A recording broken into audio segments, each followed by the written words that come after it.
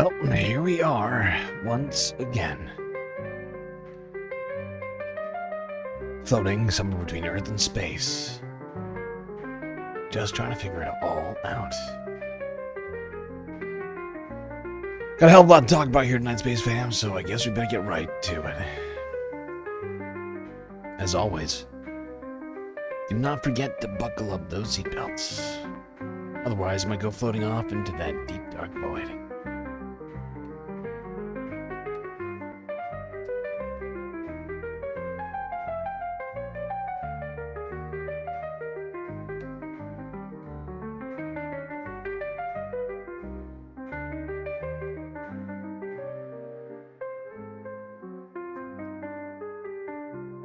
Well, it is Wednesday.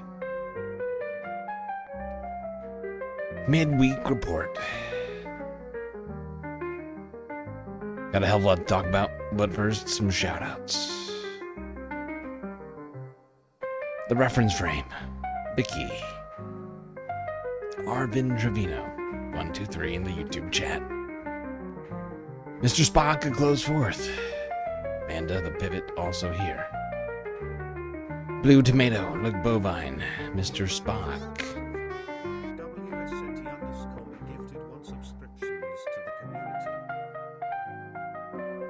BCat, NR Gray, Schmegley with the gifted sub. I mean, a gifted membership on YouTube. Several Wolves were the recipient of that. Edward Thornton, also here. Frisla. Pitchfork Dragon. Oh, I'm tired this week, chat. I'm not gonna lie. I'm tired. Last week was long, incredibly long, difficult weekend.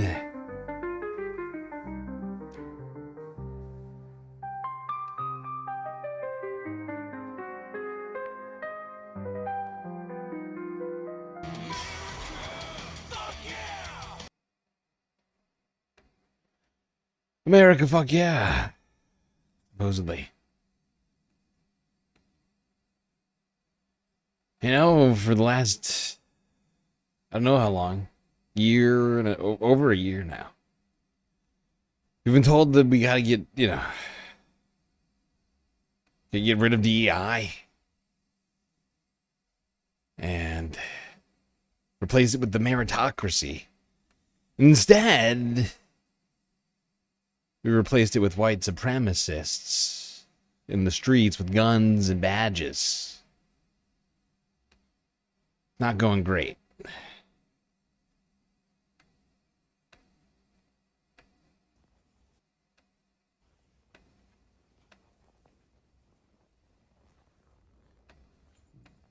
Terrence Lee Randolph, March 30th, 1947, December 10th, 2024. Today we remember that freedom is not free. We have to work at it, nurture it, protect it, and even sacrifice for it. May we never forget and always remember our brothers and sisters who have served so that we may enjoy the gift of freedom. So in this moment, we remember and give thanks for their dedication and selfless service to our nation in the cause of our freedom. In this solemn hour, we render them our honor and our gratitude.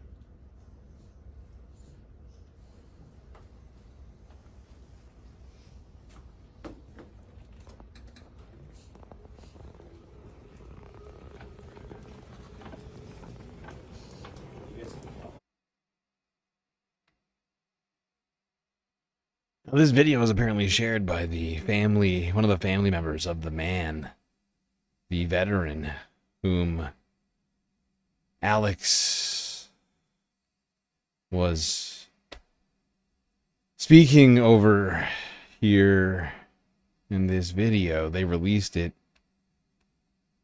I believe, in an attempt to show how much he cared about his patients. And those words, at this time when our Constitution is under threat, our supposed democracy is now fighting fascism on American soil.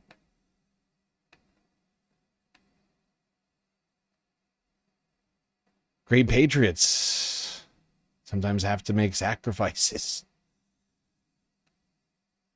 And he was a great patriot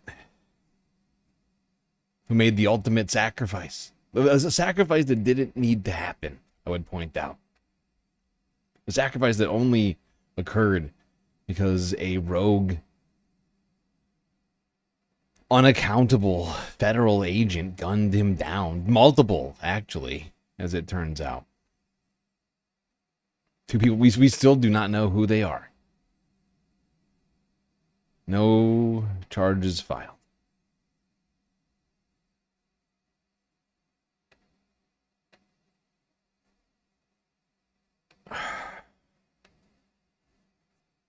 It's very frustrating.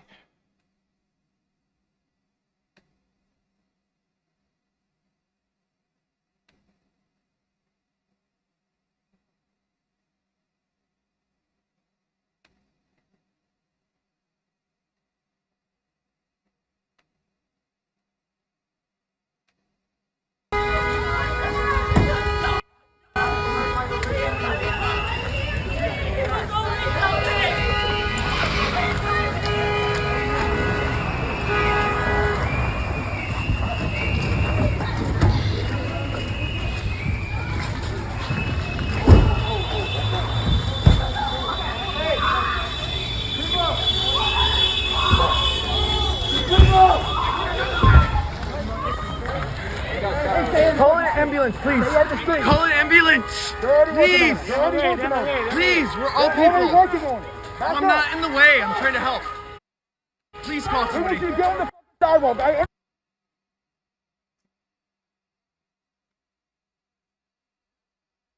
So while this guy is dying on the ground, he's still surrounded by federal agents. No, doesn't appear to be any doctors on the scene.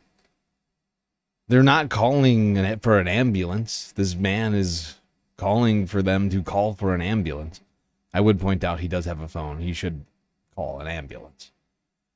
But this video, which he used his phone for, clearly illustrates what it is the federal government is concerned about. This guy is drawn. He has a live firearm in his hand. They just got done murdering one person. This guy's still got his fucking gun out. Not calling the police. Not calling the police. Not calling the ambulance. Not just telling people on the street to go away.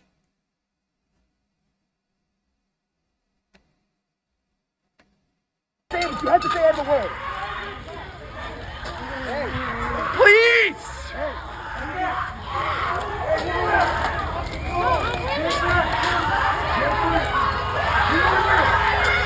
Call somebody now!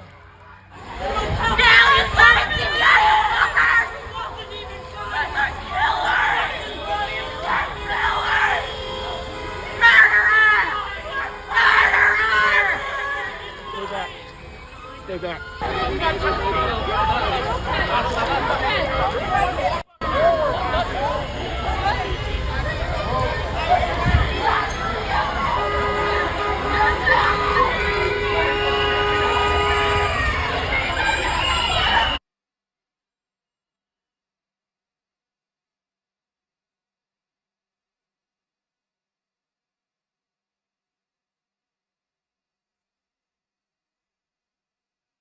These are not the sort of scenes you're supposed to be seeing in a supposed democracy.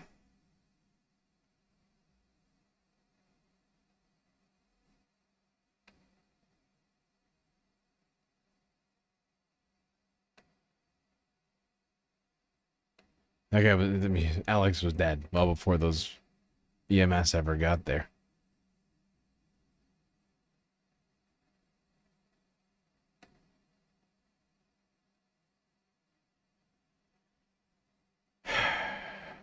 Now, people are trying to remember Alex across the country, especially in Minneapolis.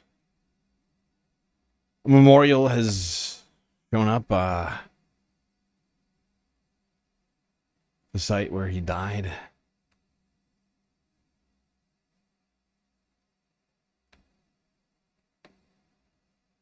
For more on all of this, we have turned to CBC's Katie Simpson. She is in Minneapolis. She is monitoring the community anger, but also how they are mourning in these sub-zero temperatures. Have a look. Right now, we are at the spot where Alex Pretti was shot and killed by federal agents. And here you can see, I'll step out of the way, this is where people have gathered to mourn that loss. All throughout this morning, in minus 24 degrees Celsius weather, we have seen people come here. They've placed signs, they've laid flowers, they've lit candles. We've seen people, getting down on their knees, openly weeping, leaving this site with makeup streaked down their face, just devastated and sad that this continues to take place in their city. Earlier today, we were speaking with a couple that had come in from the suburbs. They are deeply distraught by what's happening. They don't know what to do next. Actually, I just want to show you one thing. James, I'm going to get you point over there. Someone right now in this moment is putting a stethoscope right there because, of course, we know Alex Pretti was an ICU nurse, worked at a veterans hospital in Minneapolis. And so again, the people are coming here to pay their respects, to mourn, to grieve as a community. As we have seen, it's very similar to what we saw after Renee Good was shot and killed by ICE agents. But earlier today, we were speaking with a couple that had come in from the suburbs to just get a sense.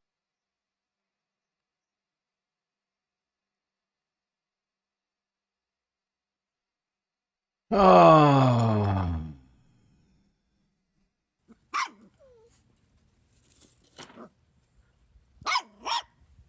The parallels to Trump's first presidency are certainly evident. The fact that there are 2 memorials in Minneapolis right now. 2 people dead as a result of federal agents. It's clearly an escalation. But just, it is really... I think everybody is still trying... Honestly, I look around at people's faces and stuff. I feel like people are still trying to grasp with what's happened. I think generally speaking, I think people are still struggling with this. And just grasping what has actually happened. Because, really, these are just the 2 most high-profile deaths as it relates to ICE. We're going to get into that a little bit today. Because while Alex Pretti and Renee Good are who we've been talking about all year, in the last year was the deadliest year of ICE enforcement actions on record.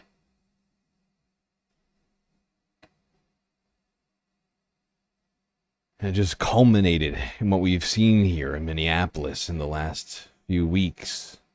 Of what it is like to witness this take place in their city, in their community. We should be coming together as a community. No one should just be snatched off the streets. He was protecting a woman, and this should not happen at all. What I see going on throughout my neighborhood, read online, it's crazy.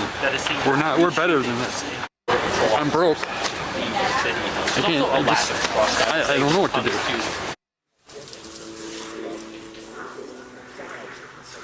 So that really is the sentiment. We've spoken with a number of people here this morning, and it's a mix of heartbreak, devastation, and then anger. So much anger as they want the ongoing immigration enforcement operations to end in their community. Katie, let me ask you, as the community is dealing with the emotional side of this, there's, of course, the investigation. And where do things stand now? What happens next? You know, a short time ago, we actually saw local investigators who are part of a special investigation team. They are not affiliated with ICE or the federal government.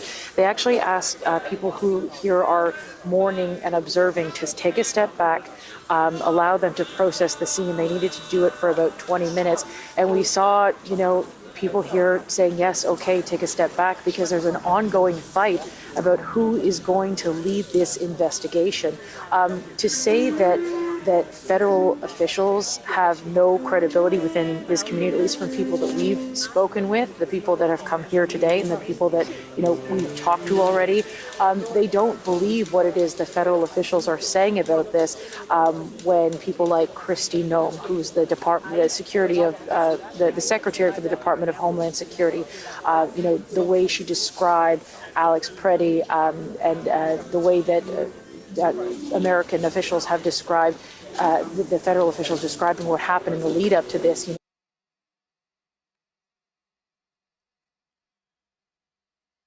You know,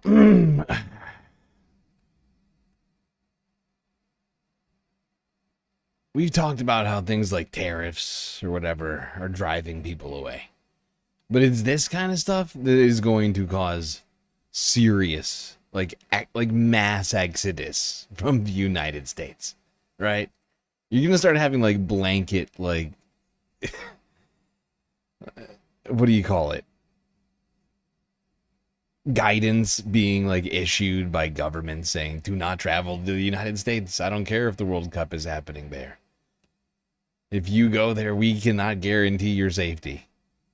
Reporters, maybe, you know, operating in the United States is now not as, you know, like there's just going to be like one thing after the next. People are already disincentivized from coming here as it is, right? I mean, we're dismantling a lot of the reasons why people were coming to the United States. You know, a lot of research is already looking to go overseas or to Canada or to, you know, not America.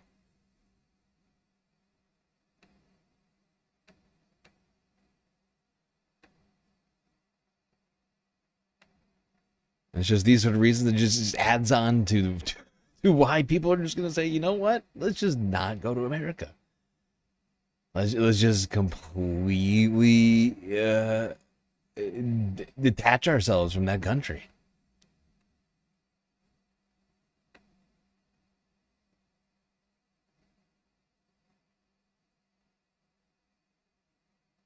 And that does not end well for America, I would point out. But it's already happening. It really is. And we're going to get into it later on. It's absolutely happening right now. People see what's going on, and they've done the math. For the next 3 years, the United States, Donald Trump is in charge. And even if Democrats win the midterms, it's only going to be more. Things are going to get crazier.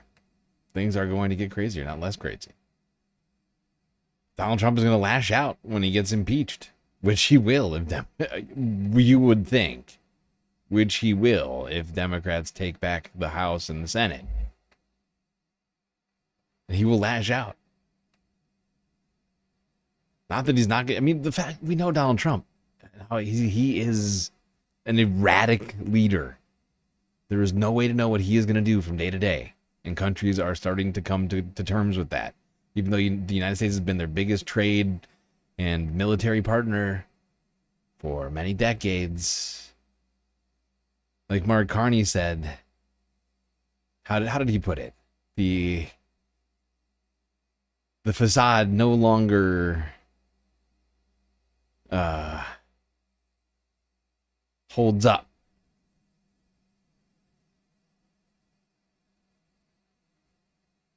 It's not quite how I put it.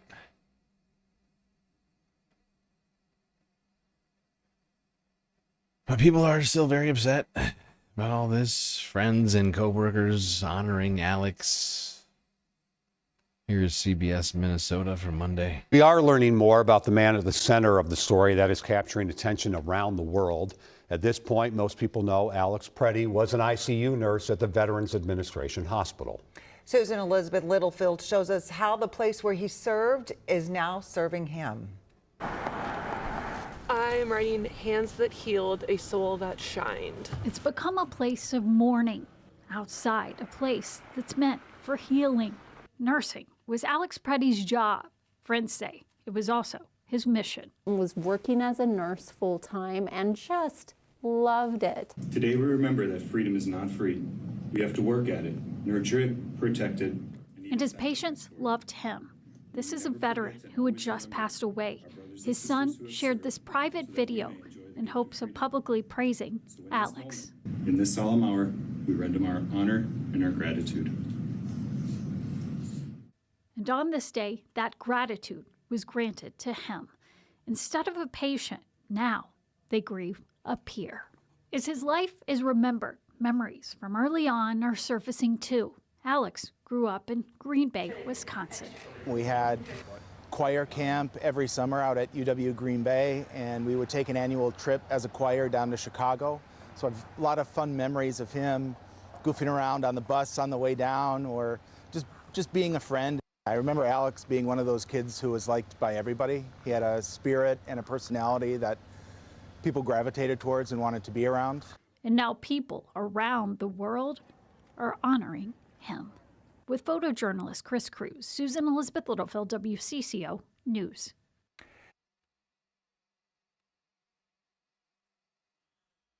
Freedom is not free.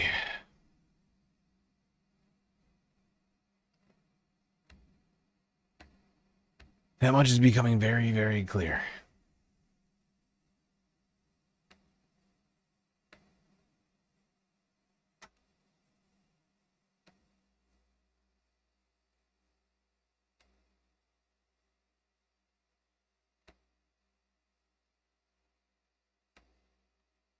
All right, let's go here.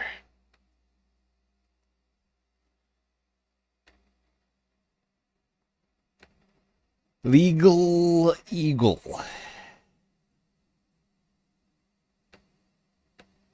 I know all of us have seen the videos of what is basically the execution of Alex Pretti.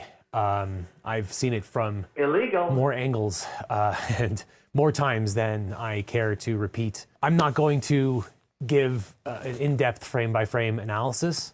You don't need a lawyer to tell you what you can see with your own eyes, which is that it was an inexcusable state-sanctioned murder. There is no excuse. There is no justification. And it is the latest in what is probably a long line. This one happens to have been videotaped, thankfully, by many brave bystanders. As you can tell, I'm not in my studio. I was on a plane yesterday. Oh God, it's cold out here.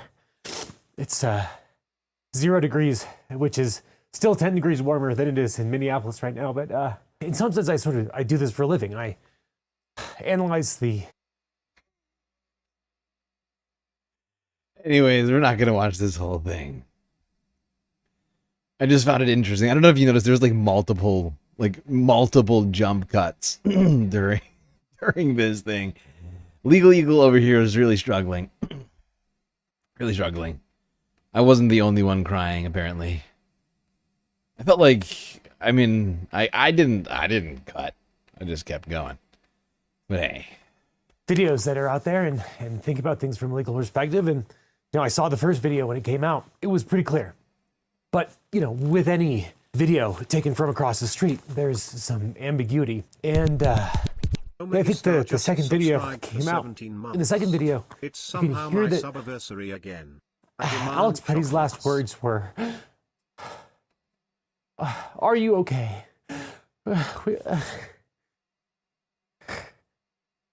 Which he said to the woman that was next to him, who had been pushed down by the ICE or CBP officer who was acting unhinged, where Alex Pretti just has his phone out and his left arm is free.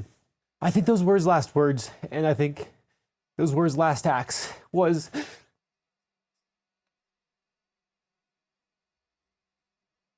trying to help the woman that was pushed down by the man in the green sweatshirt, who I think eventually was the first agent who shot him.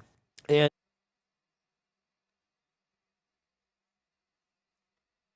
you know, I'm glad that Legal Eagle got all emotional over here. It was good. It was, I think a lot of people, maybe it gave them the license to be emotional as well. I needed him to, I didn't get the sense that he like, I listened to this whole thing. And I still didn't get the sense that he was somehow, like, radicalized by all of this. And that's what I need. That's what I need from Legal Eagle right now. If you've seen the content claim Legal Eagle, you're listening to this right now. If this is that upsetting to you, I need you to get radicalized. I need you to call for ICE to be dismantled, okay? I need you to accept that there are aspects of the law that are not good. That the law is imperfect. That some parts of it need to be torn down. Things like the Patriot Act come to mind. Which, if it were not for that, ICE would not exist. You know, because the fact is Legal, he's living a comfortable life over here. You know, and I feel like he does good work.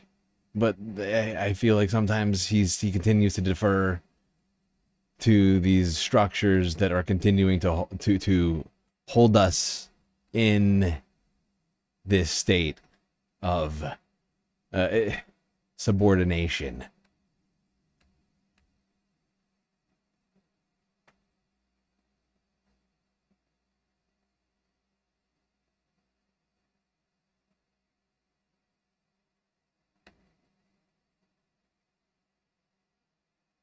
And honestly, without people like him getting radicalized, right? And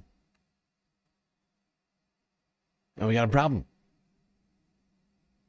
We got a problem, right? If the neo-libs continue to stay in power and they don't push for change, we got a problem.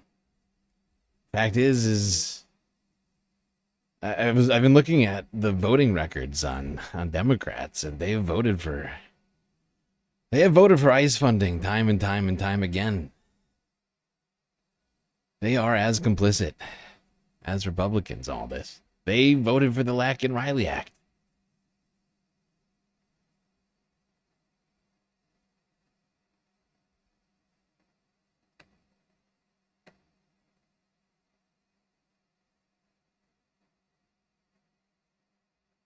And you know what? Like, honestly, I don't want to hear the words Lack-and-Riley ever again.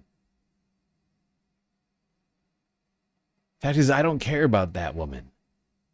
I do not care about her any more than the incredible numbers of people in the United States who are the victims of gun violence in this country every single goddamn year. Most of which are done at the hands of American citizens, okay? And are not the result of the actions of immigrants.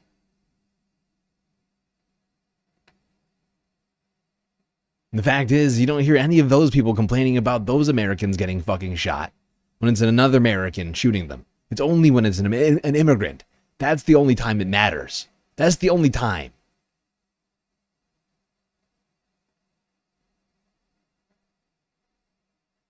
That's why I don't care about Lack-and-Riley.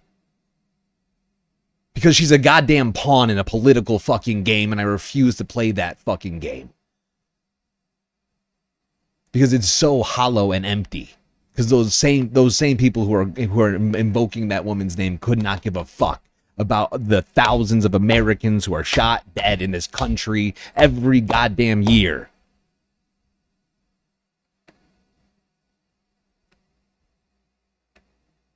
But we continue to have a Second Amendment.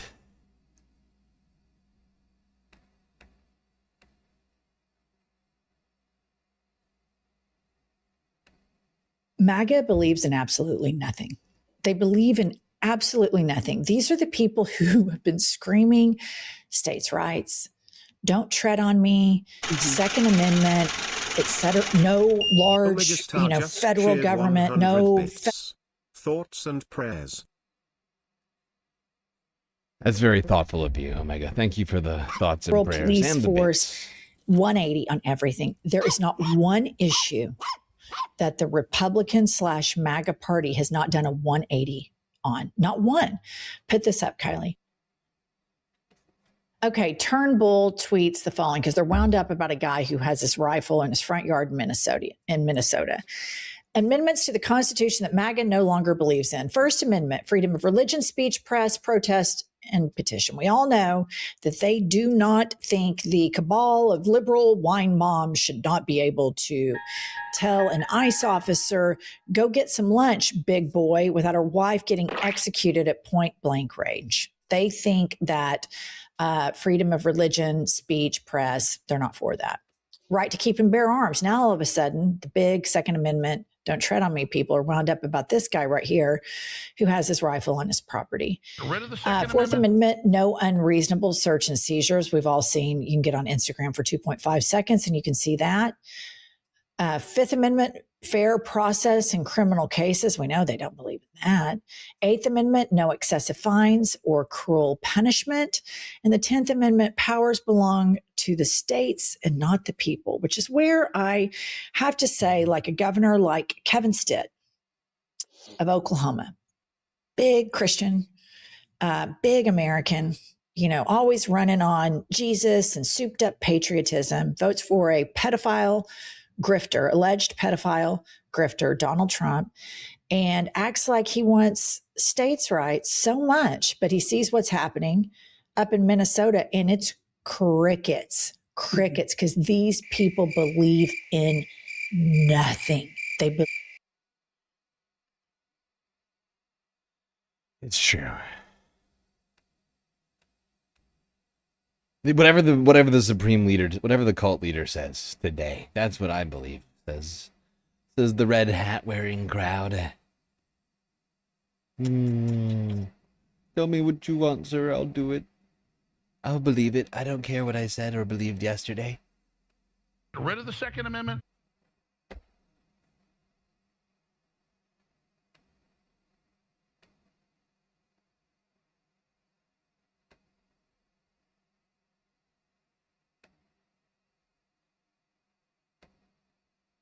For more, let's bring in. All right, I'm skipping this one. I don't fucking need this. Let's go here. To the Ministry of Truth, Caroline Levitt.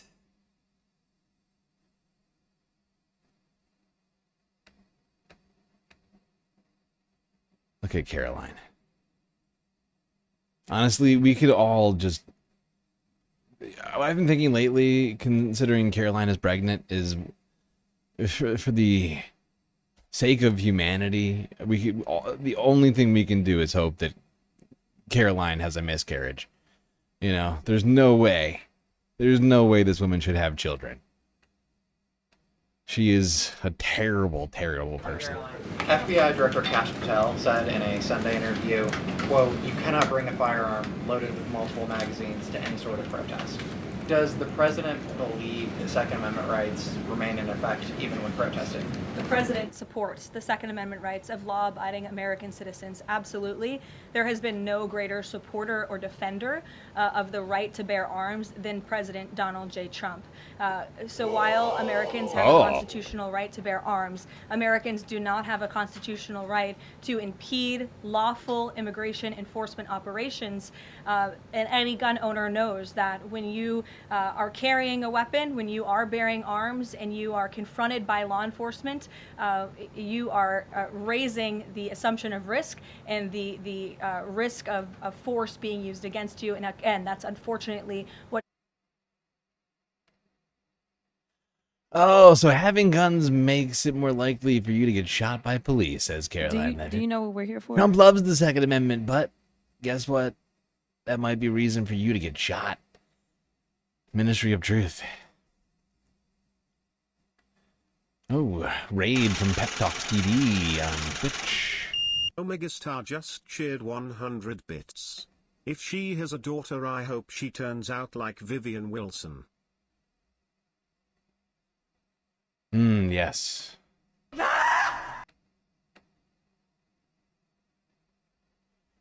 gonna haunt you.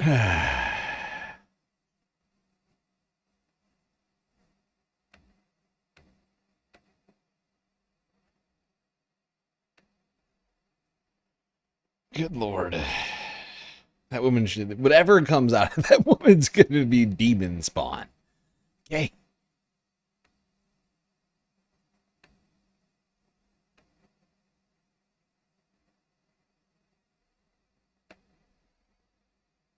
Yeah, it's weird though. They're acting like it's all of a sudden Second Amendment doesn't exist. It's like, yeah, we love the Second Amendment unless you're near a police officer, and then I guess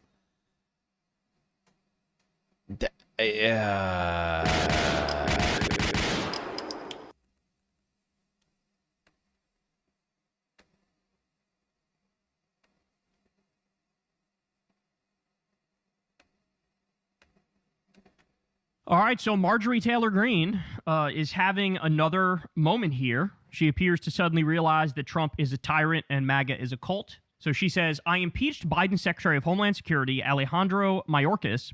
Those were my articles of impeachment that passed in the House of Representatives. I unapologetically believe in border security and deporting criminal illegal aliens, and I support law enforcement. However, I also unapologetically support the Second Amendment. Legally carrying a firearm is not the same as brandishing a firearm. I support Americans' First and Fourth Amendment rights. There is nothing wrong with legally, peacefully protesting and videoing. MAGA, consider it like this. We lost our minds when we watched Biden's FBI track down and aggressively carry out home invasions and arrest on peaceful J6ers who walked into the Capitol through open doors. By the way, let me just say, totally bogus fucking analogy. The J6ers were actual criminals, and they fucking, like, assaulted cops and shit. Okay? So this is not analogous, but I'll continue. Imagine if one of our MAGA independent journalists, or even just a MAGA... Yeah, let's be real. I'm fairly certain like 99.9% of Jan 6ers were not from the Capitol. They weren't just walking. They were just walking around DC and happened upon the Capitol and then just sort of followed a group of people into there, like through a mangled police force. Like, no, they all came from across the country, gathered together with the intention of doing a fucking insurrection at the Capitol. An armed insurrection at the Capitol. This guy was on the goddamn street where he lives, right? Like, this is his city. He's on the street, not doing an insurrection. Reporter stood in the street outside a J6er's house while Biden's FBI carried out a law enforcement operation, home invasion, and arrest. Then Biden's FBI goes to the MAGA guy videoing it all and shoves a woman with him to the ground and sprays them with bear spray, then throws the MAGA guy to the ground as MAGA guy was trying to help the woman off the ground. Then Biden's FBI beats MAGA guy on the ground, disarms MAGA guy, and then shoots him dead. What would have been our reaction? Both sides need to take off their political blinders. You are all being incited into civil war, yet none of it solves any of the real problems that we all face. And tragically, people are dying. Don't waste your breath, Marjorie Taylor Greene. These sorts of arguments don't work on these people because they're fundamentally incapable of doing the thing where you put the shoe on the other foot. They're fundamentally incapable of, like, trying to apply the golden rule or, like, reverse the situation, right? They don't know how to do that. They have, like, a mental block where they're incapable of doing that. And so by you changing the scenario, what they say is, but yeah, I would be against murdering the MAGA guy, but I'm in favor of murdering the Democrat. That, like, literally, that's how they think. Wait, if it's a Democrat and they get murdered by ICE Gestapo thugs, I support it because I don't like Democrats. But if it's a MAGA guy that's murdered by a Democratic ICE agent, well, then I'm against it because I like MAGA and I don't like Democratic presidents. Like, that's how they think. They're actually that stupid. They're actually that dumb. They don't bother to try to have any sort of consistent standards, consistent logic, this idea of like, hey, we should have equal protection under the law should apply to everybody. No, you have J.D. Vance, who has a fucking law degree. This motherfucker was out there after Renee Nicole Good got murdered and said, they have absolute immunity. The ICE. Yeah. And as a lawyer, J.D. Vance knows that absolute immunity is not a thing that exists under the U.S. Constitution. That's king shit, right? Like, the king can do no wrong. The king can traipse around the kingdom murdering, raping, and pillaging whomever and whenever, with absolute immunity, as he has divine right to do so, given to him by God. That's king shit, is what that is, right?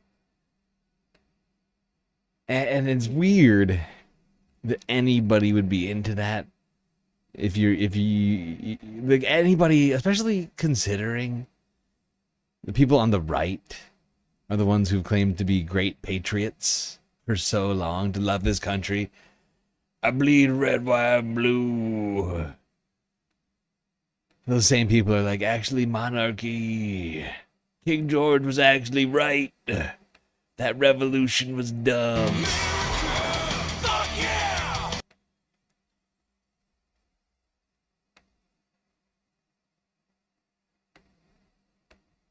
But that's because a lot of these supposed freedom lovers are just a bunch of white supremacist, anti-American freedom haters, as it turns out.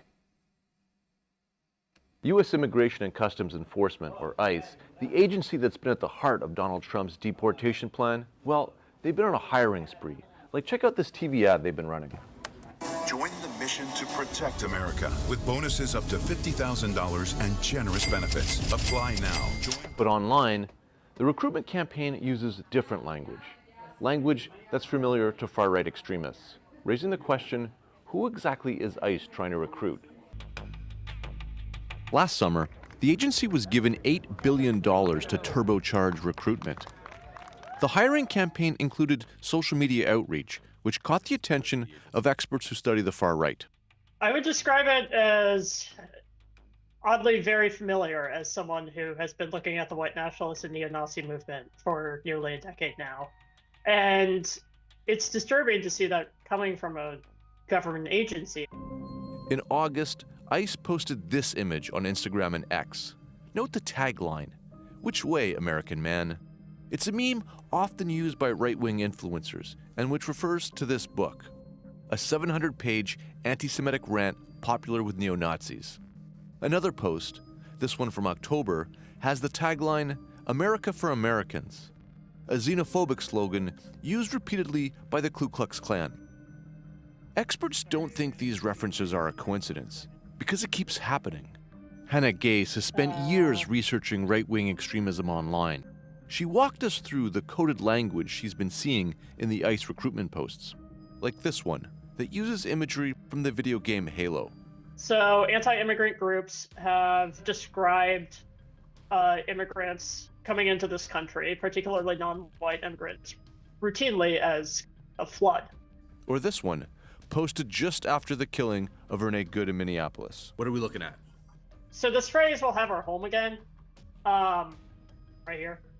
That is a lyric from a song released in 2020 by a white nationalist group called the Pine Tree Riots, affiliated with a white nationalist organization in the United States called the Manor Bond. Some organizations like the Proud Boys kind of took up the song as their own. They started singing it at rallies. And the Proud Boys, a far-right group that's listed as a terrorist entity in Canada, have taken notice. On the messaging app Telegram, one chapter reposted that ad next to a picture of a literal dog whistle, adding the line, "Message received." It's one of several posts from affiliated accounts encouraging members to apply. ICE says it received more than 220,000 applications in its recruitment drive last year. And some are wondering how many of those applicants were responding to the controversial social media posts. It's unprecedented for a government account. You know, I would just like to point something out here real quick. And, you know, the use of Uncle Sam in this way, right?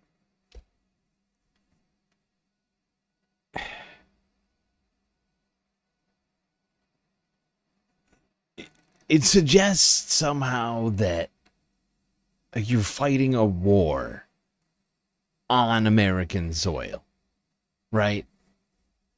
Because historically, Uncle Sam has been used for military recruitment.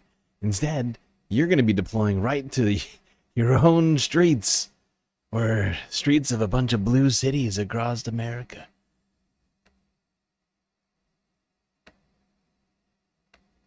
Government account that would normally focus on, pretty bland messaging and policy descriptions to be regurgitating white supremacist propaganda. Heidi Barrick is the co-founder of the Global Project Against Hate and Extremism. The most dangerous part about it is that this probably is attracting white supremacists and other racial extremists to perhaps join the ranks of ICE. And that is a very toxic, very dangerous situation if it's happening.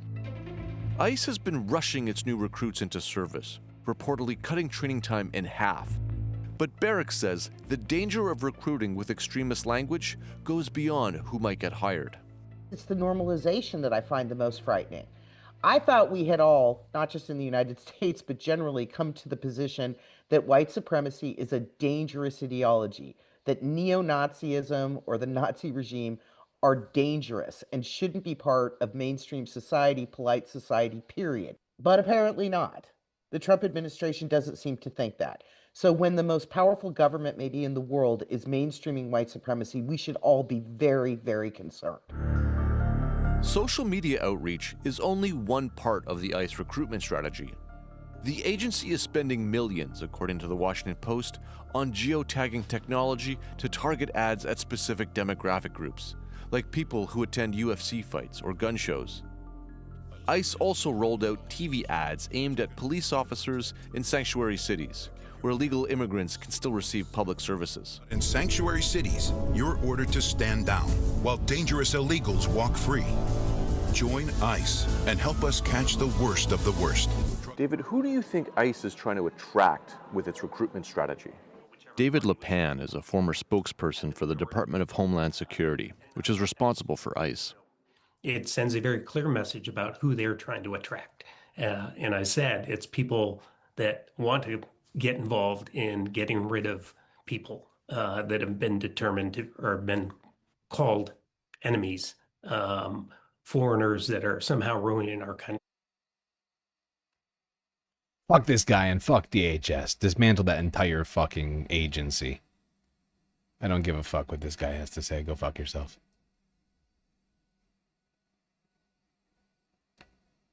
DHS is nothing but a creation of the Bush administration. It's an edifice of the war on terror, right? And it's now running a whole bunch of shit internally inside of our country. It's been used to run roughshod over all of our rights. It's why things like PRISM and all these other sorts of surveillance apparatuses inside of the United States that circumvent Fourth Amendment constitutional law, mass surveilling the entire country. It's why ICE exists. All these things exist only because of the Patriot Act. And we should just get rid of all of it. None of it's helping us. Just a waste of money. Just a waste of fucking money. Why you don't have health care.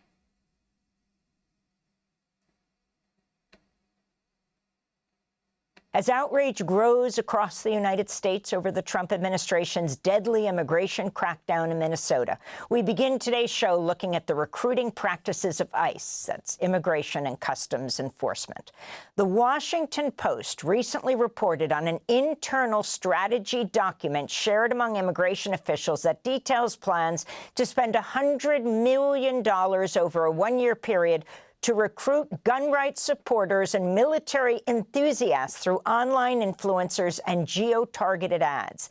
The article in the Post is headlined, ICE Plans $100 million Wartime Recruitment Push Targeting Gun Shows Military Fans for Hires.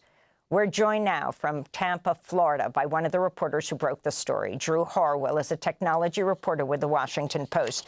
Drew, welcome to Democracy Now! Explain exactly what you found, who exactly is being targeted with this massive influx of money.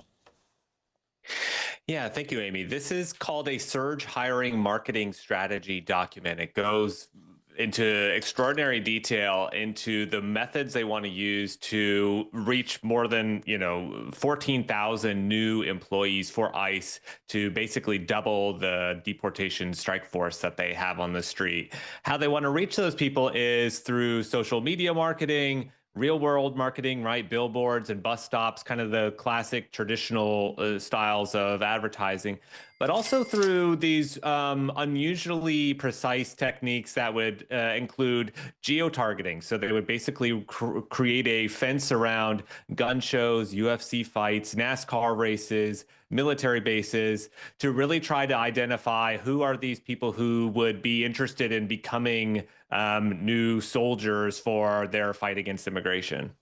If you can talk about the language and imagery of these recruitment ads, most of them seem to rely on, to say the least, jingoistic and xenophobic wartime rhetoric and symbolism, where joining ICE is seen as performing a, quote, sacred duty of, quote, defending the homeland and expelling foreign invaders because America needs you. And then there's the overt references to white supremacist messaging less than 2 days after ICE agent Jonathan Ross fatally shot Renee Good in Minneapolis. Multiple social media accounts run by the Department of Homeland Security posted a recruitment ad for ICE captioned, "We'll have our home again," with the image of a man in a cowboy hat riding a horse in a snowy field. The caption referencing the title of a white nationalist song that's popular in neo-Nazi circles. Last year, an ICE recruitment post on Homeland Security's X account showed an image of Uncle Sam at a crossroads with signs pointing to cultural decline, homeland, and invasion. The post was captioned, "Which way, American man?" which echoes the title of a white supremacist neo-Nazi book, Which Way, Western Man, more recently adopted as a popular far-right meme. Can you talk more about these white supremacist messaging in government posts? Yeah, if there was one slogan that seemed to have some connection to neo-Nazi spaces, it might be a coincidence, but we've seen a pattern of these kinds of, songs that were popular among these very far-right circles, messages, even kind of visual styles that you would see in memes that, once were kind of 4chan, far-right, extremist memes that are now being, trafficked by the government. And so, the DHS has defended themselves as saying, you guys are grasping at straws. This is all a coincidence. But I think, there's a pattern there that people are really seeing. And, the broader message and all their advertising is, as you said, they are characterizing this as a war against foreign invaders. They are not subtle about it, right? They're really using militaristic language to frame this as a battle of good versus evil.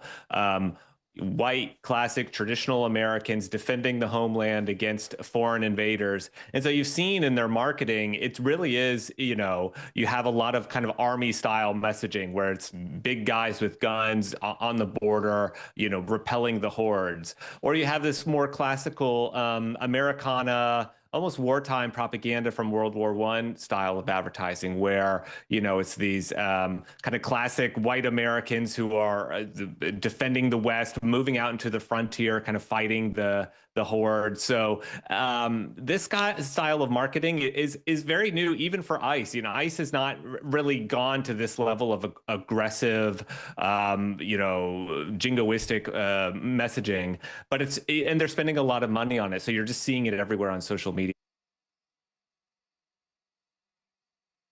Yeah. And we need investigations into every single ICE agent. the hiring practices that ICE has been, I mean, governmental investigations. At whatever time sensible people are in charge of the investigative apparatus of this country, every single one of these motherfuckers needs to be investigated.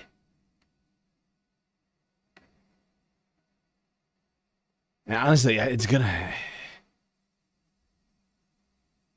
Fact is, while I am calling for investigations over here, the Trump administration has made it already, to some degree,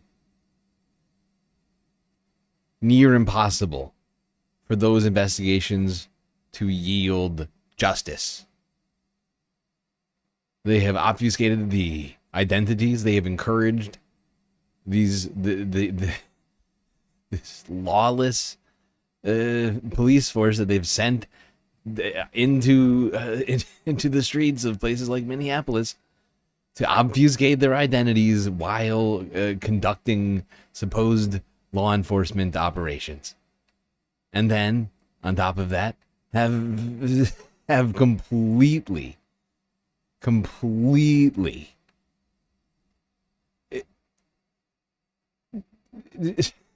done the opposite of what any sensible administration, every single agency has come out, every single fucking spokesperson has come out and said things that have made investigating and trying these fucking people so just worlds harder.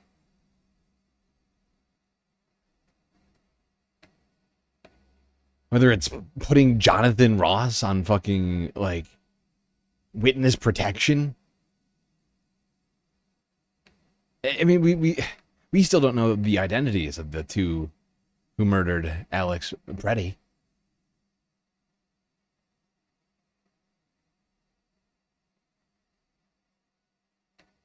And I think it's fairly certain that you've got a whole bunch of white nationalist militia members like the Proud Boys, whomever else, 3%ers, these sorts of people.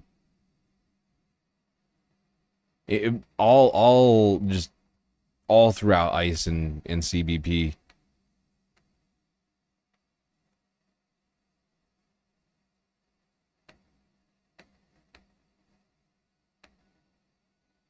But those checks are going somewhere.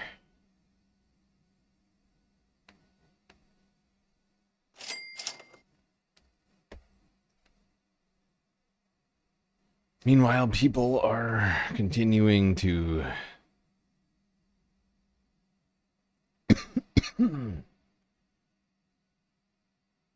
stand up for the rights of their fellow citizenry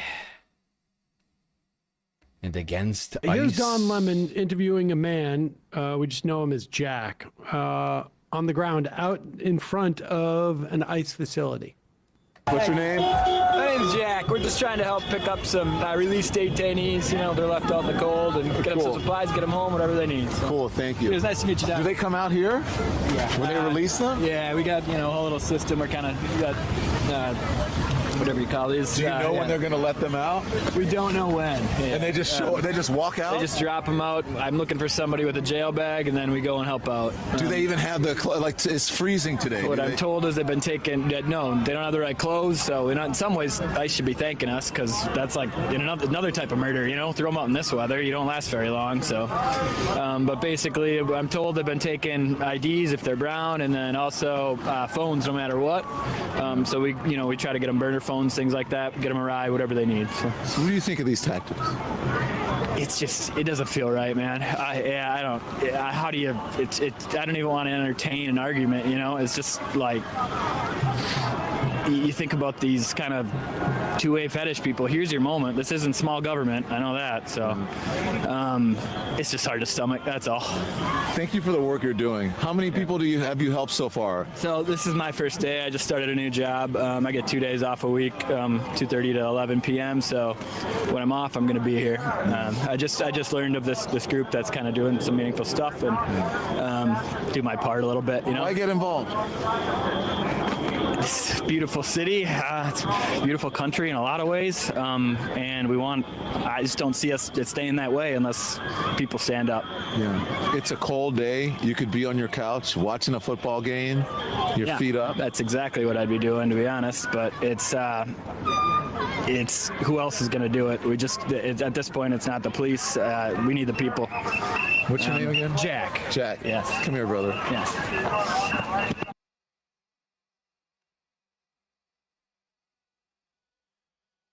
Yeah, but this is the direction that we're headed in right now.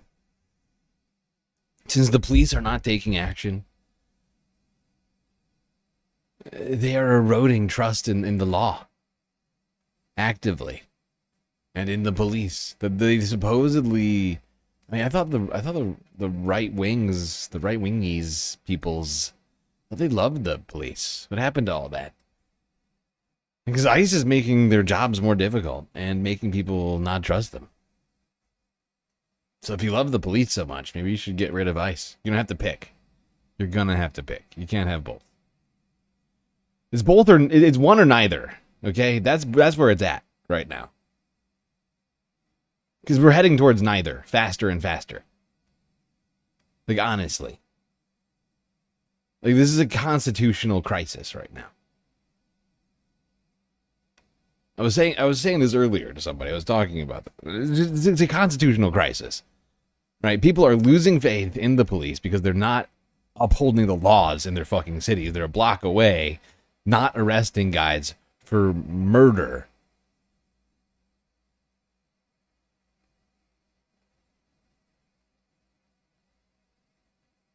And if the police don't uphold the law, who is to uphold the law? Who's left? That's the question.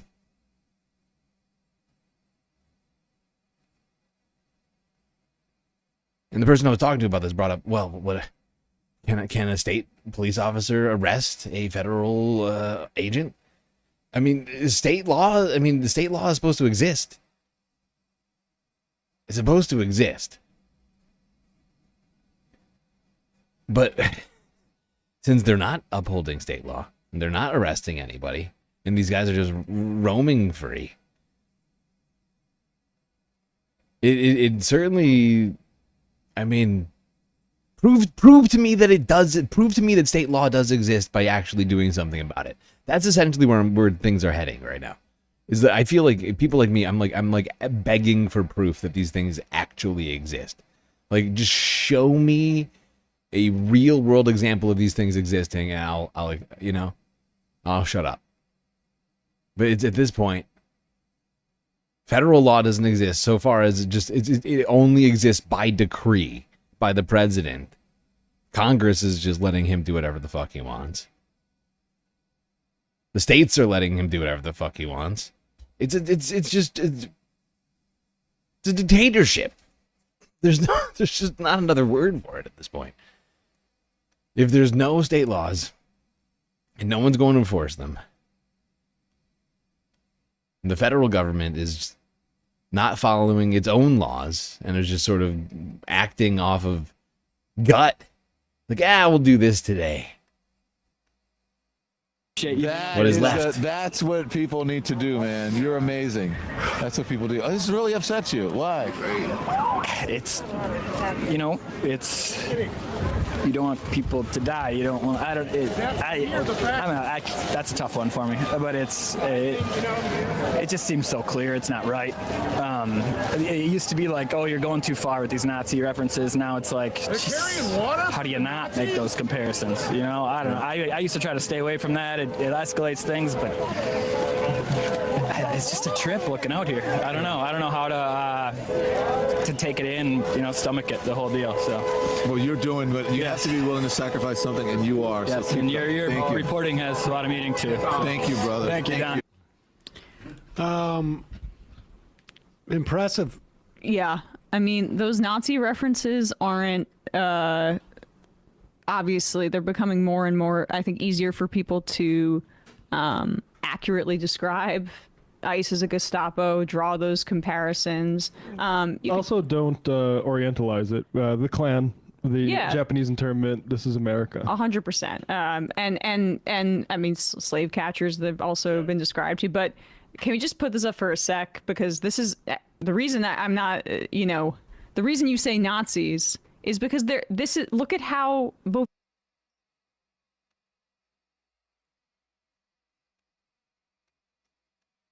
Yeah, honestly, I mean, the aesthetic, sure.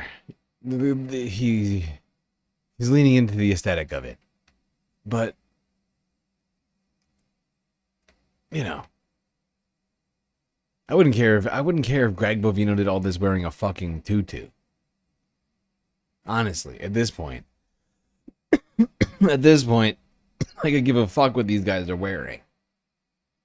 Besides from, removing the face masks and actually wearing real badges that would identify who is doing what out there to even just the smallest degree.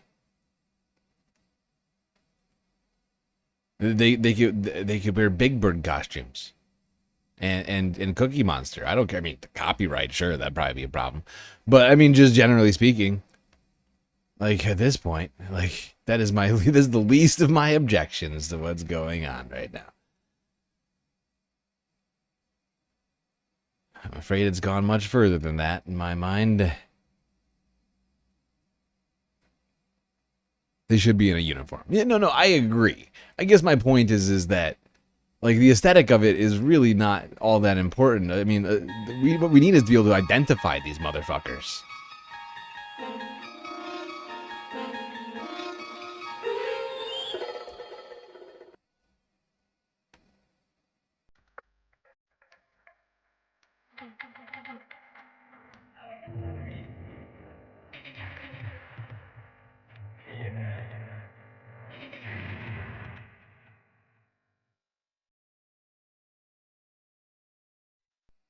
Federal immigration officers fatally shot a man Saturday in Minneapolis. He was an ICU nurse who worked at a local Veteran Affairs hospital, another controversial killing by U.S. immigration agents, and the second U.S. citizen killed this month. CNN analyzed cell phone footage from multiple angles. Taken together, they appear at odds with the Department of Homeland Security's initial claims about the lead-up to officers firing on Alex Pretti. Around 9 a.m. Central, video captures two people approaching a federal immigration officer in front of an unidentified vehicle. The sound of whistles is blaring in the background. Alex Pretti enters the frame here. He's filming an officer interacting with protesters and waving a car through. 15 seconds later, Pretti yells, in their statement, DHS said that an individual approached officers with, quote, a 9mm semi-automatic handgun. This video seems to show officers approaching Pretti instead of the other way around. We'll see later that Pretti does appear to have had a gun in his waistband, but this video shows he didn't have a gun in his hand, only a phone. Video from this white car shows an up-close angle of a federal immigration officer pushing one protester. Then, 3 seconds later, he pushes Pretti, and then as the camera comes into focus, you see the same federal officer push a third protester with the orange backpack. Pretti raises his hand and turns away, just as the officer sprays him with a chemical irritant. You see Pretti and the other protester trying to help the person with the orange backpack. You can see here an officer pulling Pretti off of this person. 3 more officers join, and then 2 more. Pretti is on the ground under them. One officer in a tan beanie can be seen repeatedly striking Pretti's head with a metal can. You can see an officer in a gray jacket walk into the frame. There isn't a gun in his hand. Seconds later, officers shout. The officer removes a gun from Pretti's belt. The officer steps away from the scene carrying a firearm, seen here in his right hand. Then, gunfire.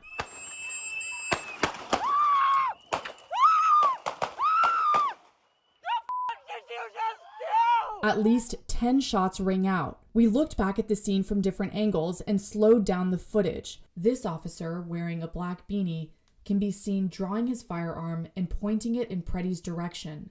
We can't see his gun when the first shot is fired, but we can see that this officer fired the second shot. In this angle, you see a second officer also had his gun drawn, and here He's pointing his weapon at Pretti as we hear gunshots, though it isn't clear if he's the one firing. What the f***? Did they f***ing kill that guy? Pretti collapses onto the ground as the officers scatter backwards from around him. The same agent in the black beanie from earlier can be seen firing 5 final shots as Pretti lies there, motionless. Nobody approached his body for 24 seconds. When officers do return to Pretti, they appear to begin searching his body. Video shows that about... Yeah, and just to point out, in case anybody is unaware of this, searching someone's body, not the same thing as applying medical or giving medical attention. These guys are just like they're basically a bunch of thugs just rifling through their victims' pockets. Hey, he's got any money in here? A minute after Pretti collapsed, immigration officers asked for medical support. When CNN asked DHS about the officer removing the gun before the shooting, DHS repeated their earlier statement, quote, "Officers attempted to disarm the suspect, but the armed suspect violently resisted." Joining me now is Juliet Kayyem, CNN national security analyst and former assistant secretary at DHS. Thank you for being with me, Juliet. And I want to play for you Greg Bovino, the border patrol. Yeah, I don't give a fuck what this Zionist bitch has to fucking say right now. I hate this chick. I have no idea where she came from. The first time I ever saw her was on the day that there was that attack by the Iranian immigrant in, was it Colorado? She came out to blame like the existence of like Palestinian, like pro-Palestinian like protesters and things like that, and that like that's why these things are happening. Like, she can go fuck herself. I don't know what she's an expert in exactly, but I don't need anything from her, as it turns out. Let's go here.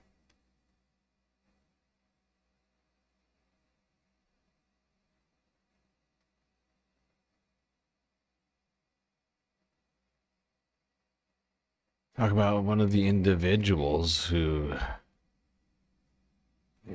captured this horrifying moment on video. CBS Minnesota.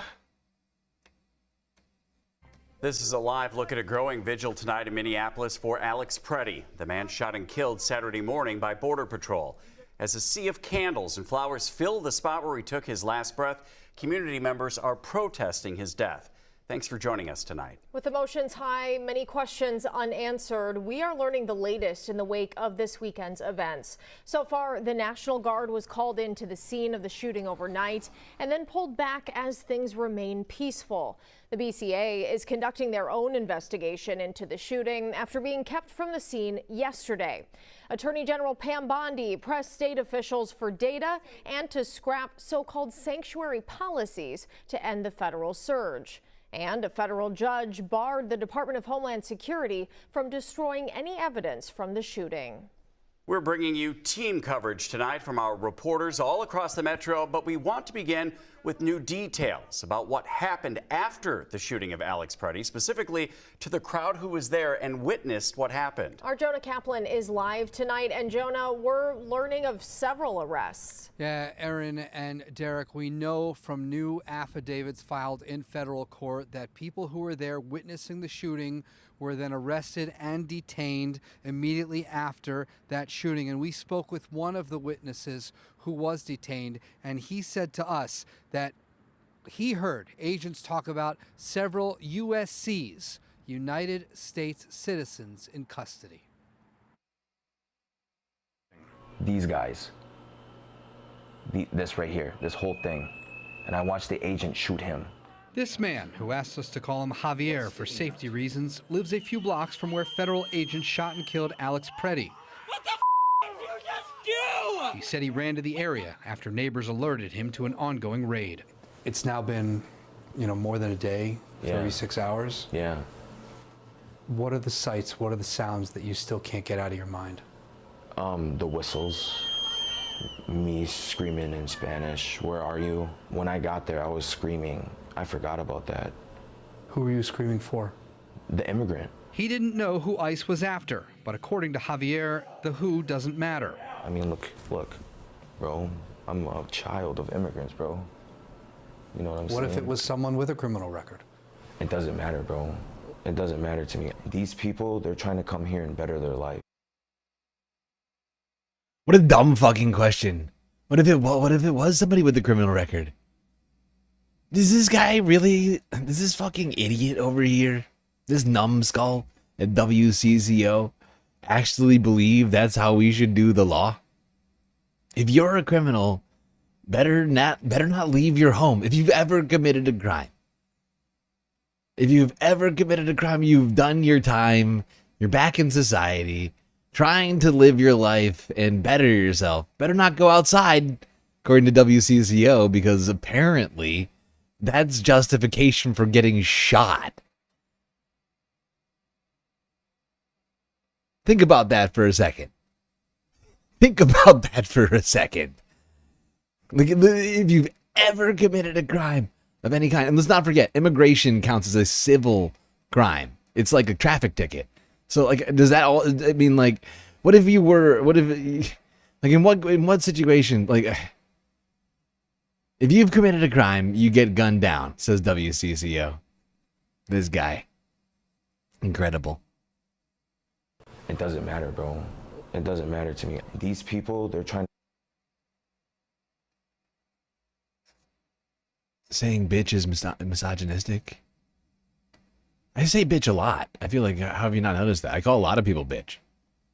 It's not out of hate for women. It's out of hate for specific women. Chrissy Nome comes to mind. Caroline Levitt. A fucking bitch. I'm here in better. In fact, not just a fucking bitch. Bitch. Their lives. Yeah. They were probably forced to do up shit. You understand me? After the shooting, Javier said agents then came after him. They're like, get the over here, get the over here. Like, and I was like, get the off me. I'm not even doing anything. There's not even no crime.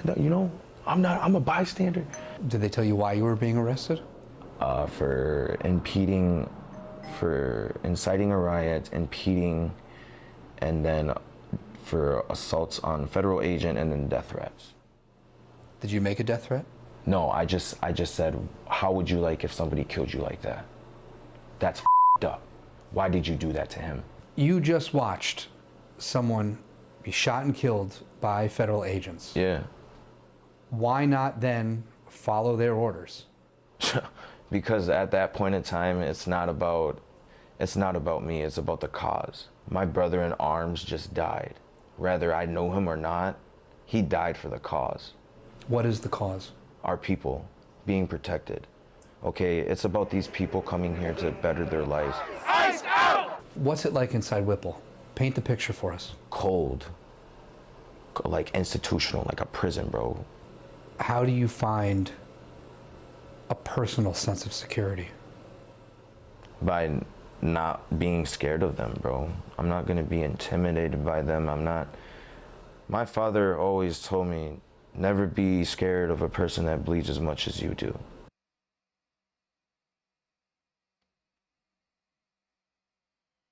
Great patriot.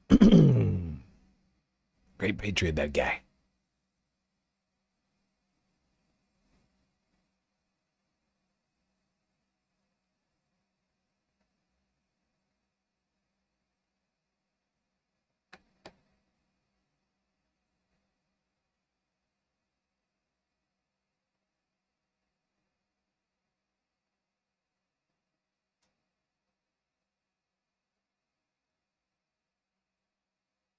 Someone seems very upset over my use of the word bitch.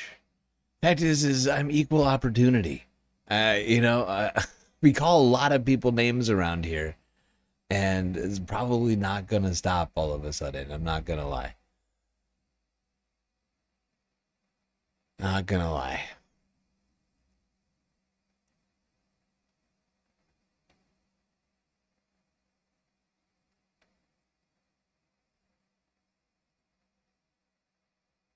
Men, women, everybody's getting the heat. I don't care. And just to be clear, if it's not, I feel like I make it perfectly evident. It has nothing to do with people being a man or a woman that I am coming after them, right? Like, I call people names because I think they're shitty. Because I think they're shitty people. And I don't think they give anybody else any more respect than I'm giving them. You know? Like seriously. And I'm sick of civility politics in general. Like, it's tiresome. We're living under fascism right now. I don't got time for that. Not gonna lie.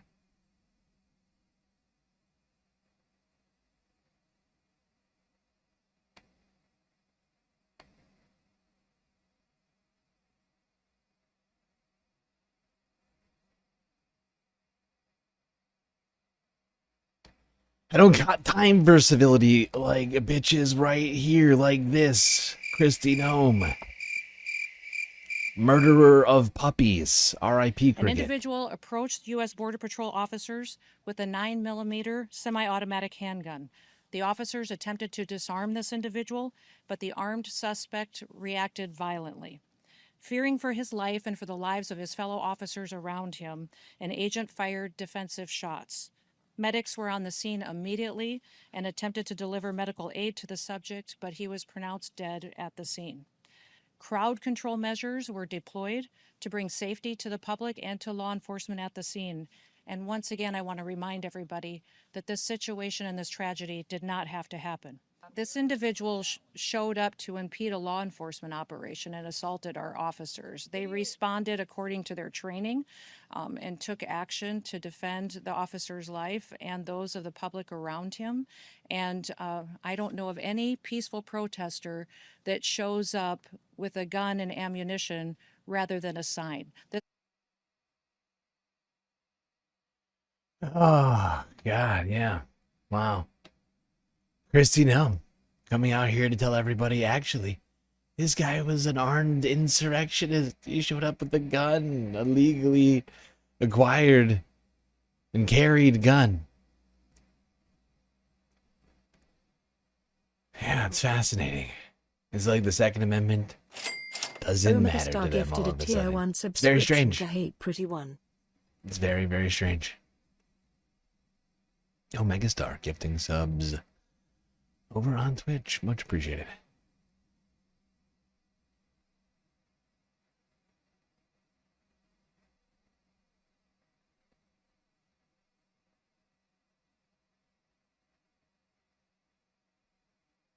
Yeah, it's very interesting. The lines that have been coming out of this administration in the wake of this murder. Christy Gnome suggesting that the Second Amendment is actually grounds for the police to murder you, or for ICE to murder you, whoever, I guess. And this guy, Todd Blanche, Donald Trump's lawyer, now Deputy AG of the United States. And joining me now is Deputy Attorney General Todd Blanche. Mr. Blanche, welcome back to Meet the Press. Good morning. Good morning. Thank you for being here. I do want to start by watching one of those videos of the shooting. And again, I do want to warn our viewers, this is disturbing. Take a look.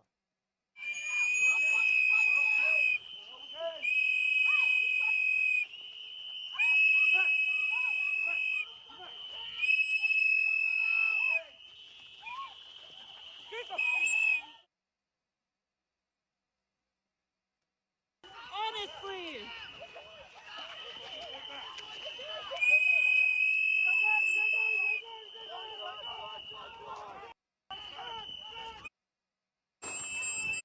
To get criminals off the yesterday morning, see protesting happening, and this narrative that what was happening on that yesterday morning, what was protesting interrupted by ICE, is not what we see. I also do not see a single state and local law enforcement officer there to help, and that should be the narrative that we're talking about.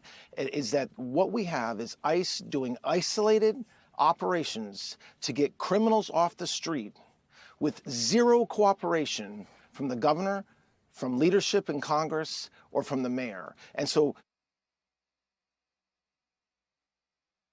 Okay, so for like the next 10 or so minutes, Todd Blanche stays on this narrative. And he harps on it over and over and over again. That actually, the reason Alex Pretti is dead, according to Todd Blanche, is because local law enforcement is not doing the job of ICE. The local law enforcement isn't using taxpayer dollars to do ICE's job for them. And that they're not doing a good enough job of doing ICE's job for them. And that's the reason why Alex Pretti is dead. Which I found to be an incredible statement for so many reasons. Once again, because they're throwing the cops under the bus. And I'm just wondering when the police are going to be like, that's like kind of fucked. I know so many of them are MAGA. But I mean, you're getting thrown under the bus. I would like to point this out to you. If you're a police officer, you're getting thrown under the bus right now by the Trump administration. They're saying you're not doing ICE's job, and therefore it's your fault that this guy's dead.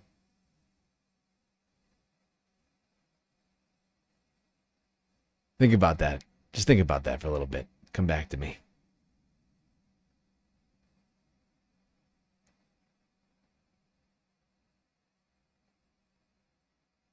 one city, that's Minneapolis. But Mr. It's Blanche, not a reflection of ICE, that's a reflection of that city. You're saying he wasn't protesting peacefully, and yet the video before shows him holding up a cell phone, directing traffic. The video after shows him being pummeled by these law enforcement.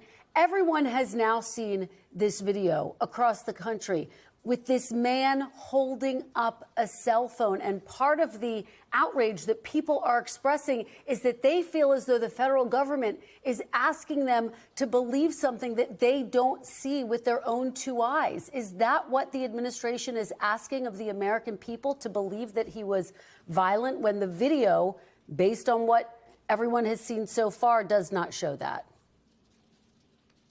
Well, first of all, I did not say he was violent. I said he was not protesting peacefully. And you just described what every American has seen, which is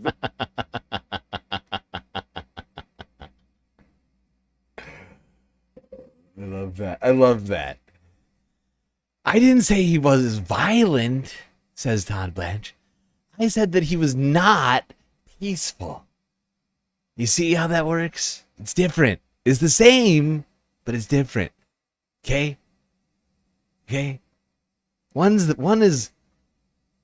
is just a simple statement. The other one, it's tricky because it's like, he's not peaceful, otherwise violent, but it's two words.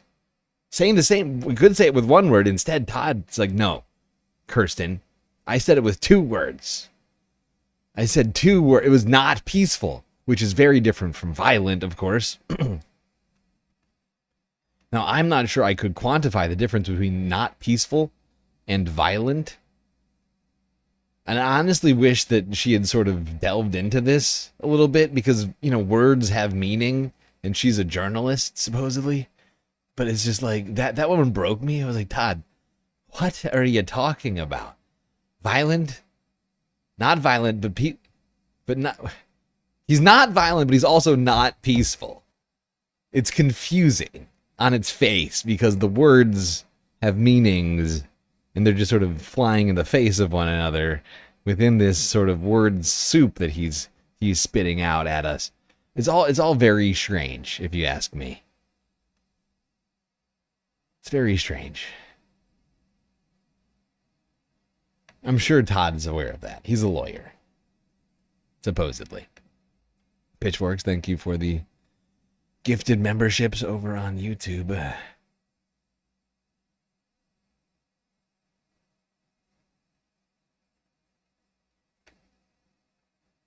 Can anybody explain to me what the difference between violent and not peaceful is? Or what would be in between not peaceful and not violent? Because he's not violent, according to Todd Blanche, but he's also not peaceful. So there's something in between not violent and not peaceful. I just don't know what word that is. I'm struggling to come up with a word for that whatever that is. I'm struggling. Maybe I'm just dumb. I'm just a big dummy. I don't know.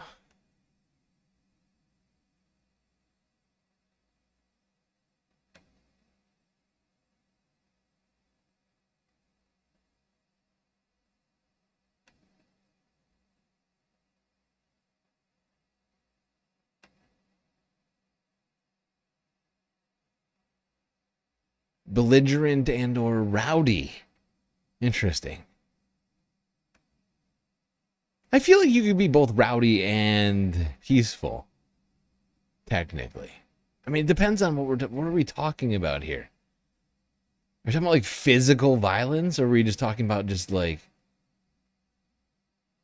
just general violence? Because you could like move your body around violently without actually causing violence against someone, right? Like you could be rowdy and rambunctious without actually causing physical harm to someone else.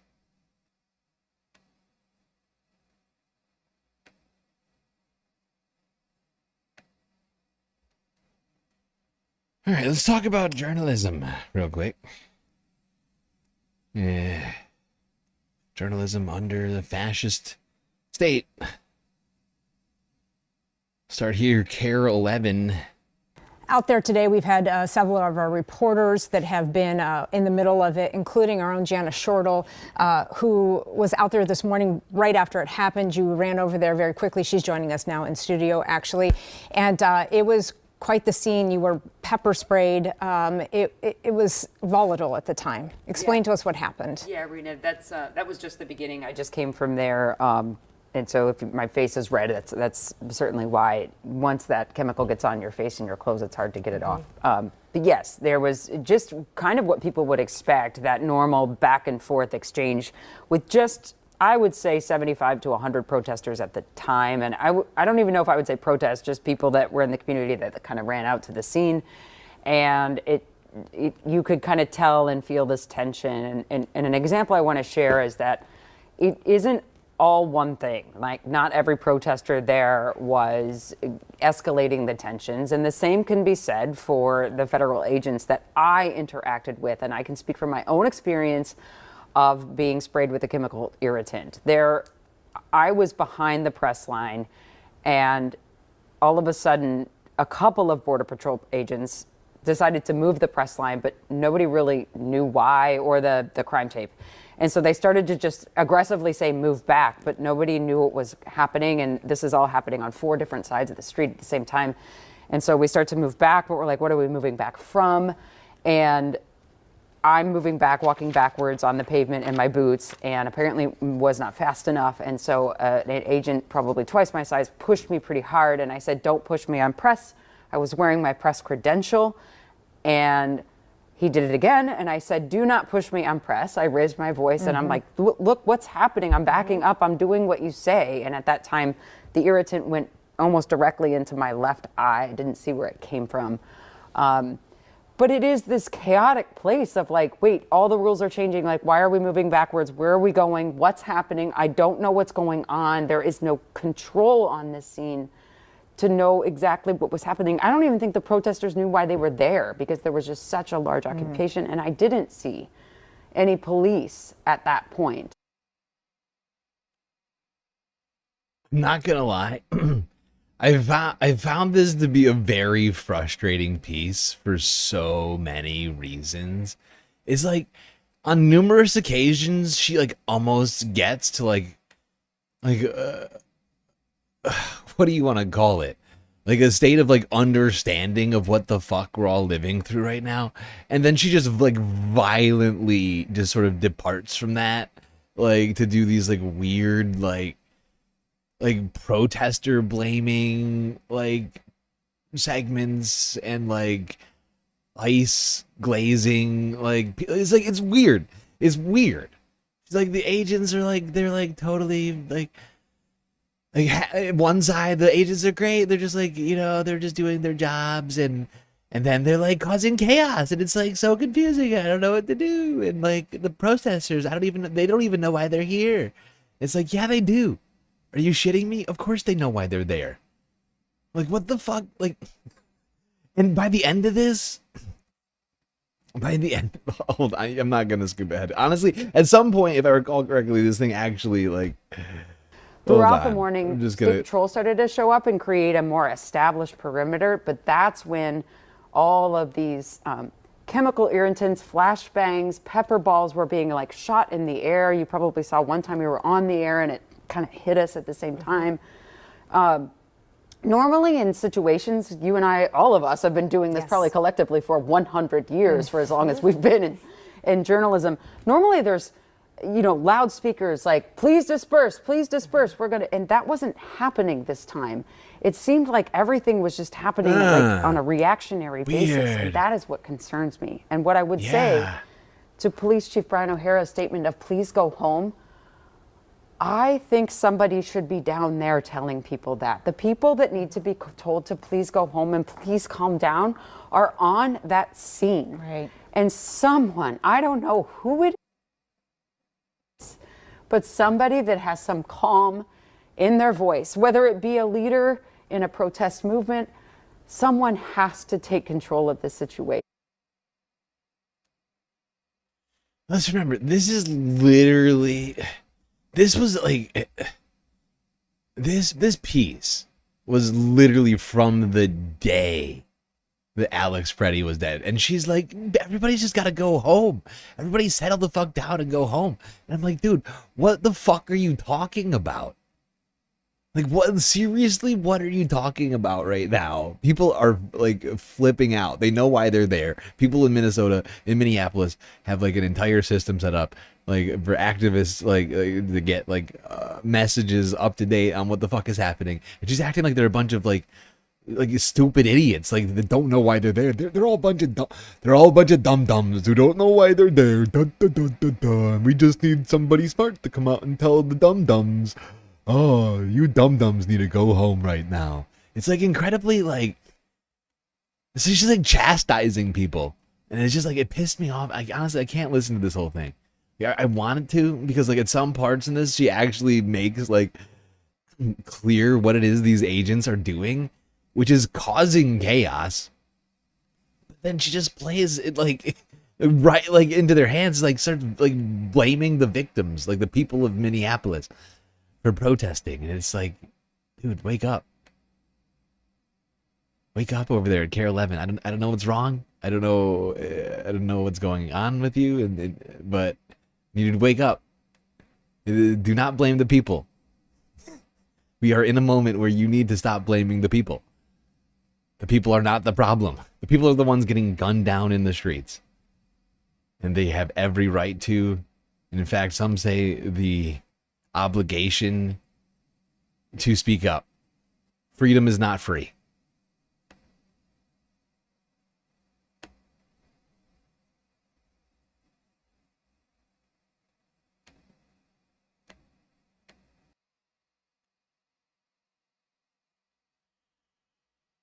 Yeah, and it's like, it's images like this, you know, that like is what I need. Like, I need the press to wake up. Like, this is foreign press. This is The Guardian, right? Doing this story. Meanwhile, you got Care 11 telling protesters to go back. Look, this is what we're living under. This is the fascist state. Okay, I'm not just using fascism like lightly here. This is actual fascism that we're watching right now. It's on American soil. I know it sounds crazy to everybody, but that's where we're at. The country is covered in internment camps. We have a secret police force running around unaccountable, running roughshod over our rights, literally trampling on journalists. This guy's getting choked out on the fucking ground right now. Press is getting choked out on the ground right now.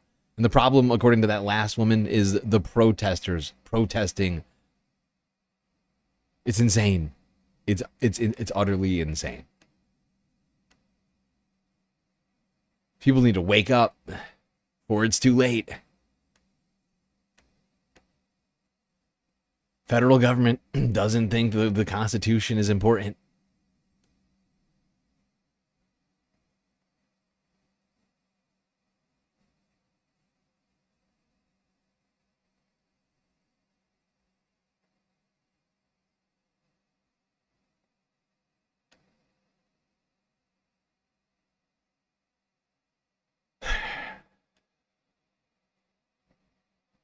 Meanwhile, they're making lists. They're making lists and they're putting you on them.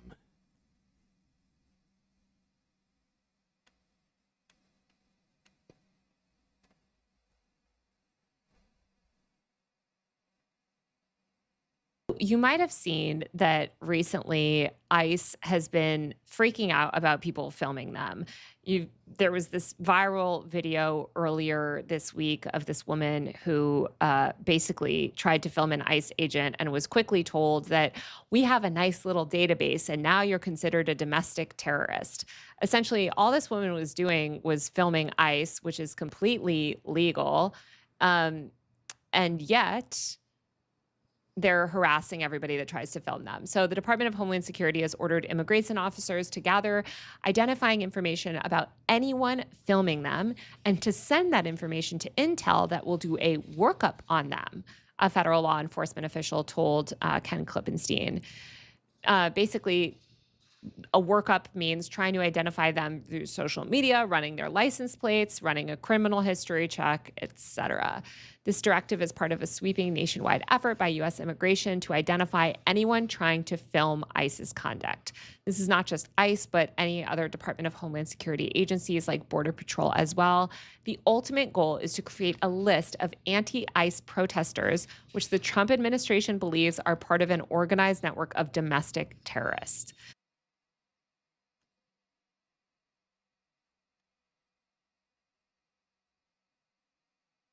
Remember, people, beware of LRADs. There's ways to protect yourselves against LRADs. In fact, there's ways to redirect LRADs. You may not know this. But if you have a slightly concave, flat, reflective surface, like a piece of plexiglass, perhaps, plastic, you can redirect an LRAD at whomever you want, but most easily at the person right behind it.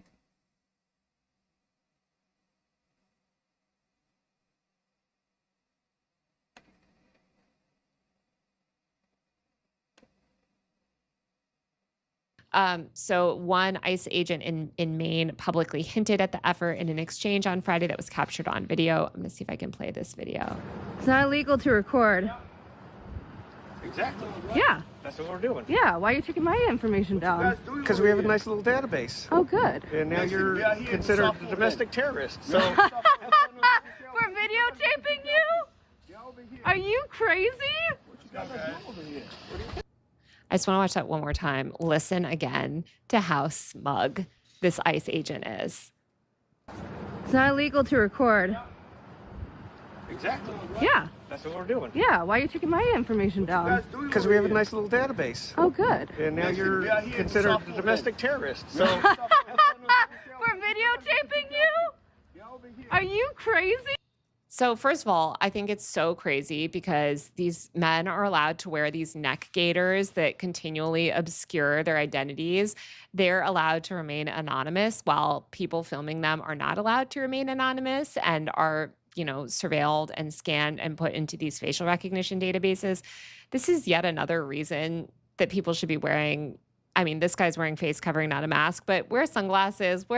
Sunglasses are actually better than masks at hiding your identity.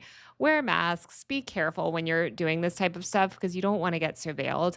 But it's so scary to think that essentially there is this aggressive crackdown. And if you notice in the beginning of that video, he's like, they're talking about like filming, and he says that's exactly what we're doing, because he's also filming. If you watch the video of Renee Good when she's murdered, you'll note, and I have a whole video on this, that actually the ICE agent himself and this video was later released, making him look terrible, has a camera in his hand. He is actually filming the whole interaction himself. And this is something that ICE is actually encouraged to do.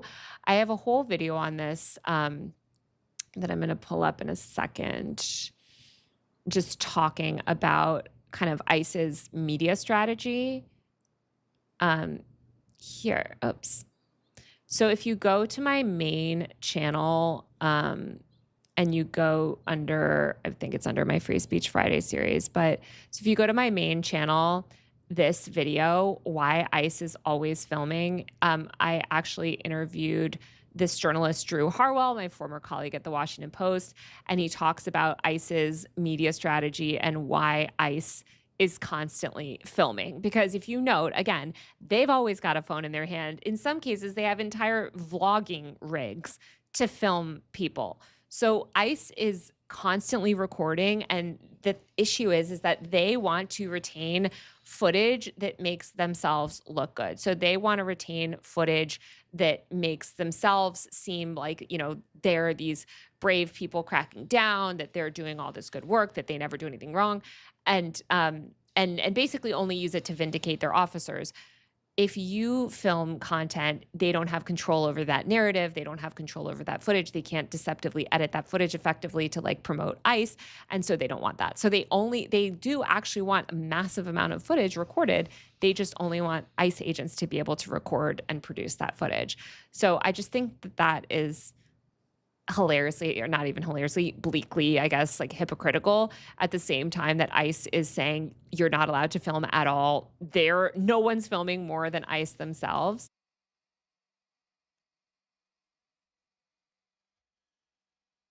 Yeah, more than that. I mean, they're saying that the filming is somehow an act of aggression. Meanwhile, literally, the dude who murdered Renee Good was filming the murder.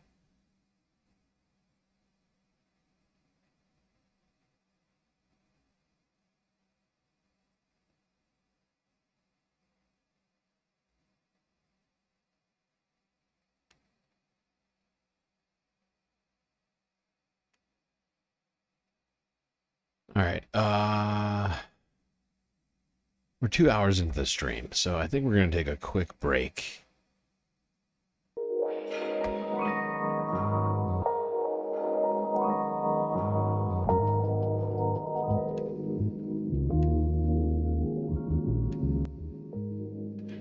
All right, hope everybody's been enjoying the show so far. If you haven't already, hit the follow button on Twitch and the subscribe button on YouTube. While you're at it, do consider contributing to the Galactic News Network, as we are completely funded by individuals like you. A lot of great ways out there for you to show your support. Things like super chats, super stickers, memberships, gifted memberships. You got bits and power-ups and subs over on Twitch, Shap and PayPal. If you prefer your money, go directly to funding the stream rather than the bottom line of Google and or Amazon. But of course, the very best way to get the most base benefits for your Earth dollars is to go on to Patreon and become a Galactic patron, where for the low price of $3 a month, you get access to a myriad space benefits unseen by the rest of the goddamn Milky Way galaxy. All right, everybody, enjoy the break. Grab yourself a drink, maybe a snack, and I will be right back.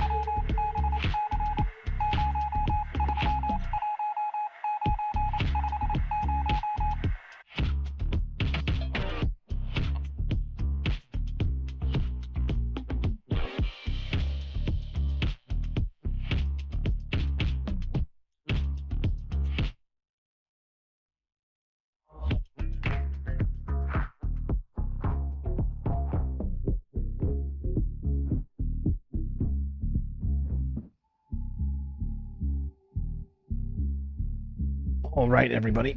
The break is over. Time for the second half to begin.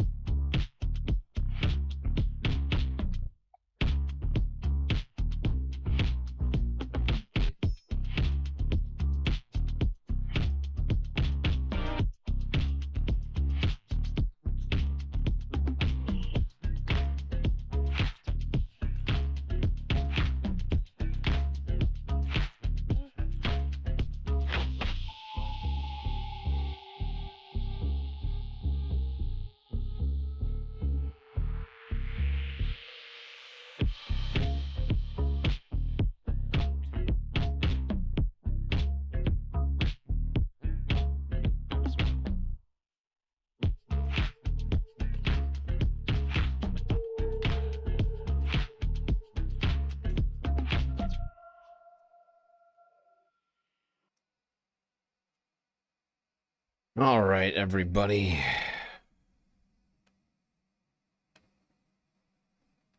I'm still very stressed out. And being accused of misogyny earlier really upset me. Not gonna lie. Especially in this moment right now. And I feel like people know full well that when I say these things, it's got nothing to do with that. In fact, I have not exclusively called women bitches over the past. I don't know. I'm just offended. Whatever. And move past it because it's really, people are allowed to think whatever they want.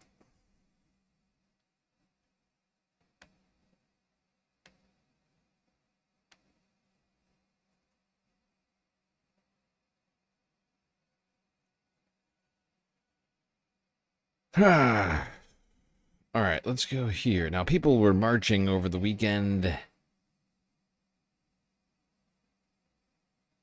I think this was Sunday afternoon. Sunday afternoon, evening. People were marching in Minneapolis, where it was freezing cold. But they were out there nonetheless.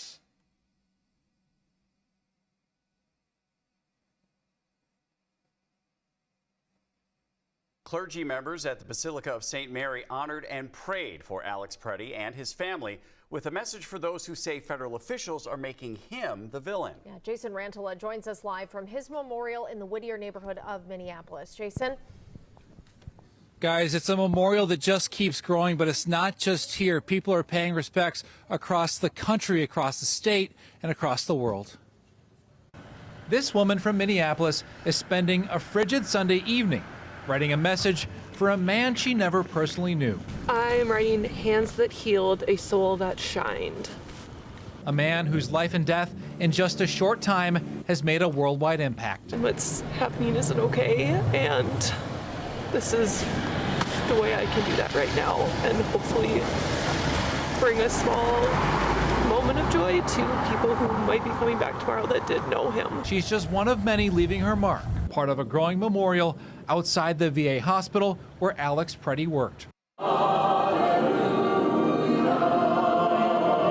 Clergy at the Basilica of St. Mary also honored Alex Sunday. The Archbishop has requested that we remember him and his family tonight in our worship here. For 10 years, Father Harry Tasto says he worked alongside Alex as a chaplain at the VA hospital. Father Tasto. And he was known for his kindness and gentleness to the patients. With a message for federal officials. So don't please pay any attention to the vilification from our national leaders.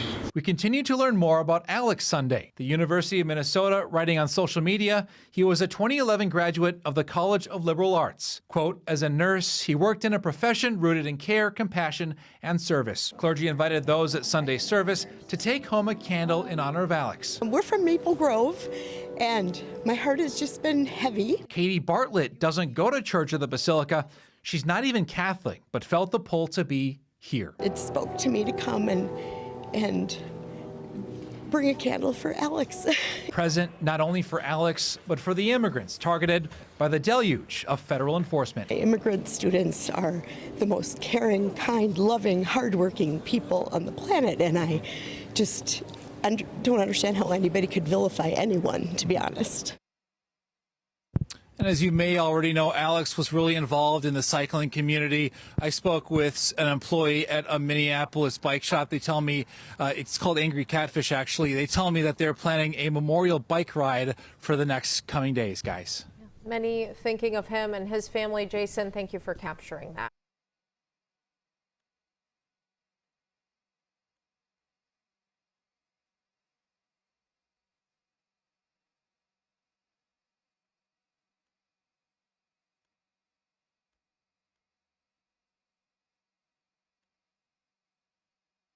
All right, let's go here now to a stream. It's happening on the ground there in Minneapolis. Importance of mass mobilization and demonstrations such as this one. We're layered the fuck up. So I got a thermal, I got this long sleeve, and then I got another work shirt with insulation in it. And then on top of that, I got a big jacket. And then in the bottoms, I have 2 socks, 1 regular layer of sock, and then 1 thermal sock, or like a wool sock. I got the Rick Owens boots on. And in the bottom, I have 2 different layers, like 1 layer of thermal, 1 other additional like skin layer, and then the pants. So we have hand warmers too. And I got double gloves. I got double gloves if necessary. I know I'm a little cop coded, and we got security with us too. And from what I understand, the security's car looks like, I mean, it's like, these are like, former military guys that are running security for us. But they're woke. But they're woke as hell. And it's really funny because like, they have like stickers on their cars that says security, not ICE. So that people don't waste time chasing them around. Just one more layer, bro. Bro, you know when people say like, oh, it's winter, we can really start dressing? No, there's a level of winter where you can really start dressing. And then there's a level of winter where you can't dress like that. We're at the level of winter. Bro, look at this. Okay, I can swap it. We're at the level of winter where you can't really start dressing because it's like, I mean, we still got that shit on. Like, we still got that shit on. Make no mistake, right? Like, always, we stay getting that shit on. Boom, Boom, Bro from the frost was just set and brought tanks. This is a raid. Kel'Thuzad is going down today. Do you understand that reference? No, I'm assuming it's a Warcraft thing, right? Yeah. He raises the Lich King. All right, chat. Do it. Oh, my eyes are burning. I forgot there's mad ice on the ground. Yes, sir. Another thing to have to worry about is the slippery ground here. Okay, this doesn't feel too bad. Not yet. No. Not yet. But I can, like, all the exposed parts of my body I can feel. Yeah, my fingers I can already feel getting cold. Hold on. Minnesota, make some noise! Yeah. That is it. Alright, we're gonna get moving in a few minutes here, but I need everybody to listen up. Everyone knows how to stay safe today. Listen to your marshals, the people in the highway. I need to button myself. Hold on. You good? You need bracing?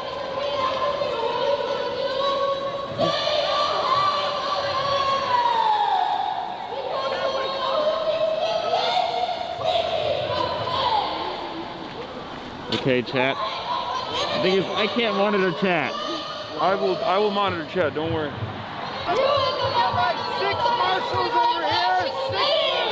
It's very well organized. All the people with high visibility vests are actually protest marshals. They're trying to make sure that the crowd is situated in an orderly fashion. They're trying to make sure traffic can pass through.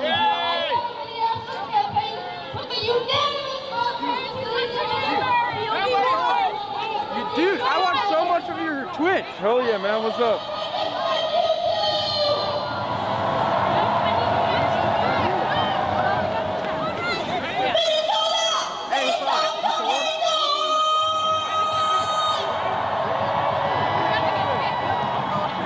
It's a little chilly. It's t-shirt weather. That's what I keep telling myself. Hopefully I'll... Now I know why I should have brought pocket warmers. I have some. Let me get one. Yeah.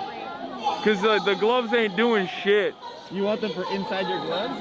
Or do I put it inside the gloves? Yeah.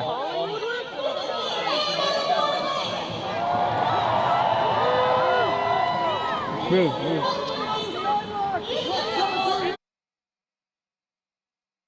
I would like to point this out. I don't know who taught Hassan how to layer, but he did a terrible job.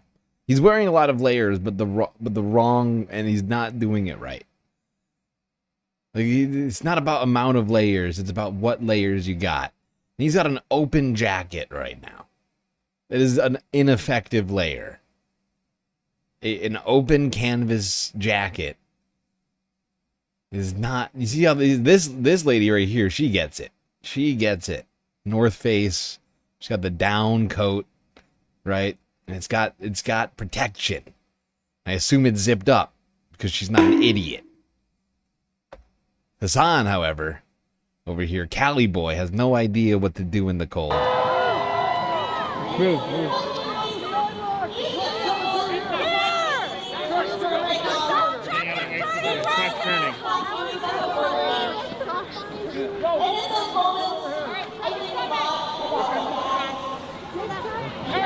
My fingertips are not. If you notice, like, a lot of people's faces, they're literally, they got like frost on their face because from the condensation from the breath. All right, we got. Yeah. Not for ICE and deportation. Hassan has muscles, he'll be fine. You say that right now, Violet. But in 2 seconds, Hassan's about to start complaining like a little bitch, okay? In like literally 2 seconds, this man is about to start crying about how cold he is. So just hold on to that. Oh, tough Hassan's gonna be fine. Prepare yourselves. Schools and education. Not for ICE and deportations. ICE out. ICE out. ICE out. ICE out. ICE out. Minnesota, y'all know who you are. You better show them who you are. Stand up. Shout out. ICE out. Chinga la migra. Chinga la migra. Fuck ICE. Fuck ICE. Minnesota nice, but Minnesota. Fuck ICE. Fuck ICE. Fuck ICE. Fuck ICE. Chinga la migra. Chinga la migra.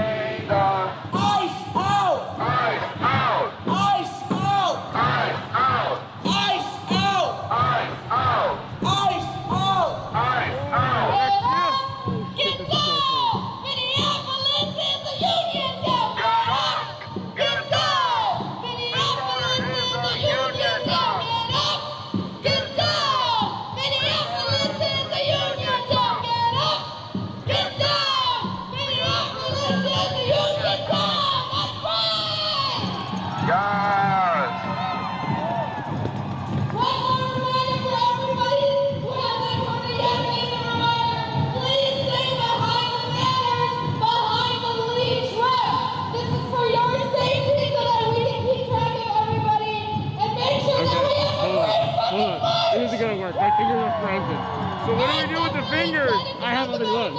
What? I have a second pair of gloves. What do you do with your fingers, he says. Because my fingertips are numb. Yeah, here. Well, hold on. Are your fingertips all What did right? I tell you just now? Oh, you got the heated ones. What did I tell you just now? 30 seconds later, Hassan's like, my fingertips are numb. I can't feel my fingies. Oh, my God. Awful, awful, awful. Weak, weak, weak. The daughter and granddaughter of proud trade unionists and the mother of future trade unionists. My boogers are frozen, officially. My boogers are freezing inside of my nose. I'll be honest, I have not experienced cold like this before in my whole life. I'm a boy from Los Angeles. This is crazy. All Minnesotans, my brothers, sisters, and siblings in the labor movement, and all of you in the streets. My name is Bethany Winkles, and I am the Secretary-Treasurer of the Minnesota AFL-CIO. Our state federation of more than 1,000 local unions who represent over 300,000 working people in every corner of our state. I'm a union member, a wife, a mother, and a fierce defender of this great state and our democracy. Wow. All right. Right now, we are all standing on the backs of giants. Thank we you. are all having generations Oh, you dropped the warmer. It's okay. Through us right here in You need to. show the world what we are. I need. Look at this. I'm gonna need you to hold the camera so I can put my pinkies in something because they are frozen. Where are you gonna put your pinkies, Hassan? I gotta put my pinkies in something? What does that even mean? Where's he? He's gonna remove them and put them in something warmer? I don't know what to do about my pinkies. What do I do? Just keep them moving. Just keep them moving and hold these? Just keep kind of making fists, making that blood flow. Bro, it is. God damn.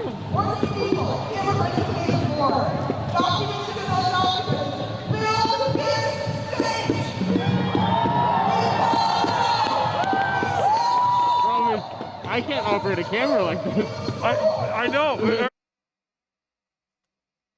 I love how everybody here is wearing something sensible, and Hassan is wearing an open World War II era coat.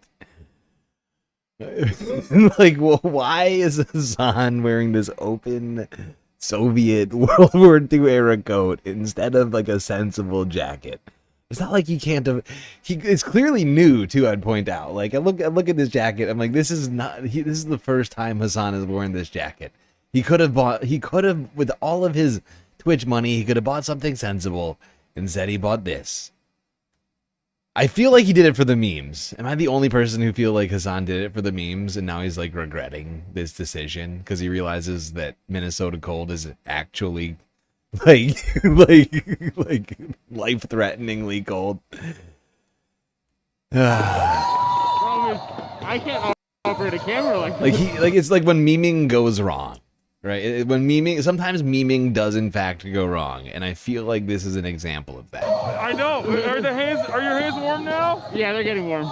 That's good. Hand warmer? No, we got some. We got some, but.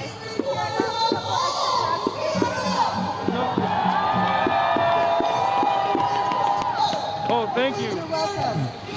We got extra ones we can give to people. Hell yeah. Oh, no, that's enough. Thank you.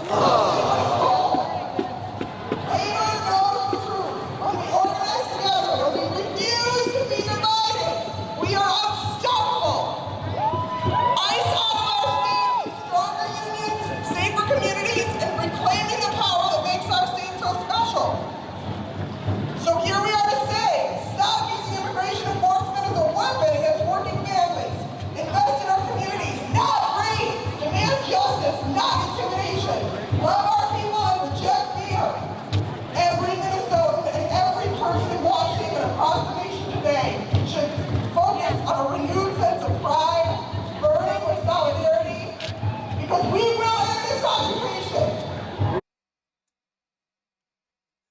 He showed it on stream. It cost $50. That's the problem.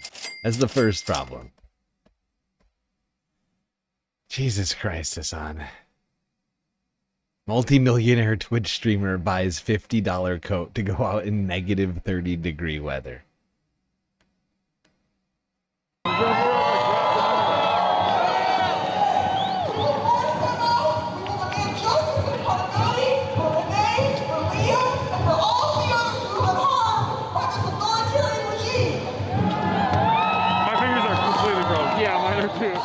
Wait, even with the leather, they're like slightly getting warmer.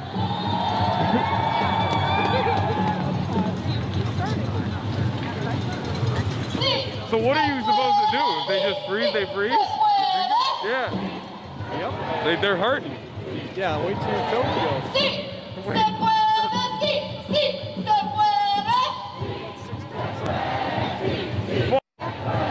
You okay? Bro, the people out here are a different breed. The people out here are a different breed, brother. When I tell you, this is bone chilling. Hello? I mean it. It's crazy.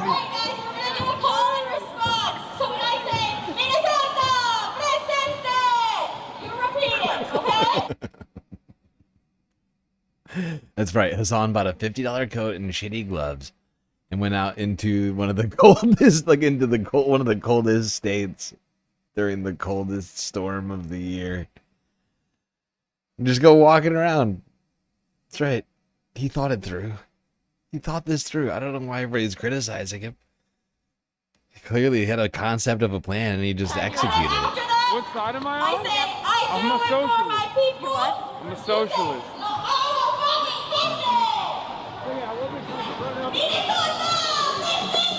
Do I look like an op? Yeah, kind of. Oh. A little bit. I got the red star on my... I'm not trying to do that. What are you No, it's all good. Look. See this? Yeah. That's what I was kind of asking. I wasn't sure. I feel you. Thank you. We got a fit appreciator.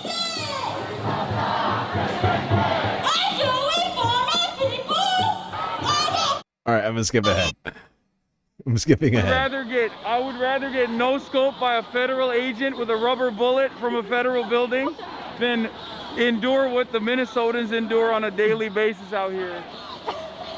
Wow.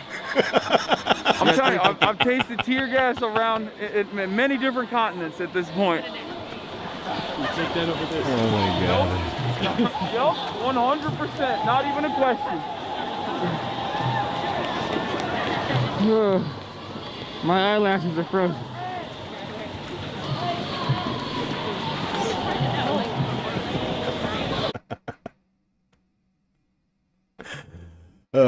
Yeah, I love how the Cali boys show up and like actually just being in the state of Minnesota is repressive.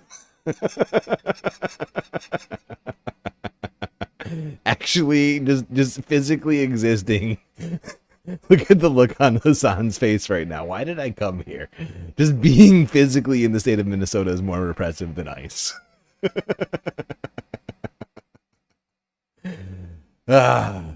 These Southern California boys have it too easy down there.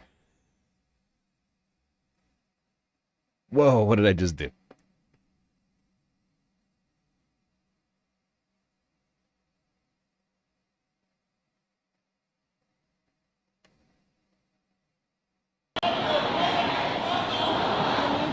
Toe's getting a little toasty, but we're good. Is this the song? Yeah, we're good. Hey man, not a fan, but like respect. Glad you're here to answer. No, I'm thugging it out. We're good. You got some warmers in your boots?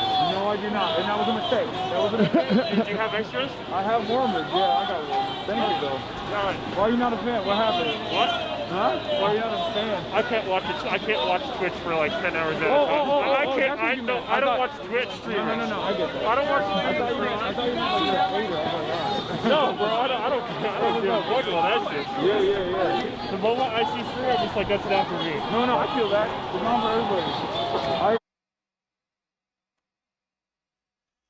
Eco-socialist, welcome to the Galactic Stream Nation. Taking the plunge.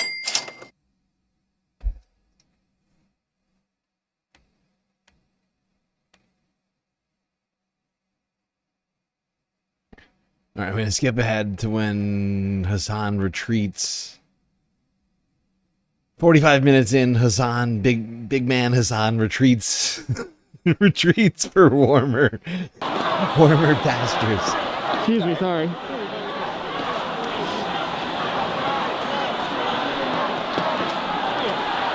What's going on? Hey. I need somewhere I can like set this down for a second. Yeah. And put more warmers on me. I'm gonna take my shoes off and put the warmers in the boots too. Yeah. They're so cool, bro. Yeah. Cause like my toes. This guy has got some serious booger icicles going over here. Look at that thing. My God. It's been 40 minutes. He looks like he just got defrosted from an ice from a massive Now getting to that iceberg or point. something. Thanks so much. My toes are now officially getting to that point where it's like it's not super painful yet, but it's getting there.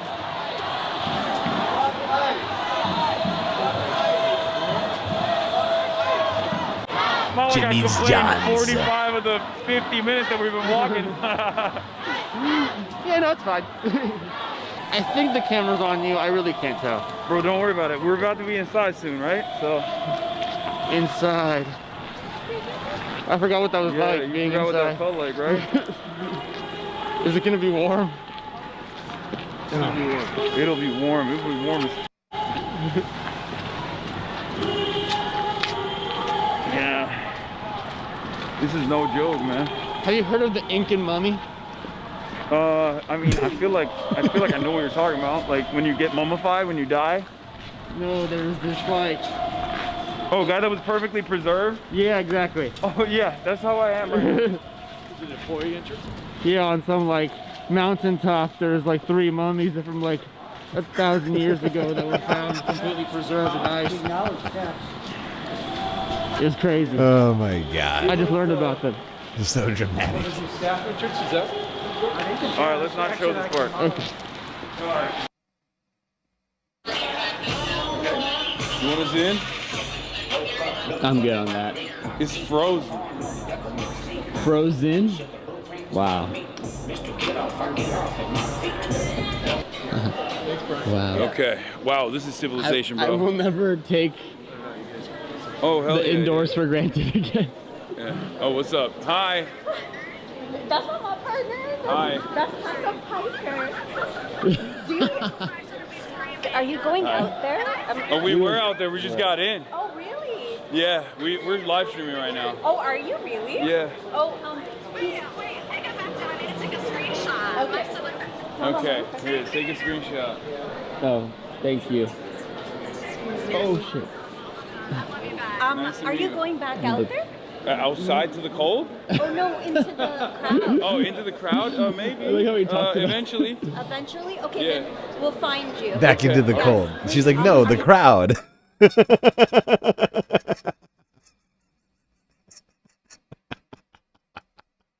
They're both saying the same thing, but there's a different. What do you call it? What do you call it? There's a different focus, I guess you might say. Hassan. Back into the cold? She's like, no, not the cold, the crowd. He's like, they're in the same place. He's like, that's the same place, don't you see? Don't you see the cold and the crowd are in the same place? Yeah, we're just covering the events today. Oh, the okay. general Yes, sir, let me stuff. call you. No, fine. Oh, you're covering the event. Is it live right now? Yep. Oh, okay. Yeah, we're live streaming. Oh, nice. Well, Yeah. thank you for coming out. Of course. Yeah, my name is Amina. Amina? I'm a union organizer. Hell yeah. Yes, and I've seen all your stuff, and it's been really great. And going to China and all that fun stuff. Yeah. You know. Yeah, that was the opposite on the. Touch the camera. What? What? It's cold. It's like so frozen. cold. Sorry. That's okay. Everything is so cold. I was going to say, yeah, China, a lot of fun stuff. This is somewhat in the opposite sense. Yes. I do love, you know, expressions of solidarity. I can't even talk. Yes. I feel like my tongue is frozen. I was thinking they would leave here because of this weather and That's what I. and the fight that we've given them. You know, but They should. They're It doesn't make any sense. yeah, I Is think this they're not gonna Antifa admit HQ? when Yes. they do leave. Yeah. It's like no one wants you here. No.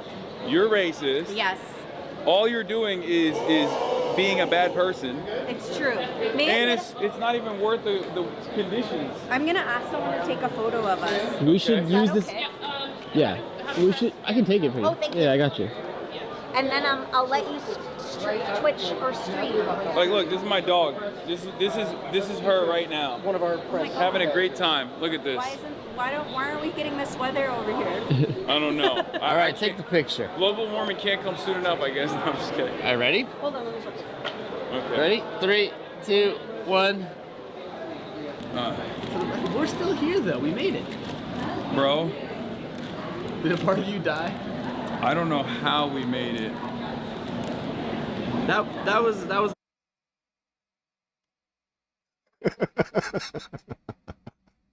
Hassan is acting like he was just in a war after walking 40 minutes in Minnesota weather. Something about that vibe is hilarious to me. Oh, God. I feel like it's partly because we all look at Hassan. I think many of us look at Hassan and say, tough guy, you know.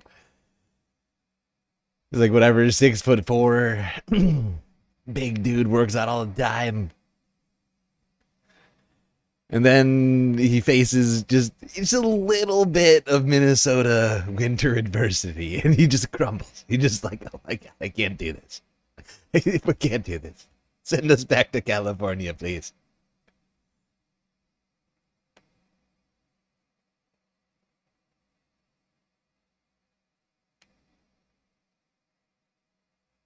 Here they hung out there for quite a while. He did like an interview with people, with a couple people. I think a couple of different people, but most importantly, Keith Ellison, AG of Minnesota. Let's skip ahead to that.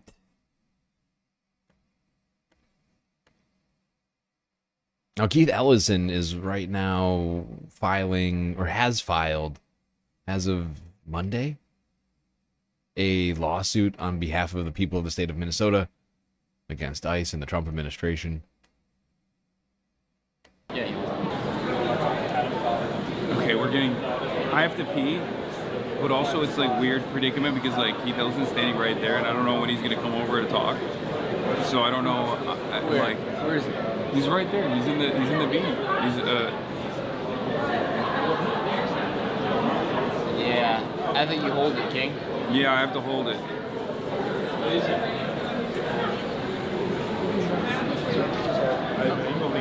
How you doing, man? Hey, what's going on? Nice to see you. Nice to meet you. All right now. Thanks for having me over. All right, everybody. We got Keith Ellison in the building, Attorney General. Hey, everybody. Legend. A legend. I've been a fan for a minute now. I'm excited to be here, even though the conditions, the circumstances are not so great. Yeah. Even though I think Minnesotans are making the most out of it.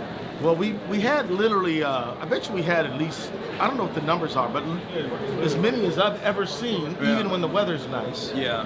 Packed out there, standing up for their neighbors, demanding, ICE out, right? Yeah. And various other things. I'll just tell you, we filed a lawsuit against Kristi Noem about a week ago. We'll be in court on Monday morning and 9 a.m. Federal District Court in Minnesota, basically arguing that this Operation Metro Surge is unconstitutional, violates the Administrative Procedures Act, and these ICE, this dramatic escalation has just done tremendous damage to our state. So we're fighting them back. But I will tell you this, and I tell people this all the time. of course we're going to sue them and fight them in court. Yeah. But the people are how we win. And that is the thing. That's why I'm here. That's why I marched. That's why my wife joined me in the march. How you doing, honey? And, you know, and that's what it's all about. Yeah. No, absolutely. I think the way I see it is that Minnesota is just a testing ground. You're so right. And the fact that the people are pushing back, the fact that there's so much community organizing around Ice Watch, like making sure that they're monitoring, you know, people's activity out here, Ice Age's activity out here, documenting all the misconduct, right? And also on top of that, protesting. Yep. I think anything that gums up the works, it's not just like the legal side of things, it's not just, you know, people like yourself, sure. But it's also obviously the community itself, engaging in community defense. That totally. Is what is going to make it much more difficult for Trump to do this in Minnesota, and that's also going to cause them to think twice before doing it elsewhere. Anywhere. Well, let me tell you, so do you mind, with your permission, hey honey, can you come here with the frog hat on? So this is my wife right here. She's wearing the frog hat. Okay. So let me just tell you. So this is Monica Hurtado. This is love of my life. How you doing, Sonny? So she is wearing the frog hat. We got that from Portland, Oregon. Oh wow. So Portland is like teaching us a little bit how to push back. Yeah. So this is all cumulative. You get Portland, what they've done, LA, and because it's everywhere. This is their plan for everywhere. But I just thought I'd show off the latest fashion from Portland, Oregon to Minnesota. We're working together. Thank you, hon. Yeah. All right. Thanks for that. Yeah. No, of course. Yeah. It is so cold. It's teeth rattling cold out there.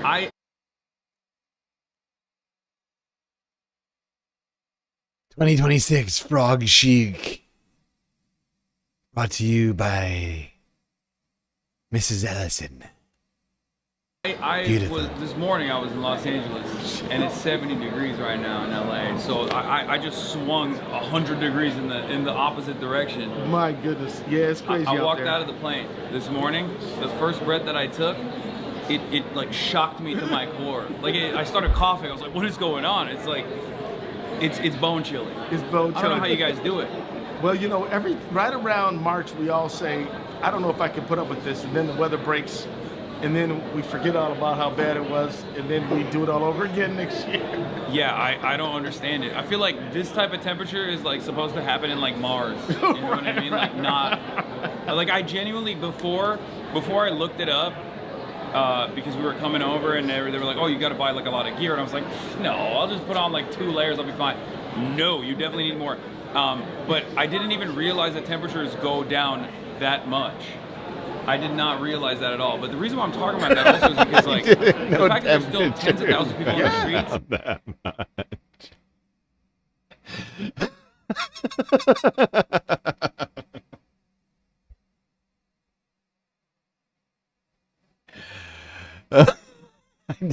I quote unquote, I didn't know temperatures go down that much, says Hassan.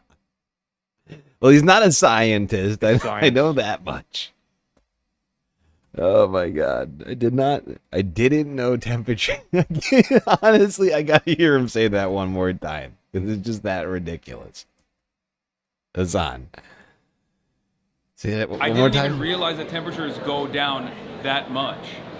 I did not realize that at all. But the reason why I'm talking about that also is because, like, the fact that there's still tens of thousands of people on the streets in spite of this weather. Right. And we were marching, and we saw grandmas, grandpas, we saw teachers, clergy, some kids. A lot of teenagers. Yeah, kids all the way, all age ranges, incredibly diverse crowd, just Minnesotans, all different walks of life. It's very obvious that, you know, this is one of the many tools that we have at our disposal as the American population, but this is also something that the administration has to respond to and has to back away from. Well, let me just say this about the diversity issue. It's, as you know, but I just want to share this, Trump is trying to tell us who are born here that the newcomers are a problem. Yeah. They're trying to tell all of us straight or even gay people, straight or gay, that the trans people, they're scary and are a problem. Yeah. They're trying to tell us, they're saying DEI is taking opportunity away from white men. You know, they're trying to say that women are getting too many opportunities, they have too many rights, they're messing everything up. They're literally trying to tell the people from the rural community that the urban people don't like them, and they're telling the suburban people that neither the urban or the rural like them. So what's my point? What's your point about the diversity? It absolutely is critical to our success, because what Trump wants to do is divide us all. Yeah. And if you can divide, you can conquer. And if you can conquer, the billionaires just get more billions for them and nobody else.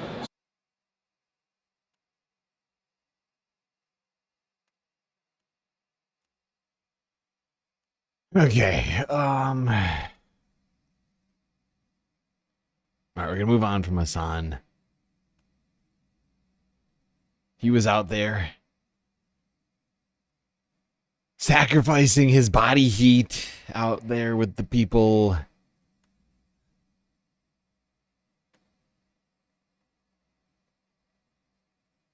Doing it up Minnesota style.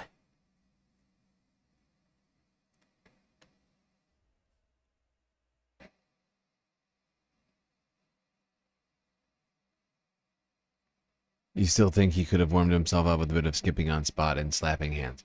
But these are techniques that somebody who's dealt with the cold before would use. Right? Like Hassan, I feel like Hassan's just genuinely never been in the cold or something. Like after his reaction to that, I'm like, I don't think Hassan's ever been cold. I don't think he knows what being cold is. And he's never like had to deal with it on an extended period of time. So I don't think he had any solutions on the spot. He was like, he was learning as he went.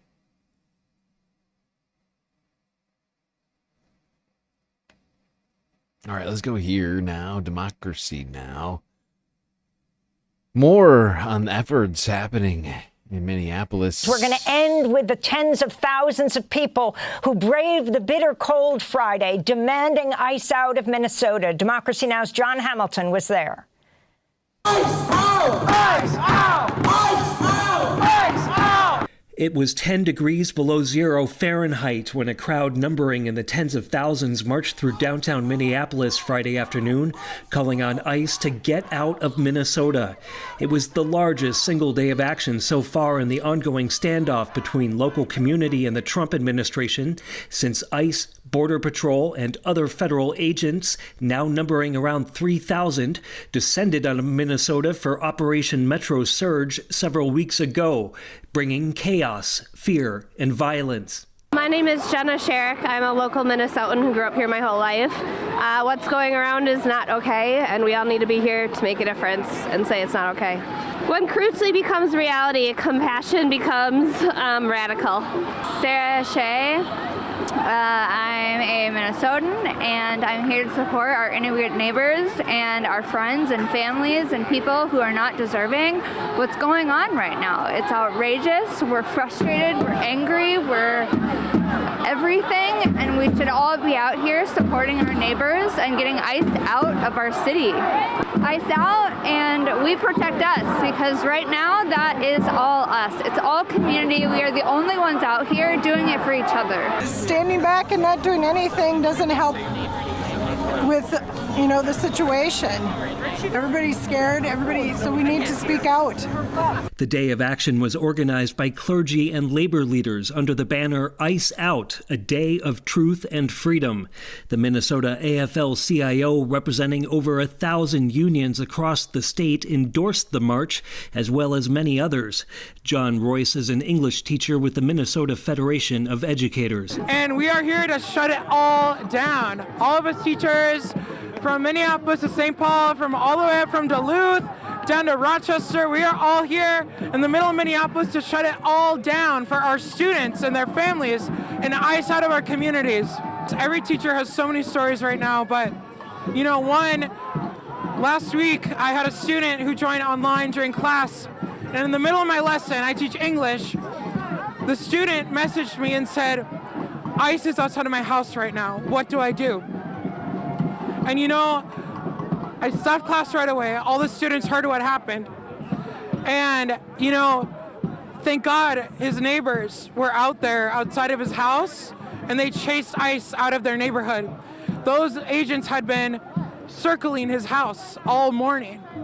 And, you know, I think it's really telling of our community, of our neighborhoods, how we've organized, and how we are out there defending one another, including my student, who, thank God, he's safe. You know, the fear is so tangible. The fear is so tangible. This is our last option. We need to shut it all down. And so I am calling on every educator in this state, in this country, just shut it down with Minneapolis, with St. Paul. You need to shut it all down with us, because if we do not shut it down right now, your city is next. And we do not want that to happen. We want to protect our students. We want our students back in schools. And the way we are going to get it is by shutting it down. Yeah. And you know who can shut it down more than anybody right now?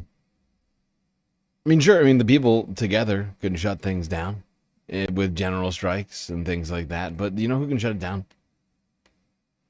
And it wouldn't force people out onto the streets to protest or to not go to work.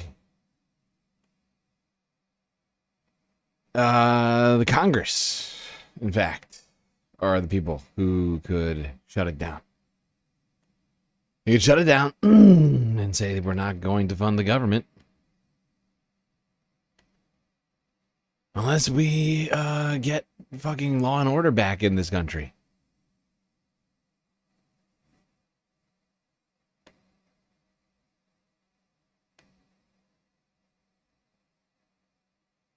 Now, later that same night, actually, no, this is a different night, actually. Now I take it back. I forgot. I meant to put this one earlier. Democracy Now! Wasn't doing weekend coverage, so they were covering that protest from earlier. This is from after the protest. And the night Hassan was there. There was a protest going on outside the Hilton Garden Inn, or whatever it's called, hotel, where ICE has been staying.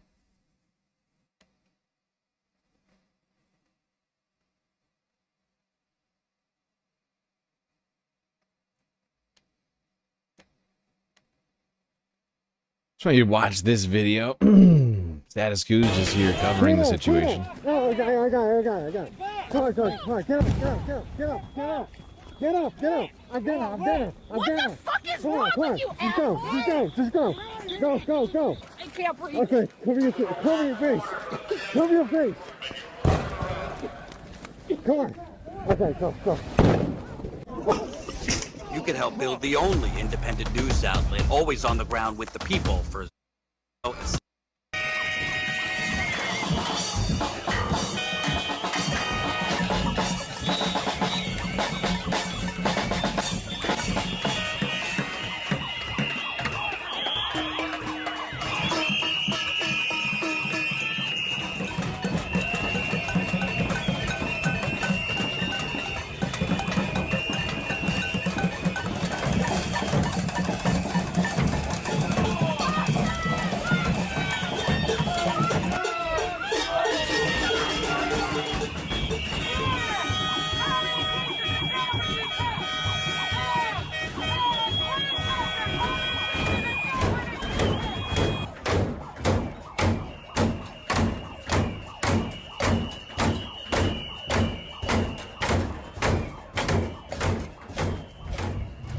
Okay, going back. Yep.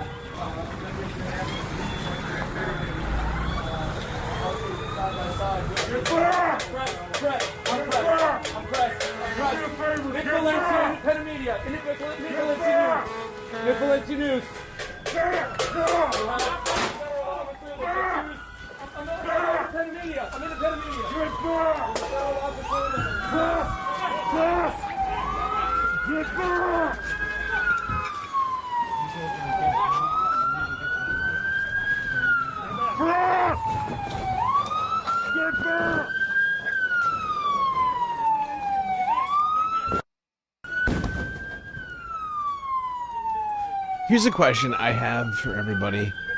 What do you figure? I don't know if you noticed this. You look in this man's...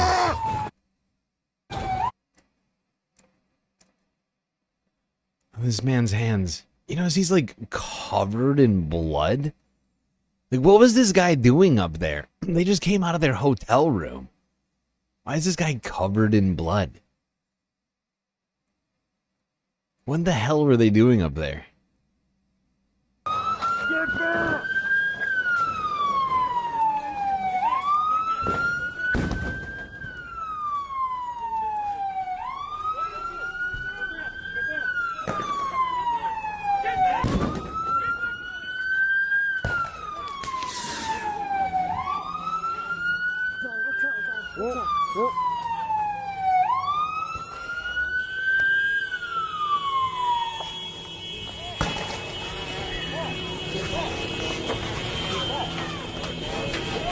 Tina! Oh, I got it.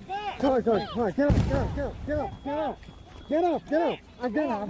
What the fuck is wrong with you, Just go.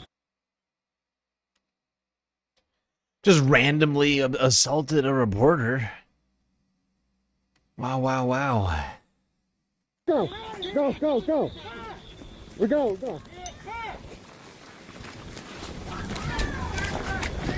Don't. Get out. No.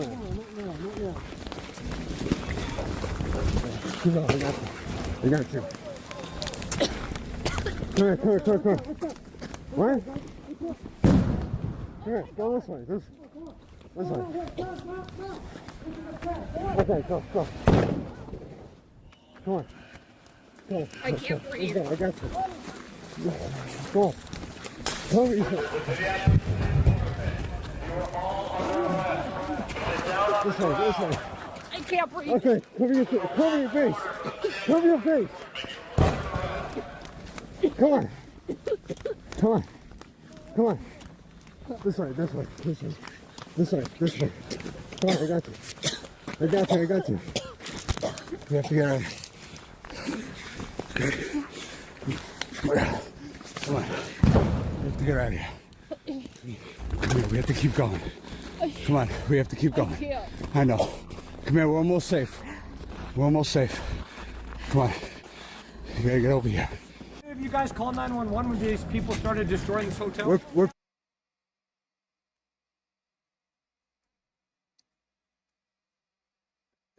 This... I mean, to me...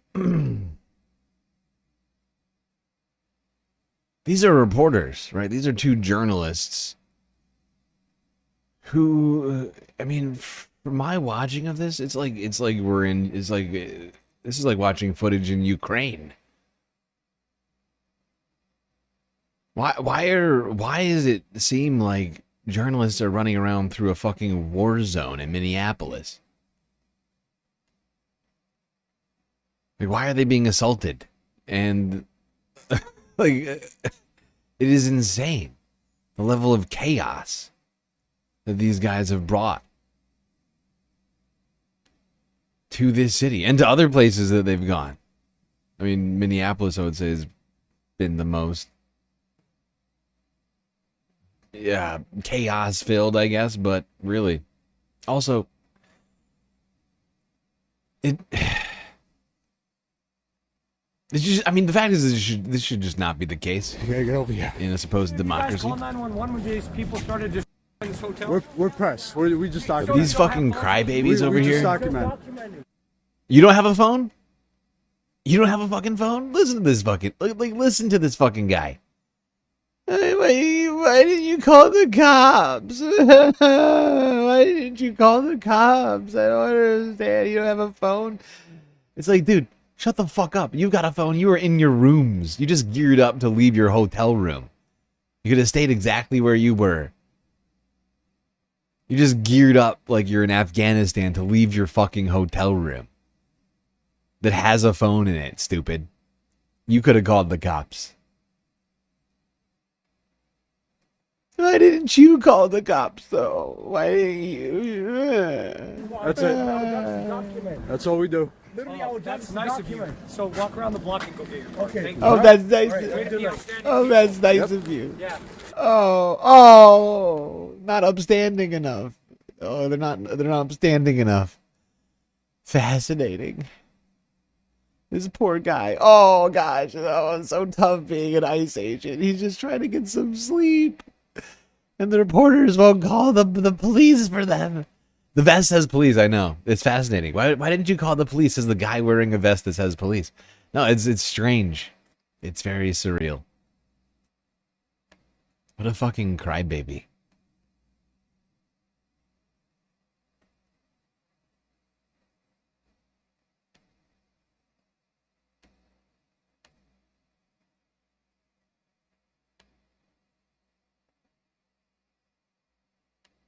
Fact is, the police have been doing their jobs for them. And that's what they keep doing. They keep asking the police to do their jobs for them. And or to protect them. Protect them from the existence of civilians in the place that they're doing immigration enforcement.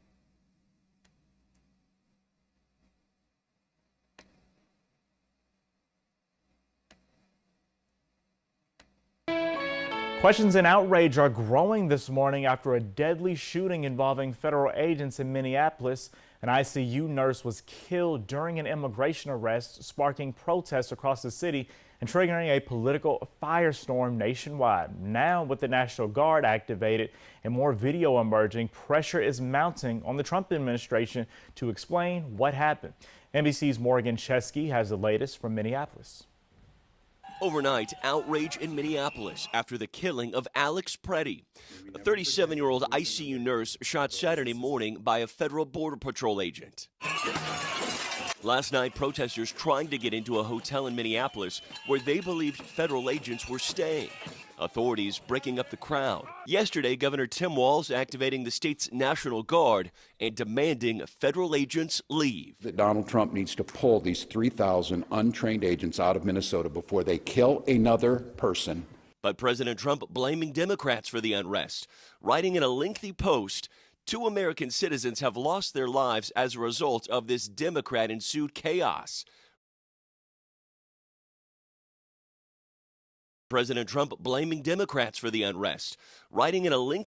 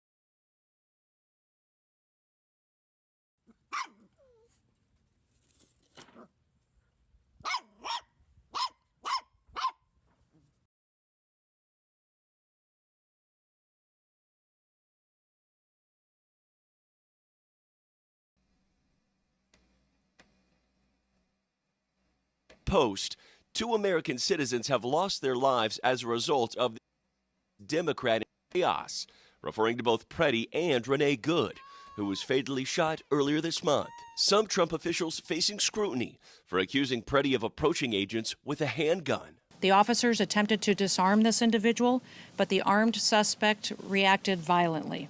But at least 4 different videos of the encounter, analyzed by NBC News, appear to show Pretti with a phone in his hand in the moments before his death, attempting to come to the aid of a woman pushed to the ground by federal agents. An agent pepper sprays him before Pretti is brought to the ground. Some of the video shows an agent appearing to reach into the skirmish and remove a gun that looked like Pretti's. Then, Pretti is shot.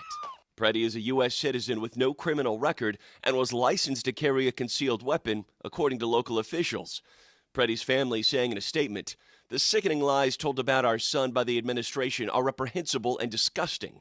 Alex is clearly not holding a gun when attacked by Trump's murdering and cowardly ICE thugs." Overnight, President Trump telling the Wall Street Journal his administration is reviewing everything about the shooting.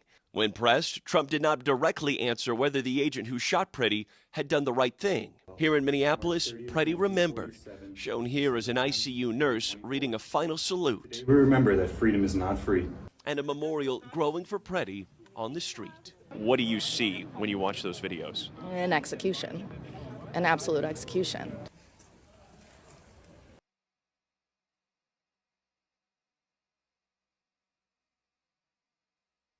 The shooting death of Alex Pretti by federal immigration agents in Minnesota over the weekend. It has deepened the divide between the state and federal government. So let's go live to Scripps News Group national correspondent Joe St. George. And Joe, what's the latest on Minnesota's court case to end the current ICE operation? And is President Donald Trump showing any willingness to pull federal officers out of the state? A number of developments overnight on this front and a number of developments that we're watching on this Monday. We'll start with the court cases. Multiple court cases unfolding in Minnesota. One involving local and state authorities. They're looking to protect the evidence in this case. Remember, there is great tension, and that may be an understatement, between federal authorities in Minnesota and local and state investigators here, federal authorities with jurisdiction, given the fact you're talking about a federal immigration agent being involved in this fatal shooting. The second court case, and perhaps the more significant one for the time being, involves the Attorney General of Minnesota going to court today and asking a federal district judge to end the Trump immigration operation in the state. As far as President Trump goes, in a Truth Social post published on Sunday, the president seemed to outline some of his demands for potential de-escalation here, one being more cooperation between local officials in Minnesota and federal immigration. I'm so sick of hearing that fucking narrative already. Oh, we just need more cooperation from local officials. Fuck off. Fuck off. ICE has their own jobs to do. Okay? The local officials have their own jobs to do. Alright? Fact is immigrants aren't the only ones committing crimes in the United States. And by getting local officials to do the job of ICE, they do not do the job of keeping communities safer. They're just helping ICE with terrorizing those communities, which makes it an unacceptable fucking thing to do. And if your local police force is collaborating, well, they should go fuck themselves. That would be my recommendation to them. Your local pig. I want you to hear from someone who's out here right now. Tommy, right? Yep. Tommy, tell people who are watching you at home right now, who are you? How do you relate to this? I'm Tommy Beavis with Pimento Jamaican Kitchen and a proud citizen of Minneapolis. And what we're doing is we're letting people know that this is our block and we're going to protect our people, we're going to protect our community. We hear explosions behind us right now, but at the end of the day, we have volunteers ensuring that the protesters stay peaceful and stay on this side. We literally brought our barriers out from our rum bar to ensure that people know do not cross it, and as long as the police are aware that we have volunteers here, we don't need them to get involved in dispersing crowd. We have our own people doing that. We don't need them to cross the line. We don't need them to escalate. We don't need our people to escalate. We just need to ensure that everybody remains calm and peaceful throughout this process. For people who don't know, Pimento is how far from where we are right now? Walking distance. I'm looking at it right now, and this has been the safe space for our community, and the fact that it's right here on our doorstep is alarming. Nobody's safe in Minneapolis anymore, right? Brother George Floyd was murdered, lynched just a few blocks from here. Brother Winston was lynched just a few blocks from here. Sister Renee was lynched just a few blocks from here. And right here on our block, on our doorstep, on our safe space, Nicollet Avenue has been that safe space for so long. Of immigrants, of diverse people coming together for healing, for safety, for comfort, and now it's being violated right here in the heart of the city. But we're doing what we do best, protect our people, keep our people safe, and remember that Minnesota, this is one love and one Minnesota. We're leading with compassion, we're We're leading with community. We're leading with heart. Nobody's going to break the Minnesota One Love. We've been talking all morning. The fact that this happened right here, I mean, this is East Street. East Street. And people come here, they bring their friends, they bring their families, they bring people from out of town. What does it mean that this happened here? It means that none of us are safe. It means that there's no limit, there's no line drawn, and that's why we're calling on the mayor, we're calling on the governor, we're calling on the president of the United States. Come home to Minneapolis. Let's sit down and break bread together. Donald Trump loves jerk chicken. He's from New York. So we'll have a summit here at Pimento where we can host everybody together so we can figure out how we can tone down the rhetoric. Enough is enough, right? What do we need to do to figure out how to put this to an end? And we need somebody to stand up tall and be like, enough. Is there any evidence that Donald Trump loves jerk chicken? Because that's not clear to me. I've never seen him eat jerk chicken one time. Escalate anymore, and I'm willing to be that person to host the president, to host the governor, to host the mayor right here at Pimento. This is where everybody come anyhow when they have issues, so we can break bread together and figure out what we need to do to scale this back. Tommy, we're standing right next to this line. Yeah. We've been tear gassed here multiple times. You've heard the dispersal order. That seems like that was tear gassing now. They're tear gassing now. We can see tear gas. I smell it. I feel it in the air. Are you afraid at all? We're not afraid because, one, black people, we're not afraid of this because we've been experiencing this for generations. But secondly, I'm not afraid because I know that Minnesotans will stand together and protect each other and make sure that we're all safe. I'm not afraid because I know that this is a part of the revolution not being televised. We're not we can hear those explosions. We're not scared. We're not afraid. We're going to continue to keep our people safe because one Minnesota united is how we're going to do this. We're going to show the world that we are indeed a model city. We're going to show them that no law, no government is going to break the backs of Minnesotans who love their neighbors as the Lord requests. Tommy, how does this end? It ends when we all as leaders stand up and say enough is enough. Enough is enough. And right now, enough is enough. First of all, let's listen to a woman who showed up out here at the protest and why she felt motivated to come out here and be a part of all this. We actually heard this clip earlier, so I'm going to skip past this one.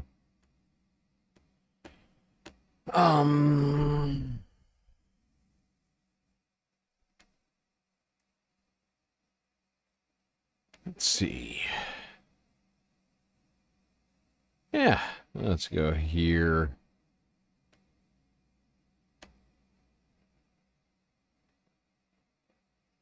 I'll be right back.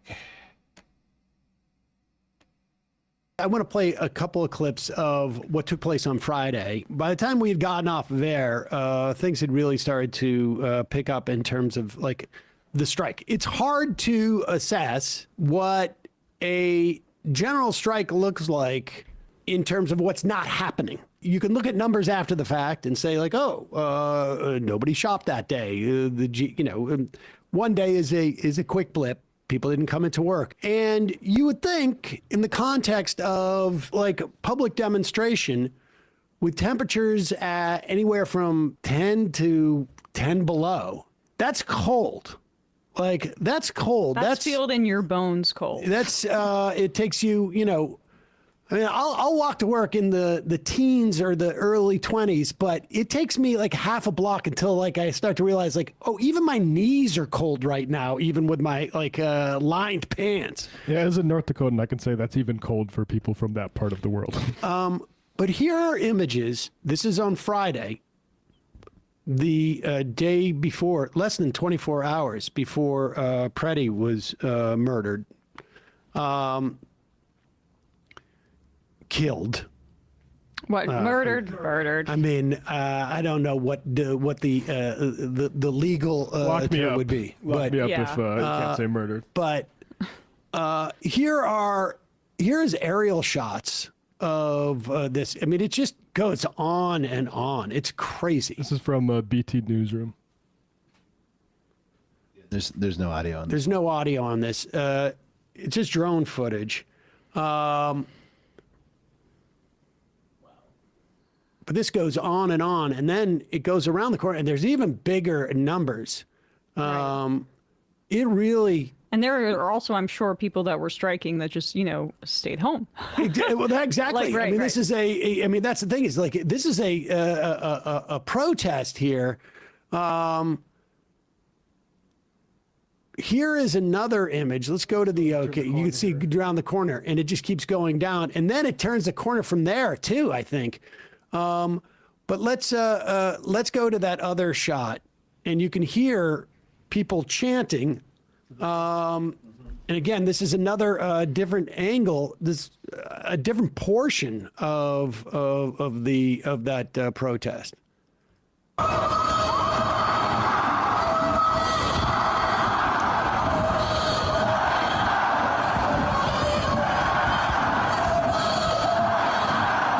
They're cheering. What do you want? Ice out. When do you want it? Now.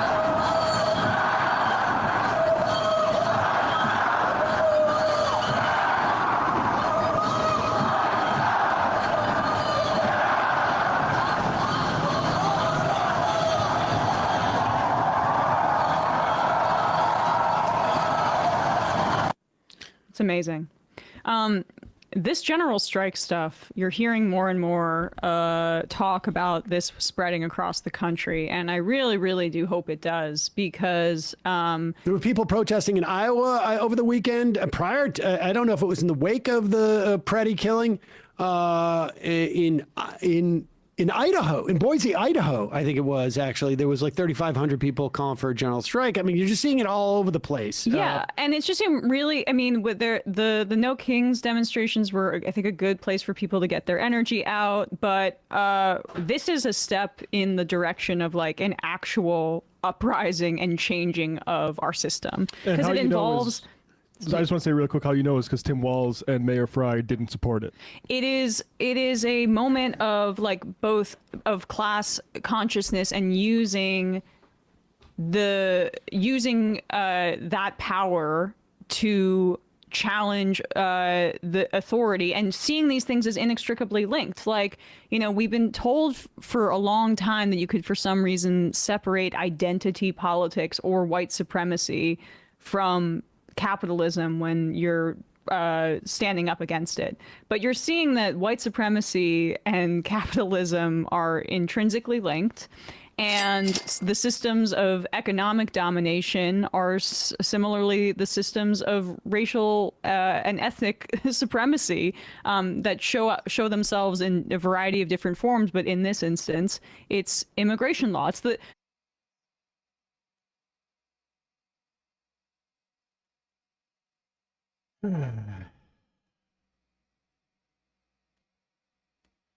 Yeah, and I mean, going back to what Matt was saying, it's unfortunate. I think it's beyond unfortunate that Tim Walz, Jacob Fry, the police. Really, the police are at the behest of those two guys. But in this moment, like, we've heard Tim Walz come out and describe what is happening with utter clarity, and then stop short of actually doing anything about it. And it's incredibly frustrating to watch. And if anything, it's just undermining the things that I know that he probably finds to be important. Right? Like the rule of law. And like the police in Minnesota. You know? And this was actually an opportunity for the police to distinguish themselves from this thuggish, lawless force. And instead, what did they do? They sent the police out there to quell the protesters. It's insane. It is insane to not see this as a moment where people have every right and reason to be out there protesting, and to not give them absolutely every ounce of support that you can find. I don't care if you have to go looking through JD Vance's fucking couch cushions. Find some goddamn solidarity, for the love of God.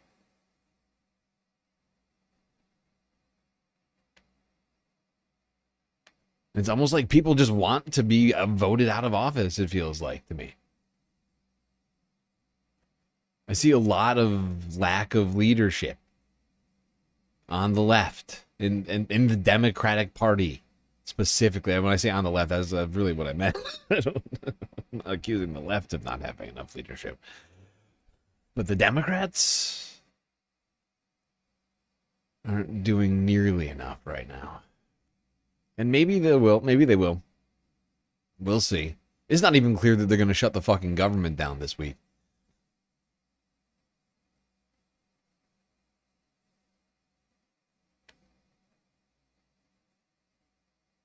Something that should be a fucking no-brainer. Should have been a no-brainer 12 months ago. When the Democrats were voting for all of the fucking, appropriations bills and everything else.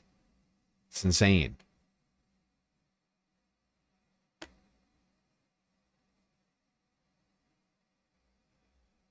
Honestly, their power isn't even being usurped. They're doing it themselves. Any leverage they have, they just hand over to Republicans. It's pathetic. These people need to be voted out of office.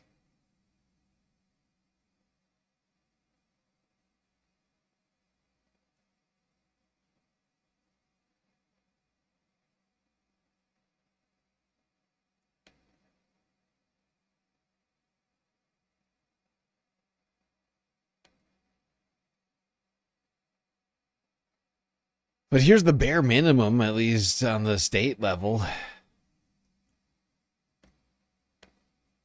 Keith Ellison here 2 days ago, giving an update on the Minnesota lawsuit against Hello, ICE. everyone. My name is Keith Ellison. I'm the Attorney General for the state of Minnesota. I'm joined by my colleagues, who I'm very proud of today, Lindsay Middlecamp and Brian Carter, who stood up in front of the court today and made the case for Minnesota. Honestly, this isn't even the bare minimum. This is less than the bare minimum. I'm not gonna lie. This is a lawsuit, right? Like, yeah, well, if this wins out and makes it all the way to the Supreme Court and doesn't get struck down by the Supreme Court, will this in fact have some sort of tangible effect on things on the ground? Yeah. Yeah.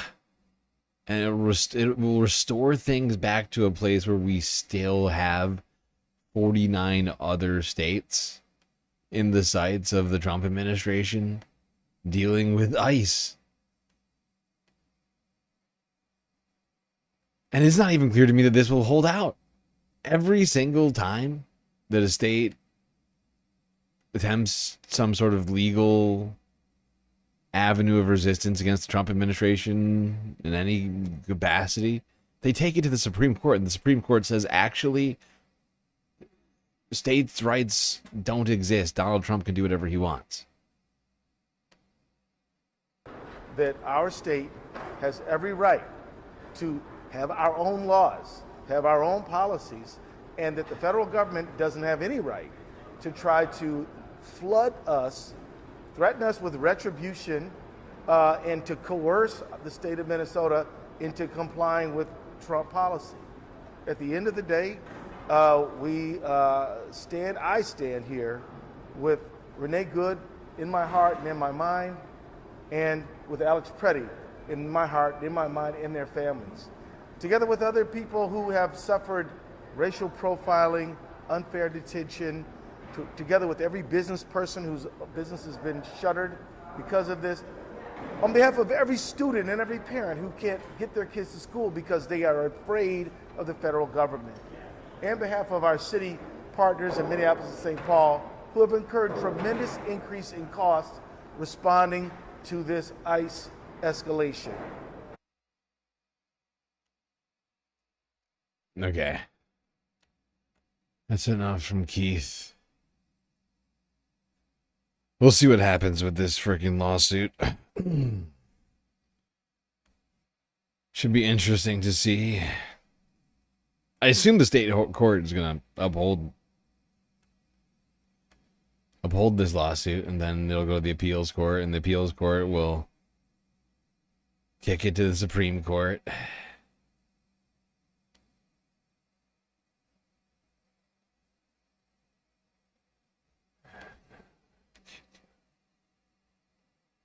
Then I guess we can find out whether or not Harlan Crow is okay with states' rights, I guess. Wait for the billionaire-funded Supreme Court to tell us what the law is. Amidst all of this stuff, the family of Alex Pretti has been calling for the truth. To discuss this further, I'm joined in the studio with Douglas Herbert, our international affairs commentator. Now, Douglas, we've heard the backlash here is growing. Democrats in Congress now are vowing to oppose a government funding bill that would include money for ICE. If that's the case, what are the potential repercussions here? The potential repercussions are another partial government shutdown. I say partial, not the entire government would shut down, but maybe 2/3 of it. And that is right after a January 30th, that is next week, deadline, after which the current funding lapses and new funding must be approved to keep the government open. Look, what's going on here is this bill was set to be, it's called an appropriations package, and it had been divided into 6 separate bills in the lower house of the U.S. Congress, the House of Representatives. Now it goes to the Senate. The senators are poised to vote on it. Now, last week, this is what's changed because of this shooting. Last week, the senators, by a narrow minority, actually approved bringing this bill up to the Senate for final passage, this funding bill. They basically argued that there was nothing really concrete or substantial that they could do. They didn't believe that this bill, one way or the other, was going to constrain federal agents or constrain ICE, that wasn't really the way to go about doing it. And in fact, the Senate Democrats at the time had signaled that they believed that this bill, as passed in the House, the lower chamber of the U.S. Congress, was likely to pass in the Senate. Remember, part of this 6-bill appropriations package, giving the government money, included money for DHS, the Department of Homeland Security, which oversees both Border Patrol and so-called ICE, Immigration and Customs Enforcement. ICE being at the heart of all our reports, all the headlines right now, really under scrutiny and under fire here. This shooting has really changed the calculus right now. And even Democrats who might have been inclined to vote before are saying no. The Democratic leader in the Democratic minority in the Senate, his name's Chuck Schumer. He's from New York, Democrat, as I said. He basically said that what's happening in Minnesota is, quote, appalling and unacceptable in any American city. And he basically, he blasted both the Senate and the House Republicans for failing to include language in this bill, in this funding bill, that would have put more constraints on ICE, because more and more, the Democrats especially, are calling out Trump and his administration for Honestly, that's kind of laughable coming from Chuck Schumer. Where was Chuck calling? Why wasn't Chuck calling for that before they started writing the bill? Because Chuck doesn't actually fucking care, and that's why he's got to fucking go. Like, and I'm not saying he's wrong. I'm saying he's late. He's incredibly fucking late, and it's just wild. It is just fucking wild to me. It's not clear to me that France 24 is picking up on the intricacies of all of this. But the fact is Chuck Schumer waited until Alex Pretti got murdered to call for any of this. If that hadn't happened, he would have been fine funding this. We realize this, right, everyone? That Chuck Schumer would have been fine with passing this bill if Alex Pretti hadn't been murdered. In the wake of Renee Good's murder. If it had just been Renee, he would have been fine if Democrats, the same ones, Gene Shaheen, all these other fuckers that came in there and voted along with Republicans, he would have facilitated that again. And now, because it's become so toxic and so obvious that a blind man could see, Chuck Schumer finally notices. And that is the only reason that Chuck is calling for anything. And that's the problem, is we have a bunch of people in office who are not ideological in any way. And I'm sick of it. Republicans have their ideologues. It's time for leftists. The right wingers, they've got Proud Boys and Jan 6. They've got Jan 6ers in Congress right now. They got Anna Paulina Luna. They got all these fucking psychos in there right now. We need some leftist psychos. We need some leftist ideologues, people who actually have a fucking backbone and have a worldview, aside from taking in as much corporate dollars as possible this term, right? And making it to the next, making it to their next term. We need people who are more, a bit more focused on political change than the change rattling around in their fucking,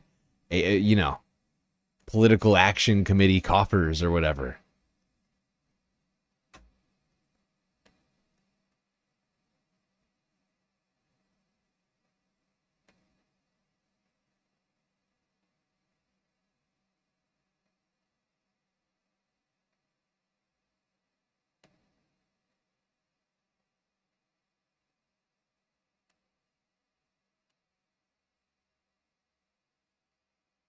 All right, just a reminder, we still haven't completed the galactic content goal tonight.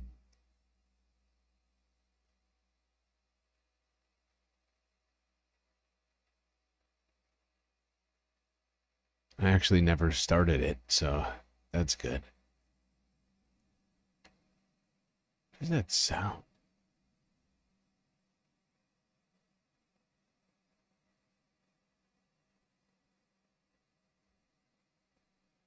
Okay, well, let's go here. Would not have found this one without this guy.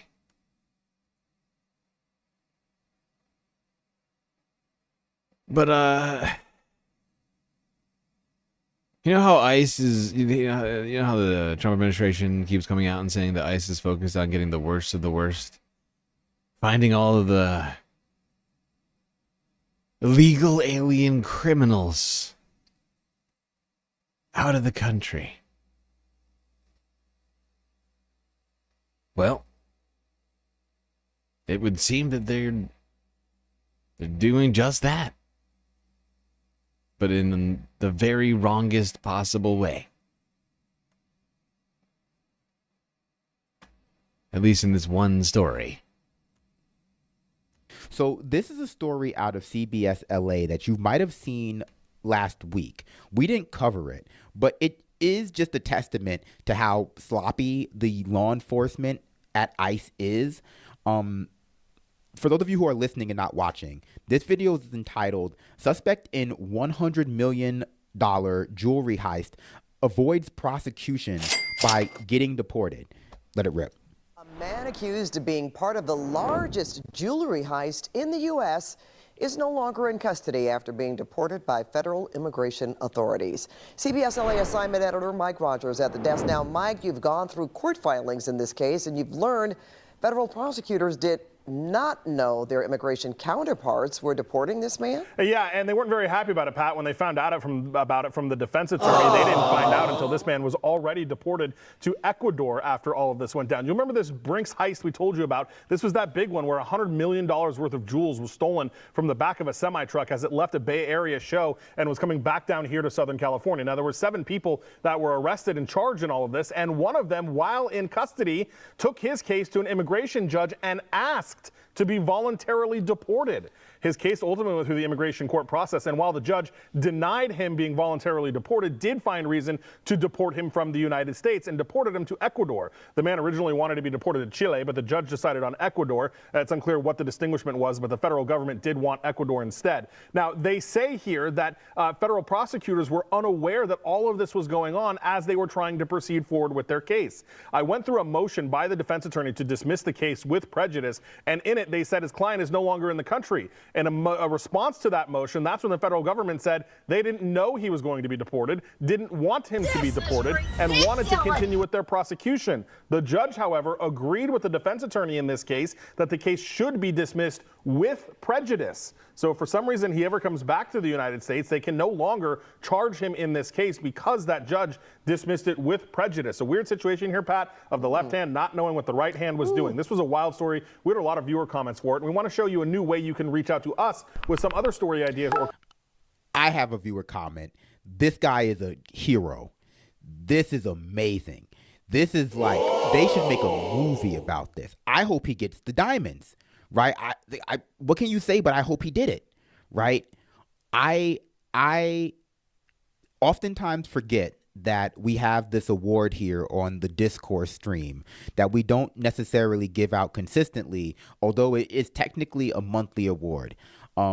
It's not much. It's not the Congressional Medal of Freedom or Honor or whatever they can give out at the U.S. But it is something that I feel very proud of. It's the only title and honor a podcast host can bestow, at least the podcast host of the Discourse. I have to award this guy the Playboy of the Month award because that was a masterful play. That was a masterful gambit, sir. It also highlights the issue with, I think, a shallow version of law enforcement, right? That prioritizes brown people not being around over criminals actually being punished. Now, obviously, I support this criminal not being punished given the high level nature of his play.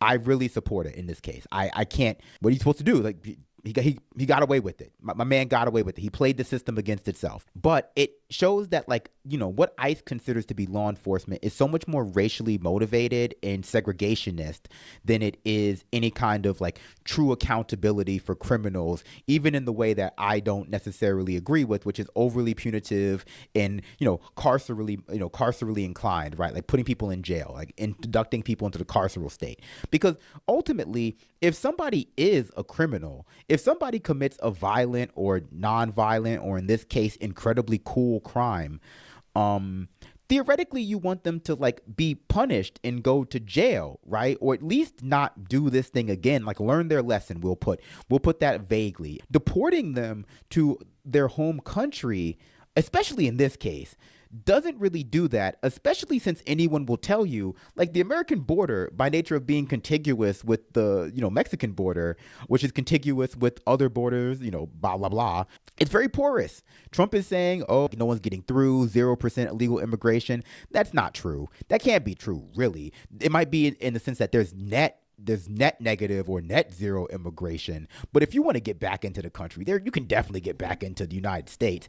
His immigration policy is not really even meant to do that, more or less. It's just meant to be said to be doing that because companies. This is a fascinating situation, but Brandon's absolutely right. They are prioritizing removing brown people from the country over actually prosecuting criminals for crimes. It's very interesting.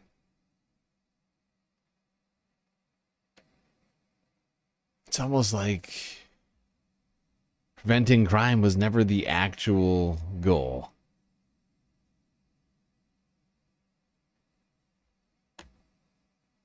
It seems like people are starting to figure that out. Perhaps not as many people as I would like. But the numbers suggest that most Americans, they know ICE is not doing what they want. After this new deadly shooting by ICE agents in Minnesota and a clear and growing backlash to what people are seeing on the videos coming out, there's also new data suggesting that support for the agency is falling even further. CNN's Harry Enton's running the numbers on this. Harry, how much has changed in terms of ICE then versus now? Yeah, I'm not really surprised that President Trump is sending Tom Homan in because ICE, DHS, Kristi Noem have been a political disaster because just take a look here. I mean, ICE's net approval rating during Trump's term, you go back to term number one, look, it's pretty even at 0 points. You go to June 2025, right? That was when all that stuff was going on in Los Angeles. They dropped down, look at this, minus 17 points, way in the basement. But then after Minneapolis, it's even lower, minus 27 points on the net approval rating of ICE. Of course, this all being done under Kristi Noem. So, no, what's going on in Minneapolis is not popular at all. What's been going on during this second term under ICE, under the Trump administration, under Kristi Noem, has very much not been popular, and it's only been getting more and more unpopular.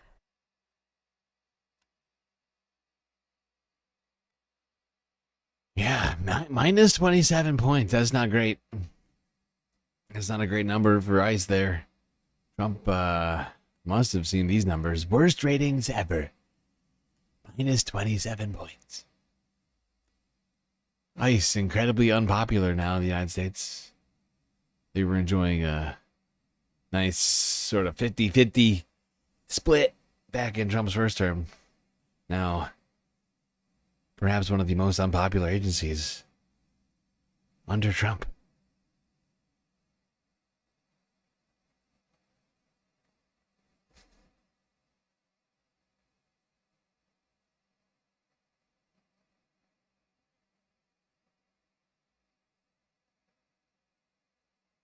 I mean, it should be negative 10,000. I mean, like, absolutely everybody in this country and around the world should be against ICE, but we're just not there yet, sadly.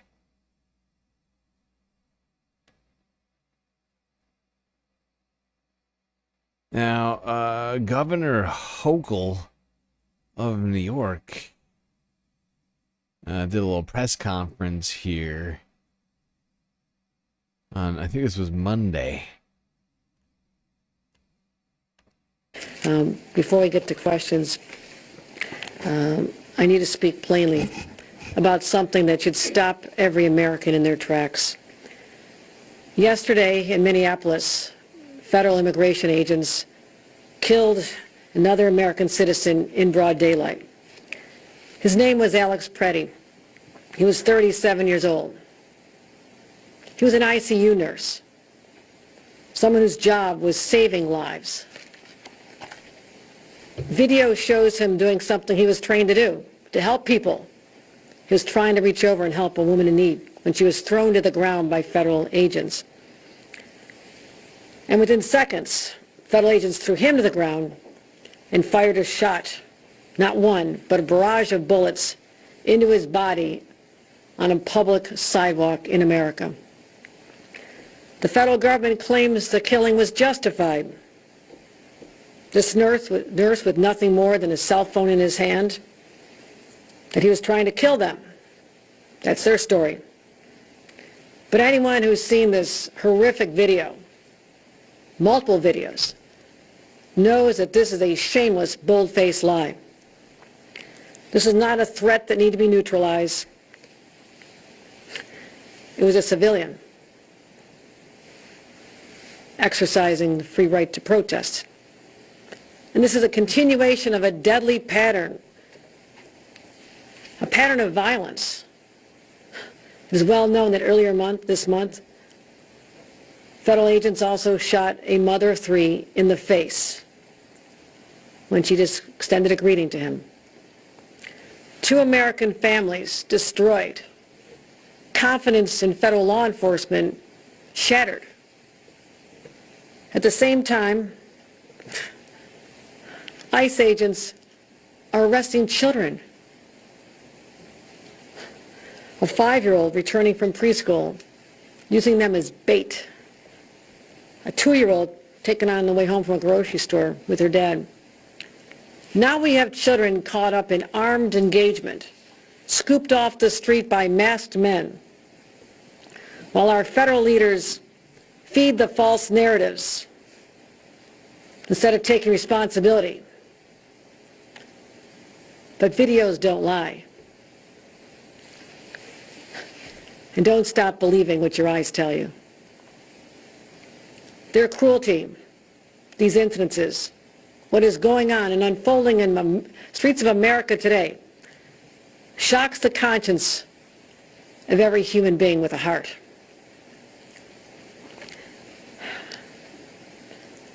When federal agents use lethal force against civilians and then prevent state authorities from fully investigating, it violates the basic principles of a democracy.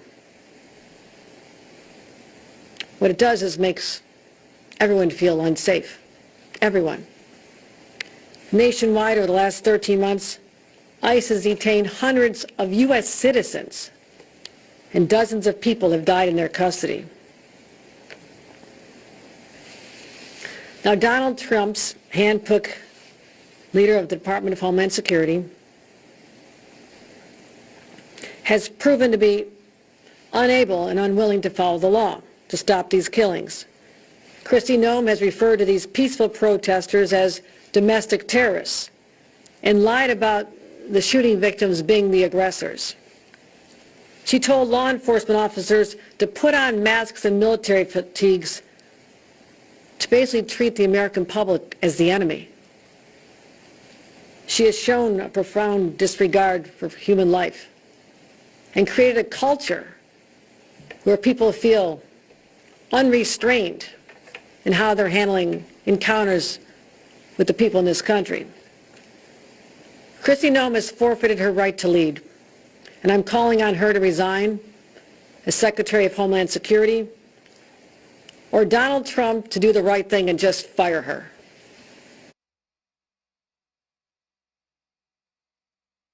Oh, there you go. There's Kathy Hochul bravely calling for the resignation of Kristi Noem, one of the most unpopular women in the entire country.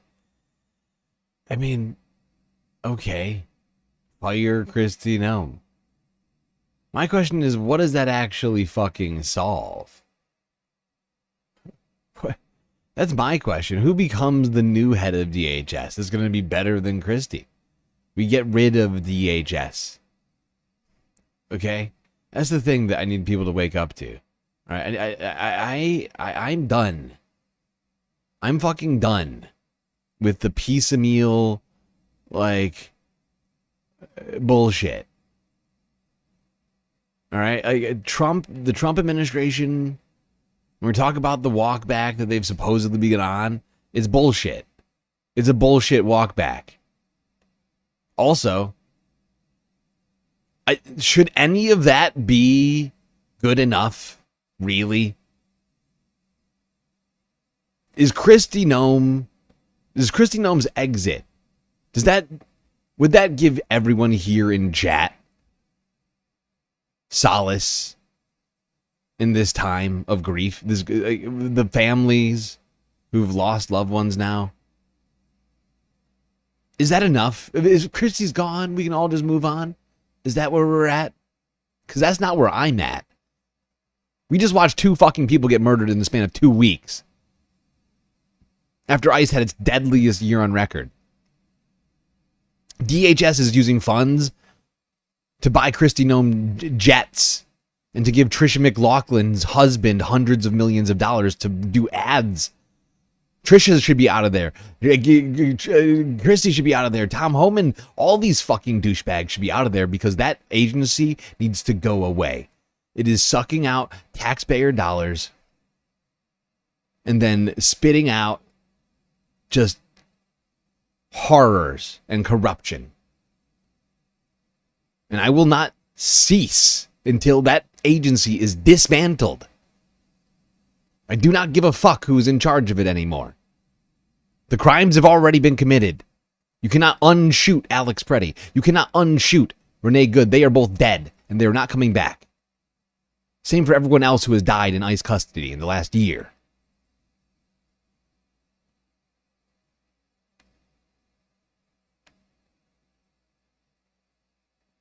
And in no way, shape, or form is her resigning or being fired change anything for me. Or Greg Bovino. I don't give a fuck. Crimes have already been committed. Too late. They took an oath. They went before the Senate. The Senate confirmed them. And they have committed crimes. And they must face justice. I don't care about their professional careers. Fuck their careers. I hope they all go broke and wind up on the streets. Then they have to come to the government and ask for help. And then we can tell them that the government they used to be a part of defunded all of the things that were intended to help them.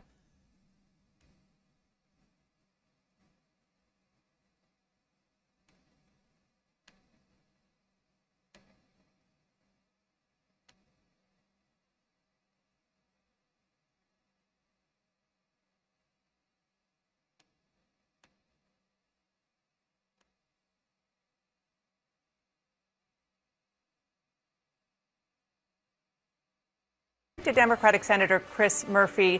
Senator Murphy, I know you heard my interview with the chief Greg Bovino defending his agents and killing Alex Pretti, saying that they were impeding law enforcement despite video not backing that up. What's your reaction?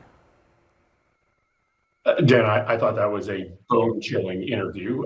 I was shaking as I was listening to it, in large part because it takes just an unbelievable amount of gall to lie to the American public. I mean, everybody saw that video, and yet there he was telling you and telling the American public that this young man was brandishing a weapon, that he was impeding officers, that he was there to attend a riot, that he was engaged in assault, when everyone can see that that's not true.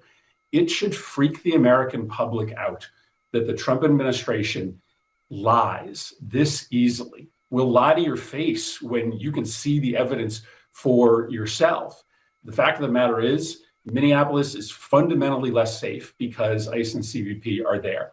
And that's the point. They are there to cause a conflict. They are there to create mayhem.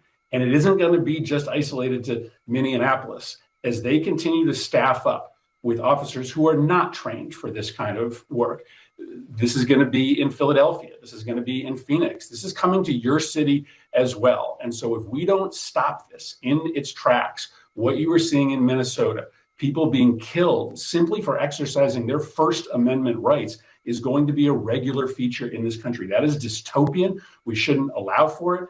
And that should unite Republicans and Democrats in Congress, because it's increasingly uniting Republicans and Democrats all around the country who are turning against this just unbelievably lawless way that Bovino and his team are operating in our cities. And what do you make of Bovino and other Trump officials putting the blame on the governor, Tim Walz, on the mayor, Jacob Fry, for lots of things, including the fact that they are encouraging local officials, or local citizens rather, to go out and to document these arrests? Yeah, it's just another lie. I mean, every single day, these guys are stone cold liars. The leaders in Minnesota are not and have never encouraged violence. Everyone has a right to peacefully assemble and protest. Everyone has a right to film law enforcement. They are operating in busy city streets. He called that a crime scene, and that this was an individual who's interfering in a crime scene. It wasn't a crime scene. First of all, we have no idea what operation they were undertaking, but simply because they are going after someone who is not here legally doesn't mean that it's a crime scene. It doesn't mean that individuals don't have the right and ability under the United States. Well, it was a crime scene, but it wasn't a crime scene until Alex Pretti was dead. There was no crime scene to interfere with until Alex Pretti died. You know how I know that? Because there was no police tape. That's the thing that police put up to alert people to a crime scene. Without it, there is no crime scene. That's how the law works.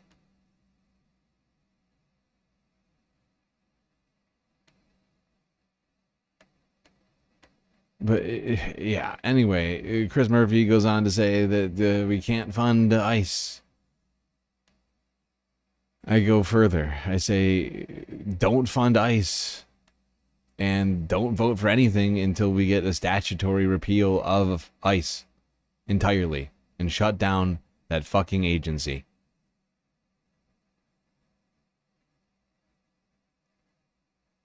Because I'm not going to give Democrats another opportunity to give ICE more money, because they've done it. They've done it under Trump. I won't have it again. If there's no more agency, there's nothing to give money to. What's interesting is that even Republicans seem upset about this, at least state Republicans in Minnesota. This guy is apparently running to defeat Tim Walz, apparently, in the gubernatorial race this year. But he is dropping out of the race. I'm staying in the race. I love Minnesota. I was born and raised here. My immediate family lives here. My extended family lives here. It's my home. I decided to run for governor because I firmly believe that Minnesota needs serious and systemic change. Fraud is rampant. Our streets are unsafe. We need to honor and respect law enforcement much more. Our education results lag behind Mississippi. Our taxes are absurdly high, and we're losing great businesses and people because of those taxes and ever-increasing regulations. I believe Minnesota has seriously lost its way. Since I announced my candidacy on December 1, I am extremely proud of what we've accomplished. I started as a relative unknown candidate and emerged as a leading Republican contender in less than 2 months. Honestly, we've accomplished more in less than 2 months than I ever dreamed possible, and I cannot thank my friends and supporters enough for getting me here. You've been there for me, and I will forever be grateful. But today, I announced the end of my campaign. I have 2 primary reasons for this decision. Number 1, I cannot support the National Republican's stated retribution on the citizens of our state, nor can I count myself a member of a party that would do so. I support the originally stated goals of Immigrations and Customs Enforcement's Operation Metro Surge in locating and deporting the worst of the worst from our state. And I've seen many examples of ICE arresting non-U.S. citizens in Minnesota convicted of serious crimes, including murder, rape, and child sexual assault. No reasonable person should want these people here, and I am glad that they are gone. But Operation Metro Surge has expanded far beyond its stated focus on true public safety threats. United States citizens, particularly those of color, live in... Oh, there you go. Here's this ghoul dropping out of the race because ICE went too far. Oh! Did they? They were doing a great job before they murdered Alex Pretti. That's basically what this guy's saying, right? Even though they were kicking down doors without warrants, harassing people on the streets and sidewalks, like all that was fine according to this fucking weirdo. And it's interesting. It is interesting. I feel like the murder of Alex Pretti and Renee Good have sort of like it brought to light the sort of paradoxical dichotomy that white guys like this, I think, tend to live in, essentially. Right? Because they claim to be, especially like Republican types like this, they claim to love liberty and freedom and all these other sorts of things. And, you know, they want to back all of these sorts of, just horrifyingly fascist actions. And they're fine with it. Like, they're fine with that hypocrisy until that fascism is visited upon somebody that they can see themselves in. Until they see it affect a white man, a white U.S. man. They can't wrap their minds around it. And even when faced with this, they still think that it's a worthy cause. They still think that ICE is doing something good. They just they went too far this time or something. It's like, oh, the bad apples must have gotten the bunch or something. And it's fascinating. It's just fascinating how they're incapable. Like, the only reason that guys like this are even roused by this is because it was a white man who was killed. If it wasn't, he wouldn't be dropping out of the race.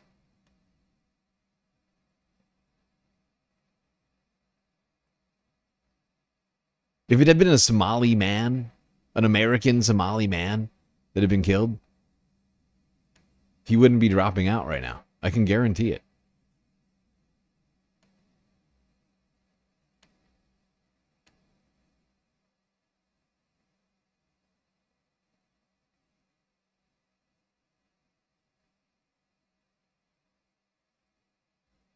And at some point, that fucking hypocrisy, you would think, would break your brain.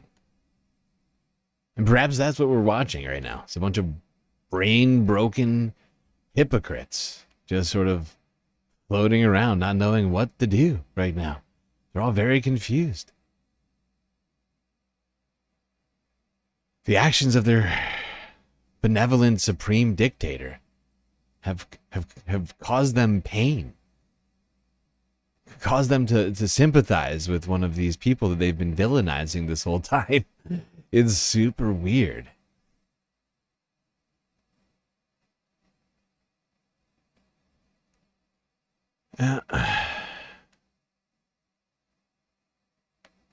Well, unfortunately, we have gone 4 hours. And we still haven't completed the galactic content goal, and we also have to take a break. So we're going to do that. However, I am getting tired right now. So, this thing might end. I have to just call it.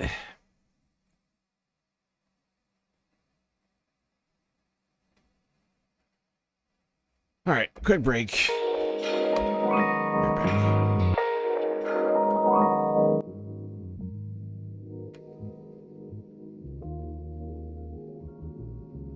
All right, everybody, I hope you're all enjoying the show so far. If you haven't already, hit the follow button on Twitch and or subscribe on YouTube. And do consider contributing to the Galactic News Network, as we are completely funded by individuals like you. All right, everybody, enjoy the break. Grab yourselves a drink, maybe a snack. I will be right back.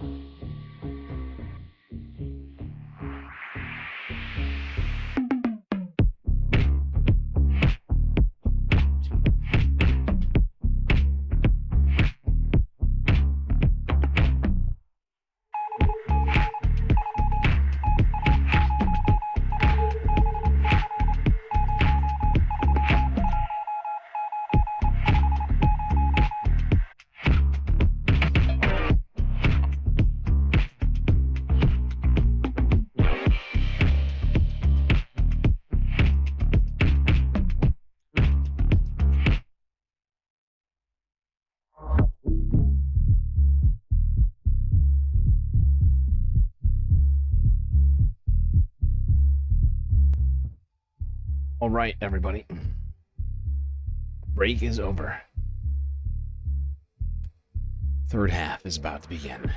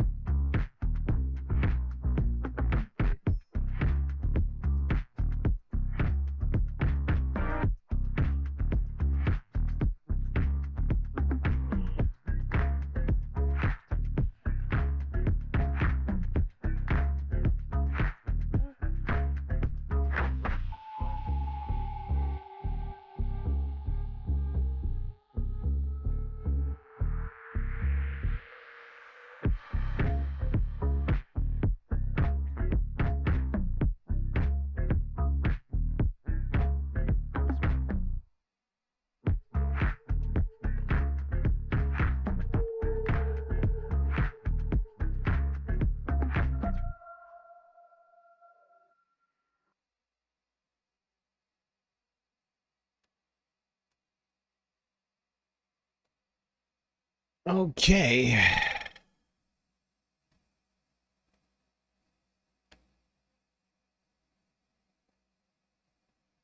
We are back again. Third half. The end of the second half. With the former Minnesota GOP candidate for governor of that state dropping out of the race over the actions of ICE in his state. Let's go to some other takes from Republicans. Perhaps a more well-known Republican. A guy who's probably somewhere in Cancun, I would guess. Ted Kaczynski Cruz. No, Cancun Cruz. Whatever his name All right. is. Donald Trump's Nazi Gestapo is in the streets killing American citizens. Democratic leadership is feckless, impotent, and not rising to the moment. I still have hope that the Senate will put a full stop and a guardrail to this Nazi shit happening in American streets. But as a little break from this, because it's a lot to absorb, all of the inhumanity and depravity that we're seeing on our timelines, I think it's always fun to pick on Raphael Ted Cruz. Canadian-born Raphael Ted Cruz, Cuban descent. Sorry to our Canadian listeners. I know you guys hate America, and I know it's a stain on your country that Raphael was born there. But I know that you support us.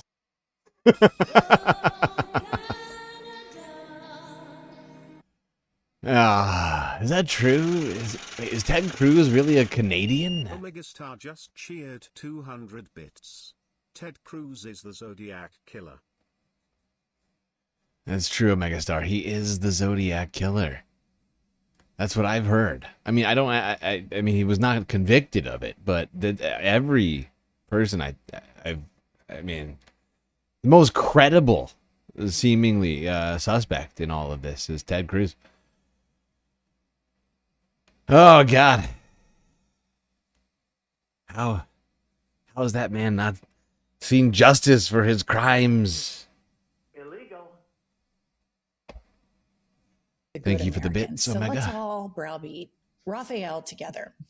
So Raphael was caught on a hot mic at a. Is Ted Cruz's real name Raphael? Why is Jennifer calling Ted Cruz Raphael? It's confusing me. Ted Raphael Edward Cruz. Ted? Raphael Edward Cruz. How did you get the Ted? How'd you get the Ted? That's strange. Why doesn't he stick with Raphael? That's weird. It's almost like he's trying to distance himself from his own identity. Rafael Eduardo Cruz. Donor dinner. And Axios reports the following. Pop this up. Trump was in a bad mood, Cruz tells the donors. I've been in conversations where he was very happy. This was not one of them. Cruz says he told Trump, Mr. President, if we get to November of 2026 and people's 401ks are down 30% and prices are up 10 to 20% at the supermarket, we're going to go into Election Day and face a bloodbath. You're going to lose the House. You're going to lose the Senate. You're going to spend the next 2 years being impeached every single week. Trump's response, according to Cruz, fuck you, Ted. So, you know, here's what's interesting that everybody needs to realize. It's all this performance. I gotta say, though, before Jennifer gets in here, I mean, I hate to give Rafael Eduardo, a.k.a. Ted Cruz, any credit for anything. To be fair, if Trump loses the House and the Senate, he better be getting impeached every single fucking week. I swear to God. Like this had better be reality. From Ted Cruz's mouth to the ears of those who are going to be in the Congress of 2027 and 2028. Oh, God. Let it be so. Policies are working, that there's no inflation, that the stock market isn't on the precipice of really tanking, which the fundamentals below it show that they are. That right there is an admission to his donors that he knows how unpopular this shit is. But the duplicity and the performative nature of politics is really what got Trump elected, because he came out, called Ted a liar, called Marco Rubio little, low energy jet. He bashed the establishment, which shows you all of these politicians, and Democrats are included in this, have two faces. This is the face that I'm going to say when I'm on Fox or CNN or MSNBC. And this is the face I say when I don't think cameras are rolling. Both sides do this shit. Okay, so here is what I always think in the back of my head. We know, based on our conversations with different people we've interviewed, so many of these Republicans that are rah-rahing Trump behind the scenes think he's a nut, know his policies are crazy. Ted Cruz, perfect example. He was slinging Trump shit last week on Fox News. So at what point, because they know this is the reality, Trump is so underwater, it is going to be a blue tsunami. At what point do they break with him and set themselves apart from their constituents? You don't think they ever will? Never. Even for self-preservation? No, never. These people, you're talking about Republicans? Yes. Voting against Trump? Yeah. I mean, I'm hoping the Senate will, because they know how unpopular this is with the American people, ICE, and what they're doing. But at some point, they're going to have to face the fact they're going to lose, or they have to vote against Trump. I mean, today, you think the Republicans are going to vote against Trump? Well, I'm hopeful in this funding bill. Is that Pollyanna? I think you might have Murkowski, but like, you think Lion Ted? You think this piece of shit's going to vote against Trump? No. What does that say this about Trump Ted? called his wife ugly? Yeah. Said his dad shot JFK. Came out and said, God bless Donald Trump. that is I love you, Pumps, but come on. I mean, these people are never going to stand up on principle. They're never going to stand up for anything. This is the conservative party, that there's the decorum of the office and the Constitution and all of this shit. And they worship Donald Trump. There's going to be zero moral clarity with these people. Zero. I mean, I honestly believe that right now, a video of him making out with a child sorry, let me correct that, listener, sexually assaulting a child, and the Epstein files could come out. And the whole cult would somehow have some conspiracy theory around it and would provide a permission structure. Donald Trump tried to overturn the election and send a mob, and they tried to kill Mike Pence. And we think Ted Cruz and a couple other people are going to have some moral clarity all of a sudden and vote against Donald Trump now. And what I was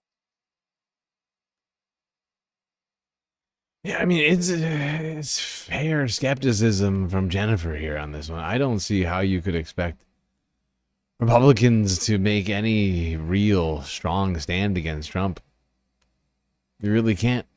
I mean, I wish you could expect, these guys to come out here and actually care about the democracy that they claim to love so dearly all the time, but Exhibit A,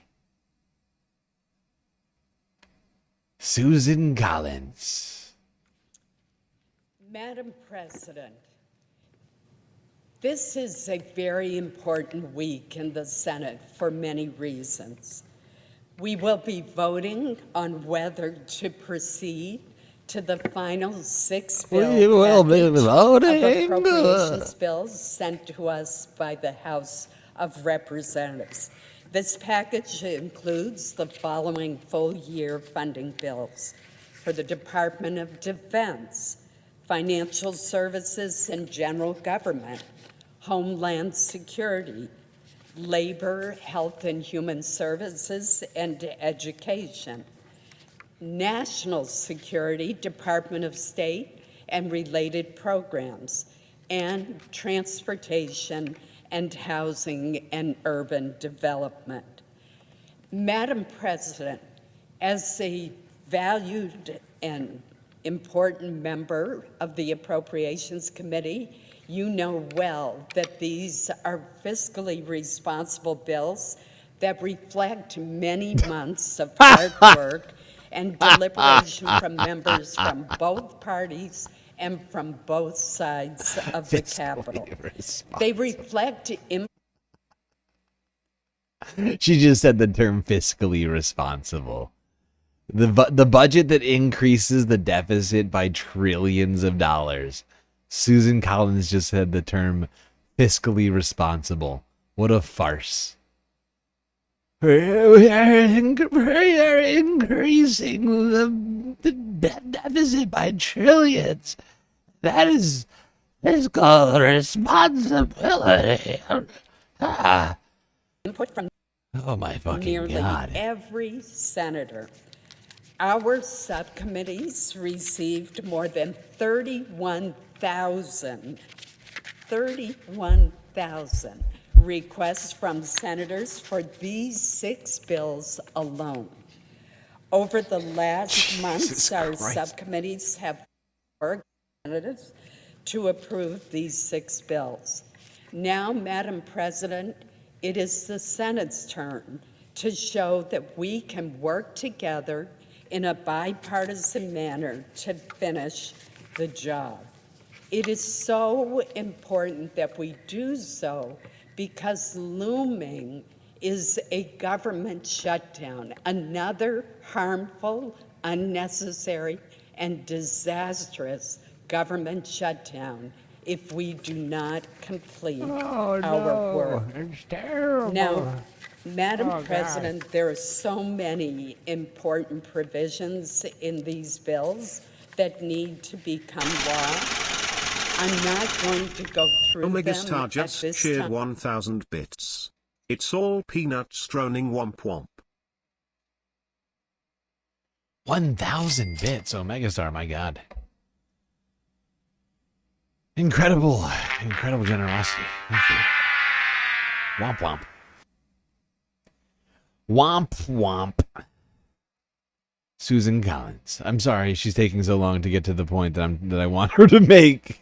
She's taking her goddamn time over here. Later in this week. Let me say, Madam President, that the tragic death of Alex Pretti has refocused attention on the Homeland Security bill, and I recognize that and share the concerns. I do want to point out to my colleagues that there are many safeguards that have been put in this bill that I would encourage them to review, and that the vast majority of the funding in this bill, more than 80%, is for non-immigration and non-border security functions. It includes, for example, funding for FEMA. We've just gone through a horrific storm that is... It's got money for FEMA. You know, the federal agency that's been completely dismantled and is running on 40% of its workforce, but because the Trump administration has been actively firing people going into the storm that you just quoted, Suzanne. Dude, get this woman out of office. She is the utter fucking worst. Safeguards? She's talking about safeguards and FEMA funding right now? Are you shitting me, Susan? Anyways, if you haven't picked up on it, Susan thinks that we should pass the appropriations bill, full stop, no amendments. So there's Exhibit A on the Republican pushback on Donald Trump. Let's give DHS everything they want. Susan Collins. Really got to get her out of office. Really, she sucks. She really does.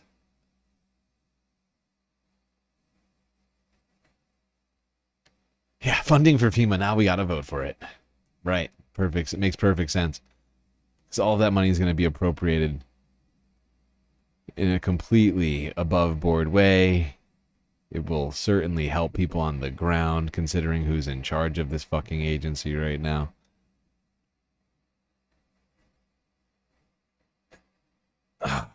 Like, honestly, this is like one of these things that's like genuinely frustrating all the time. Like, I've been trying to like navigate, but it's like every single tax dollar that gets sent up to the federal government, like, that then is intended to go out like evenly to the, well, not evenly, but you know what I mean? Like, it's supposed to go out according to all these other things, as we continue to send our tax dollars over to these fucking lunatics, like, more and more, all these agencies that the money's supposed to go to are now like toothless or useless, and so it's just like funneling money into these broken places now. They're being created. They're being made broken by the Trump administration, right? Like, we're still technically funding the National Weather Service and technically funding FEMA, technically funding, all these other sorts of agencies that have been completely crippled, like the EPA.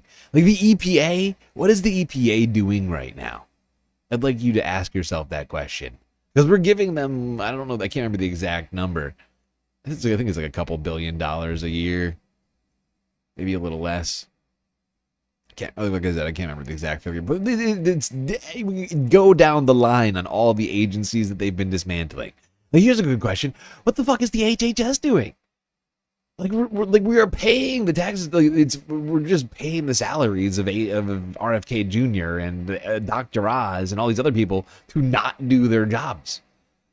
And to actively, like, scuttle the health or the environment or whatever their actual task is, like, doing the exact opposite of it. It's out of control. It's out of control. This is exactly what, like, the revolution was fought over, basically. This is literally some Boston Tea Party, like, moment type shit that we are living in. whether or not we want to recognize it. Like, this is like, these were like all the stuff the Trump administration is doing right now literally just goes down the line in all of the complaints that the former colonists had of King George. He's doing all of them and more. Vedika Bahel is here in studio. Vedika, you are returning us to our top story, the death of Alex Pretti at the hands of ICE agents and the aftermath to it. There has been a surge of misinformation surrounding gun ownership after that killing, with FBI Director Kash Patel falsely claiming that the nurse was unlawfully carrying a weapon. What actually happened? Well, Sharon, the short answer is that FBI Director Kash Patel has been spreading falsehoods following Alex Pretti's killing by the hands of ICE agents in Minneapolis. Kash Patel? No. He would never. Kash Patel would never spread the lies. This guy? Kash would never lie. Okay? My God. The guy who used FBI agents to protect his girlfriend's drunk friends and used a private jet to fly himself down to a concert she was doing in Georgia. This guy, the guy who can't seem to release the Epstein files, would lie about something. Although I gotta give him one props. He's learned to make his eyes look normal rather than like he's hoping to get hit in the like it's almost like I'm not gonna he's not a good, this man. It's shocking.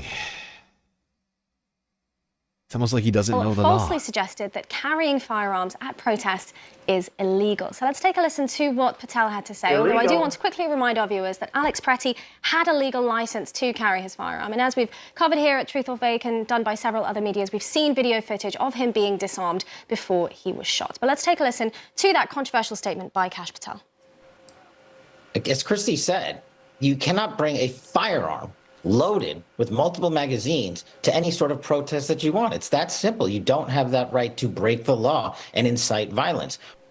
Now, mind you, Patel made this statement after Brian O'Hara, the Minneapolis police chief, had already publicly clarified that Pretti was legally armed at the scene of his killing. But this is entirely false information that Kash Patel is sharing. There's no Minnesota legislature or even federal law that bars participation in a peaceful protest whilst carrying a concealed weapon. In any case, we also just want to remind our viewers that Alex Pretti had a legal license, but he also had no visible weapon. He was disarmed before he was shot. His handgun was only discovered after he was tackled and to the ground.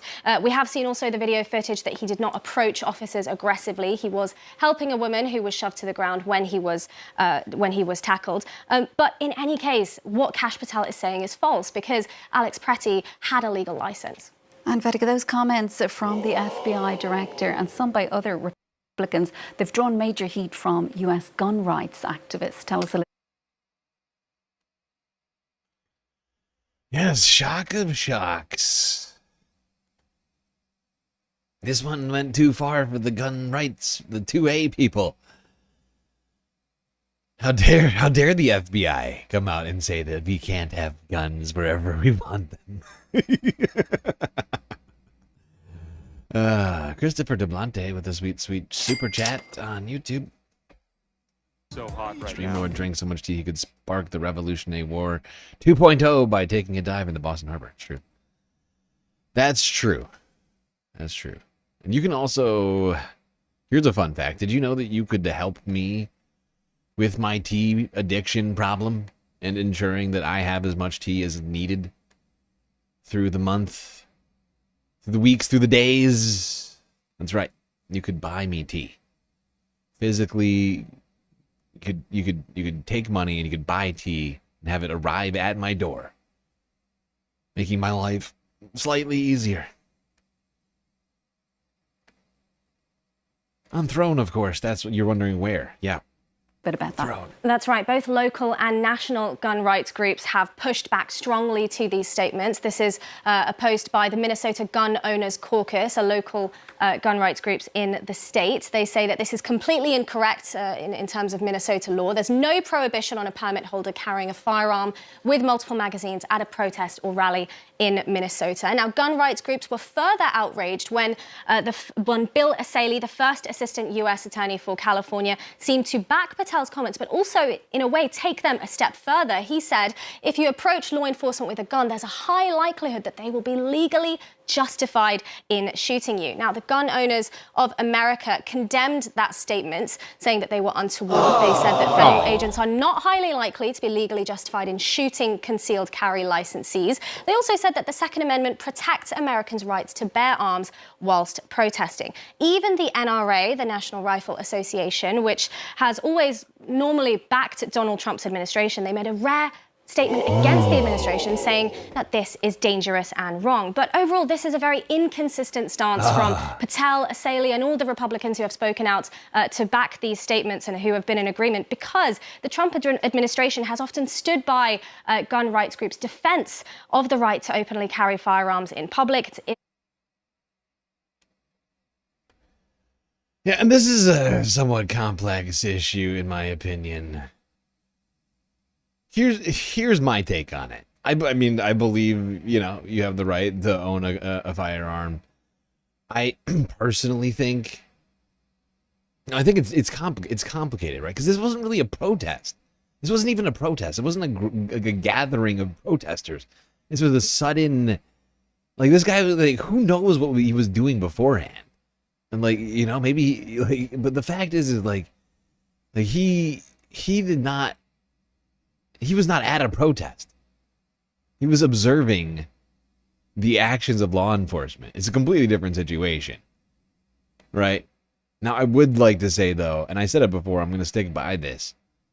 If you are going to an actual protest, I don't think it's a great call to bring guns. And I know the 2A fetishists and the NRA disagree with me on that. I just don't think it's a great idea. Right? Because honestly, I feel like it does take it in a direction, like away. I feel like bringing guns to a protest takes it away from the, like, intent. Like, you should go with a mind of, you know, as much peace as possible, right? And that I feel like, you know, like, to some degree, like, it could cause issues, right? And, like, I don't want to see that sort of thing happen. And is there a time where protesting with weapons at some point is a thing necessary in our history? It has been. I know that much. There's been times where people have done that. Historically speaking, and it may happen again in the future, but generally speaking, I don't think we're at that point. I think we need to try and keep things as peaceful as possible. But once again, Alex Pretti wasn't at a protest. He was just walking down the sidewalk. So it's not clear to me at all that he was even at a protest. And so it's sort of a wild, so many wild claims being made by the Trump administration. It's hard to even, you know, like, nail any one particularly down.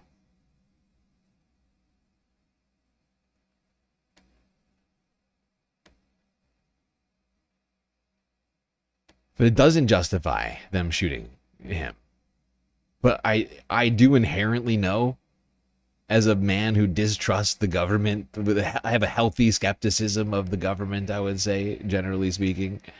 You know, I do feel like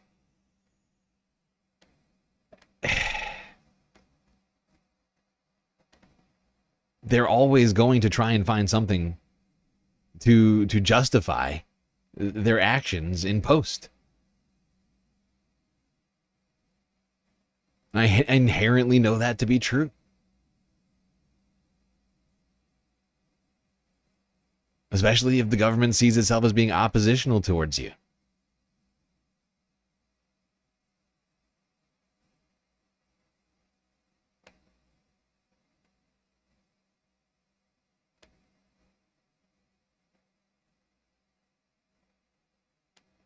Sadly, not everybody's treated the same under our laws, even though they're supposed to be.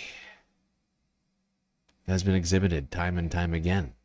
And it's all too prevalent right now in our current reality.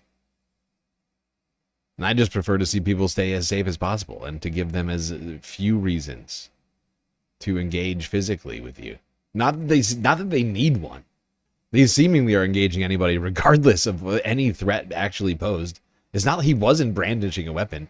It was honestly, they didn't notice he had a gun until he was literally surrounded by agents. There's like 4 dudes sitting on top of him. That's the first time anybody noticed he had a gun.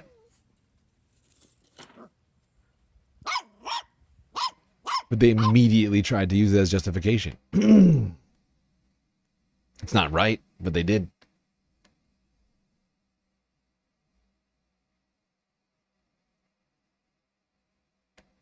The fact is, the government doesn't like to take accountability for things. And neither do government agents.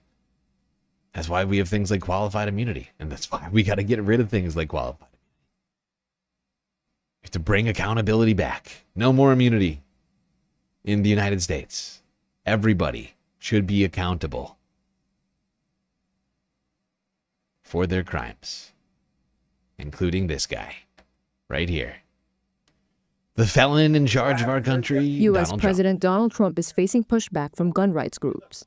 That's after he said Tuesday that ICU nurse Alex Pretti, who was killed by an ICE agent in Minneapolis, should not have been carrying a gun before the altercation. Can Donald Trump legally vote and or own a gun? Something I'm wondering to myself. He's a felon, right? He's a convicted felon. With federal officers. I don't like that he had a gun. I don't like that he had 2 fully loaded magazines. That's a lot of bad stuff. Peretti was licensed to carry a concealed weapon. Videos taken by bystanders of his shooting show that Peretti never touched his gun before being fatally shot by ICE agents, contradicting early claims by Trump administration officials that he was a threat to law enforcement. The Gun Owners of America group said it was not happy with Trump's remarks, saying that Americans have the right to carry firearms, even while protesting. The clash comes as Republicans head toward the midterm election.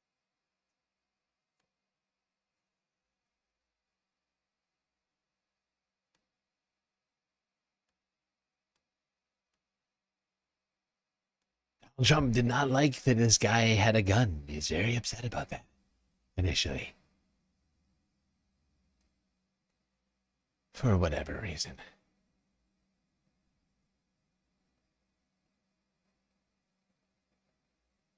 Just yell, "I have AIDS" at them. No one wants to make you bleed after you yell, "I have AIDS."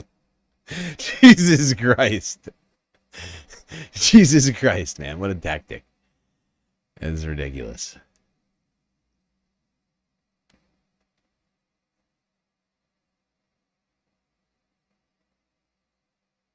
All right, let's see how a great libertarian man of valor, Senator Rand Paul of Kentucky. Let's see what he had to say in the wake of the murder of an American citizen. Can we get your reaction to the Alex Pretti incident? One right here. Can we get your reaction to the Alex Pretti incident over the weekend? Yeah. We're going to have hearings on this. We've invited 3 of the prominent leaders from the Department of Human Services on immigration and immigration control, and we're going to discuss the question of whether or not filming someone, as I see is going on right now, whether that could be considered to be assault, whether retreating from ICE agents is considered to be assault, and whether or not filming and then retreating is an indication that you are a potential assassin. If our government's going to say things like that, people out there in the public need to know.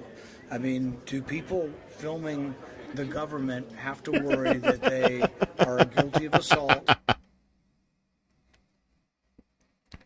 I don't know if anybody's picking up on the very thin line that Rand Paul is trying to walk here.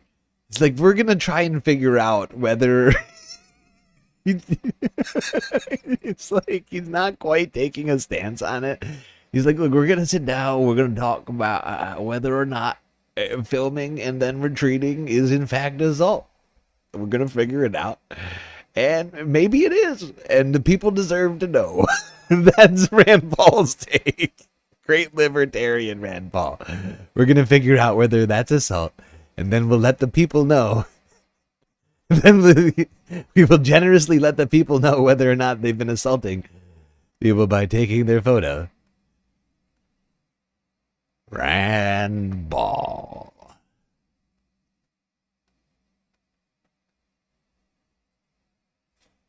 Freedom.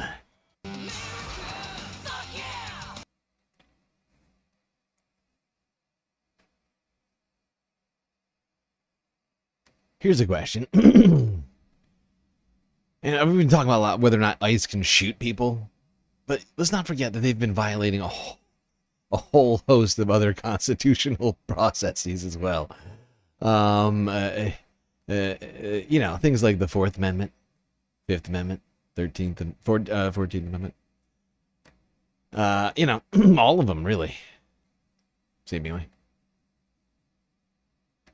This is Democracy Now!, democracynow.org, The War and Peace Report. I'm Amy Goodman with Juan Gonzalez. We are continuing our conversation with Georgetown University Law Center professor Stephen Vladeck, who's written a piece, co-authored a piece in the New York Times, "This May Be the Only Path to Accountability for the Minneapolis Shootings."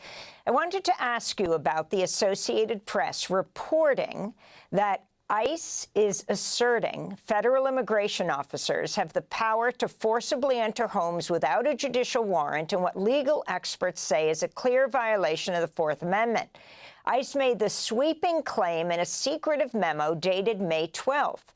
2 whistleblowers shared the memo with Democratic Senator Richard Blumenthal. Last week, Homeland Security's General Counsel, Jimmy Percival, wrote a piece for the Wall Street Journal headlined "How the Deep State Thwarted ICE Administrative Warrants." In it, Percival claimed, quote, "If the police come to a home to make an arrest, police generally must obtain a judicial warrant before entering without permission. Illegal aliens, however, don't have the same rights as citizens. Under federal immigration law, officers may issue an administrative warrant, which means that the probable cause finding is made by an executive branch officer rather than a judicial officer." Again, that's a quote of General Counsel for Homeland Security, Percival. Professor Vladeck, your response to these claims made by Percival, and talk about the whole TikTok story. Yeah, so Amy, I wrote a post for my newsletter, which is called One First, which is at stevevladeck.com yesterday, that provides a much longer response to the general counsel's claims. There are 2 basic assertions here that are both false. The first assertion that Percival made in his op-ed is that what he calls illegal aliens have fewer 4th Amendment rights than other non-citizens and then U.S. citizens. Amy, that's just not true. The Supreme Court has never said that. There are a smattering of lower court decisions that have suggested other contexts and other rights where maybe non-citizens in general and undocumented immigrants in particular have less protection, but none of those cases are 4th Amendment cases. So just from the get-go, this whole framing is incorrect. But there's also this really, I think, odious attempt to portray non-citizens who are subject to what's called a final order of removal as, quote, fugitives from justice, unquote. That's just not true. The way our immigration process works, there are countless, tens of thousands of non-citizens who might receive a final order of removal, but who are allowed to remain at large until a date by which the government says you must report to us or leave the country voluntarily. Those folks aren't fugitives. There are limits on how long the government can detain non-citizens pending their removal before they have to be released. Those folks are not fugitives. And so what we're really seeing here is an effort to twist a handful of old cases that have recognized circumstances in which the government doesn't need a judicial warrant to enter a home into this sort of systemic view that as long as they're looking for, quote, illegal aliens, a term they don't define with any specificity, they can go into anyone's homes, Amy, including American citizens' homes, without a judicially signed warrant. There's no precedent for that. It reflects a remarkable attempt to shift what have been the historical precedents. And, you know, I think the alarming question about the Percival op-ed is this is the general counsel of the Department of Homeland Security, the agency that runs ICE, CBP, you name it. Either he knows all of these things and wrote that op-ed anyway, or he doesn't. I'm not sure which of those is less comforting, but neither is especially reassuring. Yeah. Yeah. Oh, God. Honestly, that is quite a conundrum. Which one is more disturbing? This guy whose duty it is to know the law, not knowing the law? Or knowing the law and then intentionally circumventing it?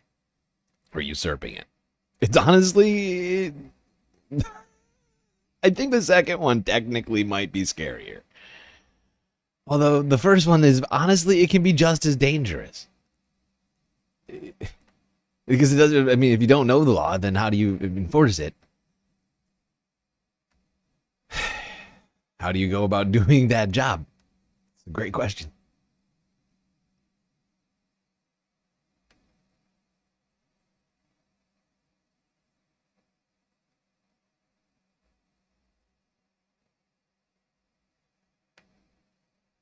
Okay. Well, let's move over to seeing how Democrats have been responding to this latest ICE-caused tragedy. If you can keep the American electorate deeply divided, then you can continue to loot the economy, enrich yourself. You can continue to pass corrupt laws. It's no coincidence here that this explosion in ICE funding is also a complete giveaway to the surveillance tech companies like Palantir and many others that seek to create billion-dollar contracts and enrich themselves off of a surveillance state that attacks the American people more broadly. If you can keep the American people divided, then they can continue on their program and their agenda of funneling billions of dollars in corruption, whether it's offshore accounts, whether it's these crypto coins, whether it's jacking up tariffs and costs on the American people so that the billionaires that funded this administration and Donald Trump himself can get away with lining their own pockets. They want us divided here so that they can swindle us in every other aspect of our lives. They are trying to distract from the fact that prices have exploded, that people's health insurance is being stripped as we speak, $1 trillion out of healthcare to fund this state violence. This is what they are trying to do in dividing us because they know that they are on their back feet. The Trump administration knows that they are failing, that their support is shrinking among the American people, that people are sick of their lives getting worse and worse, and they need to create flashpoints to distract and divide us so that we don't have the power to organize to make our own lives better. That is the agenda, and this is part of a larger class war that they have incited among the 1% of this country, not even the 1%, the 0.0001%. This is the... I gotta say, if that's the intention, I think it's completely backfiring. I mean, it seems like we're organizing harder than we have in the last year. You know, I feel like we're all now thinking in this mindset. Hopefully. I know I am. I feel like organizing is more necessary than ever. We have to show serious resolve on this.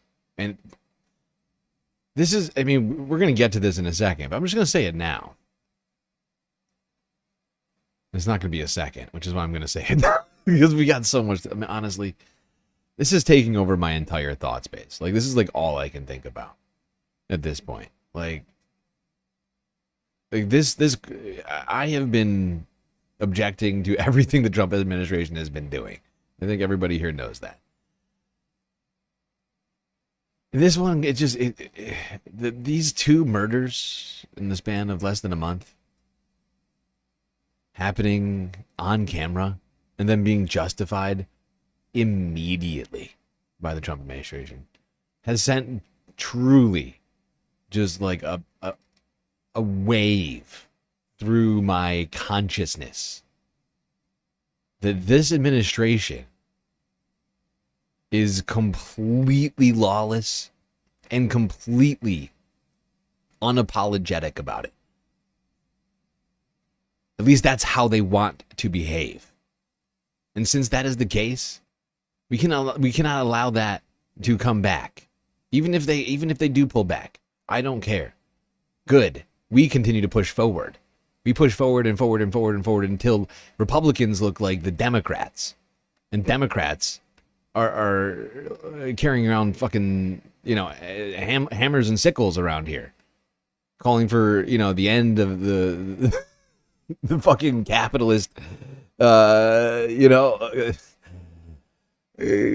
capture of our entire government and society. That's where I'm at. It's gone too far. I have learned from the last 375 days.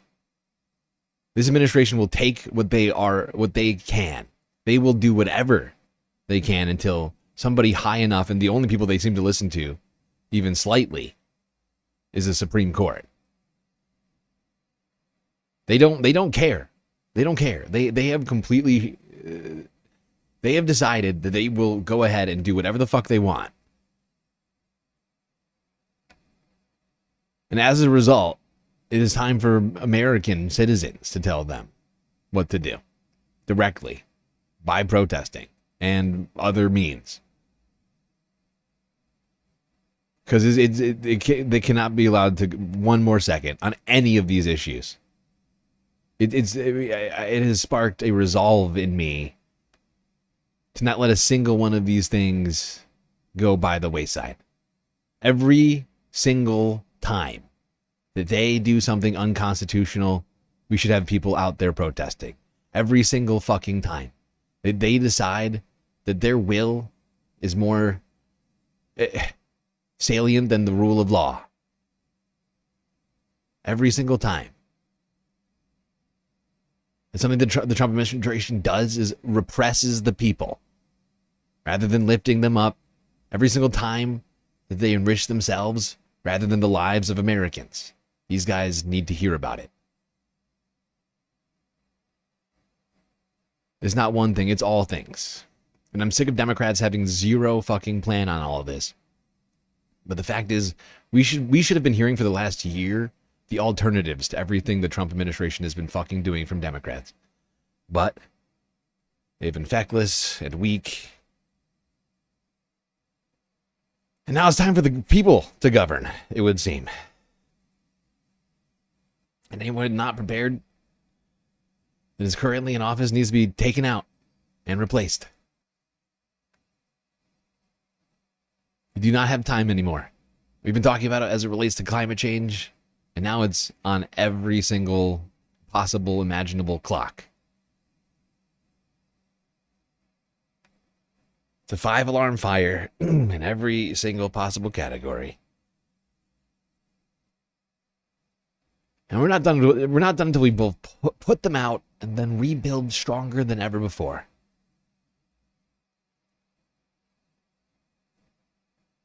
Okay, let's go here now to the House of Representatives.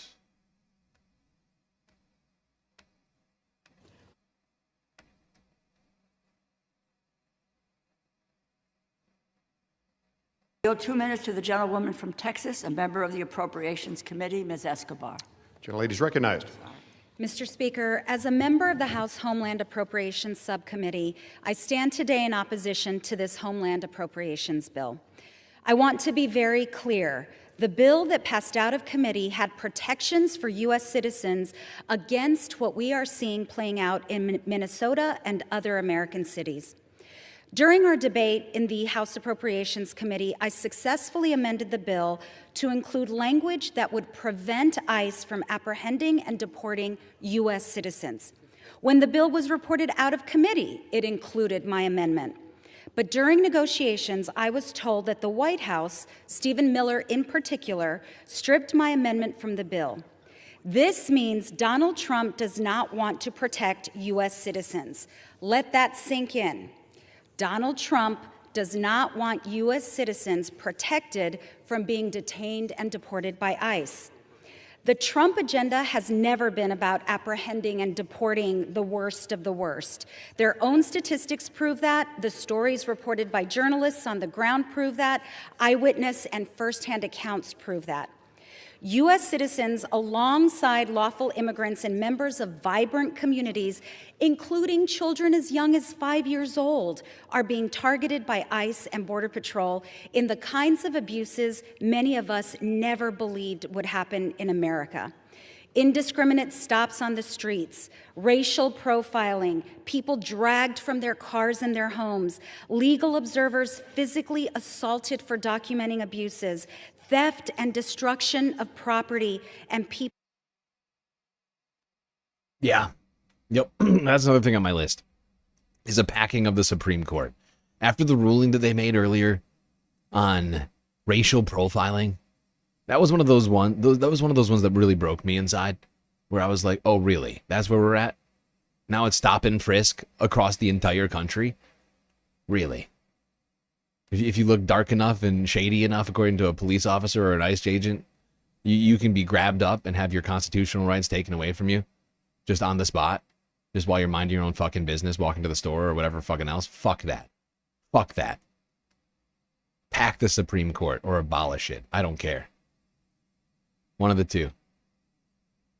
Till that happens, we're still not where we need to be. Supreme Court is acting lawlessly. They've completely shirked their responsibility to the Constitution, and they're upending their own rulings. They are pretending that we don't see them. I see them, and they are enabling the Trump administration right now. Every single one of those fucking justices voting yes, they are enabling the Trump administration, and they must be stopped. I don't care what it takes.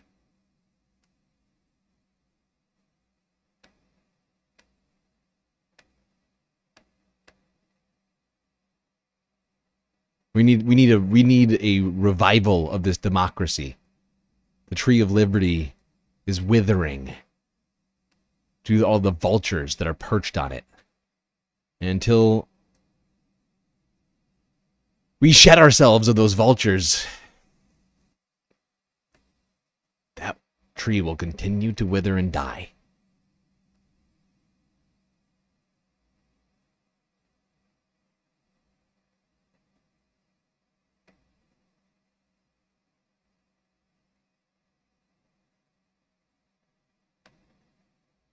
For now, bare minimum is to shut down the fucking government. No ifs and or buts. Shut it down and force Republicans to the table. Force them to do things that they don't want to do. Omega Star just cheered 100 bits. Yop. Yop. Thank you, Omega Star, for the bits over there.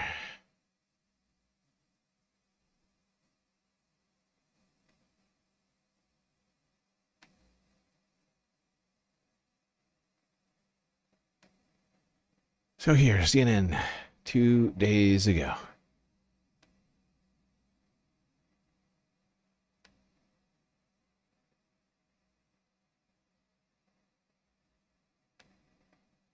Fact is, the government should have been shut down.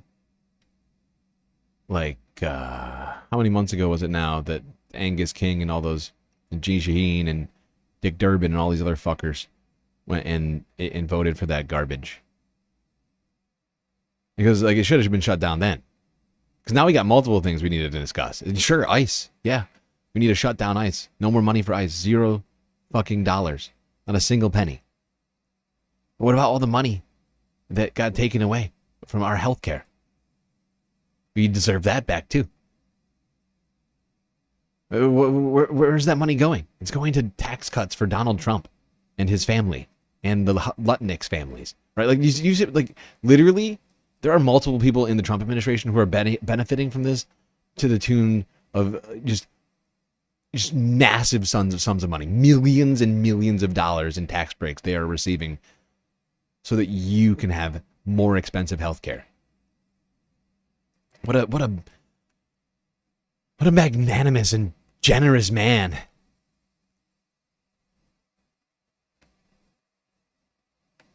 Was it November? I couldn't remember what month it was. It's all just blur now. All right, let's quickly go to this terrible place. CNN Roundtable with Dana Bash and friends.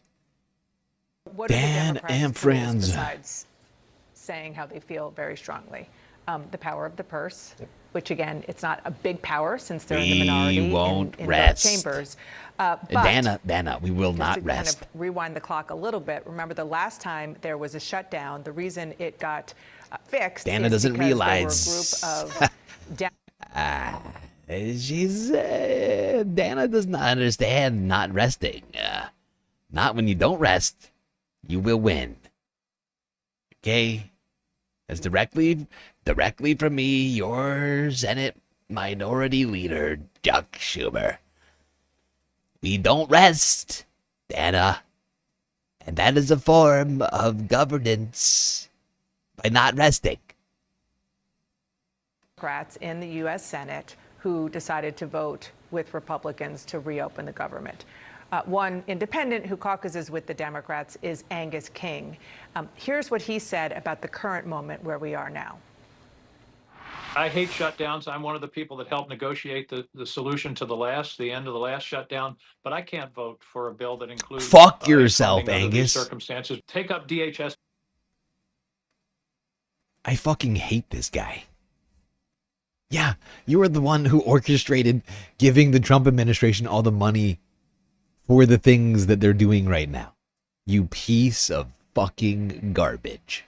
Maine, get rid of this motherfucker. Get rid of this piece of shit. What are you doing up there exactly?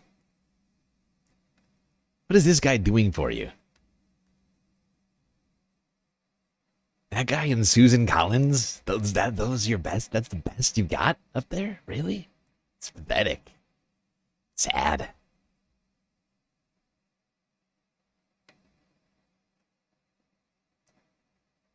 You just got a Tony Robbins ad featuring PBD? Hey. Wow. Running ads on the Galactic News Network. The PBD boys. Are you not value-tained?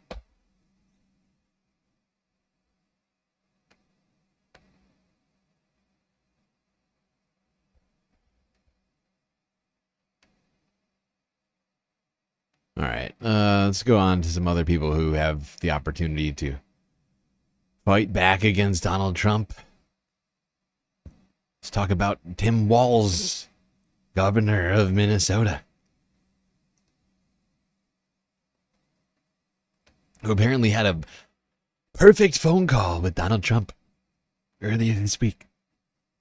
Here is Forbes breaking news from 2 days ago.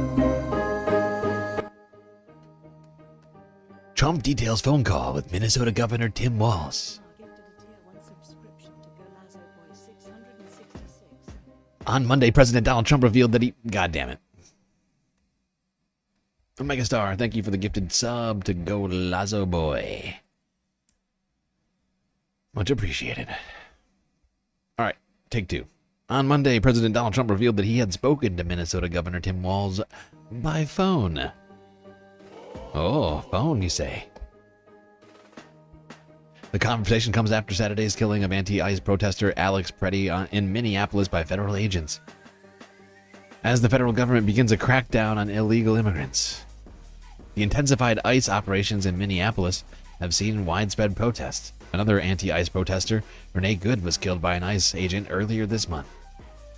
Walz, Minneapolis Mayor Jacob Frey and most Democrat leaders in Minnesota and nationally have demanded Trump withdraw ICE and Border Patrol agents from Minnesota. On his Truth Social platform, Donald Trump said, quote unquote, Governor Tim Walz called me with the request to work together with respect to Minnesota. It was a very good call, and we actually seem to be on a similar wavelength. I told Governor Walz that I would have Tom Homan call him, and that we are looking for and are all criminals that have in their possession. The governor very respectfully understood that, and I will be speaking to him in the future.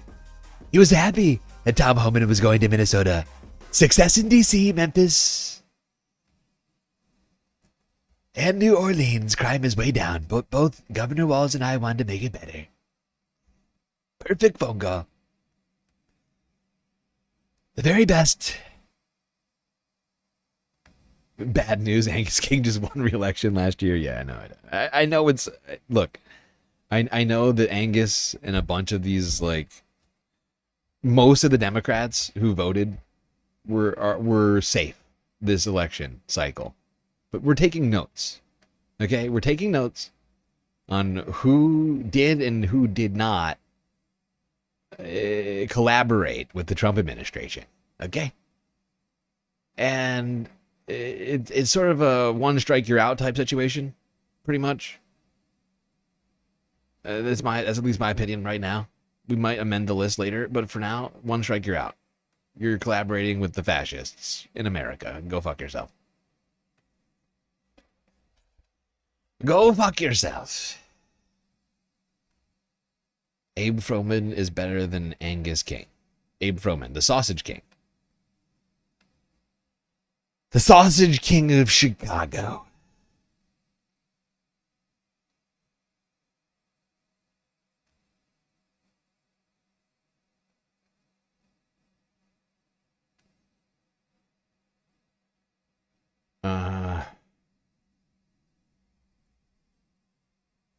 Fuck, I gotta pee.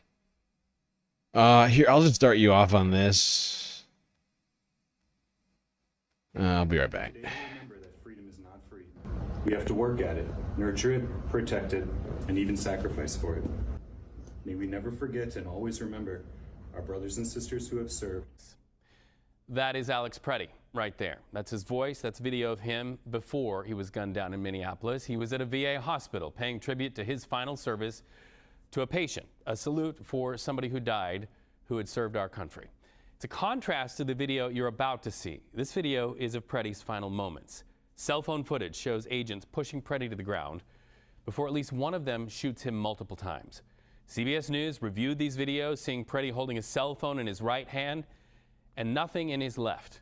Pretti was a registered gun owner, we know that, but he did not have the gun in his hand. An officer had already taken that gun where it was holstered on Pretti's waist, right before another officer pulled the fatal trigger. Shut it down! Shut it down!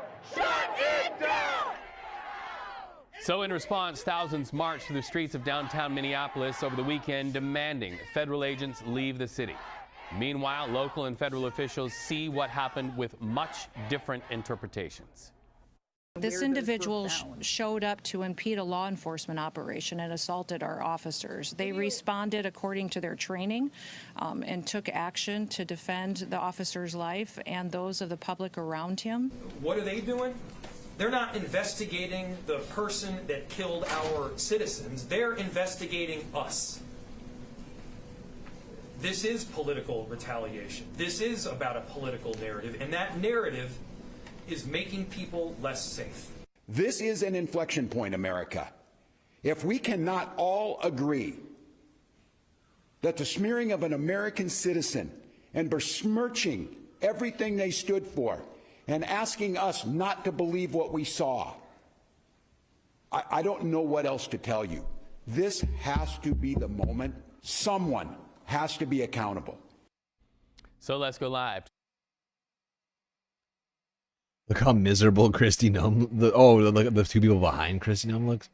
Oh, well, you gotta know. Oh, right. Well, just to be clear. Let's go back here. These people are miserable back here. This is FEMA, the place that Kristi Noem is actively dismantling. These people hate Kristi. She's come into their organization. This was on Saturday. Kristi Noem went to the FEMA center literally as the storm was barreling down on the we talked about this story the other day.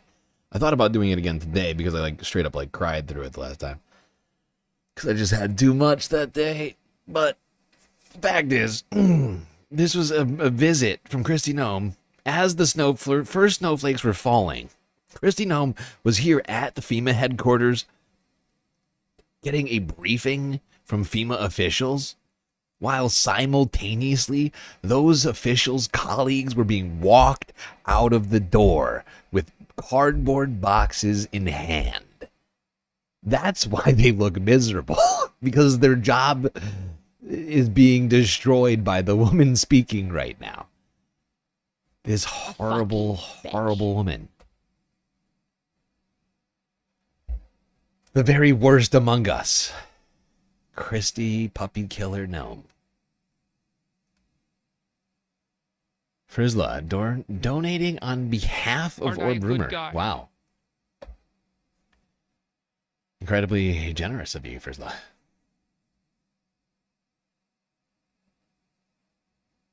She must feed off of negative energy. She's like an energy vampire. Yeah. Yeah, she's just a random governor who never got any further than that, and all of a sudden she's in charge of DHS and doing a terrible job.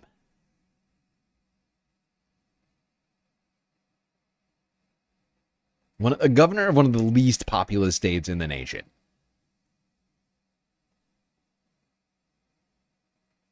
How many times did she run for president, by the way? 2? 3? I never banned out.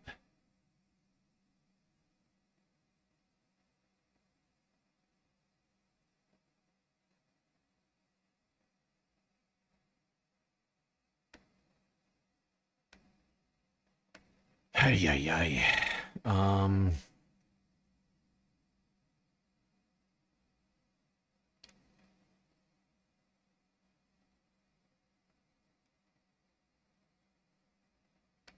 Let's keep talking Tim Walz for a moment here.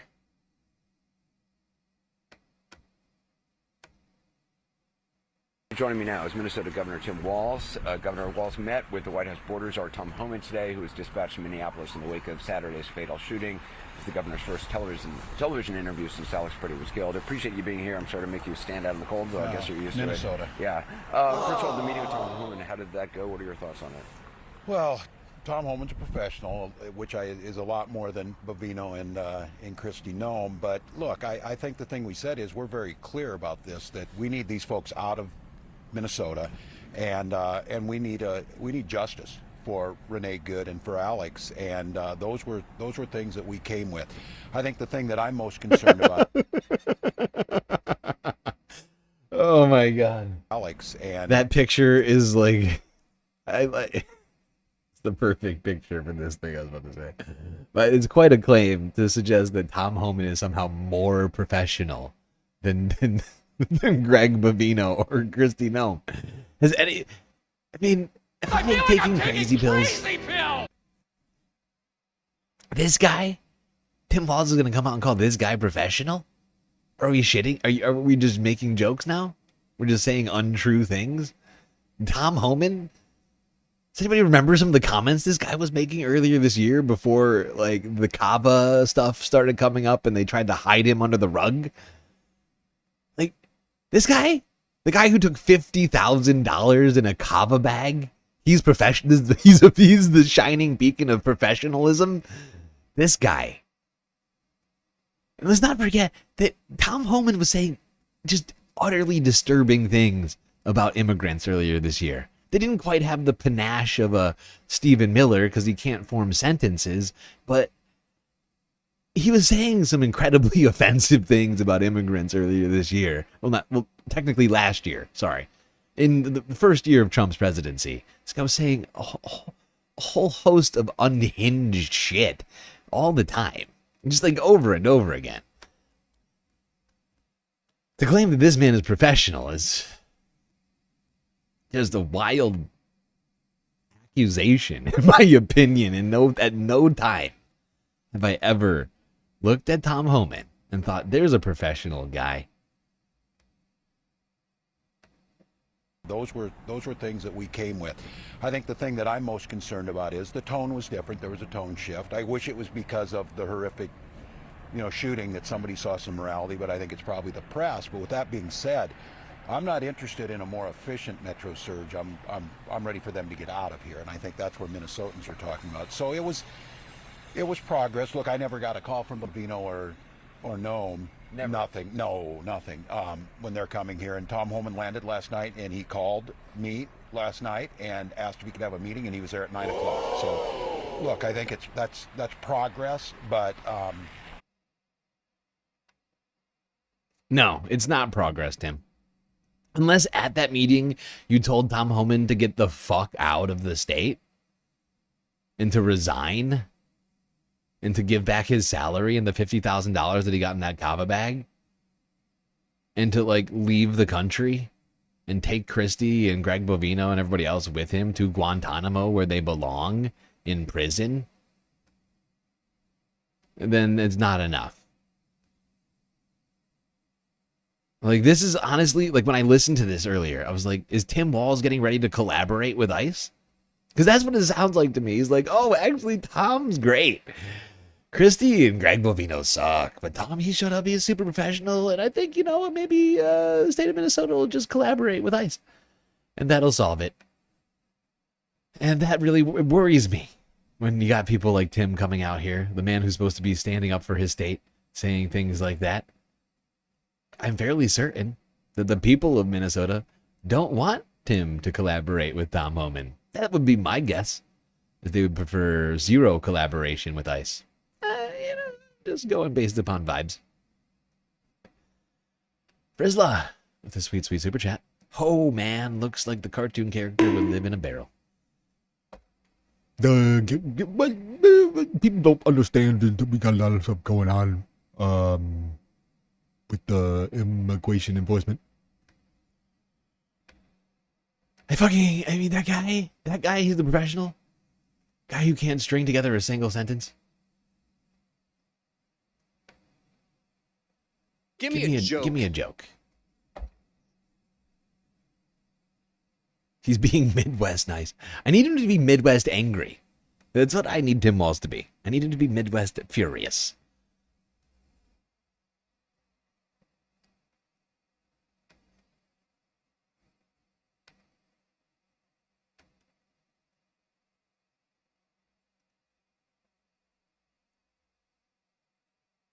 I've got you on 2 devices that have synced so well. Sounds awesome. Hey, okay. Multi-screen experience for Choki. That's what I like to hear.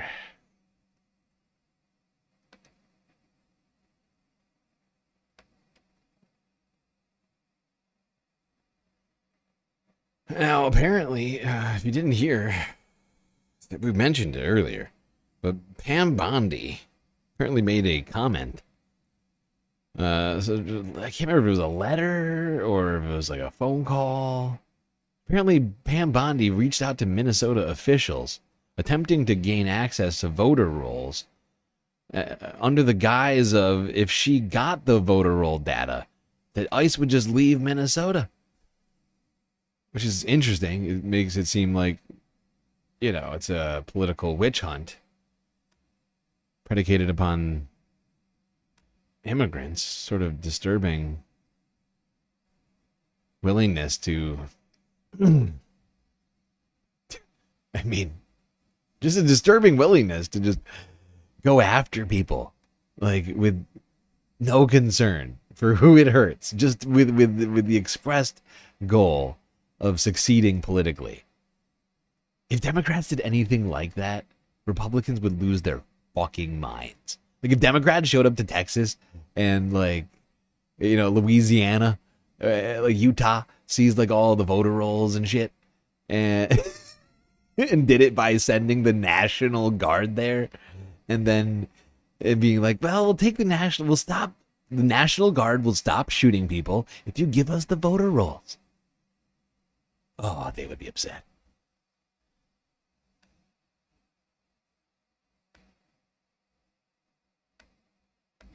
With all the news coming out of Minneapolis, something that hasn't received much attention is demand by Attorney General Pam Bondi for Minnesota's voting rolls. In a letter to Governor Tim Walz, Bondi wrote, in order to return law and order to the state, that Minnesota officials must turn over the personal information of those who cast ballots in the state's elections. One Democratic official in Minnesota called it, quote, an outrageous attempt to coerce Minnesota into giving the federal government private data on millions of U.S. citizens. Yinka Oyatade reports.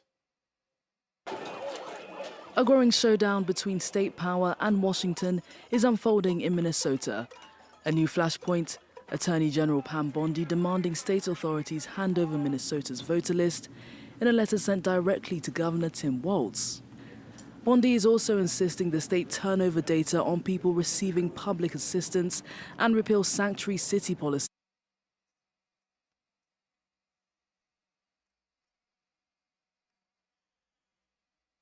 Office of the Attorney General of Washington, D.C., January 24th of 2026. Addressed to Tim Walz, Governor of Minnesota, 130 State Capitol. Governor Walz, the state of Minnesota has refused to enforce the law, and the consequences are heartbreaking. Americans are watching politicians ignore federal immigration law, criminals attack federal law enforcement, and rioters storm church services. I write to urge a change. In December 2025, DHS launched Operation Metro Surge to protect Americans from the dangers present by unchecked illegal immigration. A letter sent directly to Governor Tim Walz, including violent crime and drug trafficking. Since the beginning of this operation, law enforcement has put themselves in harm's way to arrest dangerous criminals, including members of notorious violent gangs, criminal illegal aliens convicted of homicide, drug trafficking, sexual assault against a child, rape with a weapon, and other horrific crimes are now off the streets because of Operation Metro Surge. By the way, every time they go to a new state, they come up with a new operation, like a new operational name for it. You know why they're doing that, right? Because ICE is like, it's effectively, it's an outgrowth of the war on terror. And so they're really just sort of like sticking to the roots, and they're basically just declaring war, state by state, come up with a new name this time, you know? Oh, Metro Surge. Oh, God. Lone Star Wrangler. Whatever the fuck name they come up with next, I don't know. It's all just idiotic. Oh shit, I lost it. I was reading Pam's unhinged letter.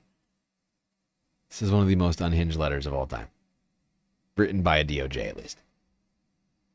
Unfortunately, you and other Minnesota officials have refused to support the men and women risking their lives to protect Americans and uphold the rule of law. Because Minnesota, Minneapolis, and St. Paul have chosen to ignore federal immigration law by enacting sanctuary laws and policies, the federal agents led by U.S. ICE and CBP have operated alone. Oh, God, they're operating alone. Oh, the thousands of ICE and CBP officers in Minnesota, they're all alone. The thousands of ICE and CBP officers that outnumber actual police, like 5 to 1, they're all alone, don't you see? And politicians in your state are not just refusing to help these agents, they're putting federal agents in danger. Minneapolis Mayor Jacob Fry said, ICE, get the fuck out of Minneapolis. We do not want you. Oh, God, that's got to be rough. Oh, it's got to be tough.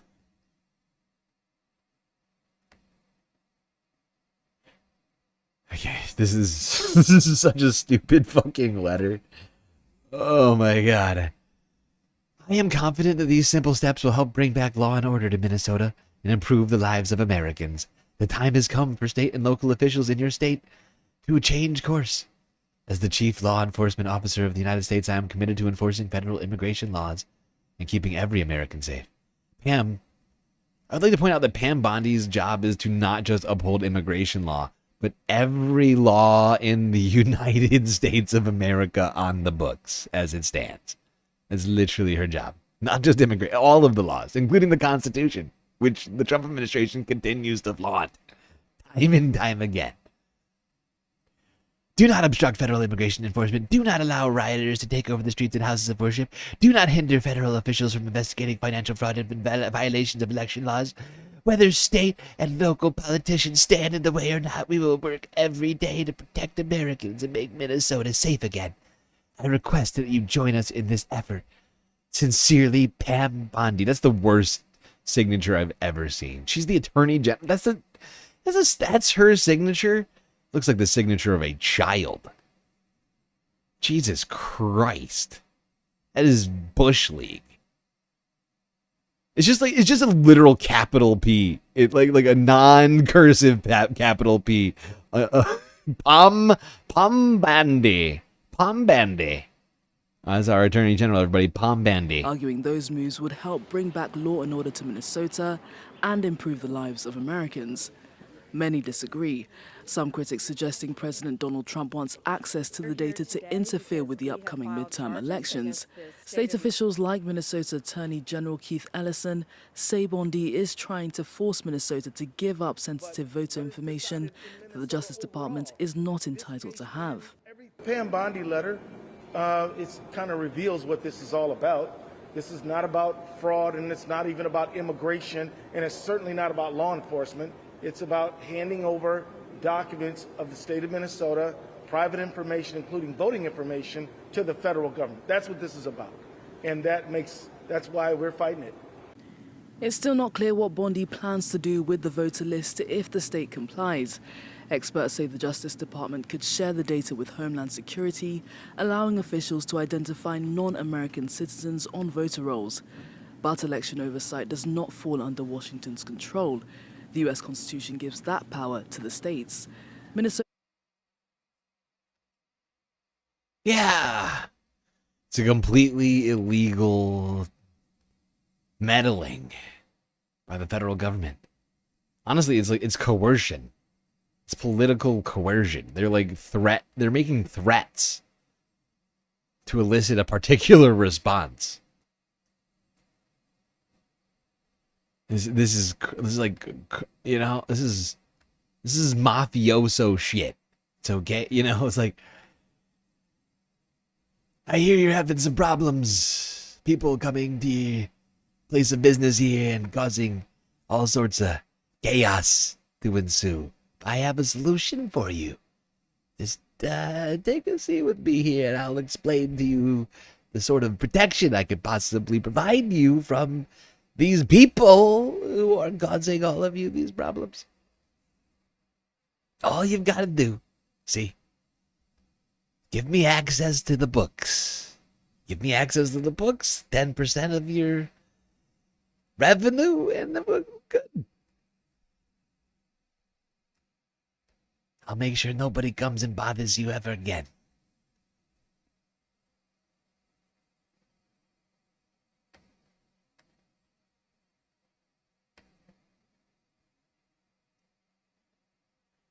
All right, let's talk about how Democrats should be talking about ICE.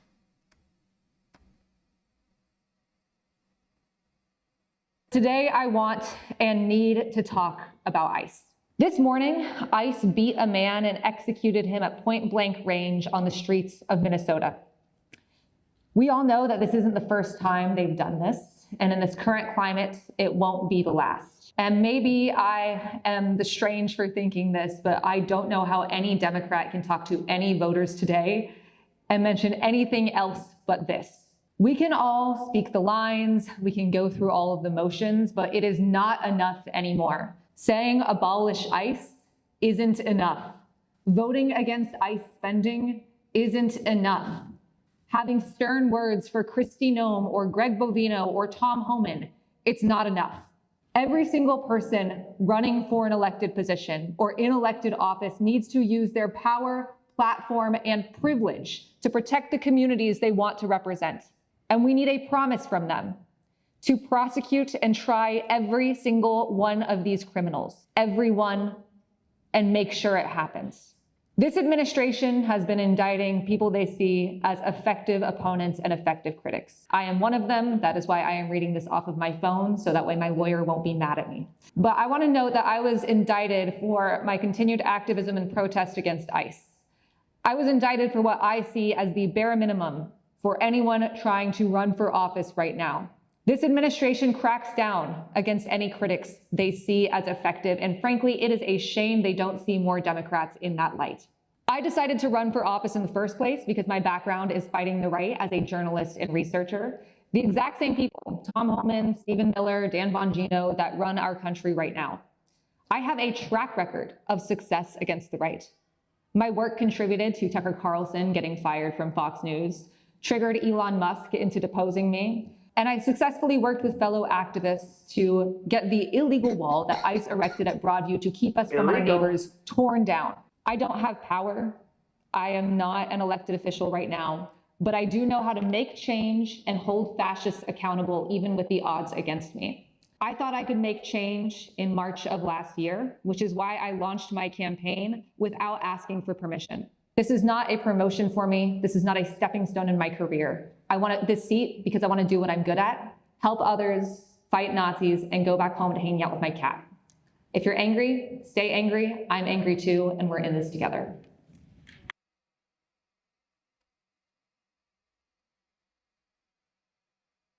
There we go, Cat Abaguzale at a Democratic Party of Evanston, Illinois event. Speaking about how Democrats need to be messaging right now. And I think she was, she was on point.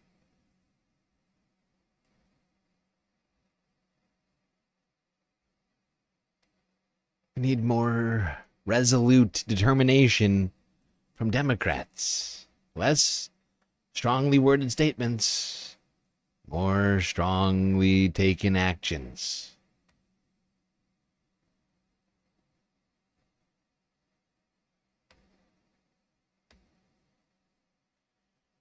All right, let's go. Same topic. This time, Blakely at I Am Blakely of the YouTubes. You may have heard of it.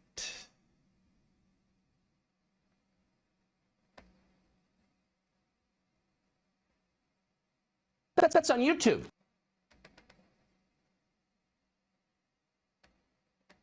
ICE out of Minnesota now, says Chuck Schumer. Hey, Chuck Schumer, I've got great news for you. You're the leader of the Democrats in the Senate, okay? So you know what you can do? You can vote against their funding that is coming over to you now. Don't you just love how they act like they have no power, like they're helpless?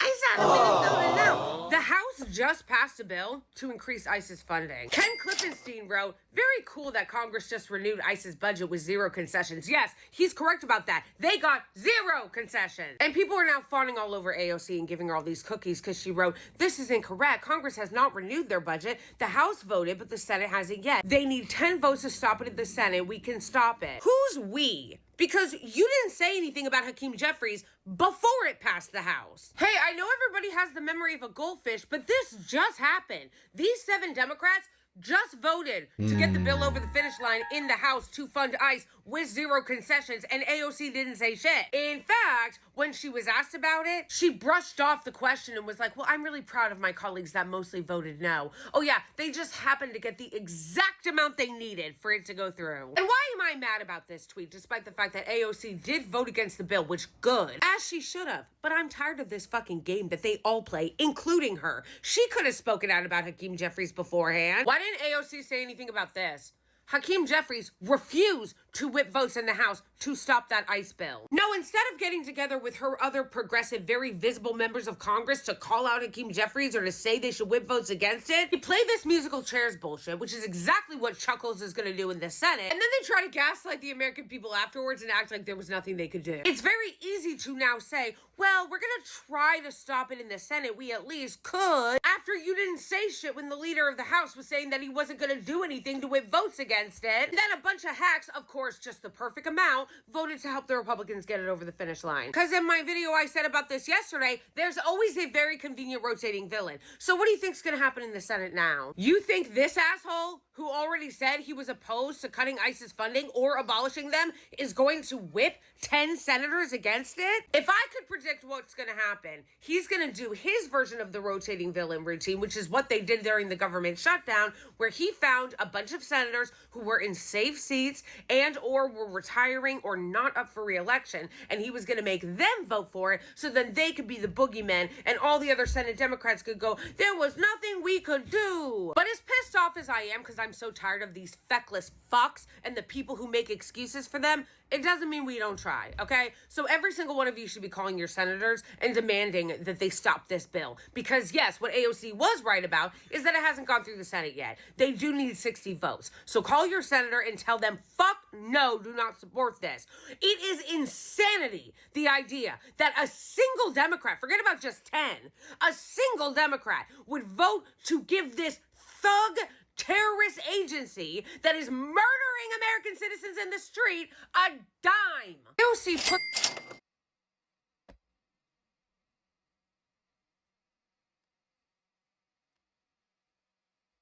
Okay, there we go. Blakely. Over at I Am Blakely. That's on YouTube. The YouTubes. That's on YouTube.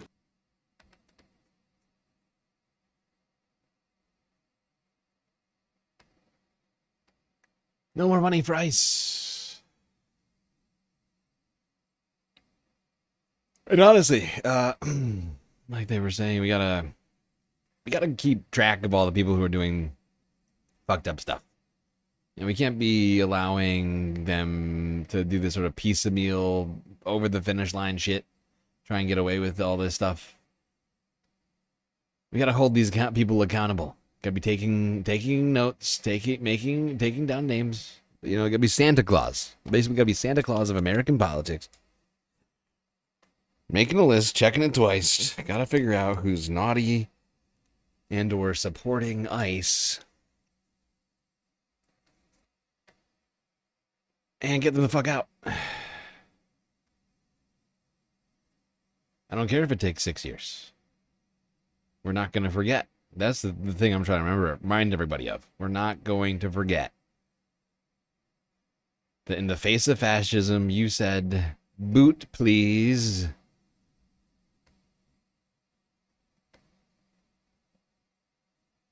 Because they're all going to try and come back and launder themselves. I've seen it. Oh, I've seen it. I've also seen CNN and like all these other people try and like launder all these, you know, Israel lovers who are coming out and saying strongly worded things. It's like, I don't care. I haven't forgotten about your support of Israel. This is my point. We're taking lists. We're making a list. We're checking it twice. It's not just ICE. There's a lot of naughty things people have been doing that aren't related to ICE. And we're not going to forget about those things either.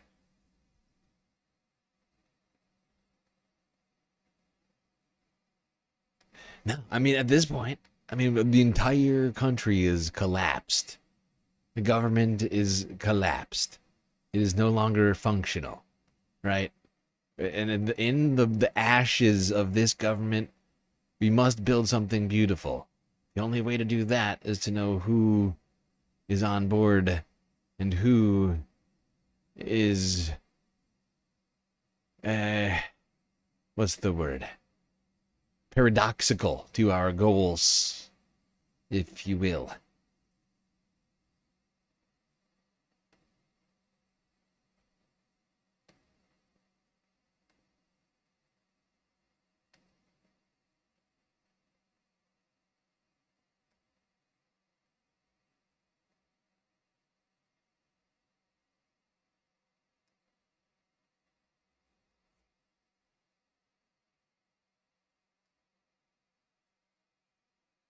All right, let's go now to Caroline Levitt. In the wake of this shooting, Caroline, she was out here fielding questions. Look at her. Biting her lip. She looks like she's handling this well. Doesn't look at all nervous. Okay, Caroline, get in there. Elena, thank you. I had a question. With Homan now going to Minnesota, is Gregory Bovino also going to remain in Minnesota overseeing these ICE operations? Mr. Bovino is a wonderful man, and he's a great professional. He is going to very much continue to lead Customs and Border Patrol throughout and across the country. Mr. Homan will be the main point of contact on the ground in Minneapolis. Wait just a second. We have one more thing. I'm sorry. We got to stay focused on Caroline. Thank you. Caroline's saying a bunch of stuff over here. Continue and let the facts lead in this case. With regards to the deployment of Tom Homan to Minneapolis, should the deployment of Mr. Homan to Minneapolis be seen as a sign that the president is dissatisfied with how the officials on the ground had handled the incident? No. Mr. Homan is doing an exceptional job, and he has been working with Secretary Noem and President Trump over the course of the last year. Secretary Noem still has the utmost confidence and trust of the President of the United States, and she's continuing to oversee the entire Department of Homeland Security and all of the immigration enforcement that's taking place across the whole entire country. Of course, Secretary Noem is also in charge of FEMA, and we are in the wake of a brutal winter storm where hundreds of thousands of Americans have been impacted by that. Yeah, a storm which FEMA was not prepared for because of Kristi Noem's massive incompetence. Jesus Christ. The hell is Caroline talking about? Also, like, I find it rather strange that she said that the replacement of Greg Bovino with Tom Homan was not at all a result of Donald Trump dissatisfaction. So he's so happy that he's replacing Greg Bovino. It's weird. How does that work? He's so satisfied with Greg Bovino's job that he's replacing him with Tom Homan. Okay. Doesn't make a ton of sense. I'm not going to lie. I don't expect a whole lot of logic and sense from Caroline. But this one was very strange. Not sure how I'm supposed to parse that.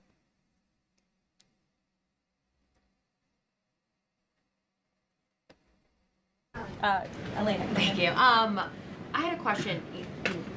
With Homan now going to Minnesota, is Gregory Bovino also going to remain in Minnesota overseeing these ICE operations? Mr. Bovino is a wonderful man, and he's a great professional. He is going to very much continue to lead Customs and Border Patrol throughout and across the country. Mr. Homan will be the main point of contact on the ground in Minneapolis. And to follow up,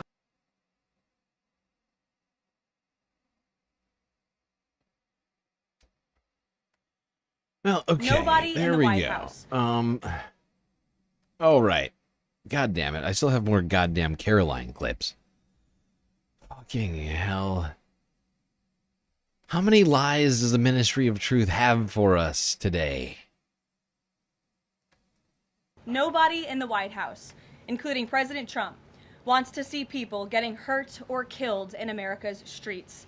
This includes Renee Good, Alex Pretti, the brave men and women of federal law enforcement, and the many Americans who have been victimized at the hands of illegal.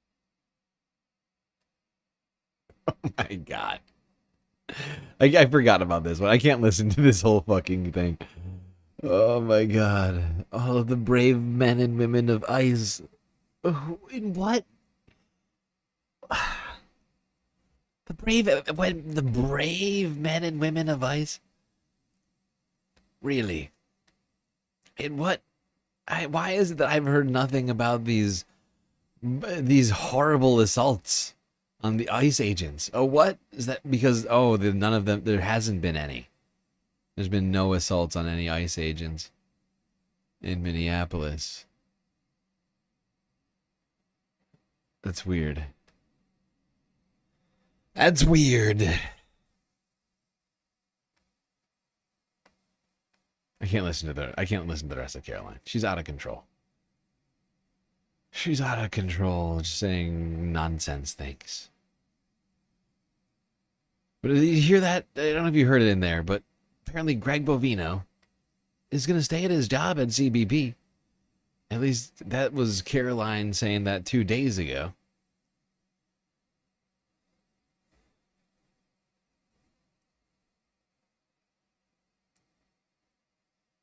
So he's just leaving Minneapolis because he personally upset the people of Minneapolis.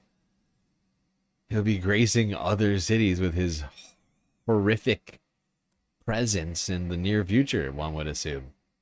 Continuing with his role at CBP.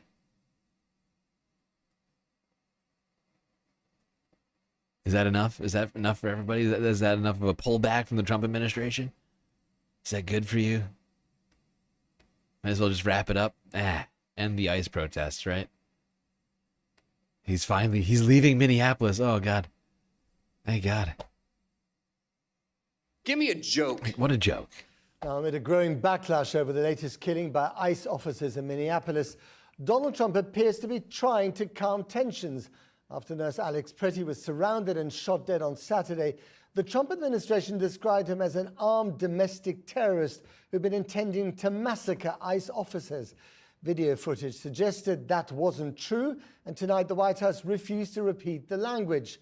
Donald Trump has said he will review everything surrounding the shooting and is sending his border czar Tom Homan to Minneapolis. Our U.S. editor, Anushka Astana, reports from there. This is what they said about Renee Good. This was an act of domestic terrorism. She was trying to ram this guy with her car. This is what we saw. That's fine, dude. I'm not mad at you. This is what they are saying about Alex Pretti. An individual arrived at this scene to inflict maximum damage and to kill law enforcement. The victims are the Border Patrol agents. I'm not blaming the Border Patrol agents. But this is what we see.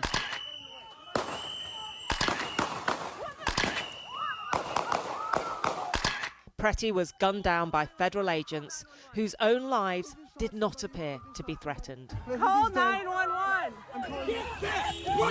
To many, the Trump administration is trying to distort a reality that people can see with their own eyes.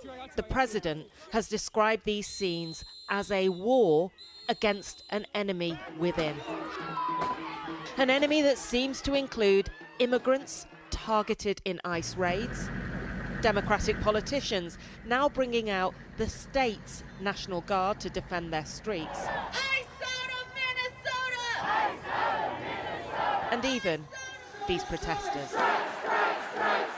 Chillingly, Trump seems to be targeting the states that voted for his political opponents. Blue states, like Minnesota. It's absolutely abhorrent how ICE has been behaving in our city. I'm angry, I'm mad, I'm sad, I'm you know, it's hard to put into words how we're all feeling. It's shock, it's anger, it's just purely stunning. I never truly believed we would see something quite like this in the United States of America.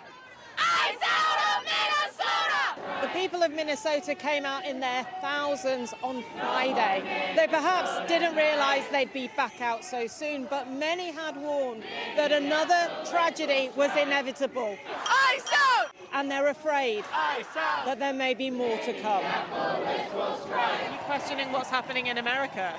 100%. 100%. This schoolteacher talks of emptying classrooms as the children of immigrants study online from home, their families virtually in hiding. You feeling sad? We're enraged. We're sad, but we're so mad. We're so mad. We can't believe this is happening in our city to people that we know, people that are good people. They have friends whose parents have been taken. There are no words. I mean, they're afraid for their lives, they're afraid for their families, they're staying home, they're hiding. But could the killing of intensive care nurse Alex Pretti be a turning point?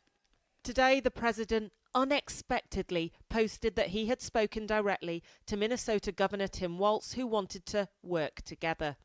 Despite vilifying Walz for weeks, Donald Trump says he now realizes they're on a similar wavelength and is sending his border czar to the state. Does the administration now think it went too far in defending the officers who shot Pretti? There was absolutely no danger to any of these agents.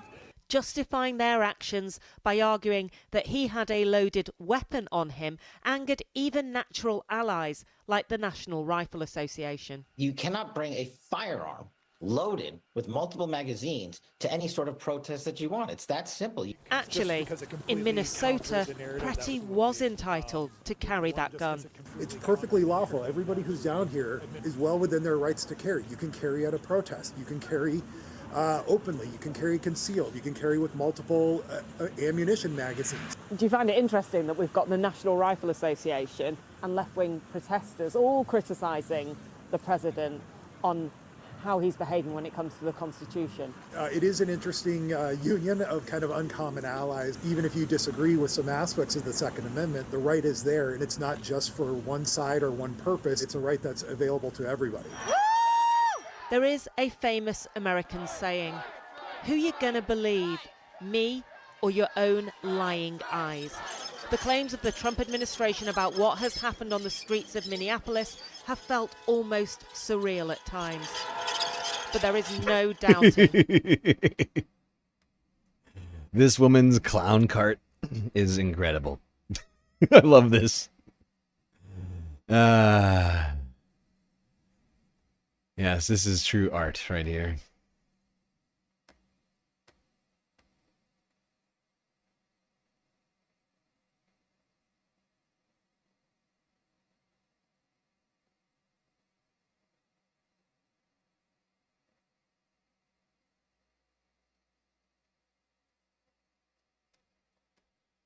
Did you hear about Tim Walz' latest remarks? We were criticizing Tim Walz vehemently over here right now for his...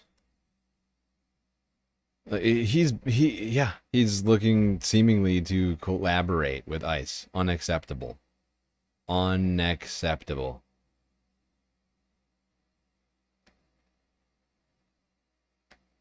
Honestly, I think he's scared.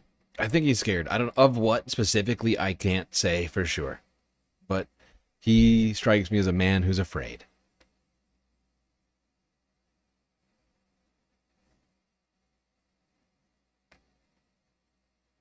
Now, people have been continuing to protest without fear in the streets. This was from yesterday. Of these parasitic billionaires robbing our future and my children's future. I'm sick of them telling us they have immunity. They can kill us in the streets and flee. And we're the ones who have to sit terrorized. No. No, no, no. We're not going to stop until we have justice for Alex Pretti, for Renee Good, until we dismantle the machinery of the entire U.S. military empire around the world. Everyone on the receiving end of U.S. militarized violence, living under the boot of U.S. imperialism. All of our brothers and sisters, we know how these issues connect anymore. They're not going to atomize us. They're not going to isolate us. They're not going to keep us in our silos. We understand. We understand how everything connects. We understand how our brothers and sisters in Palestine, our brothers and sisters in the Congo, our brothers and sisters in Sudan, our brothers and sisters right here in Minneapolis. We're all impacted by this system. They're the enemy. They're the ones terrorizing us. It's not our immigrant neighbors and trans brothers and sisters. We woke up to the truth. They're not going to gaslight us anymore because we see the truth, baby, with wide open eyes. And we're going to organize accordingly. And we're going to... Yeah, I'm right there. I'm right there with them. We have to take this moment to say enough is enough of all of the things that are oppressing us. At this point, we've hit critical mass of the things that are oppressing us. And now it's time for us to start naming each and every one of the things that are actively oppressing us and others vicariously through our tax dollars, and shut it down. Shut it down and turn this country into something that is good for both Americans and for the rest of the world. Anything less is not enough. I don't care what centrist voters think, okay? I don't. I don't care if you're worried about pulling Republicans over in the midterms. Get over it. If Republicans aren't swayed by this, they are feckless, useless fascists who are voting against their own interests, and they're too fucking stupid to see it. I'm not here to water down the future so that a bunch of unintelligent and uninformed morons can feel better about voting for Democrats. That's not what we're here for. That didn't work in 2024, and we're not going to play that game ever again. I don't care what Republicans want. Vote for Republicans, Republicans. I don't care about you. If you like this, keep voting for it. That's your prerogative as an American. It is my prerogative as an American to tell Democrats to not give a single fuck about you.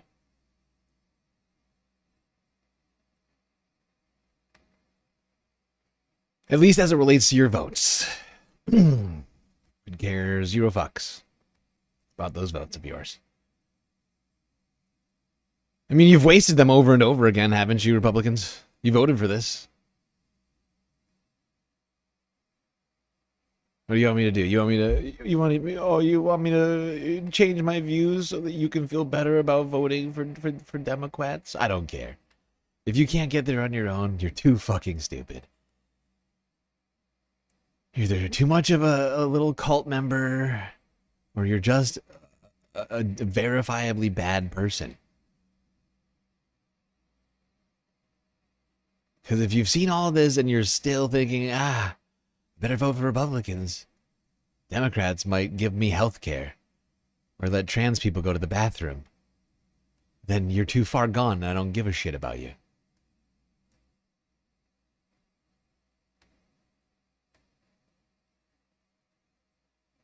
Minnesota, let's be clear. Minnesota, let's be clear. A general strike is what they fear. A general strike is what they fear. Minnesota, let's be clear. Minnesota, let's be clear. A general strike is what they fear. A general strike is what they fear. Minnesota, let's be clear.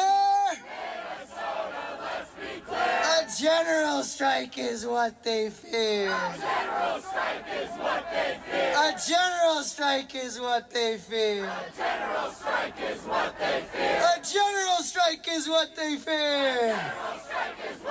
And we're going to expand it, folks. We shut it down Friday, and we're shutting it down this Friday. Isn't that right, Minnesota? Now, the thing is, we've had thousands and hundreds of thousands of people out in these streets all across the week, but guess what? There's more than 100,000 people in Minnesota, isn't that right?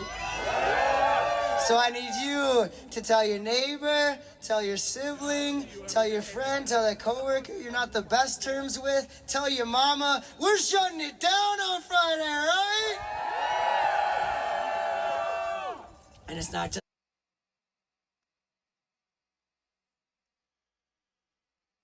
People gotta keep fighting on this, and honestly, he is right. The capitalist class and the powerful are afraid of a general strike. That's why they've made legislation to try and prevent general strikes. But the fact is, at this point, what else? I mean, what are we to do aside from to withhold our labor? To withhold our support until we get what we want. Democrats have been ignoring our desires since the last election and before that. But I mean, this is the most recent. But it's time and time again through the Trump presidency, and it's time to shut it down. It's time to shut it. And if they're too feckless, too useless to to take action themselves, then we have to force them into the action, or to take action that is equally powerful.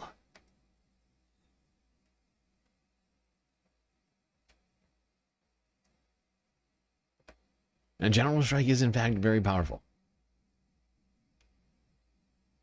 It really is.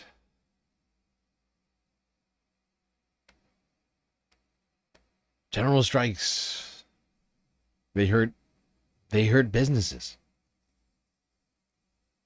They hurt businesses, and businesses.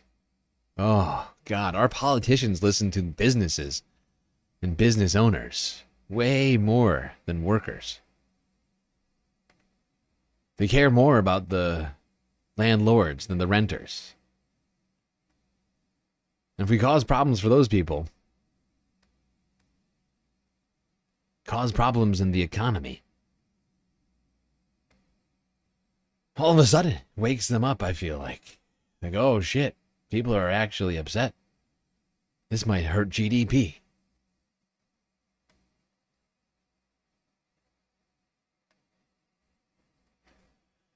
All right, we're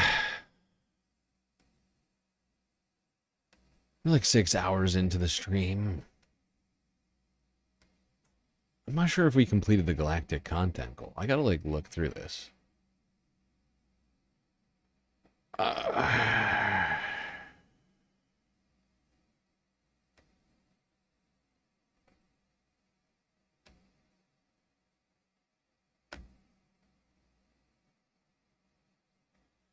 Let me look.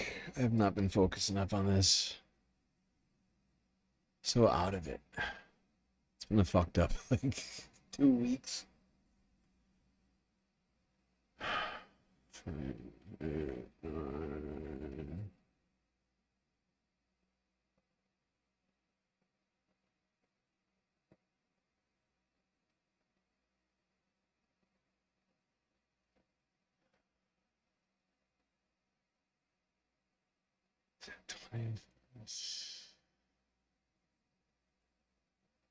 I think we did it.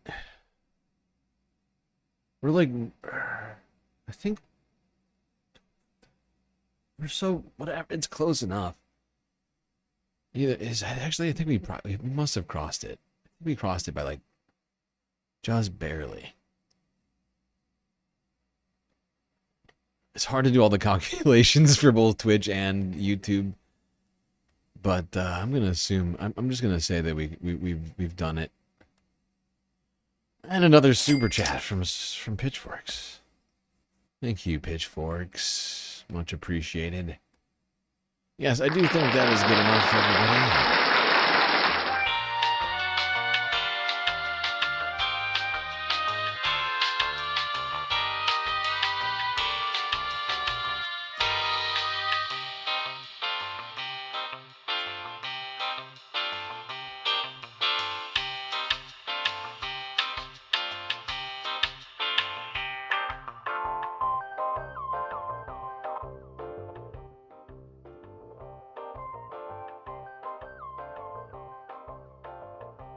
All right, everybody.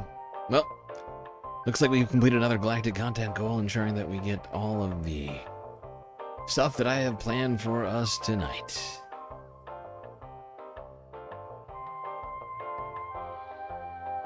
So take a moment, bask in the glory. Take it all in.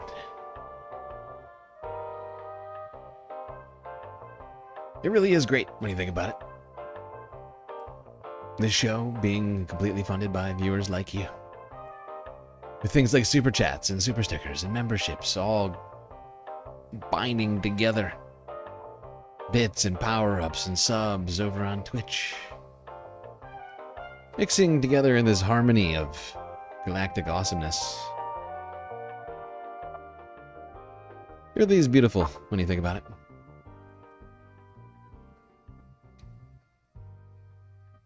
Check my throne. Okay. Okay, I'll check my throne. Okay, give me a second. My phone's over there. That's not helpful.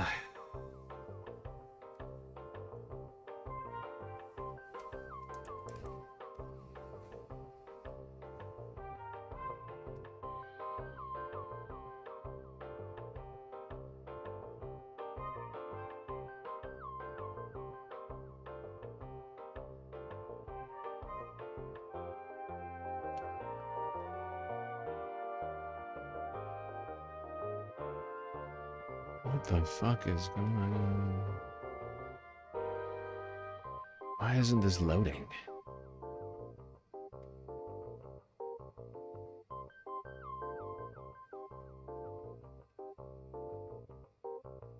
What happened here?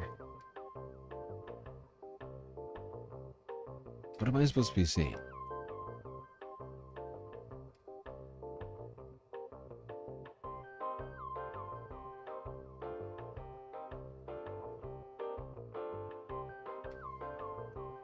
Why isn't the crowdfund open right now? Why is that not showing?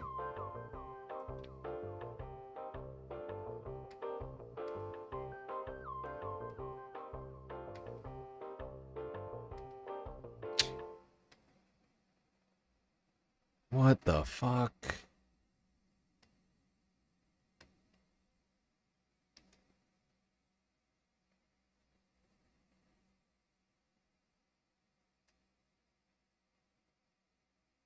Shut up.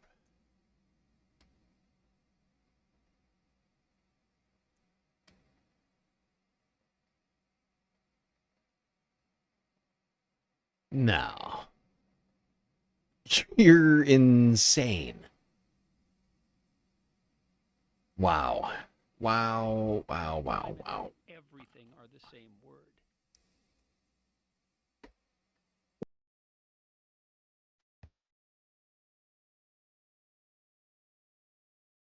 Social Butterfly with another super chat over on YouTube. Have another anyway, GSL. Appreciate the coverage. Well, thank you. And appreciate you.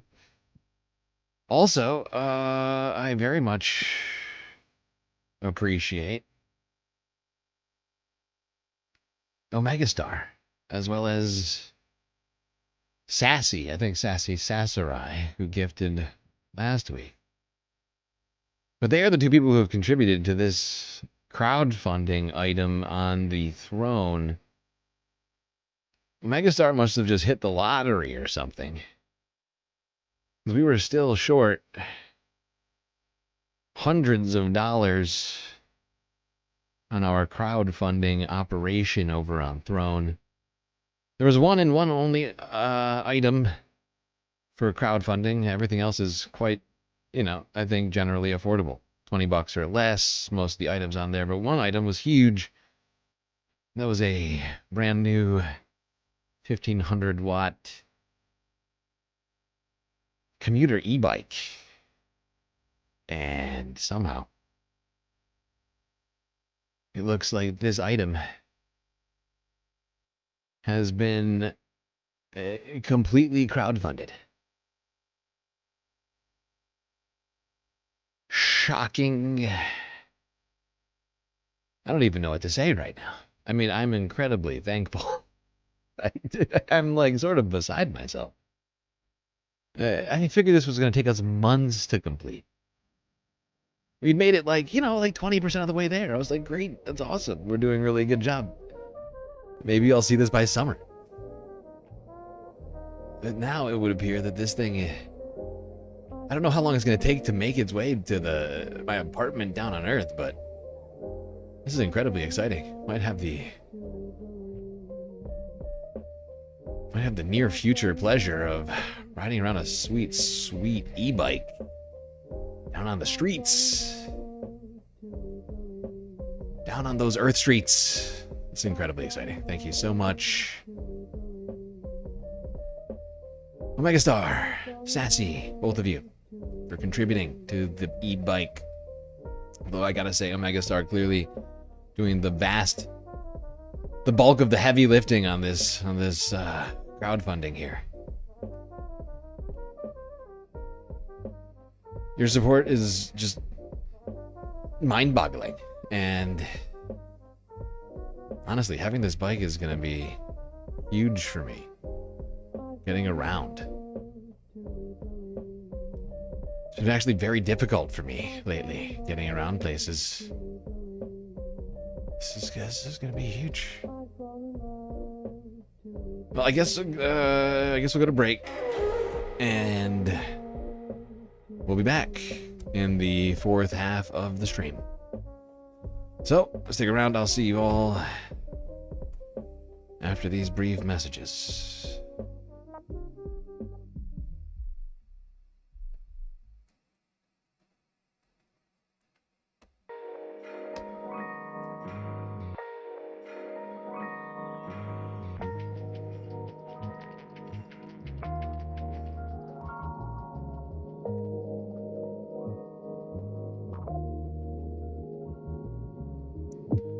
Okay.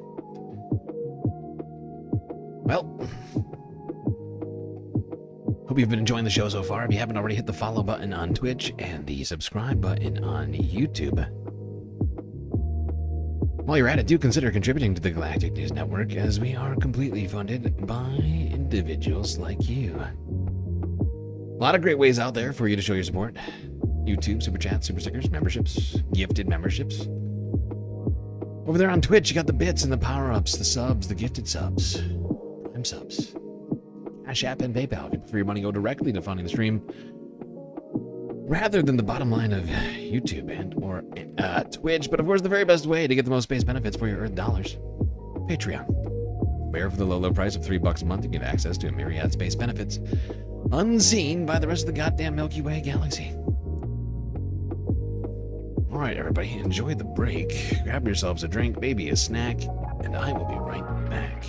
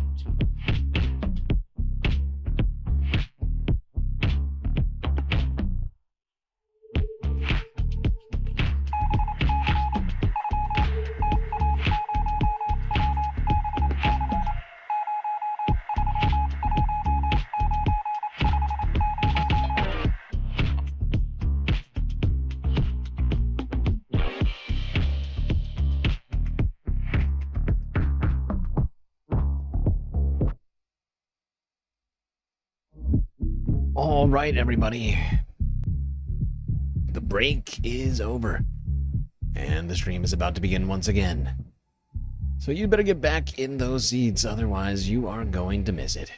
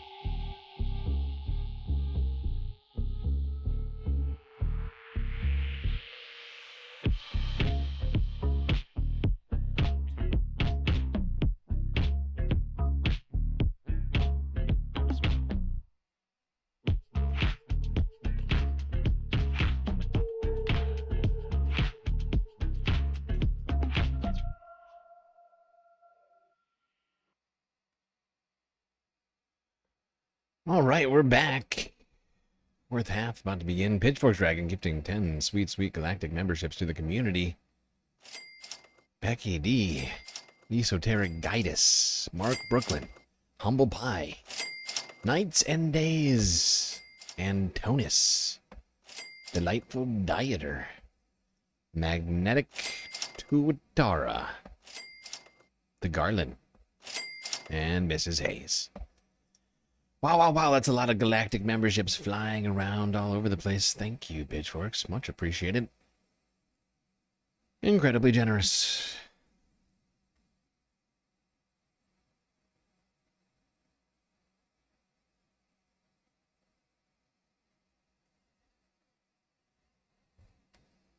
Okay.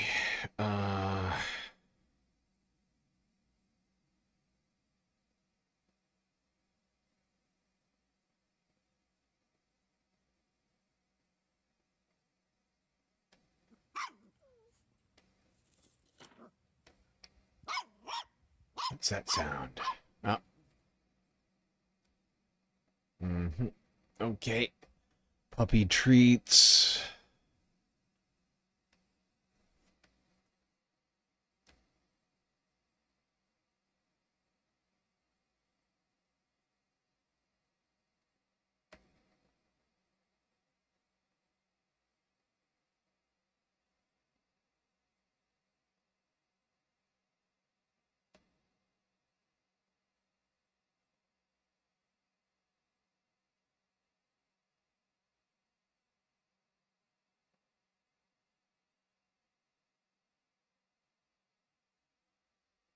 Okay, now people have been continuing to protest day in, day out against the actions of this lawless administration. Let's go to WCCO Minnesota from Monday. Okay. I'm fine. I didn't breathe anything. I'm just angry. I'm 7 years old. Get angry. The raw emotion of that man from Minnesota touched a nerve with many. Photojournalist Nick Luneman and Aaron Hasanzadeh found him today at his bookstore. Hello, Dreamhaven Books. Can I help you? Most days at Dreamhaven Books and Comics sound like this. Ha! No peanuts spilled. Boxes to fill, orders to sort, and a phone that hardly rings. Careful, peanuts. Oh, you're welcome. But today, I'm afraid our website's down at the moment because there's been so much activity. 69-year-old Greg Ketter and his staff are being flooded with orders on a scale he has never seen. We got Patton Oswald and Canadians here. It's been insane. I never pictured anything like this. It's gone truly global. Greg will tell you he didn't do anything special. People have been amazingly kind and they just want to help. Others disagree. Thank you. Okay, bye-bye now. Take care. Wow. Oh, just a woman from Memphis. This all started when he heard about the killing of Alex Pretti, just minutes away from his store. Stop! This is personal, being right here in Minneapolis. I mean, this is the U.S. government attacking its own people, and that's what just got to me. With temperatures in the negatives, air filled with tear gas, Greg says he stood up for his community. I was just doing what I felt was necessary, was right. There are other people who have done a lot more. Like the covers of his comics, I'll say I wasn't even running, I just walked. Greg was caught with his own superhero moment. When I saw the photo of Greg running through the tear gas and looked into who he was in the community, I told Rachel we have to come and support him. Maybe drawing a little inspiration. He's a hero to me. Like, he's so brave. From these pages. Oh, they'd absolutely be on my side. Truth, justice, and the American way. And he'd be absolutely appalled at this sort of American way. In Minneapolis, with photojournalist Nick Luneman, Erin Hassanzadeh, WCCO News. The internet found an old online fundraiser from 2020 for Greg's store, and money has poured in. Greg says he is giving that money to food shelters and other people in need. Jesus Christ. What a guy. People try and give him money. He's like, actually, I'm going to give it to somebody else. Aren't I a good guy? There's a true hero, a great American patriot right there.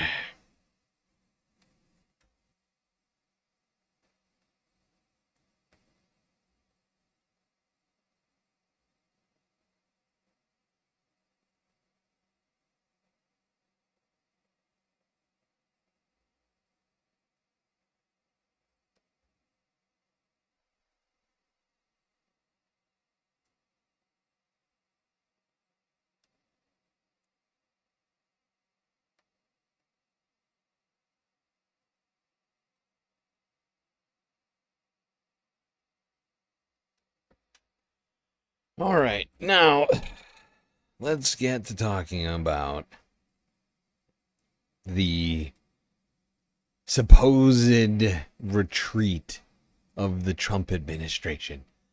It's all anybody's been talking about for the last 24 hours. Oh, is the Trump administration retreating? Oh, the rhetoric has changed. Maybe they've seen the error in their ways. The Trump administration is changing who's in charge of the ongoing immigration crackdown. So is this a sign that the president is backing down? Today, Border Patrol Commander-at-Large Greg Bovino, he's seen here in this archive video throwing a gas canister at protesters last week. He's going to be leaving town. He's expected to take some of the 3,000 federal agents in the city along with him. The White House says border czar Tom Homan will take over the operation. For protesters on the ground, Bovino's exit is only a first step. Good riddance. Couldn't have came sooner. And but I mean, that doesn't mean everything stops, right? We can't take back what happened before, but we're still living in trauma from Renee and countless other people, right? But now we have this, that he came to our community and caused all this damage. It doesn't just go away because he leaves, and then who comes next and what happens next? Exactly. That's what I've been saying. It's like, okay, so Greg Bovino's out and Tom Homan's in? How's that better? They're just hoping that people are less angry at Tom Homan and they'll stop protesting. I mean, they're hoping that switching, like doing a quick tag out, you know? Like in the middle of a fight, like, oh, tag me out, tag me out. I'm getting brutalized by the crowd right now. That's literally what's happening.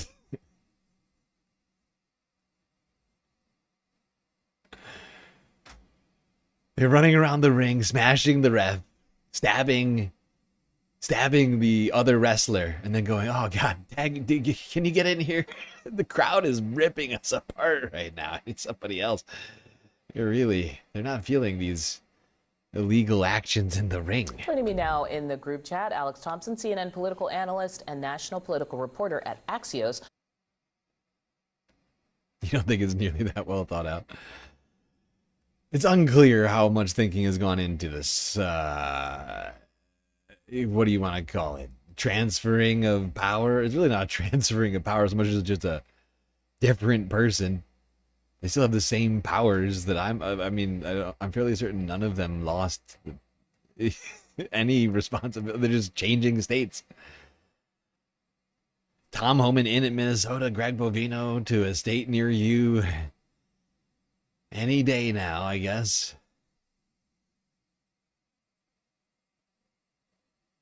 And it's not like they're removing ICE from Minnesota. They're removing like a few agents and Greg Bovino. And the rest of them are staying there. A force that is still greatly outnumbering the actual police force on the ground.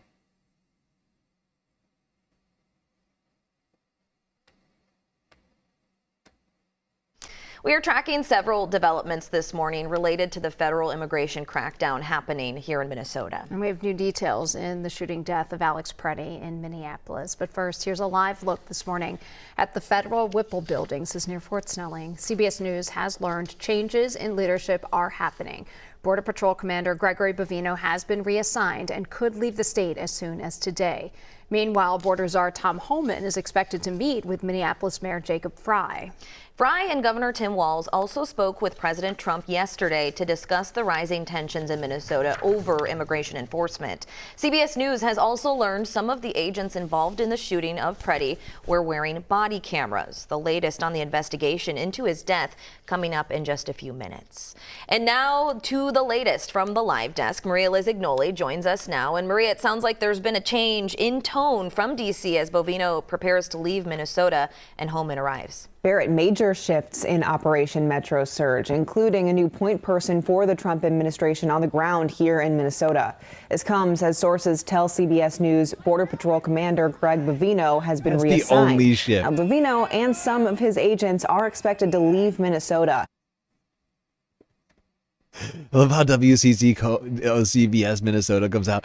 Major shifts. The only one that we can think of right now or name is that Greg Bovino is leaving. That's not major shifts. That's one small shift from one man to the next. It's not a major. It's not major shifts when one thing happens. I'd like to point that out in case CBS Minnesota forgot how words work. Just as Border Czar Tom Homan arrives in the Twin Cities. We know the president said yesterday that Homan was on his way, but we have not confirmed if he's on the ground here yet. Homan, with decades of experience in immigration enforcement, served with the Obama administration. President Trump says Homan will report directly to him. Border Czar Homan is in a unique position to drop everything and go to Minnesota to continue having these productive conversations with.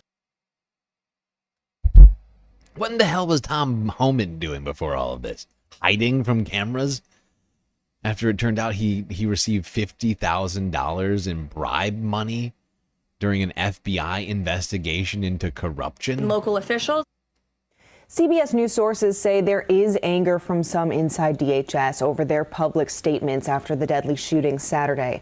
They've not said publicly what led to Bovino's change in assignment at this time. Barrett. Okay, thanks, Maria. And new this morning, CBS News also confirms DHS Secretary Kristi Noem is facing internal scrutiny in the aftermath of the shooting of Alex Pretti. Multiple sources familiar with the matter told CBS News this, but Noem is expected to keep her job. Sources said Noem was at the White House yesterday and faced questions about her department's handling of the shooting and its response.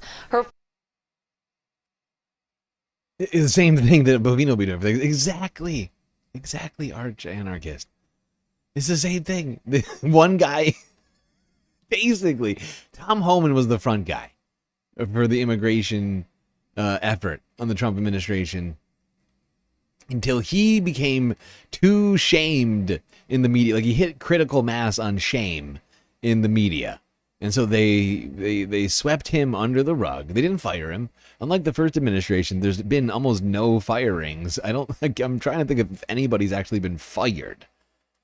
I think the closest thing to it would be what's her fucking name? Stupid. What is that? terrible. Lee Stefanik.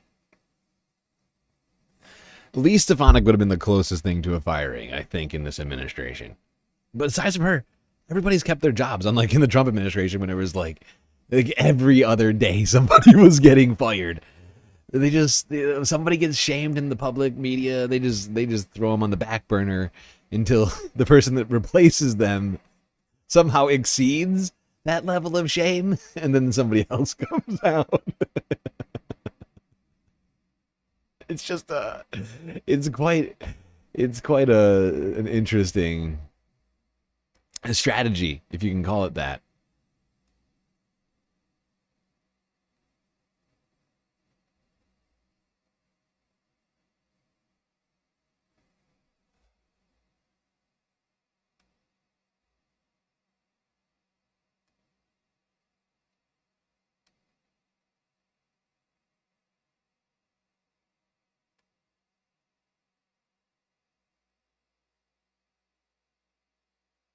Well, what just happened?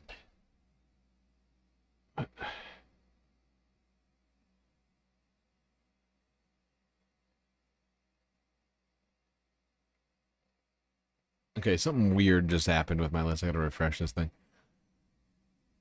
Sorry, everybody. My browser is doing weird things.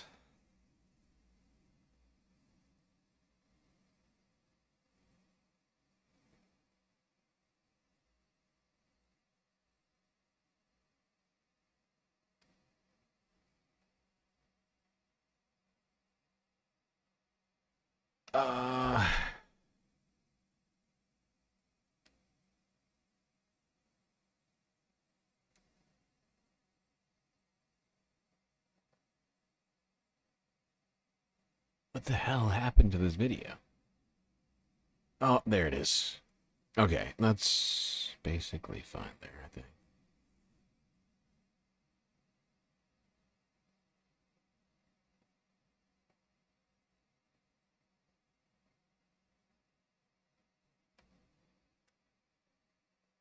I'm gonna skip this one, go straight to this one. Sorry, I'm just moving super freaking slow tonight, people. We're like, I can't believe how slow I've been moving. But it's bad. I just have so many videos to cover tonight.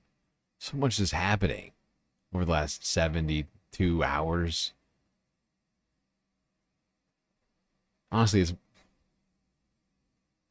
just insane how much stuff I have to keep up with right now. So much happening. Every second I turn away, 10 things happen. Now,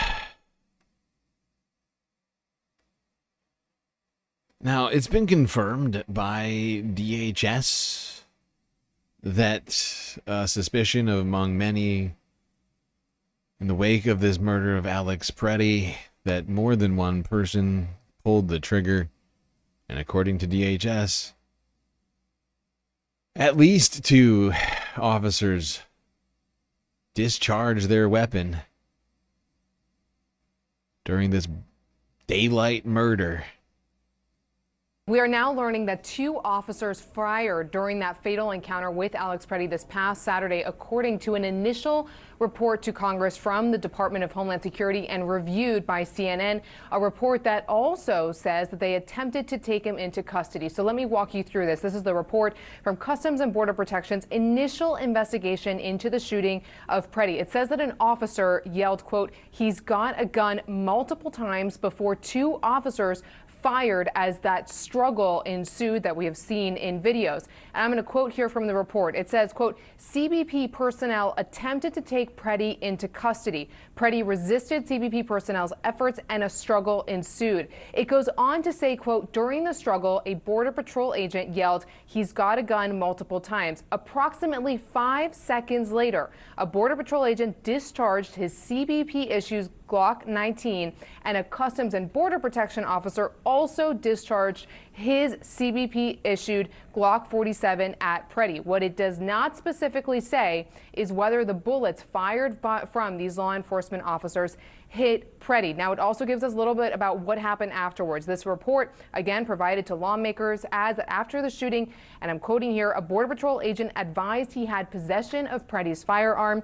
The BPA subsequently cleared and secured that firearm in his vehicle. Goes on to say that the personnel, quote, cut Pretti's clothing and provided medical aid to him by placing chest seals on his wounds. Now, of course, Jake, as you know, there would be an internal review, and we're getting some of it within the Customs and Border Protection Agency. Those were the officers involved in this shooting. The Department of Homeland Security is leading the investigation, the FBI in a supportive role, but we are now learning new details in this initial report from the Department of Homeland Security that went to Congress. But of course, this is still an ongoing investigation. Jake? CNN is also now learning that about a week before his death, Pretti suffered a broken rib when a group of federal officers tackled him while he was protesting their attempt to detain other individuals. CNN's Priscilla Alvarez has the breaking details on this. Yeah, if you didn't hear, apparently Alex Pretti was brutalized by agents once before. And yet he somehow managed to maintain his calm throughout all of it and was still murdered.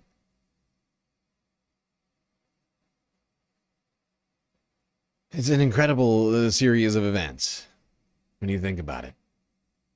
Especially the fact that this guy did not give up after being brutally assaulted already once by ICE agents. Refused to stop doing his civic duty, protecting his community from a lawless federal agency using draconian methods of supposed law enforcement.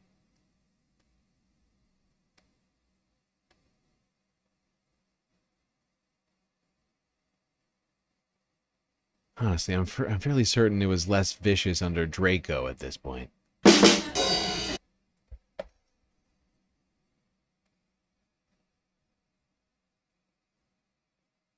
If anybody's wondering what I mean by that, Draco, the term draconian comes from former Roman Emperor Draco, if I recall correctly, and he was known for being quite brutal in his repression of people.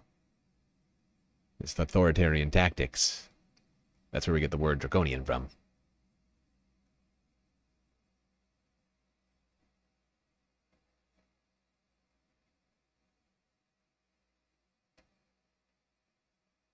Oh, God.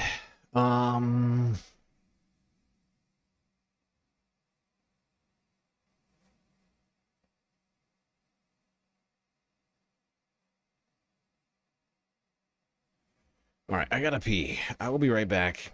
I'm gonna stay on this topic of Donald Trump and the tone of the Trump administration.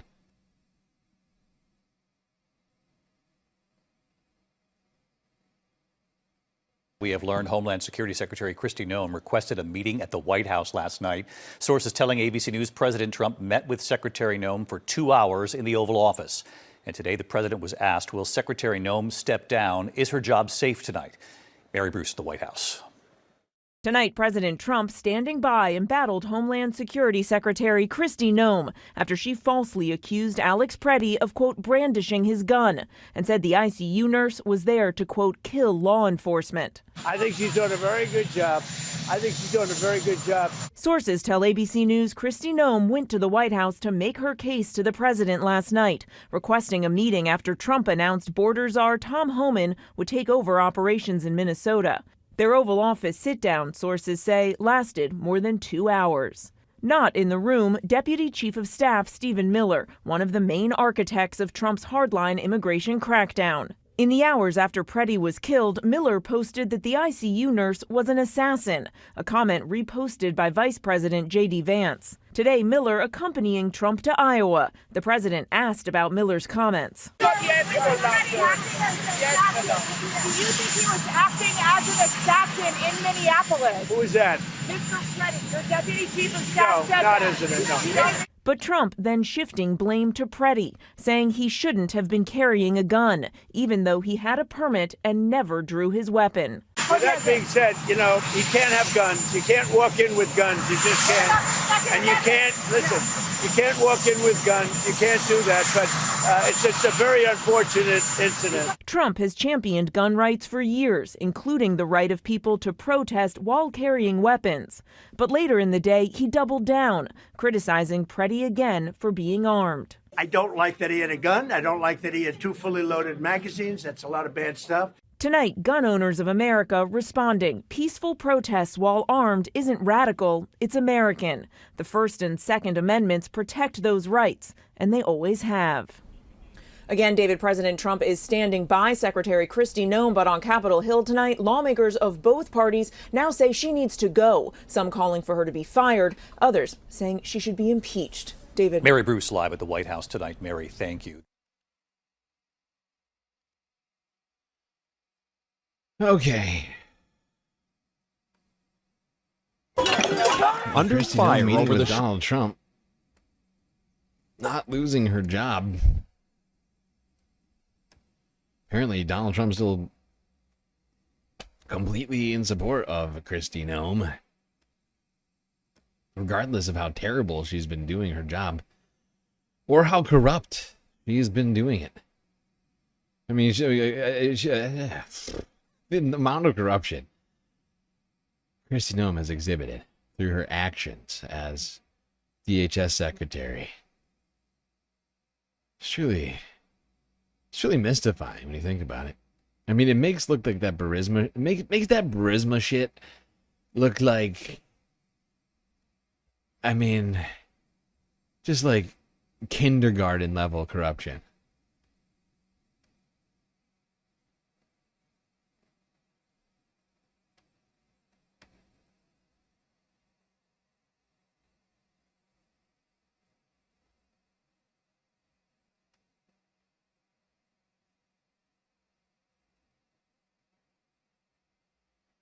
All right, let's go to some of the reactions of communities outside of Minneapolis. Starting here.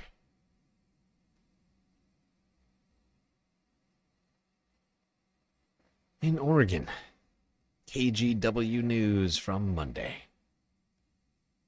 Republicans, including the Texas governor, call for ICE to recalibrate its mission. Democratic senators in Capitol Hill say they will force a partial government shutdown if immigration agents are not given new guardrails. Alma McCarty's here. Alma, this all has to do with funding for Homeland Security, which runs out at the end of this week. Yeah, David, the Homeland Security funding, that is part of a larger bipartisan package. In order to pass, 60 senators need to be on board, meaning at least some Democrats need to approve it. But since this weekend, many have vowed not to if DHS funding is on the table. Amid growing protests nationwide, growing pressure to remove a $64 billion Department of Homeland Security funding bill from a broader package. Senators in Oregon and Washington pledging not to fund DHS or ICE after a federal agent killed 37-year-old Alex Pretti in Minneapolis Saturday. Here's Senator Ron Wyden. What happened in Minneapolis shows once again Donald Trump's agents are out of control. The Senate must not continue to vote for this any longer. Senator Patty Murray, a top Democrat on the Appropriations Committee who played a key role in negotiating the funding package, wrote on social media this weekend that she will not support the DHS bill as it stands, saying it needs to be split off from the larger funding package before the Senate. Republicans must work with us to do that. Bill is passed without objection. A motion to reconsider is laid on the table. Last week, the House approved the package, including DHS funding. One Republican voted in opposition, while 7 Democrats, including Washington Congresswoman Marie Gluesenkamp-Perez, broke with their party to support it. While she said DHS is extremely important to my community and could not in good conscience vote to shut it down, the representative called the She couldn't vote in good conscience to shut down DHS? Go fuck yourself. What? What kind of fucking answer is that, garbage? In good conscience, I can't shut down DHS because what? What purpose does DHS provide? What does DHS provide this region? Gestapo? The valued Gestapo people? A completely broken FEMA? What exactly was ailing her fucking conscience?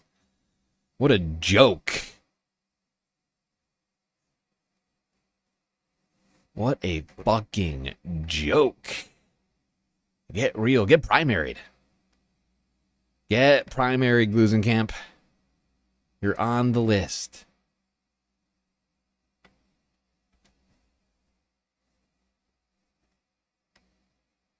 Great job, you made it on the list. And what's great about that is you're up for election this year. So enjoy that.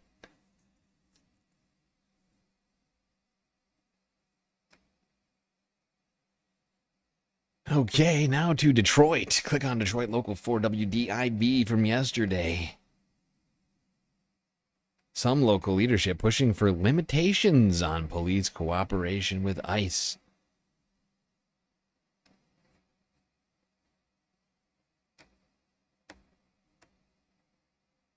Mayor Michael Taylor is sharply criticizing the White House's immigration crackdown, accusing ICE agents of terrorizing communities. And he's also calling for changes in how city police work with federal authorities and handle traffic stops involving undocumented immigrants. But not all city council members are on board with those proposals.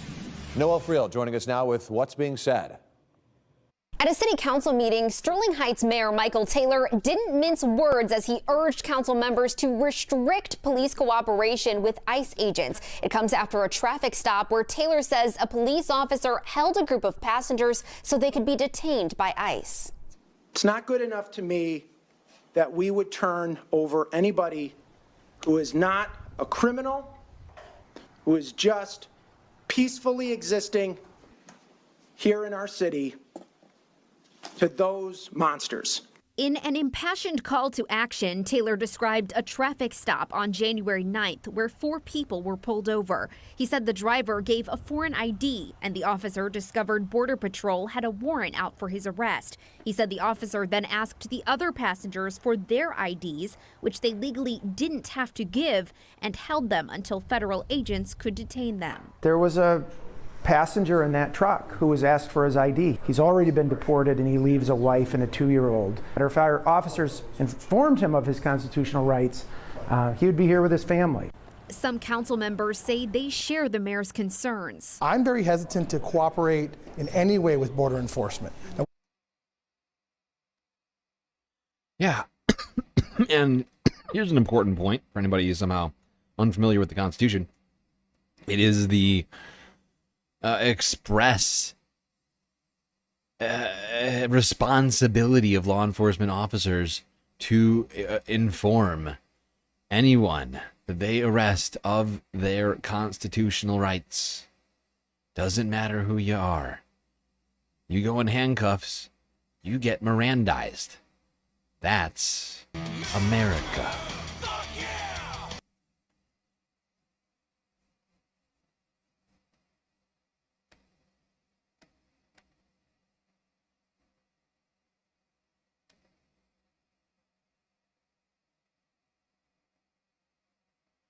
All right, from Detroit to Buffalo, WKBW from yesterday, Cheektowaga residents packed town hall to debate ICE cooperation policies.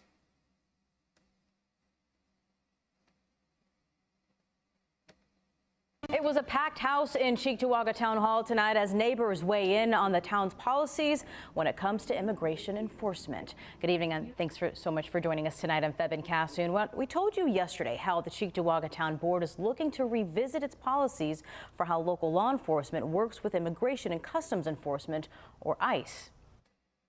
Our department is tasked with enforcing laws at the state and local level. We're not federal immigration enforcement. Now, that was Cheektowaga Town Supervisor Brian Nowak. He says the town's current policy is in line with state law, but community members are sharing concerns and calls for change. I went to tonight's board meeting where neighbors voiced their thoughts. I don't want to turn on the news and see one of my friends or neighbors become another statistic. A hot button issue that has the Cheektowaga Town Board meetings flooded with residents voicing their take on Immigration and Customs Enforcement, working with Cheektowaga Police. What are we doing and what are we going to do? Because I don't want to come back next month and have the same conversation. Enough is enough. Mayor Ryan has done the right thing. He has signed an executive order banning Buffalo Police from working with these domestic terrorists. Why have we not done this yet? Many residents reiterated they do not want this pattern to play out in the town of Cheektowaga like it has in Minneapolis. We cannot cooperate with people who are literally gunning people down in the street. Yes, indeed. People making their voices heard across the nation, telling their local elected officials they want nothing to do with ICE and that their tax dollars should not go to collaborating with the fucking Gestapo.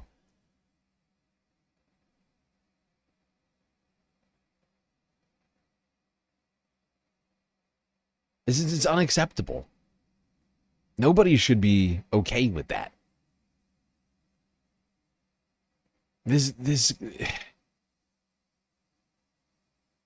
administration is waging a war based upon like ethno-supremacy right now against communities and doing it in a completely lawless way. I mean, on the face, I mean, the fact is, I mean, the thing I described before, I'm fairly certain is also lawless, but they're not even pretending to care about the Constitution as they go about doing it. And it's in no way any American who supports that is a Nazi. You're supporting internment camps and the demonization of immigrants in this country. And you're supporting a lawless police force running around asking everybody for their papers. There really is no debate to be had here. You're a Nazi. Just accept it. Like old Gutfeld said. Just embrace it, okay? You're a Nazi.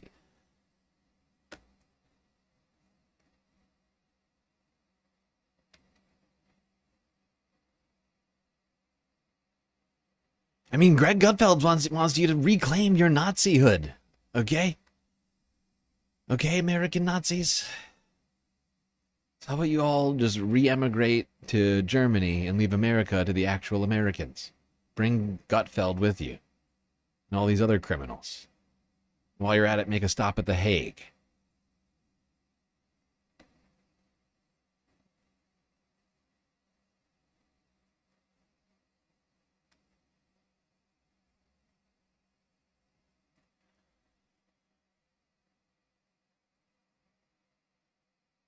Now, people have also been protesting in New York City outside of a Hilton Hotel, where ICE is believed to be staying. This is the New York Post from yesterday.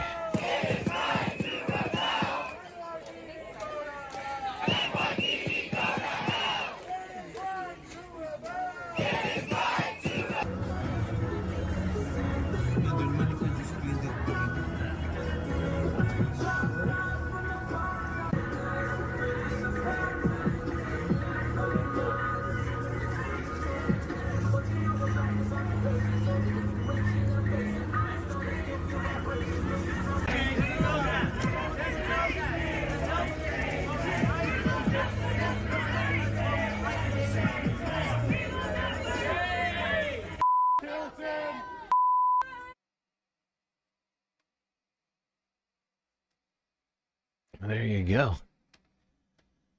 People continuing to protest lawlessness of this administration and of their city's resources being used to help them in doing it.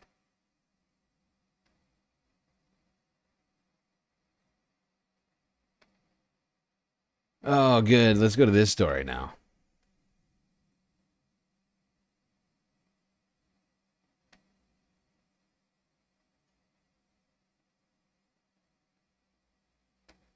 So, you may or may not have heard what happened to Ilhan Omar recently.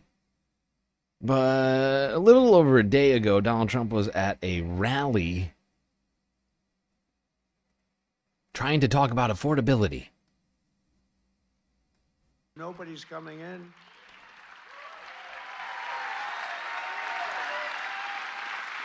That's right. Nobody is able to come into our country except for those that come in legally. We want to have people come in legally. We need people to come in legally, but they have to show that they can love our country, not hate our country. They have to show that they're not going to blow up our shopping centers, blow up our farms, kill people. They're coming in legally, but they cannot come in unless they come in legally into our country, and we're letting some great people come in. They have to show that they can love our country. They have to be proud. Not like Ilhan Omar. Did you see that wise guy? You know, she's always talking about the Constitution provides me with the following. You know, the Constitution, she comes from a country that's a disaster. It's considered, I think, the worst. It's not even a country, okay? It barely has a government. I don't think it does. This dunder-headed fucking idiot back here smiling. The guy with the red hat. He's smiling at it. Look at him. He's bigger paychecks I got this time. I love my president. I love my president so much. I'm so proud to be here by our president. Hey, how anybody here can smile at the things that he's saying right now?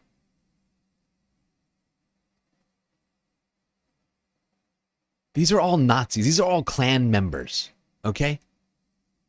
These are all Klan members and, secessionists, right? These are your insurrectionists right here. These are your anti-American insurrectionists. These are Klan member, light, whatever you want to call these people.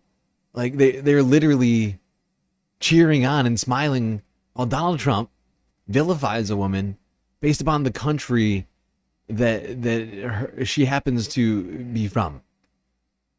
She is an American citizen. We don't get to judge everybody in this fucking country based upon where they came from.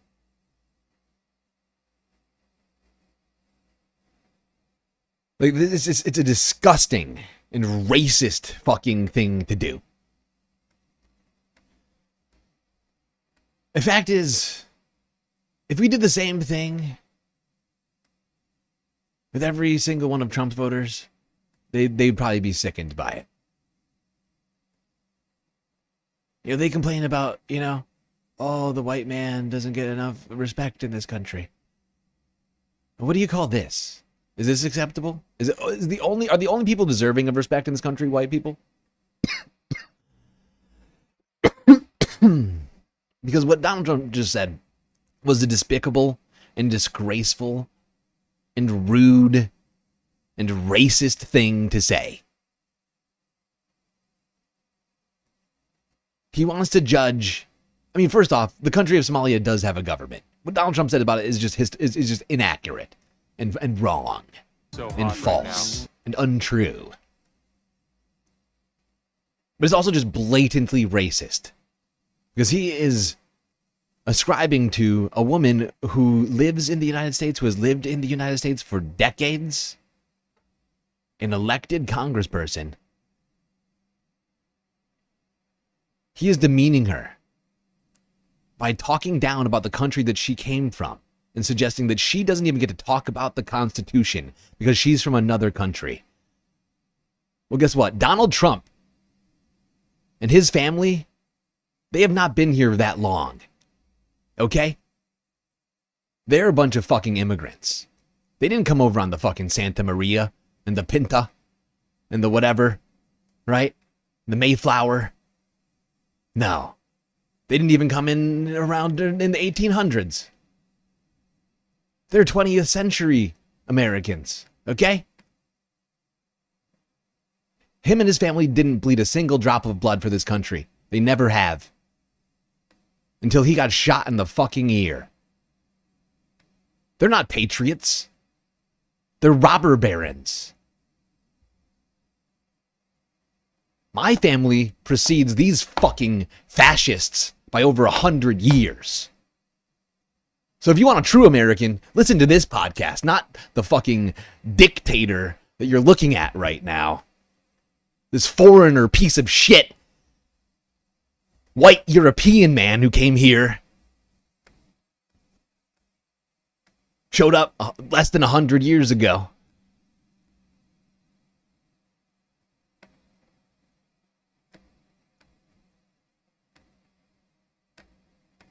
His family has no goddamn roots in this country. They came here and just seized things for themselves. And it's time we take them all back and send them where they came from.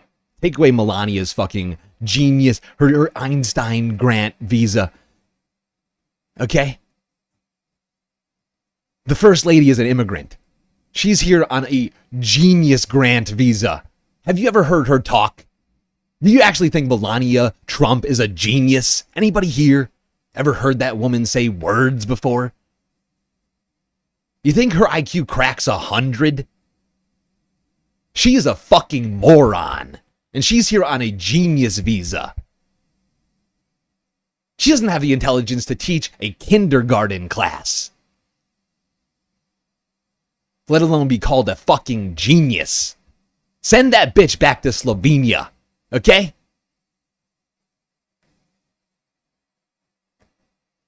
Ilhan Omar is a goddamn great patriot. She actually cares about this country. Someone tried to run up to Ilhan Omar at her town hall, immediately taken down. Wait, was it my security team? Do you have the video? I want to see if it was my boys. Live 2 minutes ago.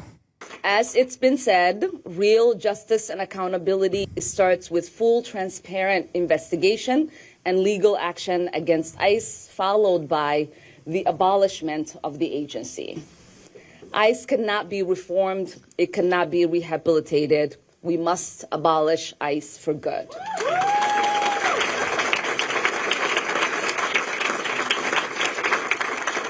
And DHS Secretary Kristi Noem must resign or face impeachment.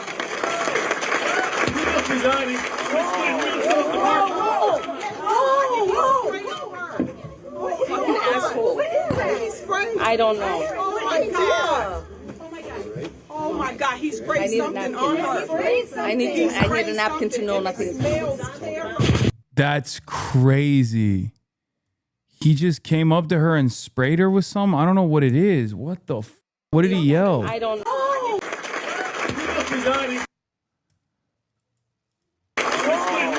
Face impeachment.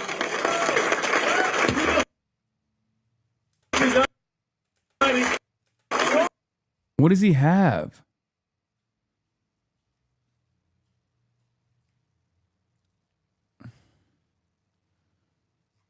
Was it a squirt gun? What was it? I can't tell what it is. I think he said if you don't resign, this is going to be like...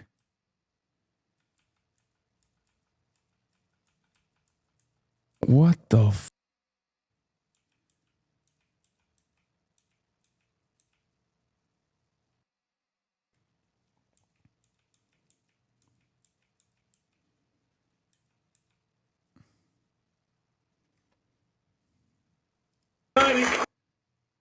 I think it's a syringe.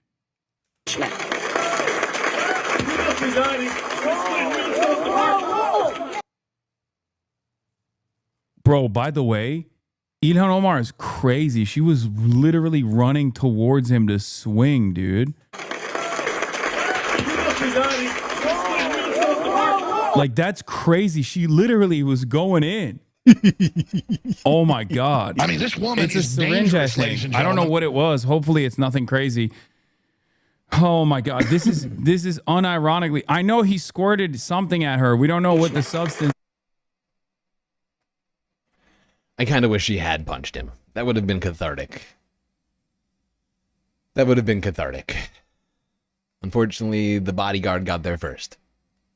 If only he had been slightly slower. As though it looks.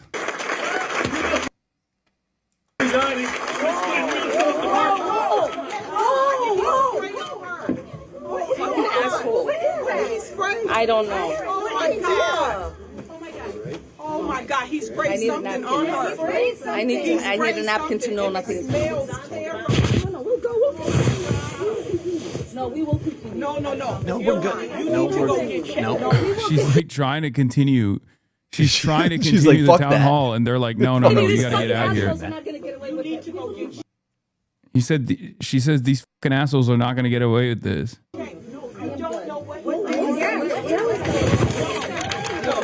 He's been arrested, by the way. I assume that. Oh, so she's still going, my queen. That's whatever it is smells so bad. She needs to go get checked. I don't know what that was. That's what they want. Please don't let them come. It's not about him, Ilhan. Is she saying like, no, that's what they want. They want me to feel scared. They want me to stop. Bro, that's a crazy image, dude. She's continuing to go. I assume it's like skunk spray or something. Hopefully it's just like bacon grease, you know? Hopefully it's something like that and not like a chemical, you know what I mean? Hopefully he's like. I hear it was apple cider vinegar. That's what I heard about it. Why? I don't know. It's not clear why why apple cider vinegar was the weapon of choice for this man. But let's be real. If it wasn't a syringe and it had been a gun, we'd be having a very different conversation right now. And let's be real. He had plenty of time. If that had been a gun, she would have been shot. Unless she's got superhuman speed. Reflexes of quickness.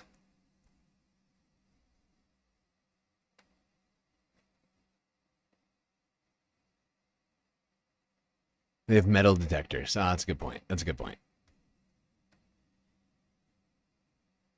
There are technically ways around those, though. I would point this out as well.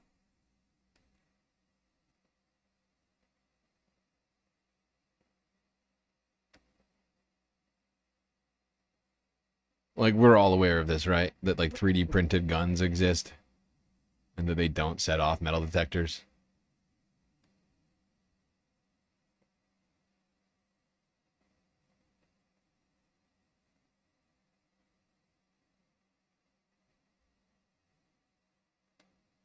Yeah.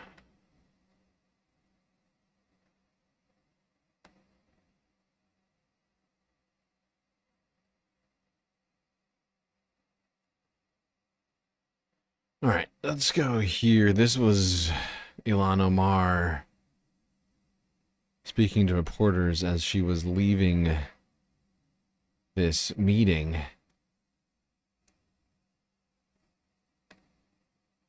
Representative Omar, are you okay? You know, I'm gonna go figure if I am, but I feel okay. I feel that it is important for people, whether they are in elected office or not, to allow these people to intimidate us, to make us not fight for our constituents and for the country we love. And as I said, you know, I've survived war. And I'm definitely going to survive intimidation and whatever these people think they can throw at me.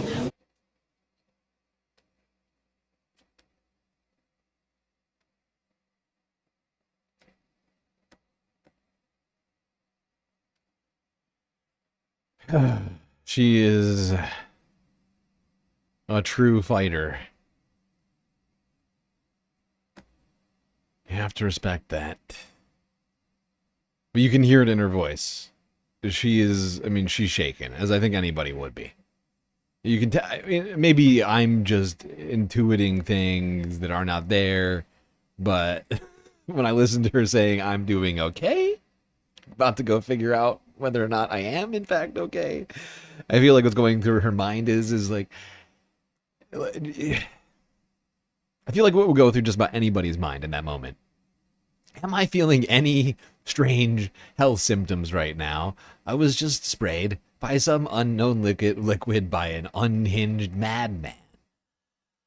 Like, I'm sure a million things are going through your head at that moment. You're like, okay, how's my heart rate? Am I feeling lightheaded? Am I see, like, yeah, you just start going down the checklist of shit. It's like, am I okay? I don't know. Hard to say. Trying to figure that out. Oh my god, hard to laugh about these things. Such a fucked world we're living in right now. All right. From Ilhan Omar to Delia Ramirez on Democracy Now! From Wednesday. We end today's show with Congresswoman Delia Ramirez from Chicago, who's calling for ICE to be abolished and the Department of Homeland Security to be dismantled. So if you can talk about what you are calling for when it comes to Kristi Noem, the Secretary of Homeland Security, who said after Alex Pretti was killed by Border Patrol agents in Minneapolis that he was brandishing a weapon. Absolutely, that was in contradiction to any video. No one claims he was brandishing a weapon.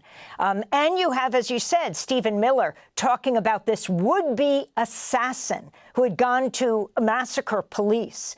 What are you calling for in each of these cases? Yeah, we need an independent investigation, but I think that we have enough footage as well to immediately realize that what Kristi Noem and what Stephen Miller are saying is blatant lies. DHS kills and then they lie about it.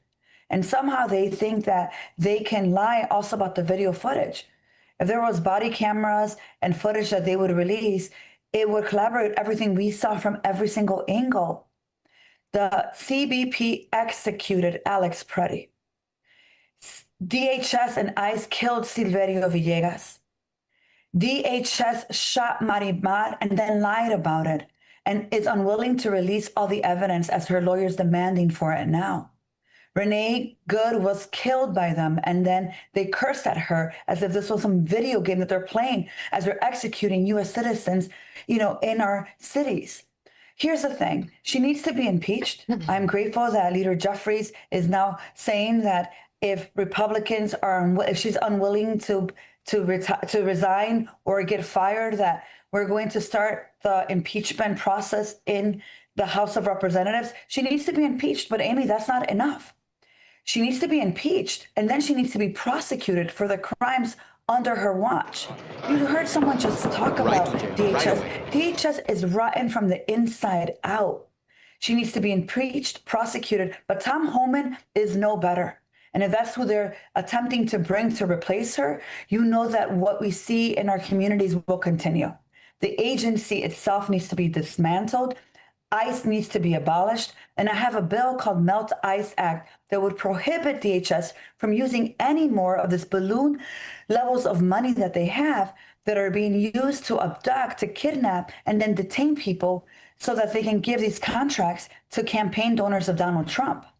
We have to abolish ICE. CBP was trained to operate in the way that it's operating. The entire agency of DHS needs to be dismantled, and FEMA can no longer operate under this rogue, under this rotten agency. So can you talk about what? 100%. Thank you, Representative Ramirez, for that. Jesus Christ. And honestly, that's one of the strongest worded statements we've gotten from anybody, and it feels like the bare minimum to me. That's where I'm at right now. What Delia Ramirez just said was the bare minimum. That's what we need to be hearing from every single person. in the Democratic Party, House and Senate, state and local officials, abso-fucking-lutely everybody.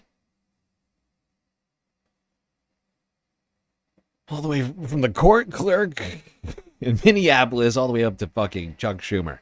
God damn it.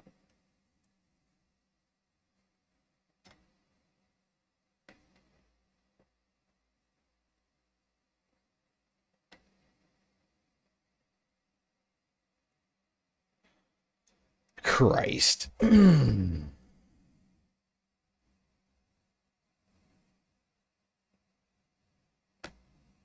Let's go here. Let's see what Nosferatu had to say over here. Nosferatu, whatever you want to call him. Stephen Shitbird Miller.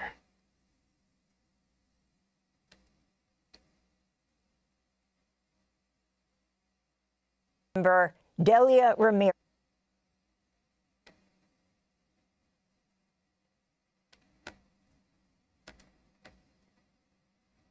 The blame game inside the Trump administration, while the president says things in Minneapolis are going to, quote, de-escalate a bit. Homeland Security Secretary Kristi Noem and Stephen Miller, the president's powerful advisor, are taking heat over the deadly shooting of Alex Pretti and their statements after it. Miller described Pretti as a would-be assassin. Noem described him as a domestic terrorist. The videos clearly refuted those claims, and now Noem is facing growing bipartisan calls to resign, and Miller, in a rare retreat, is acknowledging agents may have breached protocol that he set, or the White House set, before the shooting. With us now, CNN's Betsy Klein and Jeff Zeleny. And first, I just want to hold up a flowchart, friend, of my understanding of the blame game here. There you can see, Homeland Security Secretary Kristi Noem is blaming Stephen Miller. Stephen Miller seems to be blaming Customs and Border Protection. Betsy, you're at the White House. Do I have that flowchart correct? Well, I mean, you missed one because CBP is blaming the protesters, right? Right? Like Kristi Noem's blaming Stephen Miller is blaming CBP, and CBP is blaming the protesters. There should be a further...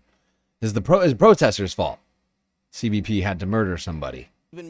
Stephen Miller seems to be blaming Customs and Border Protection. Betsy, you're at the White House. Do I have that flowchart correct? I think that's about an accurate assessment, John. And I just want to point to you to this very remarkable statement to our colleague Kristen Holmes from Stephen Miller yesterday. As you said, in the immediate aftermath of federal agents' killing of Alex Pretti on Saturday, we heard Stephen Miller go to social media almost immediately. He referred to Pretti as, quote, a domestic terrorist, also a would-be assassin. And you can believe that he was behind a lot of the messaging that was coming from this White House. But then, yet last night, in this statement to our colleague Kristen Holmes, he says, quote, the White House had provided clear guidance to DHS that the extra personnel that had been sent to Minnesota for force protection should be used for conducting fugitive operations to create a physical barrier between the arrest teams and the disruptors. He goes on to say, we are evaluating why the CBP team may not have been following that protocol.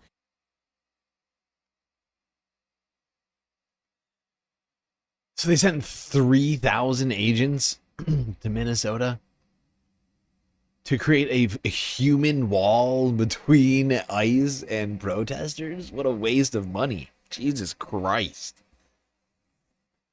I don't see how that's helpful at all, Stephen. You fucking ghoul.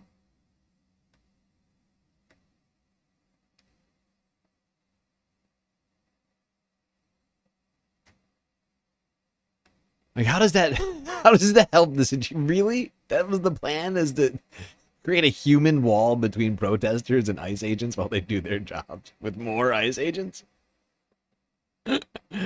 It's such a stupid plan. One of the only this administration could come up with such a stupid concept of a plan.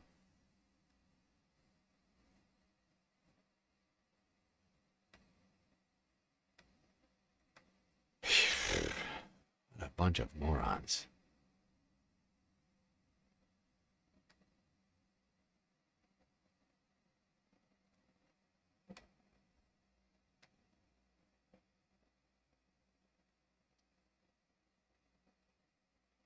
Now, apparently,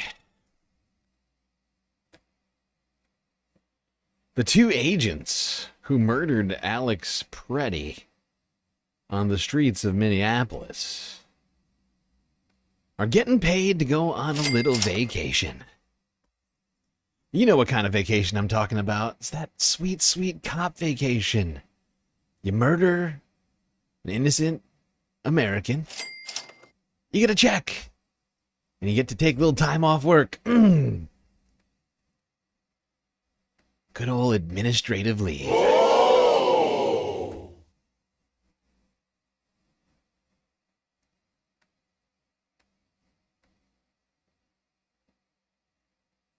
Honestly, here's my new concept. I've always hated administrative leave, but you know what? It's fine. Let's leave it in place. Let's leave administrative leave in place for law enforcement officers in the United States. What I would like to also create is a system similar to administrative leave for all Americans accused of crimes who are non-police officers. So if you get accused of a crime and you're forced to take off of work, you get paid. Right? You get paid. Every moment that you're inconvenienced by being accused of a crime, you get paid by the state. I know that sounds like a lot of money, but hey, I just want consistency of the law. We're already paying murderers to take a vacation, okay? People who we definitively know murdered a man because we saw the video, every single angle of it. We're giving those guys administrative leave. I think if you or I get accused of a crime, we deserve some restitution from the government as well. I mean, we weren't even tasked with protecting the public, right? These guys were. They were getting paid to do it, and they didn't. In fact, they murdered the public. So, you know, it only seems fair. Talk to them. No one is safe. No one is literally safe. If it happened to Renee, it can happen to you. It can happen to anybody. I think we have to address the micro penis in the room. Can I have you explain the sign for us?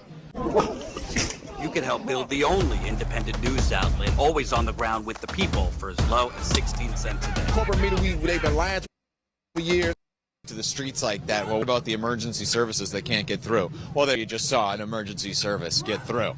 So don't ever let yourself fall victim to that messaging again. We might be close to where Renee was shot. Yes, that's the block that we're on right now. Okay, yeah, because I noticed the T-Rex on the car. Yep. A local monument here on the block. Right. Maybe before we reflect a little bit more on some of the policy stuff here, since we are in the place where Renee Good was shot and killed, let's talk about feelings here. How does it make you feel to be in this spot where you know that the center of this hurt that is animating so much of this crowd right now? It's really heavy. Man, it's really heavy. It's really, really sad, and it's all the emotions, because it's also just a lot of anger, the immense gaslighting that's happening. So yeah, it's just really, really sad seeing that she was somebody that could have been literally any one of us, just trying to stand up for what she felt was right. I think we have to address the micro penis in the room. Can I have you explain the sign for us? It's the kind of energy that ICE gives. I mean, it's the guys that were nerds in high school, and they're trying to make up for their lack of manhood. That's what you see with the. I assume when you're saying the lack of manhood and the way they're trying to make up for it, you're talking about in the hyper violent ways that they're conducting themselves with here in the city. Exactly. Yeah, going above and beyond what their role should even be, I suppose, if you could. There we go. One man making the argument that all ICE agents have micro penises. I think this checks out. We have no evidence otherwise to go off of, so. Micro peni.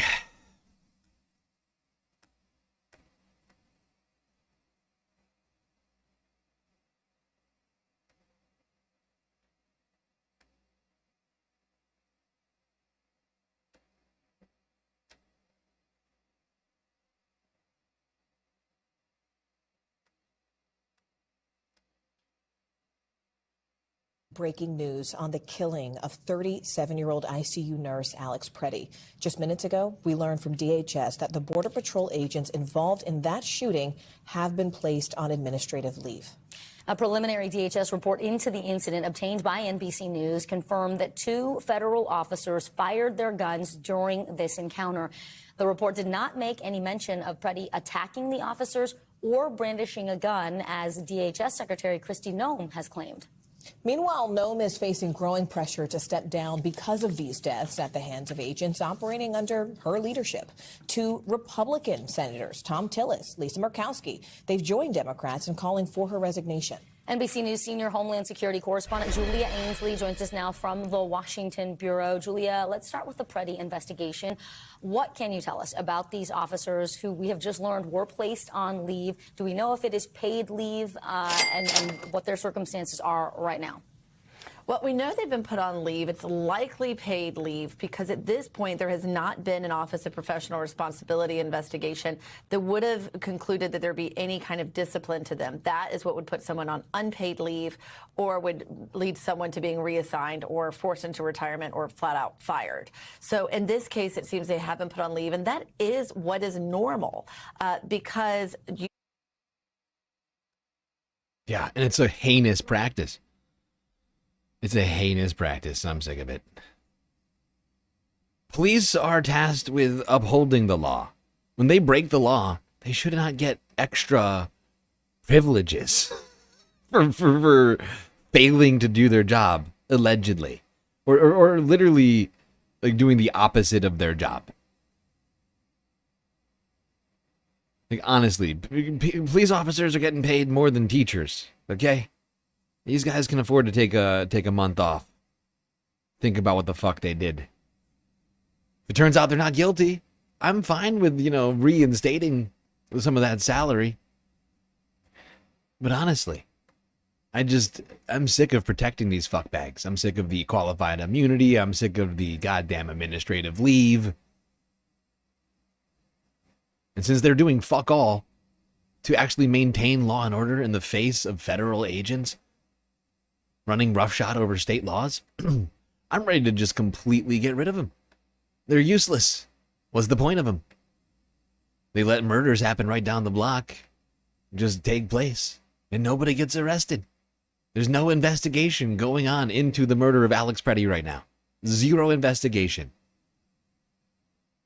Zero investigation. Neither state authorities nor federal authorities are doing an actual investigation into what happened.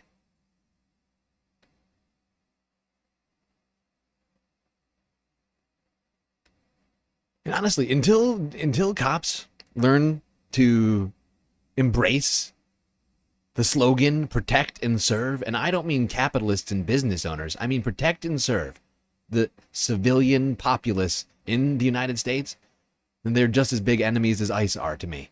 Because they're collaborating in so many counties, in so many townships and cities. It's unacceptable.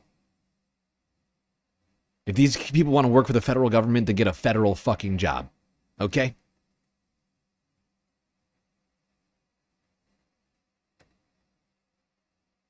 But it is their responsibility to protect Americans in their homes and on the streets. They're not doing that. They're helping a fascist government usher in an era of complete lawlessness. And if they care about the law, if you're a police officer and you're listening to this right now, I know you guys like to know what's going on. You're listening to what's happening. Better make sure there's no dissidents. Dangerous dissidents running out. Well, guess what? Time for you to wake the fuck up. Okay, pal? You listening to me? Federal agents are not your friends. They're not protecting American citizens. They're running roughshod over the constitutional right of every man, woman, and child in this country every time they do something illegal. And it's your responsibility to uphold the law. If you're not doing it, you're just as big an enemy as they are. It's the same situation. Our tax dollars are going to something we don't want.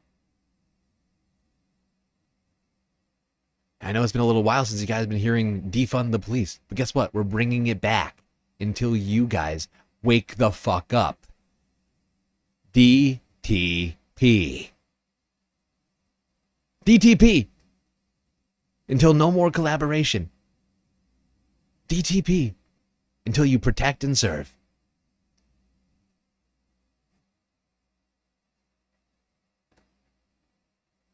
It's simple. Do your job. Protect the city and towns where you come from. As that investigation moves forward, so does the federal crackdown. Taking him to Whipple and give me his ID. ICE arrests like this are still taking place in Twin Cities neighborhoods, even with word of a rollback. We spoke with the woman in this video. Our Ashley Graham shares her story and what we know about the arrest. Video from a parking lot in northeast Minneapolis shows federal agents pounding on a car window. The man inside soon taken into handcuffs. A second man also arrested. Sorry, I got so distracted with my defund the police narrative over here. I forgot to mention. We're moving on now to this situation. The situation that even though the Trump administration says they're pulling back on ICE enforcement in Minneapolis, you still got videos like this surfacing. Taking him to Whipple and give me his ID.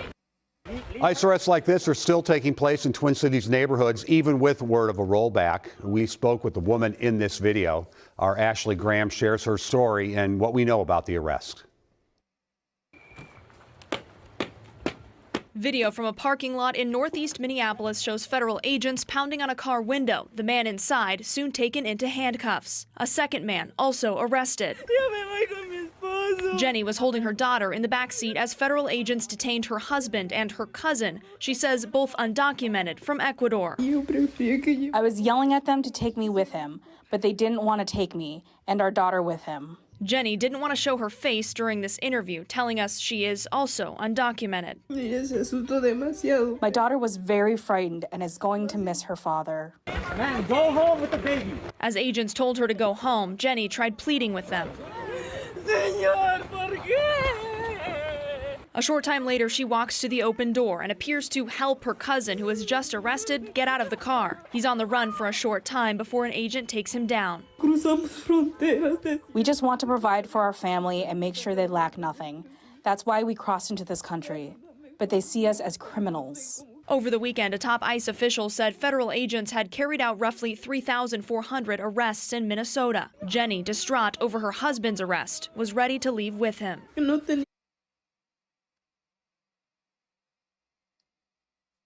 This is fucking disturbing. They're ripping families apart still in Minneapolis. This was from yesterday. After Greg Bovino left. Is this acceptable now that Greg's gone? Get the fuck out. ICE out now. Not another penny for DHS. Not another penny for this corrupt, fascist agency. Shut it down. By the way, a mega star, thank you for the super chat over on YouTube, a gab. That's right.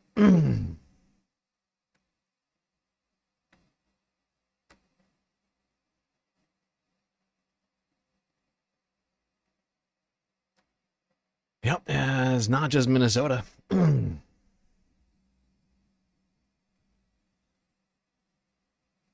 It's not just Minnesota, but we're going to stay on Minnesota for a moment because we got more. This is from 12 hours ago. Guardian News. ICE agents tried to illegally storm the ambassador, or not the ambassadorship, what's it called? The consulate of Ecuador, creating a literal international situation.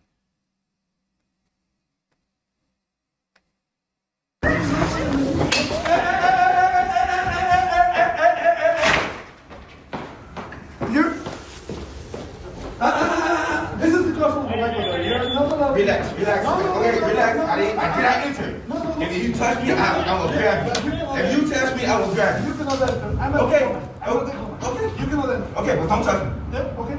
You can enter. You can enter.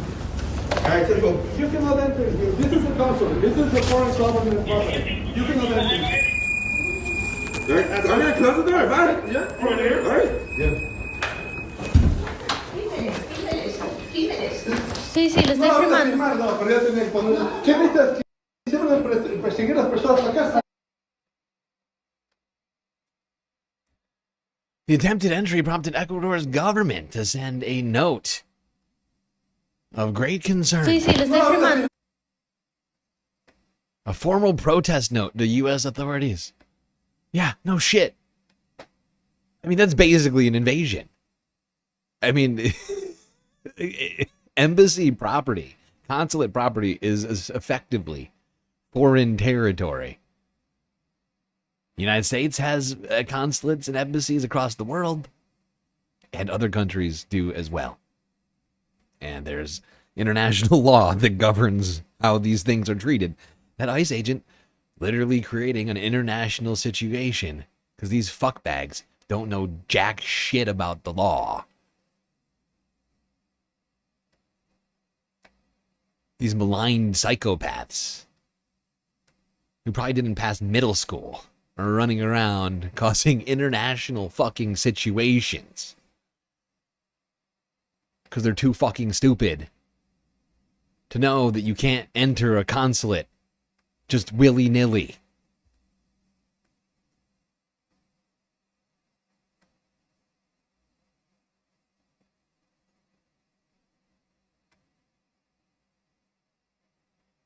Yeah, and once again, I'd like to remind everybody, we have to shut the government down. We have to prevent any more funding going to ICE.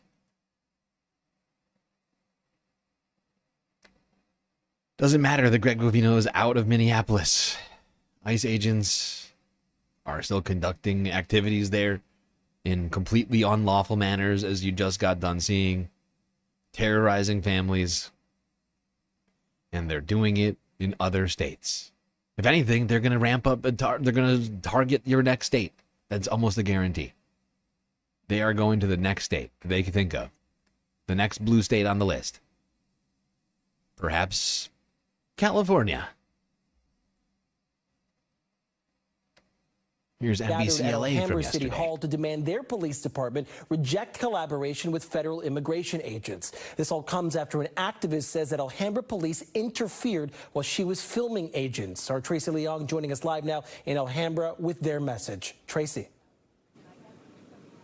Yeah, Jonathan, and that public comment is still going on right now after about 200 community members came out tonight to show their support for pro-immigrant activist Angelica Vargas, who says that she was followed by Alhambra police while documenting immigration enforcement operations. Document all this, like this is You pulled over. Okay. I'm sorry? No, over. you guys literally put This is the video Angelica Vargas shot on January 19th as she was following federal agents in Alhambra, where you see Alhambra police pull in front of Vargas and then approach her. The city of Alhambra is helping federal agents. Vargas says the Alhambra police positioned themselves in between her and the Border Patrol agents. She continued filming and asked police if they were working with the federal agents. Vargas says police told her they were not. Moments later, a federal agent approached her and questioned her citizenship. What country are you a citizen of? They're not working with them, they're working for them. They're subordinate. They're like little slaves to the ICE. The police love licking the toes of ICE.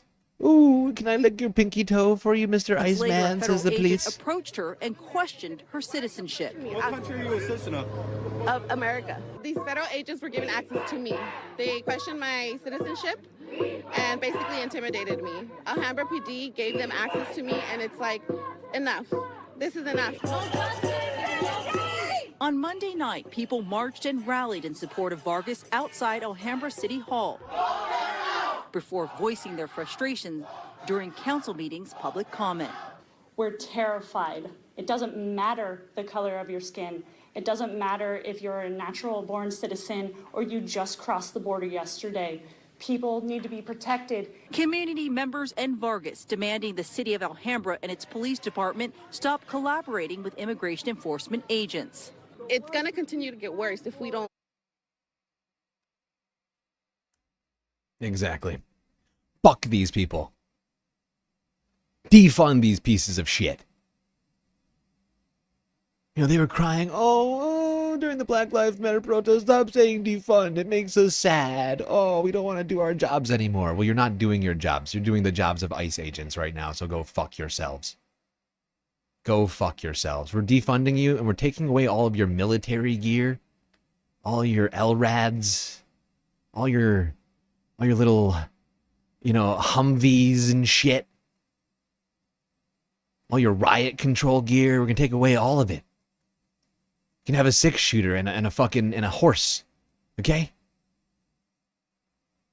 And a pink tutu.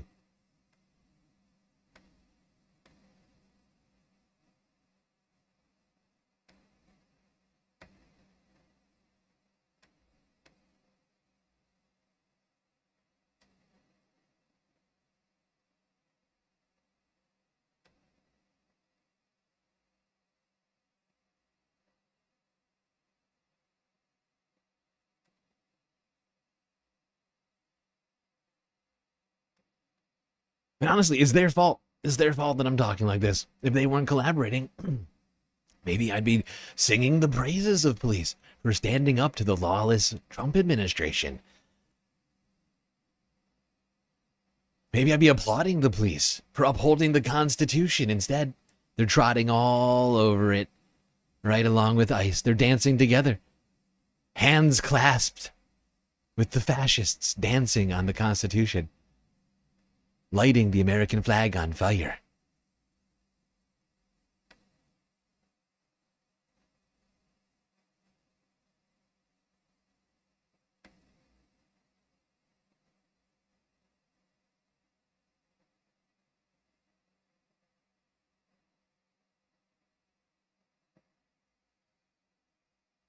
Now, people in Minnesota are pretty upset about what's been going on, not shockingly. But we all need to be upset. We all need to be upset, because this is the beginning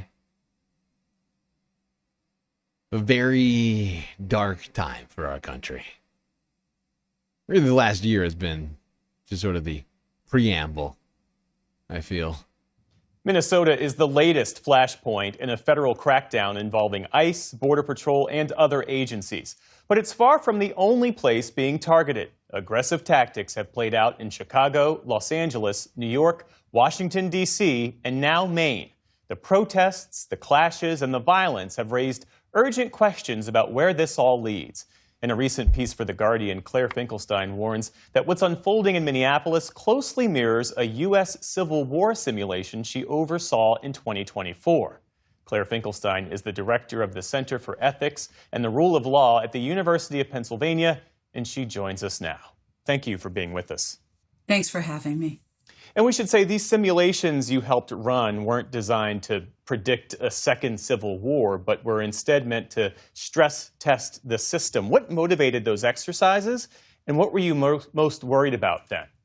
There were really two things that motivated us. And let's remember, this was conducted in September of 2024, so it was before the presidential election.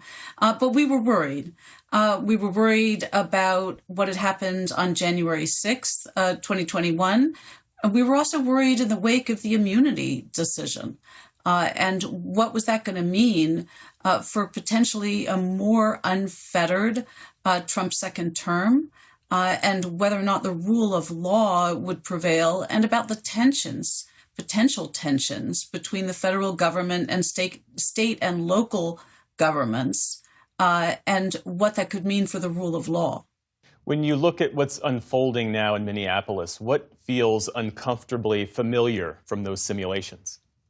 Well, one of the things that happened was we saw a spinning out of control, and I hope that's not what's happening in Minneapolis, but a lot of what's been happening is going in that direction. We saw a spinning out of control of the federal government. We saw a refusal to abide by court orders. We saw the difficulty that courts have in acting in time and difficulty enforcing their orders. So we've seen all of that. And then the attempt to attack state officials is something that we also looked at.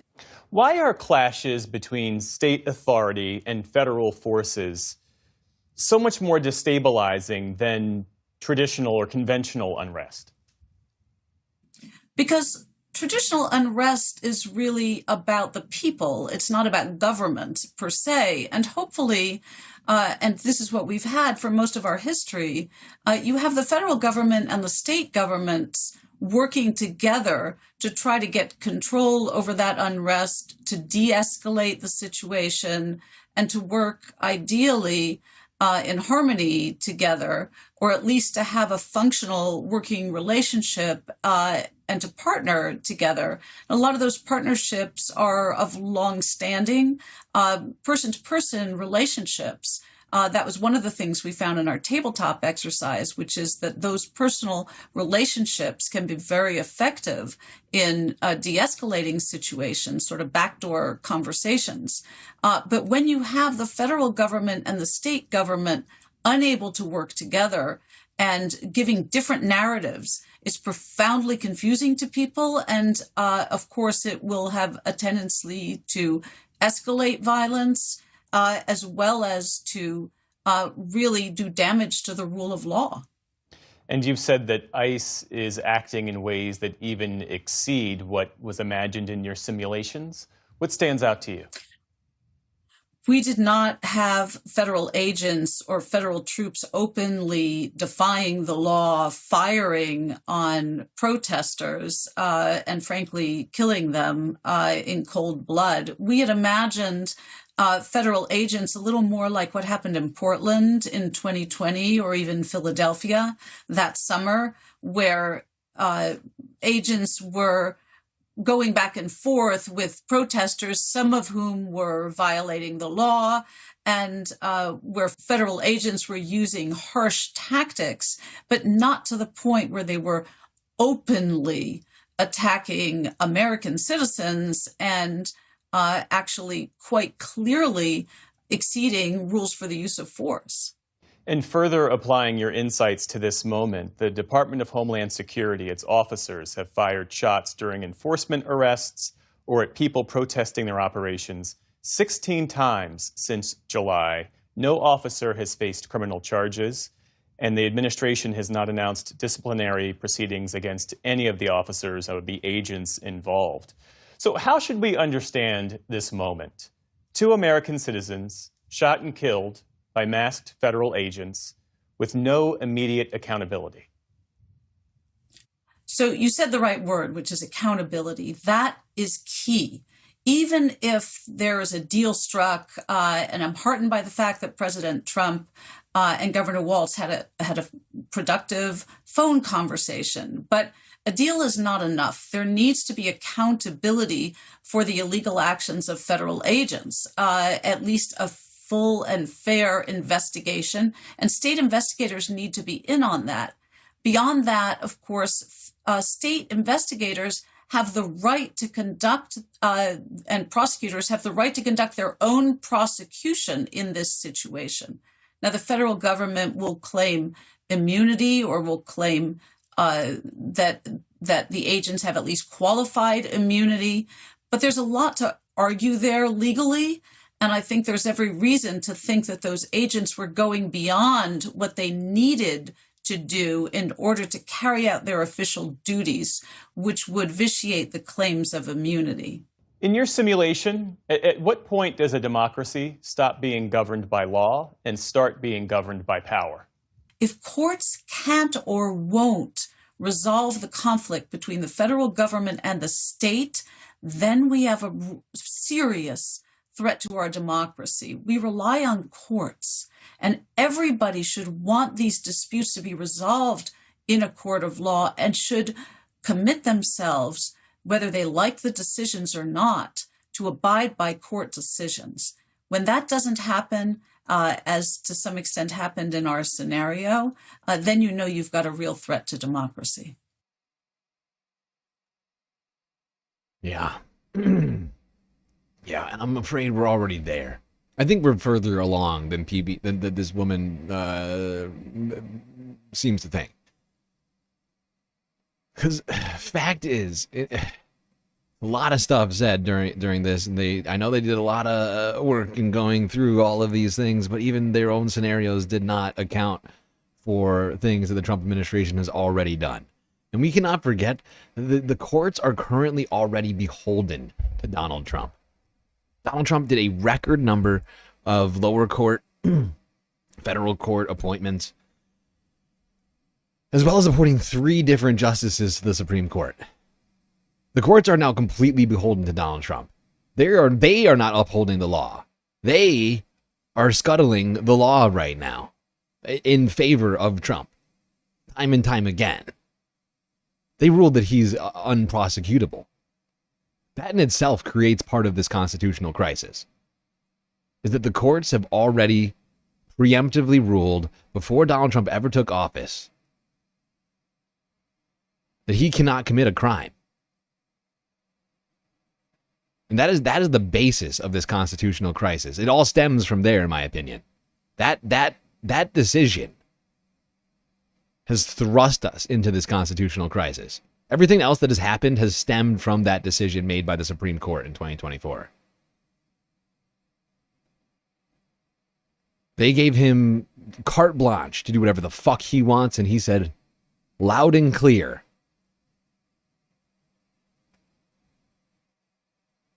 we're living in a constitutional crisis. People just have not come to terms with it yet, in my opinion. I think people are still trying to grasp onto the rule of law, the thing which the administration is currently attempting to scuttle. If that's not the federal administration, the federal government trying to upend the rule of law, if that's not a constitutional crisis, I don't know what is. But honestly, the courts have already failed us. By granting absolute immunity to the president, they turned us into a dictatorship on that day. It just required a dictator to take hold. That's all it was. They created the door for a dictator like Donald Trump to walk through and seize power. That decision, that unconstitutional monarchical decision that they made on behalf of the current president, and yes, they made it on behalf of him. If they had thought that things were going to end up differently here in 2024, I think they would have decided differently. If you had a Bernie Sanders heading up the Democratic Party, leading the polls, I think they would have made a different decision back in 2024. What was it, June or something like that, when they made that fateful decision?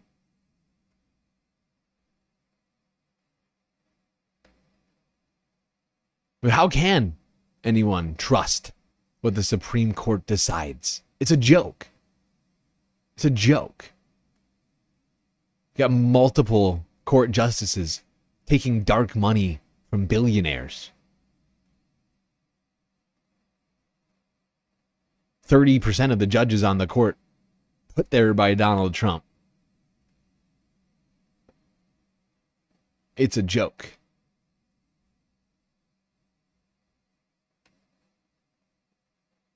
And that's why we need a full revamping of this democracy. It's come to that point. I'm just adding things up over here. This democracy is cooked. We can't expect the president and the federal government to respect the law. We can't expect local authorities to uphold the laws. In fact, it's much easier at this point in time to walk through life thinking there are no laws. It would at least make sense more on a day-to-day basis, listening to the news, if you just accepted that laws are meaningless. Then the things that the Trump administration say would make more sense.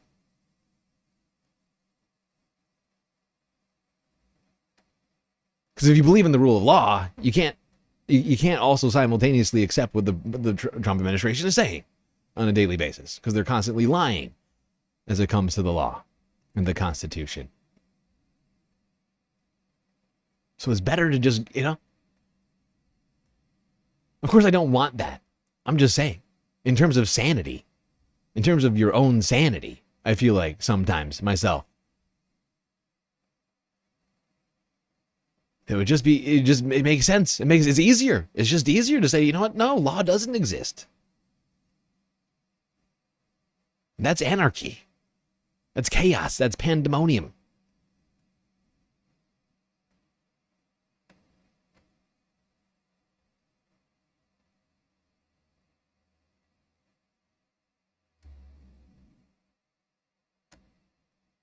In my opinion, I'm just assessing what I'm watching over here. I am going through every single clip I can find on things that are of relation to what is going on right now in our country. I am watching them. I am trying to keep track of what all the administration's saying, what Democrats are saying, what Republicans are saying, what the people are saying.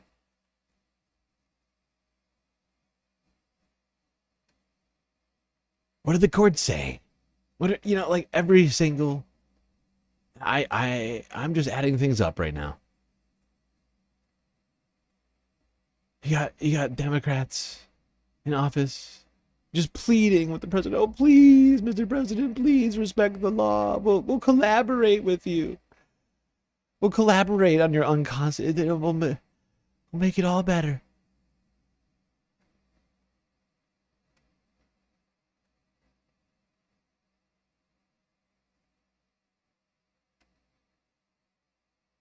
Every time a court decision comes down, every time a court decision comes down that sounds good, I add that video to my list and I go looking for the next video, which is every single time that happens, the Trump administration files an appeal. They do not care about courts. They do not give a shit about courts. Every single time they lose in the courts, they just take it to the next court. They take it to the appeals court. They take it to the federal court. They take it up to the Supreme Court. They refuse to accept the rulings of courts. How is that not a constitutional crisis? Is it incumbent upon the populace to have more faith in the fucking courts than the federal government? Because I think that's honestly too high of a burden. It's incumbent upon the federal government to uphold the law, to respect the courts. If they don't respect the courts, why should we? That's my question to you. If the federal government does not respect the courts, then why should American citizens respect them? Hey, somebody give me an answer.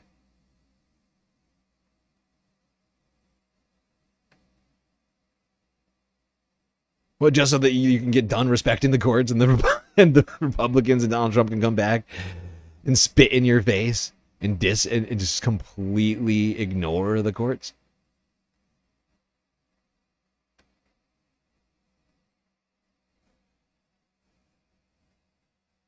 What a waste of time.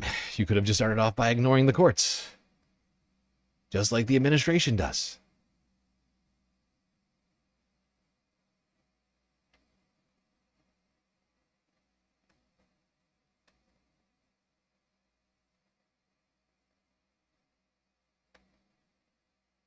Now, unfortunately for everybody else, you ignore the courts, you might actually see consequences. Unlike the Trump administration.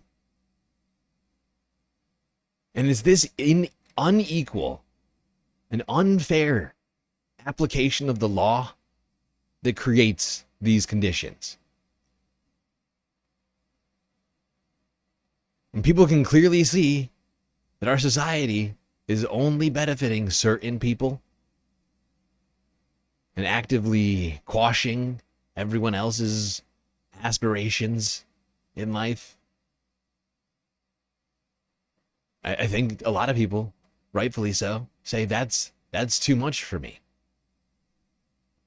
Why do I have to appear for this or that thing? Why do I have to pay my taxes? Why do I have to respect this and that law if ICE agents are going to blow through stop signs and red lights and grab me out of my car and throw me in a detention center without due process?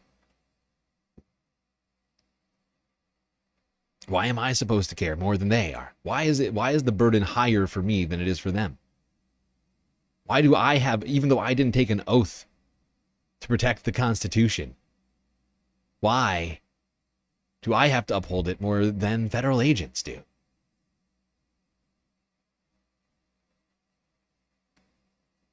Is these sorts of questions that ring around in my head constantly.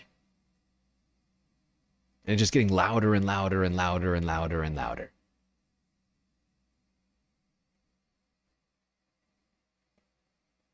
Oh, God. All right, we're 8 hours into the stream. I think we're going to go to break here, and then we're going to finish it off. We're going to talk TikTok and the winter storm that's still hitting this country, and the second storm, which may be right around the corner. I had other things I wanted to talk about tonight. I'm just beat. I am tired as shit. I didn't get enough sleep. I need rest. I can just feel it. I need rest.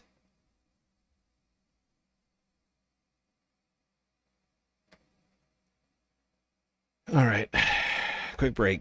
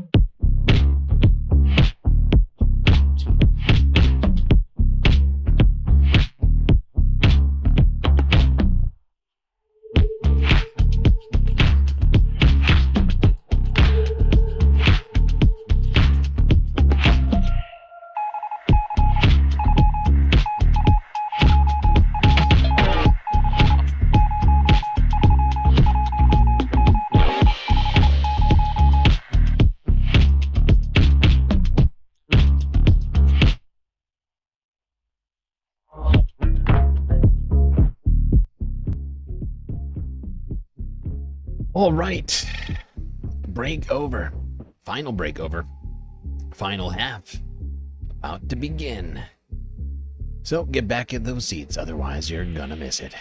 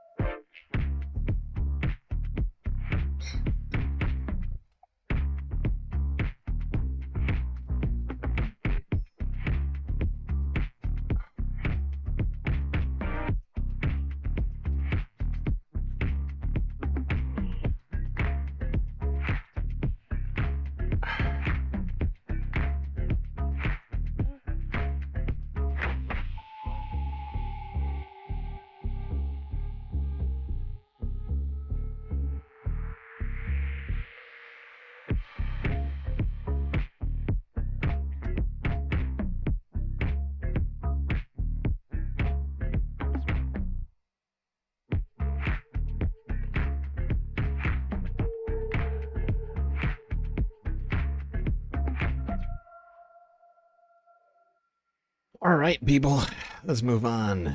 Let's move on talking about TikTok. Be talking about ICE all week. But TikTok the deal for a U.S. joint venture in TikTok apparently went forward earlier this week. Technically, I think the finalization actually happened on like Friday of last week. This was that story. Reuters. 6 days ago. TikTok's Chinese parent company ByteDance says it has finalized a move to avoid a ban in the U.S. The deal will create a new majority American-owned joint venture aimed at protecting U.S. user data. It's a major step after years of scrutiny by President Donald Trump, who in 2020 unsuccessfully tried to ban the app over national security concerns. In a post on Thursday, Trump said he is, quote, so happy to have helped in saving TikTok. He also lauded the deal, thanking Chinese President Xi Jinping for, quote, working with us and ultimately approving the deal. China. The TikTok USDS joint venture will be responsible for securing U.S. data and apps and TikTok's recommendation algorithm. Under the agreement, American and global investors will own 80.1% of the venture, while ByteDance keeps the rest. One thing I've been wondering to myself, and I have not heard this in the deal, I wonder if ByteDance is prevented from literally just making a new one. Anybody? Has anybody looked? I haven't looked over the deal in great scrutiny. But considering how incompetent these assholes are, I almost feel like it's entirely possible that this deal did not include a clause preventing them from starting another competitor. Hello, China here. Talk Tick, new app. China! Check it out. Like, I mean, I feel like it's like in the cards for the future. Just like another app, an exact same algorithm pops up in like 3 months when TikTok fails.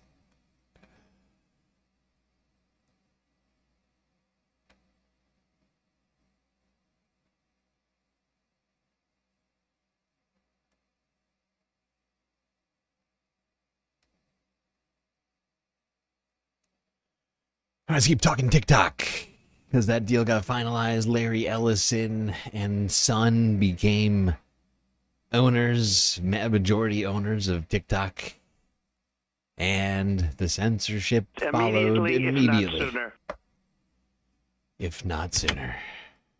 TikTok is up in flames with Americans leaving the platform following the sale of the U.S. branch of TikTok to a Trump-friendly billionaire, which has immediately led to claims of censorship. I'll get to examples of that in a bit here, as well as a new terms of service that collects even more of your information. So in this video, I'm going to discuss who took over the platform, what led to this new transfer of ownership, which the origins of it are going to make you angry. what the new terms of service states.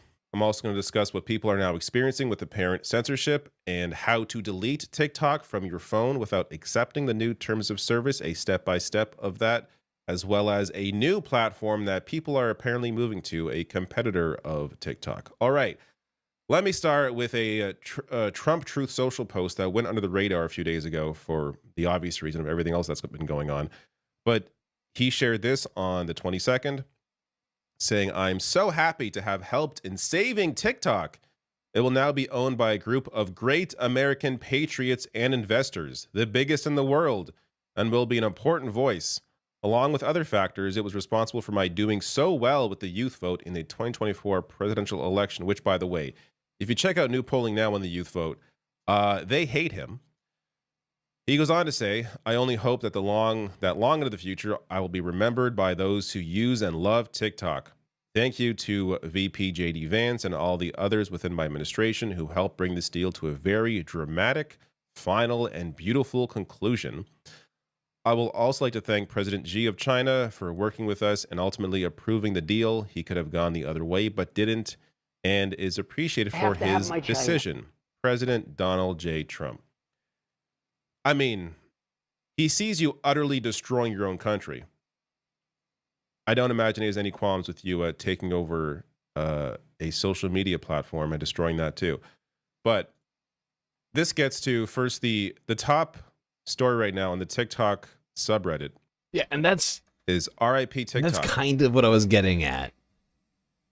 Like at this point, it's in the cards that they're going to destroy this app. Nobody's going to use it anymore. And so in the wake of that, like just follow me on this. They're buying it. You realize that, right? Like the Ellison boys are buying it with money. Right? They're buying it with money. Then they're getting ownership of the app. But if they implode the app, then it's worth nothing, and they're lighting billions of dollars on fire, right? This thing is worth multiple billions of dollars. I don't know the details of what the figure is that they handed over, but it's going to be in the billions. It's a guarantee. It's just a guarantee. This app is worth billions and billions and billions of dollars, right? I don't know what their yearly revenue is, but I think their revenue is in the billions, okay? And this app has not been around for that long, right? In terms of when it actually gained popularity, it's honestly been a blip. And this thing is crushing it, right? And they're going to implode it. So what is preventing them from taking billions of dollars from the Ellisons and then being well, we still technically own the algorithm, and this deal didn't strictly forbid us from creating a new app, so here's a new app called TokTik, or TikTik, or TokTok, or whatever, or Trump Sucks. Whatever the name may be. The people are going to emigrate to something else. It'll just be fascinating to see how this all plays out. Because I've already deleted my TikTok. I wasn't using it. I found it to be a shitty platform as it is. I did not like it. I personally don't like being told what to watch.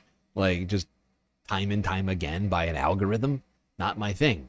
I'd prefer to go looking for the videos and not be dictated to and have the thing about TikTok. I don't know how many people here use TikTok regularly. I just hate feeling like I'm just endlessly scrolling with no actual intention. With YouTube, I feel like it's easy for me to have an intention when I'm going through the app. I'm looking for something in particular.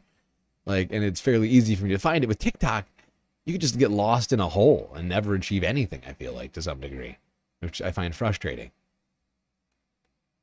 I know some people like it, but I mean, it's just not my vibe. And so I've already deleted my TikTok. I was trying to make videos for it, but I was already struggling with getting in the algorithm there. I was getting, before Ellison's even took it over, I was trying to post videos about climate change, and I was getting told it wasn't cheery enough for TikTok, and I was like, this is not the place for me. I am not a cheery guy. I'm sorry, TikTok. I'm not here to be cheery, as it turns out. I'm kind of 2016 to doomerific. 2026. As you can see, these issues right now are widespread. And I'll get to what TikTok, again, the US branch TikTok, is claiming happened versus what people are experiencing. But it's worth noting before we even get into it that TikTok is now collecting even more data about its users. So this great piece in Wired, I will link to it below the video in the description box under sources. But one of the elements includes precise data location. So they go on to write, if you give TikTok permission to use your phone's location services, which, good God, do not do that, then the app may collect granular information about your exact whereabouts. That is something you do not want TikTok to have stored. Also, TikTok is now tracking your AI interactions. Unsure what their goal is behind that. But also, they're also expanding their ads network. So rather than just using your collected data to target you while using the app, TikTok may now further leverage that info to serve you more relevant ads wherever you go online. Awesome. Even more tracking data. Fantastic. Well, Kelly also shared this. TikTok is now under U.S. ownership, and their new terms of service reads like a guide for giving fascists everything they need to put you on a list. They're collecting information about immigration status, citizenship, sexual orientation, whether you're trans or non-binary, and physical or mental disabilities. Saying here in their terms of service, we may share information we collect to comply with the law, including to respond to subpoenas, court orders. I'd like you to all ask yourselves, how is TikTok even determining what your mental health issues might be? Think about that for a second. It means that they're taking data of your interactions with the app and honestly, arbitrarily, most likely arbitrarily determining what your potential mental, like this is wild. Like you're just playing doctor. It's like, I think this guy might have BPD. I'm not sure that you're qualified to make that determination, but it's doing it, and it's gonna collect that information, and then TikTok's gonna sell it to somebody else, maybe ICE. I don't know, somebody. Maybe your insurance provider. Who knows? Anybody could want that data, and TikTok will legal they'll process, sell it to law them. enforcement requests, legal claims, or government inquiries, which under this Trump administration, as we see, they just lie to our face about what we can see on video. It's kind of hard to trust what they may do with that information. And they go on to write, as mentioned in the post, information about racial or ethnic origin, national origin, religious beliefs, mental or physical health diagnoses, sexual life or sexual orientation, status as transgender or non-binary, citizenship or immigration status, or financial information. Yeah, you can begin to understand why people are leaving the platform. Yeah, no, that's pretty clear. These guys are getting as invasive as they possibly can into your life. Saying, look, we are going to try and create an entire profile on you here. And then we're going to sell that to whoever we want.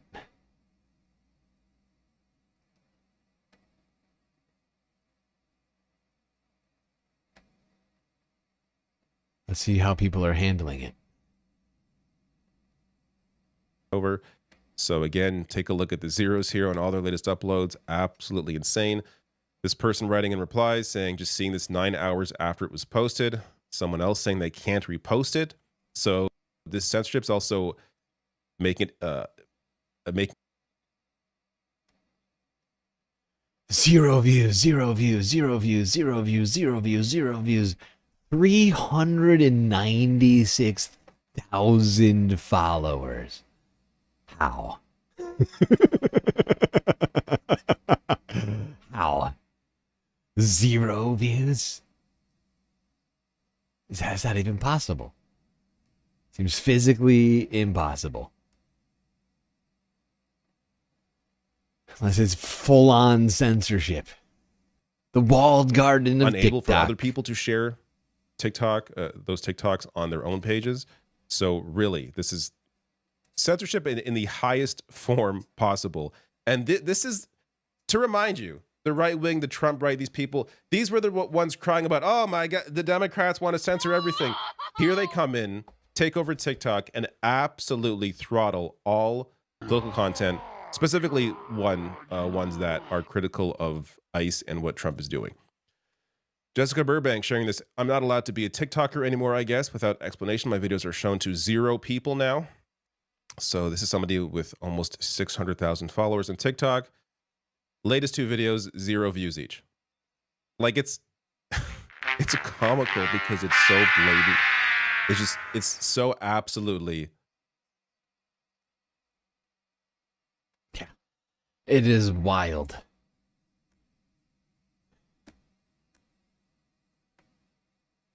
I mean, we have a completely corrupted and or fully bought media. Completely broken system of laws. A federal government that is completely ignoring the Constitution, the order of lower courts, and appeals courts, unless those appeals courts are ruling in their favor. They are murdering people in the streets. What else do people need to wake up? Do we need like actual uniformed Nazis walking down the streets? Wake up, America. It's here. All right, y'all. At this point, it's rest in peace TikTok. I'm going to do a segment tomorrow talking about the immense censorship that they just put on the platform. It really is something to behold, how much they're letting it hang out. But get this. This is like beyond parody at this point. Apparently, they made it so you're not allowed to DM Epstein, the word Epstein. So it was Brian Krasenstein posted about this about an hour ago. And it's one of those things where you read it and you're like, okay, really? Yeah, seriously? Like that, it almost sounds, it's too good to be true, too perfect. Well, come to find out, Crystal and I just had our daughter test it out, and it's fucking real. You cannot DM Epstein. Did they not realize that there are people named Epstein that aren't Jeffrey Epstein? Can you imagine being somebody named Epstein right now? Oh, God. I mean, there's a lot of reasons for that to suck, but it's just kind of hilarious. All of a sudden, you can't type your own name. Wow. You can't DM Epstein. It says, like, what does it say? It's against the terms and services or something like that? It just has, like, an exclamation point, a red exclamation point, and a circle saying, like, it wasn't delivered. It doesn't tell you why. It just... I mean, what? And remember, the, like, final sale just went through. Oh, no, it does. It says, this message may be in violation of our community guidelines and has not been sent to protect our community. Yeah, so you're not allowed to mention Epstein because, it's in violation of community guidelines. And remember, guys, who just got control of TikTok in totality now? Like, the finalization just happened. The MAGA Zionist billionaire, is it Larry Ellison or David Ellison? I don't know which one, but one's the son and one's the father. Yeah, and I think the dad is the one who got it, if I remember correctly.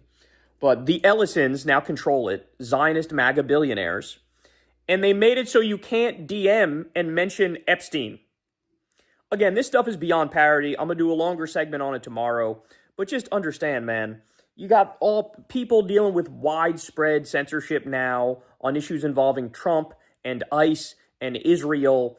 Now, TikTok is saying, oh, no, that was all a mistake. We actually had a data center go out, and that's why people's videos are now getting literally 0 views for people with like 1 million followers on TikTok. And so they're even trying to clean up on aisle 6 in this bitch, realizing like, oh no, we may have overreach with this. But it's Larry Ellison, by the way. Larry, yeah, so the dad. Yeah. Not that there's any difference. David Ellison is just like a symbiote. Right? Like all these billionaires and their children. Like this, I mean, some of them have different vibes. But like if we just rule out Elon, a lot of them treat their children like sort of like extensions of themselves. And that's absolutely what David is. He's done nothing aside from use his father's money to do stuff. Like the kid is, I mean, completely useless. If he didn't have his father's money, he'd actually have to find something that he's good at, aside from spending daddy's money. But since he doesn't have to do that, he's just going to keep on spending daddy's money whenever, it looks like maybe it'll be a lucrative opportunity. But really, I mean, he's just a useless Nepo baby spending daddy's money, oftentimes at the behest of daddy, right? Like, he's literally an extension of his father. Like, Larry, like, probably texts David, is like, David, I need you to buy this. And it's all, I'm sure, for like legal reasons. Like, they figure, like, the fact is for tax purposes, having a second, like, human to, like, just sort of, like, off certain things to, super helpful for people like Larry, for these billionaires. It's like, it's probably better if we don't commingle funds in this part. You take this one, I'll take this one. Therefore, it won't be seen as violating this or that law, or we won't get hit on this or that tax thing. Like, I mean, having essentially like a tick that also has its own tax ID that can also, sign, sign its name to a document or whatever else. Very helpful. Last week, the US operations of the massive social video platform TikTok came into the partial ownership of one Larry Ellison and his company, Oracle. And Ellison, a tech billionaire and one of the world's wealthiest people, is also a close ally of, you guessed it, US President Donald Trump. So it's perhaps no surprise that users of Say daddy like Donald Trump says it. Dad! app have complained that content critical of the US government and published by users in the United States is being interfered with or even suppressed. This is a clip of US TV host Andy Cohen giving a short monologue on his comedy show addressing the murder of Alex Pretti on the streets of Minneapolis by federal border agents. And it's very critical of the administration, with Cohen essentially calling them liars. As you can see, a lot, possibly hundreds of users are reporting that the video won't load or freezes or is glitching. Here's another video released overnight from a smaller account called The Necessary Conversation. It publishes conversations between a liberal son and his MAGA-supporting parents. In this video, they're discussing the slaying of Pretti. Again, it's critical of the American government. And again, hundreds of users are reporting glitches and freezing. But not all videos are suffering the same issues. This is another clip from the very same Andy Cohen show, posted by the same account just 2 hours after the first one. But this time addressing entertainment topics, no politics, and therefore no issues reported by users. And this clip from the same show was posted just a little before the Trump critical one. Again, it's focused just on entertainment, and there are no complaints from users. Funny that. The issues with Trump critical videos have been reported far and wide. Forbes magazine has reported on a deluge of Democrat politicians, influencers, and celebrities raising concerns about censorship, especially when the content involves discussion of the ICE execution of Alex Pretti on Saturday. Those speaking out include US law professor Steve Vladek, who posted this to his 250,000 Blue Sky followers on Monday. This morning, I recorded a video on TikTok about why DHS's arguments for the power to enter homes without judicial warrants in immigration cases are bunk. 9 hours later, TikTok still says my video is, quote, under review and can't be shared. Well, here's a link. Megan Stalter, an actress from the hit series Hacks, posted this to Instagram on Monday. Hi, so today I'll be downloading my videos and deleting my TikTok page. TikTok is under new ownership and we're being completely censored and monitored. I'm unable to upload anything about ICE even after I try to trick the page by making it look like a comedy video. Let's delete the app. Love you. The governor of California and frequent Trump critic Gavin Newsom has also got involved with his office posting this online on Tuesday. New. Following TikTok's sale to a Trump-aligned business group, our office has received reports and independently confirmed instances of suppressed content critical of President Trump. California Governor Gavin Newsom is launching a review of this conduct and is calling on the California Department of Justice to determine whether it violates California law. Illegal. Yes, we should look into whether or not that's illegal.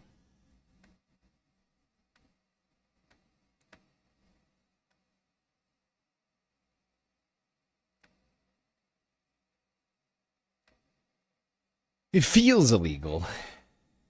I know if this was happening to right-wingers criticizing Joe Biden, if this was 2023, 2024, you know, you just change it from Trump to Biden, right-wingers would be losing their ever-loving minds. They'd be calling to storm TikTok and like take down Oracle. Like everybody sell your Oracle stock. Burn all your favorite Larry Ellison gear. That's it. These people love censorship so long as it doesn't happen to them. Just days after a group of mainly American investors approved by President Donald Trump took over control of TikTok's U.S. operations, some users now say the app is censoring and limiting their content, including posts and messages about Jeffrey Epstein and the shooting deaths of U.S. citizens by federal agents in Minneapolis. One content creator says his U.S.-based followers couldn't access his post about the shooting death of Renee Good. So this is how it should appear. The latest video under my 3 pinned videos is the ICE shooting analysis. But this is what my page looks like according to people who message me. And even weirder, this is how it appears in their watch history, a blank square. The red X mark is just them pointing it out to me. And California State Senator Scott Wiener said TikTok wouldn't let him share this post about ICE for several hours. I am advancing a bill now to say that in California, it's not going to be just local and state law enforcement who can be sued if they violate your rights, but federal agents can as well. California Governor Gavin Newsom announced a new state investigation to determine whether TikTok is violating state law by censoring content critical of President Trump. The company issued a statement today saying it had suffered a cascading systems failure that had caused multiple bugs on the platform after a power outage at one of its U.S. data centers. For more, we're joined by tech. Yeah, that sounds incredibly unbelievable. Because it's a lie. That's why it's just in case you were unclear. It sounds unbelievable because it's a lie. Because TikTok was hoping nobody would notice or complain. Which seems like a real fucking dumb plan when you think about it. It's like, really? You thought nobody was going to complain or notice that you were doing this?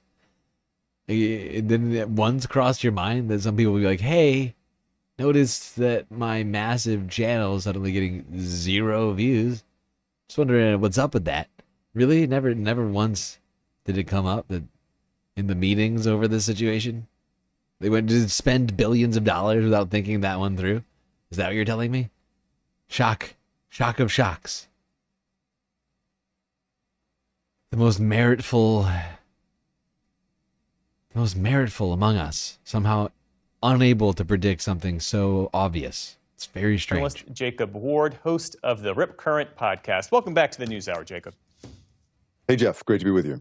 So you have a lot of politically engaged users now saying they feel censored on TikTok, videos getting 0 views, their reach suddenly disappearing. Based on your reporting, what is going on here?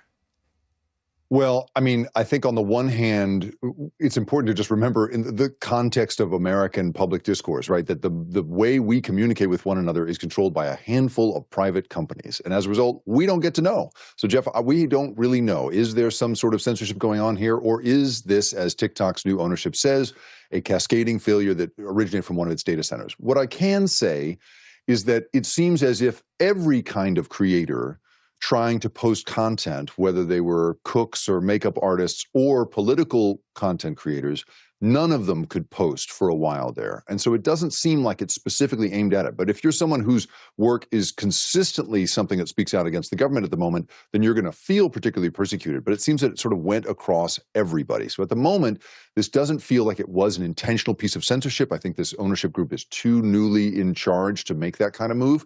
But that's not to be confused with the idea that they couldn't do that. I think the capability of doing so is incredibly powerful and worth watching. Well, let's talk more about that, because people point to Elon Musk's takeover of Twitter. What this guy is saying is flying completely in the face of what we just went over. Because according to Humanist Report, right? Who were we just watching?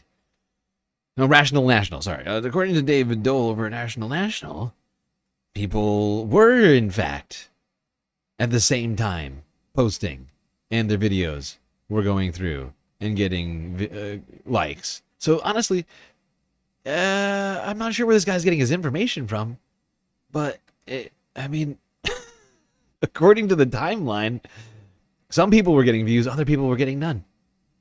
And so it's sort of the exact opposite of what this guy just said. I guess we're just going to have to keep our eyes on the situation somewhere, but the conflicting stories here, I mean, it's all gonna come out at some point here, what's actually happening. But it's strange that there's conflicting viewpoints on this situation when the evidence seems to point. I mean, they got timestamps and everything. I went through this shit. People put there's timestamps on when people post, and some were simultaneously, while some were getting no views, others were getting views. So I don't know how that explains I don't know how that can be explained away. By what this guy, he's just said, oh, some people were also, like a bunch of people were experiencing. I didn't see any of those. Didn't see any of those.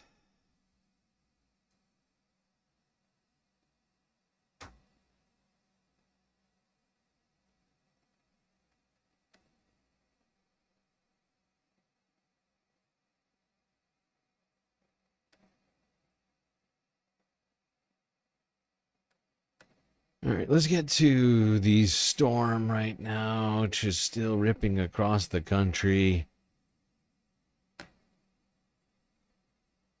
blasting many of us into an Arctic oblivion, which we all are just praying for it to end. And yet it persists.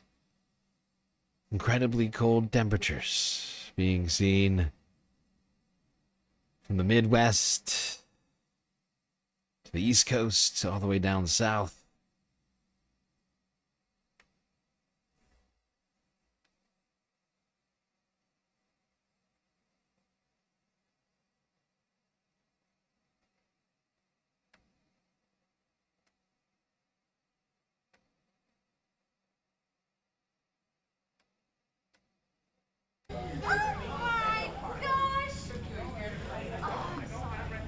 So we're a Chicago-based organization, nonprofit. We build orange ice fishing tents. We also pass out meals 3 days a week, and we help connect people to additional resources such as housing, addiction treatment, mental health resources, legal aid. Even just like a 6 months or like 3 months, a free place. Last winter, we ran into a little snafu where the tents were out of stock. And so we kind of had to pivot and figure that out, which is why we also build like red tents and black tents now. You can stand up in it, you can lay down flat, you can have like storage for your belongings. They're insulated, they're 20 to 30 degrees warmer than anything outside. Get it to do the pilot, you need to hear that click. And then when I go back to here, just turn it off that way. We got a pallet of propane, which is roughly like 65 to 70 cases of propane. And so we use that donation to pass out to all of our folks experiencing homelessness, whether we've built them tents before or not. Seeing the forecasted weather, I knew we had to come out and do this today. Okay, all right, sounds good. Propane there? Shelters and warming centers aren't like a one-size-fits-all solution. Obviously, if you go to a shelter or warming center, you can't bring all your belongings with you. Also, the shelters and warming centers are so far and few between in the city unless you have like a phone where you can Google Maps how to get there, or unless you have a bus card to even get there in general. Really how I've been able to build trust and build relationships the best by just showing up like almost every day with a hot meal, with the water, showing up like when I say I will.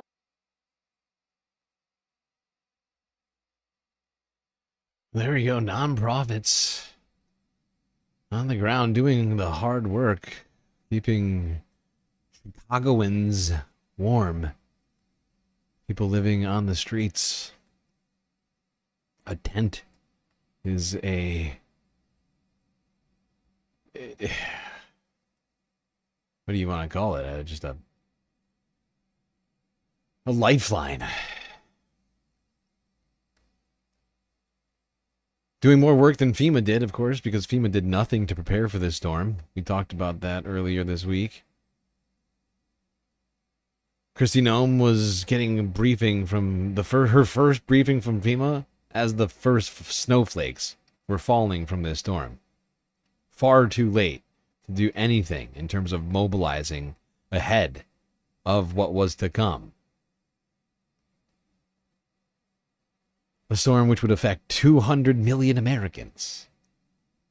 Kristi didn't give a shit. She was too busy checking her Instagram with or the something. massive winter storm pummeling the country. Nearly 200 million people are caught in the middle of it. Brutal cold, ice, and snow. 23 states from the south to the northeast are under a state of emergency. At least 3 deaths are blamed on the cold. More than 1 million people are in the dark tonight, and the snow still falling. We have CBS News correspondents covering it all. CBS's Chanel Call is in New York City and leads us off tonight. Chanel. And Jerika, here in Manhattan, we're seeing nearly a foot of snow on the ground right now. Plows have been out in full force since early this morning, trying to get these streets cleaned up before people go back to work tomorrow. Instead of picking up trash, an army of 700 New York City garbage trucks are moving snow and salting streets. Travel becoming treacherous across much of the Northeast. Do not get on the roads. I did a full 360 in an all-wheel drive vehicle. Drivers seen abandoning their vehicles on Interstate 75 in Ohio in snow too deep to drive through. In Pittsburgh, conditions there causing drivers to slide off the roads.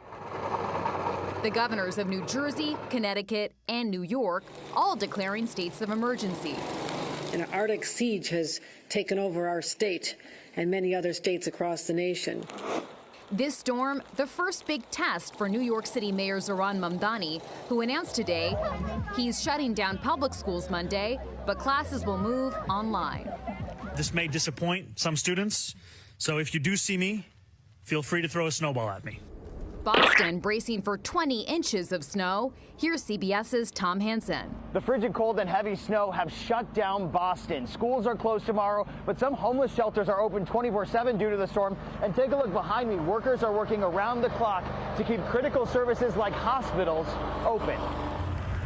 The stormy weather causing over 11,000 flight cancellations and 3,600 delays today. We are officially closing LaGuardia Airport until 6 a.m. tomorrow. New York's LaGuardia, Dulles International, and Reagan National, the hardest hit. We have to spend 2 nights here because we don't fly out till Monday.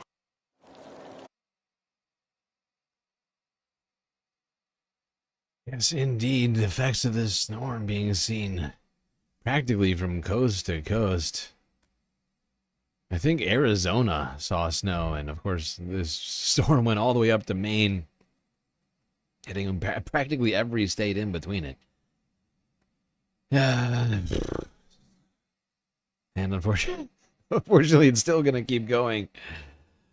Many places looking at single digits for many days ahead.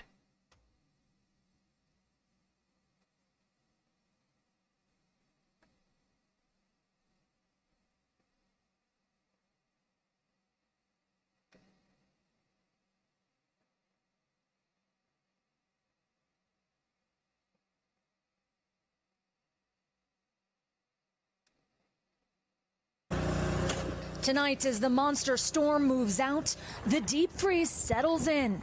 Frigid temperatures, blankets of ice, and feet of snow still gripping a huge portion of the country. At least 20 people have died so far, including elementary school teacher Rebecca Ruber. Police in Kansas say the 28-year-old froze to death. Her smile, it was so vibrant. That's what I'm going to miss the most. First responders are still working around the clock to keep up with collisions and spinouts. Even emergency vehicles are having trouble getting around. This semi slid off the road in Tennessee, shutting down the highway.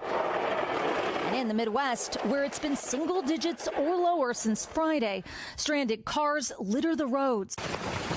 The extraordinary storm created this in New York City, where even the rivers are freezing over, with record snowfall in several states, including here in Massachusetts. It's crazy. Oh my God, I live in here for 90 years, but I never see something like this. I've been out here for a few hours. It's a long time to be shoveling snow. My face feels frozen right now. 160 million. Yeah. They closed down all the ferries because the Hudson was filled with too much ice. That's how cold it is.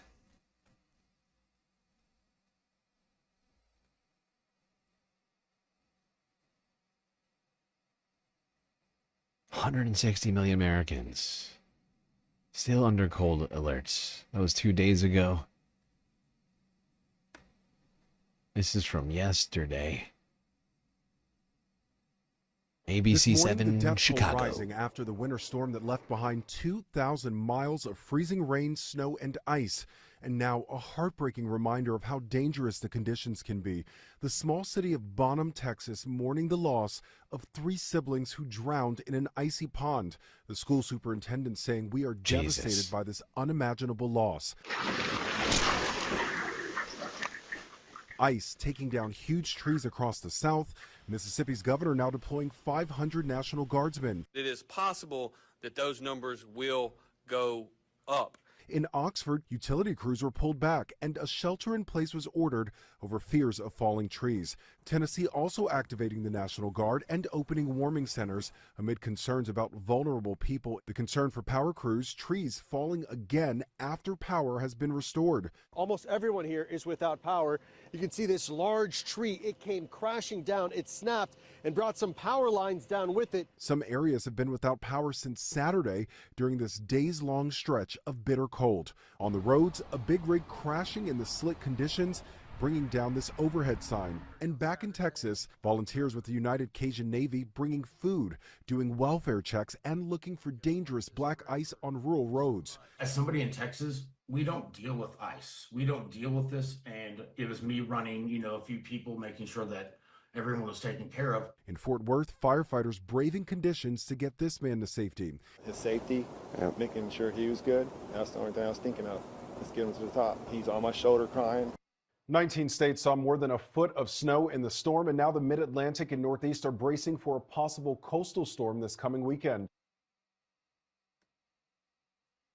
19 states saw more than a foot of snow. That's an intense freaking storm right there is what that is.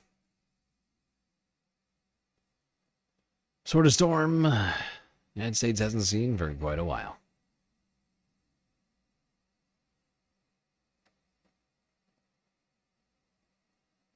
Now, it wasn't just those 3 children in Texas who died. Unfortunately, people died all over the country. And honestly, hard to say with any certainty, but you would think that maybe if FEMA had done their jobs and prepared ahead of the storm, maybe some of those deaths could have been prevented. I don't know the details of every death at this time, but one would think there would have been less chaos, less likelihood for a tragedy to occur had there not, had been such a incompetent group of people running FEMA right now. People who are actively making FEMA incapable of doing its job. And remember, FEMA cannot act without Kristi Noem. They have been hobbled by the Trump administration.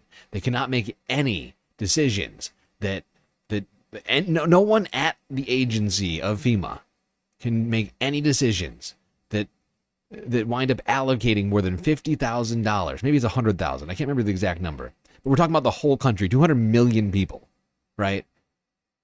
They have to go to Kristi Noem for every expenditure over $50,000. Has to be approved directly by Kristi. It's her responsibility as the head of DHS, and is now her responsibility more than it has been for any other DHS director to keep FEMA running smoothly and saving Americans. And she's doing fuck all.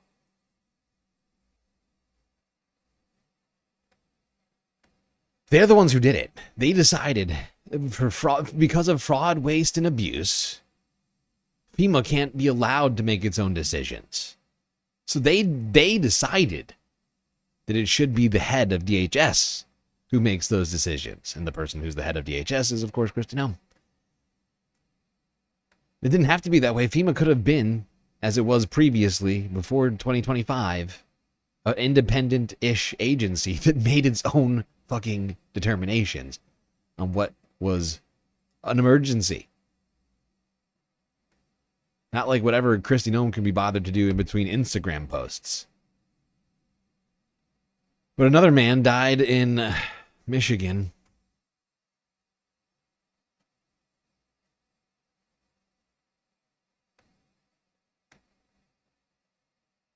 An Alaska teen was found dead in Ann Arbor on Saturday, hours after being seen walking alone on the University of Michigan campus. Police first reported 19-year-old Lucas Matson missing on Friday night, in danger due to frigid cold temperatures.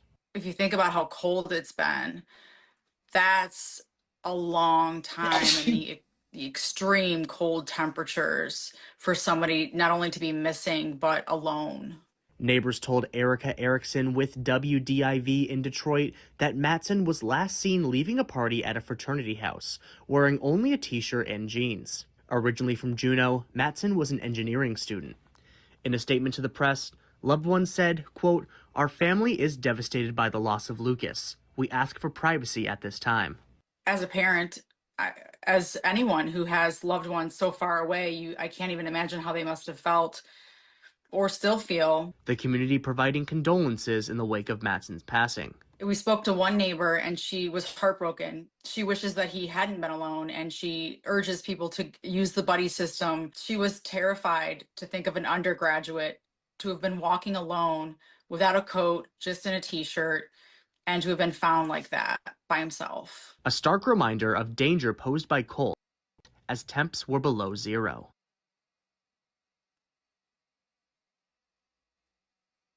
Yeah, do not go out there without a jacket. For the love of God. It's dangerous. That's why they sell jackets.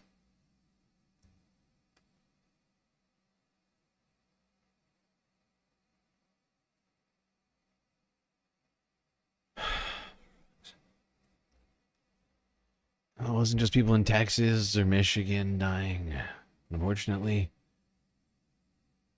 at least 10 New Yorkers died outside during this storm, according to Zoran Mamdani at a press conference yesterday.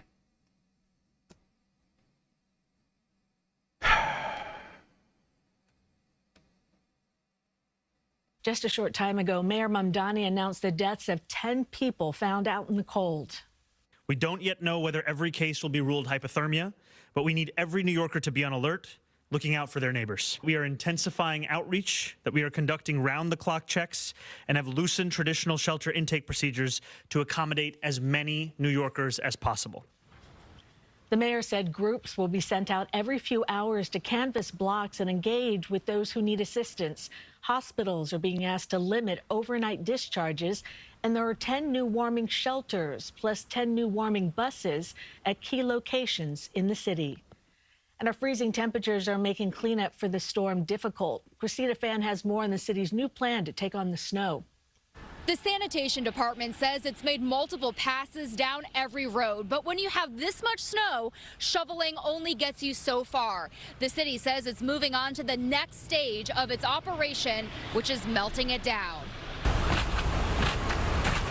2 days after snow pummeled the city, cars are still buried, sidewalks remain unshoveled, and these two siblings are about to enjoy a self-proclaimed snow day. It's very, very cold. It is cold, and it's super deep. Their father says it's simply too hard to get around. We skipping school today. No school for us today. I can't get the car off the spot. It's hard to travel, cross the streets. It's not safe. At Webster Car Wash in the Bronx, these attendants are pacing themselves for the long day ahead. It may be back-breaking labor now, but come tomorrow, they are expecting it to pay off, estimating more than 500 cars will cycle through to wash away the winter grime. People need to wash the car. They do wash the car every day. After several rounds of plowing, the Department of Sanitation is moving on to its next round of storm cleanup, bringing in equipment to break up hardened, elevated ridges and haul them away. The city has also activated snow melting operations, setting up large machines that can each melt up to 120 tons per hour. Drivers can't wait for it to be gone. The bus slid backwards, the yellow bus. When I saw it last time, we done. As a reminder, homeowners and car owners. Yeah, that's fair. That's fair. You see you see the bus sliding backwards. Yeah. Maybe keep the kids at home. It feels like a sign.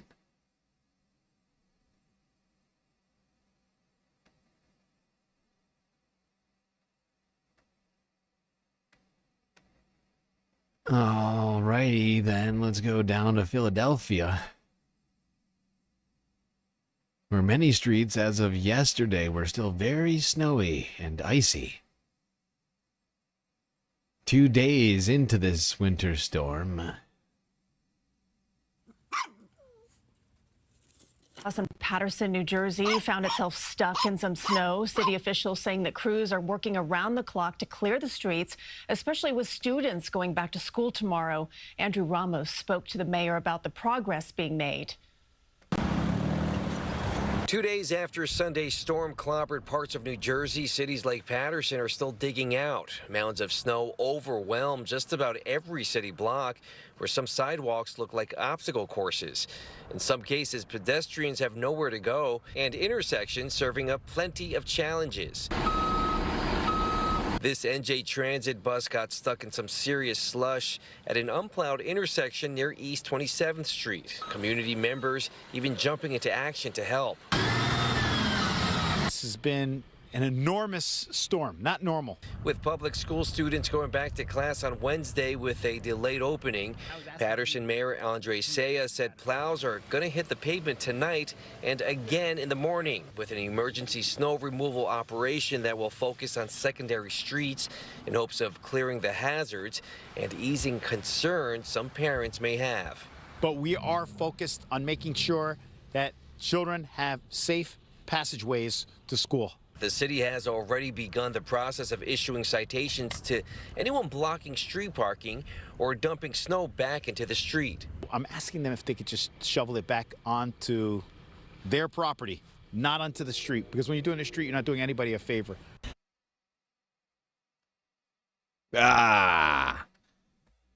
Yes. It's a struggle. It's a struggle. Where do you put the snow when there's so much snow? Right? You feel me? Where, if not the street, on top of your car. It's tough. Sorry.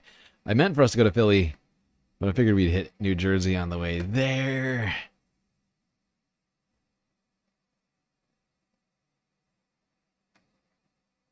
It is 6:05. The snow emergency for the city of Philadelphia ended just a few minutes ago, but the cleanup of all of these messy streets, that could take days. CBS News Philadelphia's Brandon Goldner has been driving through South Philly with his photojournalist Mike this morning. And we know, Brandon, South Philly streets notoriously slick and dangerous after snowstorms. How are they looking this morning? Well, Janelle, let me show you right now. This road in particular, South 18th, where we're at right now, is they push the button right there, and you can see, look at this. This is probably the worst we've seen so far.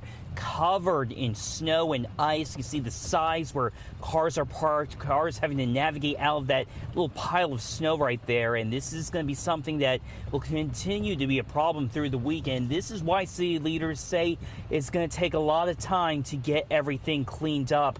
Mayor Cheryl Parker says people are still parking also on those critical snow emergency routes. She says since Sunday, the city's towed 350 cars. And she wants people to move their cars now so plow trucks can clear more of these roadways. City offices and courts are closed while schools are holding virtual classes today. Crews are using more than 800 pieces of equipment to clear streets, including, and this is really cool, a specialized machine that melts snow, and they've already melted 900 tons of it. They're expected to be back out here later this morning, but with these freezing temperatures, every second counts, especially these snow-covered streets, so they're going to need your help. Despite the tireless work involved in our intergovernmental response, we are not out of the woods, Philadelphia, and we are not claiming victory at all right now. All of those things make a difference, but time is very critical. And so we continue to throw everything we can at this storm. And as the mayor stated, we do not have a timeline, but we're going to continue working through these very challenging circumstances. Very challenging circumstances indeed. This storm really walloped people across the nation. Big cities struggling with where to put all the snow.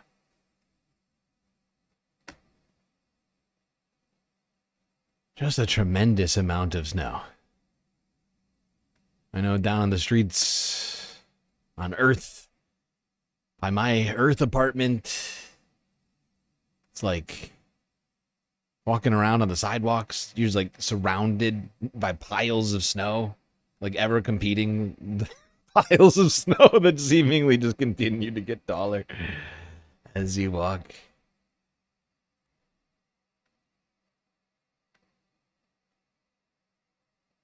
Trying to make it to the store feels like you're going through an Arctic tundra.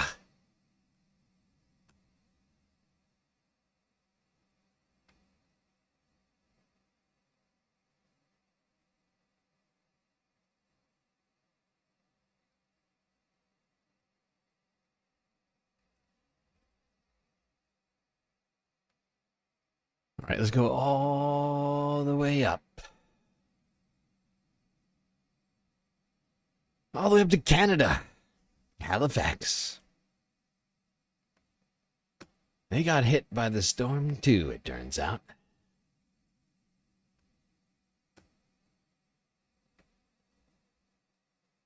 In Halifax, the snow has shut down schools, businesses, and government offices. Dozens of flights in and out of the city have also been canceled as the storm sweeps through. For more on this, we've reached Andy Fillmore, the mayor of Halifax, who has kindly offered to go outside for us to show us a little bit of what it is like outside right now. So, Mayor Fillmore, thank you so much for this. We do appreciate it. Tell us a little bit of what it's like outside right now. Pleasure to be with you this morning, Hillary. Well, it's -7. The snow is gently falling. The city is beautiful in its blanket of snow, and it's also beautifully quiet. So it's actually a very, very nice way to be. However, there are a lot of people being inconvenienced. Flights in and out of Halifax International Airport have been impacted. Schools and businesses are closed, and our transit system is operating on modified rules today as well. We'll get about 40 centimeters, we think, before this is over, and we'll see if we're going to be opening it back up again tomorrow. We're in a bit of a lull right now, but it's been coming down pretty thick. You are right, though. It is quite pretty. I guess that is one silver lining in all of this snow, that it is quite pretty to look at. As you're saying there, 40 centimeters, that is a lot of snow. What are some of your concerns at this point if all of that snow does pile up? I love how Canadians are up here trying to find the silver lining in all this goddamn snow. You stop being so damn cheery up there, Canada. Okay? Everybody down here in America is... well, we're hating it. It's fine, you can gloat. Fine, gloat, Yeah, and Canada. so really the transit system is my number one concern. People still need to get to they will need to get to school and work tomorrow to their classes. I imagine, I'm hoping that the city will be open again, universities will be back on, but we do need to keep people moving. We need to keep the economy moving, and that means keeping the streets clear. It's a Herculean task, to borrow a word from the former person who's being interviewed in Toronto. We have about 4,300 kilometers of streets to clear. We have about 1,000 kilometers of sidewalk, thousands of bus stops. So I just really honor and thank the hardworking crews that are out there getting this done. And what?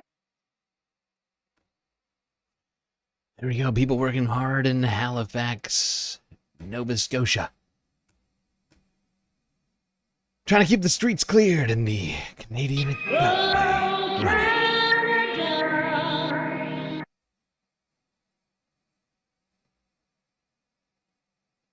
Now, unfortunately, for basically everybody who was in the path of this storm, another big storm may be coming, according to Ryan Hall, y'all. Efforts to try to support. Let's see what this guy's got to say. This is from Tuesday, I believe it was. It's Monday, January 26th, and we are finally on the other side of Monday. this historic winter storm we've been tracking. Honestly, I really like that about Ryan, is that, like, he tells me exactly what day. Nobody else does that. He's like one of the only people who, like, immediately help me out when they start their video. Hey, here's the day. Here's the day and time at which this is being recorded. Thank you, Ryan. And we are finally on the other side of this historic winter storm we've been tracking. Unfortunately, as of this morning, 21 people are confirmed dead across 14 states. More than 847,000 are still without power this morning in single-digit temperatures. Nashville lost nearly half of its power grid due to 3/4 of an inch of ice. And Mississippi got hit with its worst ice storm since 1994. And some of these people won't see power for weeks. Down in Little Rock, we broke the snowfall record that had stood since 1899. Over 19,000 flights were canceled, and Sunday was one of the worst travel days since the pandemic. This thing stretched 2,300 miles wide at its peak, and more than 230 million Americans were under weather alerts at the same time, which is a record. The pattern we started tracking way back in mid-January verified almost exactly like we said it would, and unfortunately, it's time to keep looking into the future because there's more stuff coming. Let's start off by talking about these temperatures because it's going to be downright cold tomorrow morning. It was cold this morning. It'll be even colder tomorrow morning, especially in a lot of these places where we don't have power. We're expecting a low temperature tomorrow morning of 16 degrees. Well, I'm going to skip ahead to the predictions here. Wait, too far. Through 10 days from now. Okay, so we could be well into the beginning of February and still be talking about below average temperatures all the way down to the southern part of Florida, but especially in Alabama, the Carolinas, up into the mid-Atlantic. And we're going to continue to be warmer than average in the west. Everybody west of the Rockies is going to be having fun in the sun pretty much, and there's going to be some of that warm air that tries to make it up even into the northern plains as we get into the latter part of this outlook. All right, let's talk about what we can expect as we go into the future outside of just temperatures. It's going to be cold. We know that. But what happens with the cold? Are we going to get a storm? Are we going to get anything else happening? Well, we're definitely going to have another clipper coming through the Great Lakes here as we go into Tuesday. That's going to bring even more snow to the northeast. It's not going to be significant, but some places will pick up on a couple of inches. And it's also going to turn on the lake effect snow machines again for western Michigan, northeast Ohio, northwest Pennsylvania, a lot of upstate New York. So get ready for another thumping of snow over the next several days as the cold air just runs over the lakes. At some point, they're going to get completely frozen here. But check it out. Another big anomalously high pressure system is building up in Canada. The European model here has another huge blast of cold air that might actually rival this one. And of course, it does link up with a storm in the Gulf. This one looks a little bit more dynamic than the one that we just saw in terms of its potential power. I guess you could say it's definitely smaller. But here we go. Another potential winter storm impacting parts of the South as we go into Saturday, January 31st. This actually starts, I would say, back on January 30th as some rain in Louisiana, some snow showers in the Ohio Valley. Everything links up and phases here over the Appalachian Mountains. And once again, we see potentially significant nor'easters starting to form as we go into Saturday, January 31st. Here's heavy snow. Jesus Christ, can we get just a break from this horrifying weather? Good God. That's not great. Not a fan of that prediction. Thanks, Ryan. Real cheery, pal. Could have lied to us and told us that everything was going to be fine. No, Ryan's got to continue to do the weather, I guess, as it is in reality, rather than giving us some sort of fake weather update. Honestly, at this point, though, I mean, I just want to see the sun one time down on Earth. Just one time.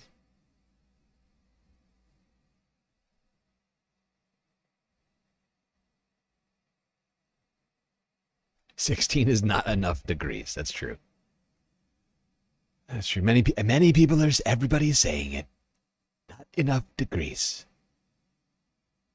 All right, second to last of the night, everybody. I'm afraid gonna have to end it during the weather tonight. I'm just beat. We're 9.5 hours in.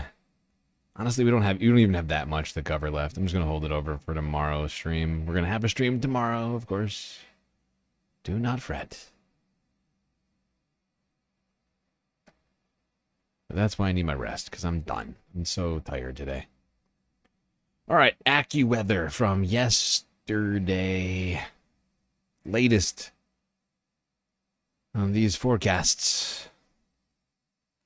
We have a bomb cyclone, and we have, I think, what will be a blizzard along the Carolina coast, southeast Virginia, and perhaps New England as we head into the weekend. We're going to be looking at a powerful storm that's going to be taking shape here. I want to define those two, though. What is a bomb cyclone? It's a low-pressure system that undergoes rapid strengthening. The barometric pressure falls at least 24 millibars in 24 hours. That's what we're going to see, and this is going to be a full-fledged nor'easter. But that's a bomb cyclone. Now, this is also going to produce a blizzard in a few areas here. What's a blizzard? Well, a quarter of a mile visibility in snow or blowing snow, and you have to have 35-mile-per-hour winds, either gusts or sustains. All of these conditions must last at least 3 hours. I think blizzard criteria is going to be met as well as we go through the weekend as this storm develops. Now, I do not believe that this is a widespread snowstorm, though, for the I-95 corridor. While New York City, Philadelphia, and D.C., Baltimore, and Richmond, I think you're in a little better spot for snow than farther north. While you can get a little snow, I don't think this is a big snowstorm for you. I think everything's going to be off to the east. I'll show you why coming up. Now, why am I using the blizzard word here? Well, I'll tell you what, when you look at the ingredients, the first thing I start with, this is Saturday morning. Look at this widespread injection of cold air. I mean, your freezing line is coming way down here, all the way down to I-10. Look at this. Look at this cold air. Now, also notice you have temperatures in the 60s here. You've got a frontal boundary that's in here. Here it is. And frontal boundaries are locations where storms form, and you're going to get a storm to form right here. Now, let me show you the buckling jet stream that's going to do this. I'm going to show you a lot of the modeling. They're all coming in to line. We talked about this on the feed the other day. You've got this upper low. This is the European AI. Watch it come south. There it is. This is Saturday morning, Saturday afternoon, Saturday evening. Look at this. Now, with the upper low track like this, you take the upper low, that's where you're going to get the snow on the northern side. So that's going to include the upstate of South Carolina. I think it's going to try to snow all the way down into Myrtle Beach. and certainly into North Carolina. Look at that upper low track. Watch it come through. There it is. Now, the all right, there's AccuWeather and your weather car salesman here. I always forget this fucking guy's name. Anyway, I guess we will see how this all plays out. Potential bomb cyclone, according to this guy, could mean bad things. Now, one thing I've been asking myself throughout all of this, is any of this a result of the possible collapse of the AMOC, the Atlantic Meridional Overturning Current, which dictates the movement of the waters of our oceans? This is one of the most prolonged cold periods many states have seen in a very long time. I'm not claiming that it's collapsed fully. I'm just asking myself out loud, and perhaps people in chat as well. Is this a sign?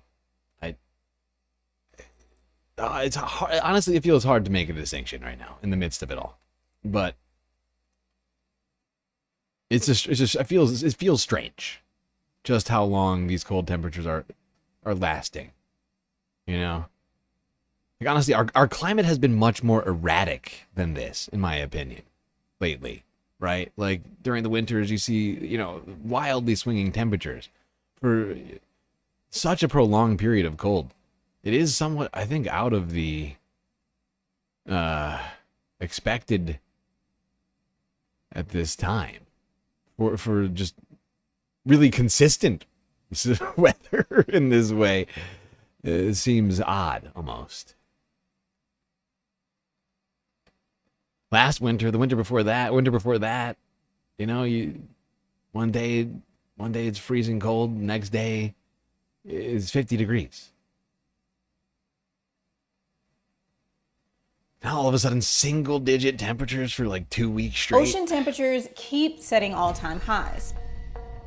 But in the North Atlantic lies one very mysterious, very creepy exception. It's called the cold block, or the warming hole. And according to climate models, it shouldn't exist today, which means we're missing something. So one researcher got to wondering, did the cold blob exist the last time the planet was this warm? And if so, what happened after it appeared? Our study is actually probably provides hints regarding our very near future. Mohammed is talking about Earth's most important heat transfer system, the AMOC, an enormous ocean circulation that redistributes heat from the tropics and southern hemisphere into the northern latitudes. And this global heat transfer is responsible for regulating weather that we rely on to function as a society, especially temperature and rainfall patterns. And the appearance of the cold blob could mean that this vital Earth system is on the brink of collapse. But it might not be so simple. It turns out that there's a hot debate in the scientific community about the AMOC. And in this episode, we're going to get to the bottom of it. Because although there is debate, what most scientists agree on is that an AMOC collapse will change our world dramatically. Once the climate warms enough, we can hit a tipping point where very suddenly and very catastrophically, this AMOC current could collapse. Immediately, if not the sooner. AMOC brings warm, salty water from the Gulf to the North Atlantic, where it sinks, bringing cold, deep water as far south as Antarctica. This exchange keeps temperatures warmer in Europe and milder in the tropics. But dramatic cooling in Europe probably isn't the biggest impact of an AMOC shift. Very worried about future changes in rainfall and water availability. During times when AMOC is strong, the northern hemisphere tropics and monsoon regions are generally stronger and wetter. This, scientists say, is because the AMOC influences the intertropical convergence zone, which is the belt where trade winds meet, forming regions of heavy seasonal rain on either side of the equator, known as monsoons. It's really hard to imagine how many people a sudden shift in monsoons would impact. Over half the world's population are impacted by them. And so really understanding how those could potentially change is really critical. That's because as the AMOC slows, the northern hemisphere cools. that cooling shifts the tropical rain bands south, and the monsoons effectively miss regions that count on them for up to 90% of their yearly precipitation, directly impacting food security for over 2 billion people. So with so much on the line, what does the scientific community say? There are a number of studies that really suggest that the risk is much larger and much closer, actually, with lower levels of warming than we have previously thought. Most models do predict an AMOC weakening before the end of the 21st century. Some by up to 46%, even in low greenhouse gas emission scenarios, and 55% for high emission scenarios. And some find a collapse by mid-century is possible or even likely. So that's just a few decades away. But there are also scientists at very reputable institutions who declined our interview requests on the subject because they don't believe there is convincing evidence that the current is weakening. So what's going on here? Well, the AMOC is hard to study. It's variable from year to year, so even though a slight slowdown has been observed in the last 2 decades when scientists began directly observing the current, there isn't enough data to determine a trend. And even this slowdown isn't particularly clear. But there is a third way to study the AMOC, and that's by looking at paleoclimate data, or the study of Earth's past climate. Paleoclimate, in my view, is really critical to understanding the future of Earth's climate, because humans have only been recording climate with instruments and satellites for decades to maybe like a couple of centuries at most. Using clues buried in snow, ice, marine sediment, and one very unexpected place, which we'll get to in a bit, researchers can put together an incredible history of Earth's past climate by literally measuring cores of the Earth. But getting the data for paleoclimate research is easier said than done. We visited a scientist at Oregon State University who studies ice cores found miles below the surface. This sample came from about a mile deep in the Greenland ice sheet. Since ice is so thick, there are thousands of samples that have to be measured, and all of them are cut by hand. Once the ice is cut, it's taken to the lab where each sample is measured. After we cut the ice samples, we put them in a little flask.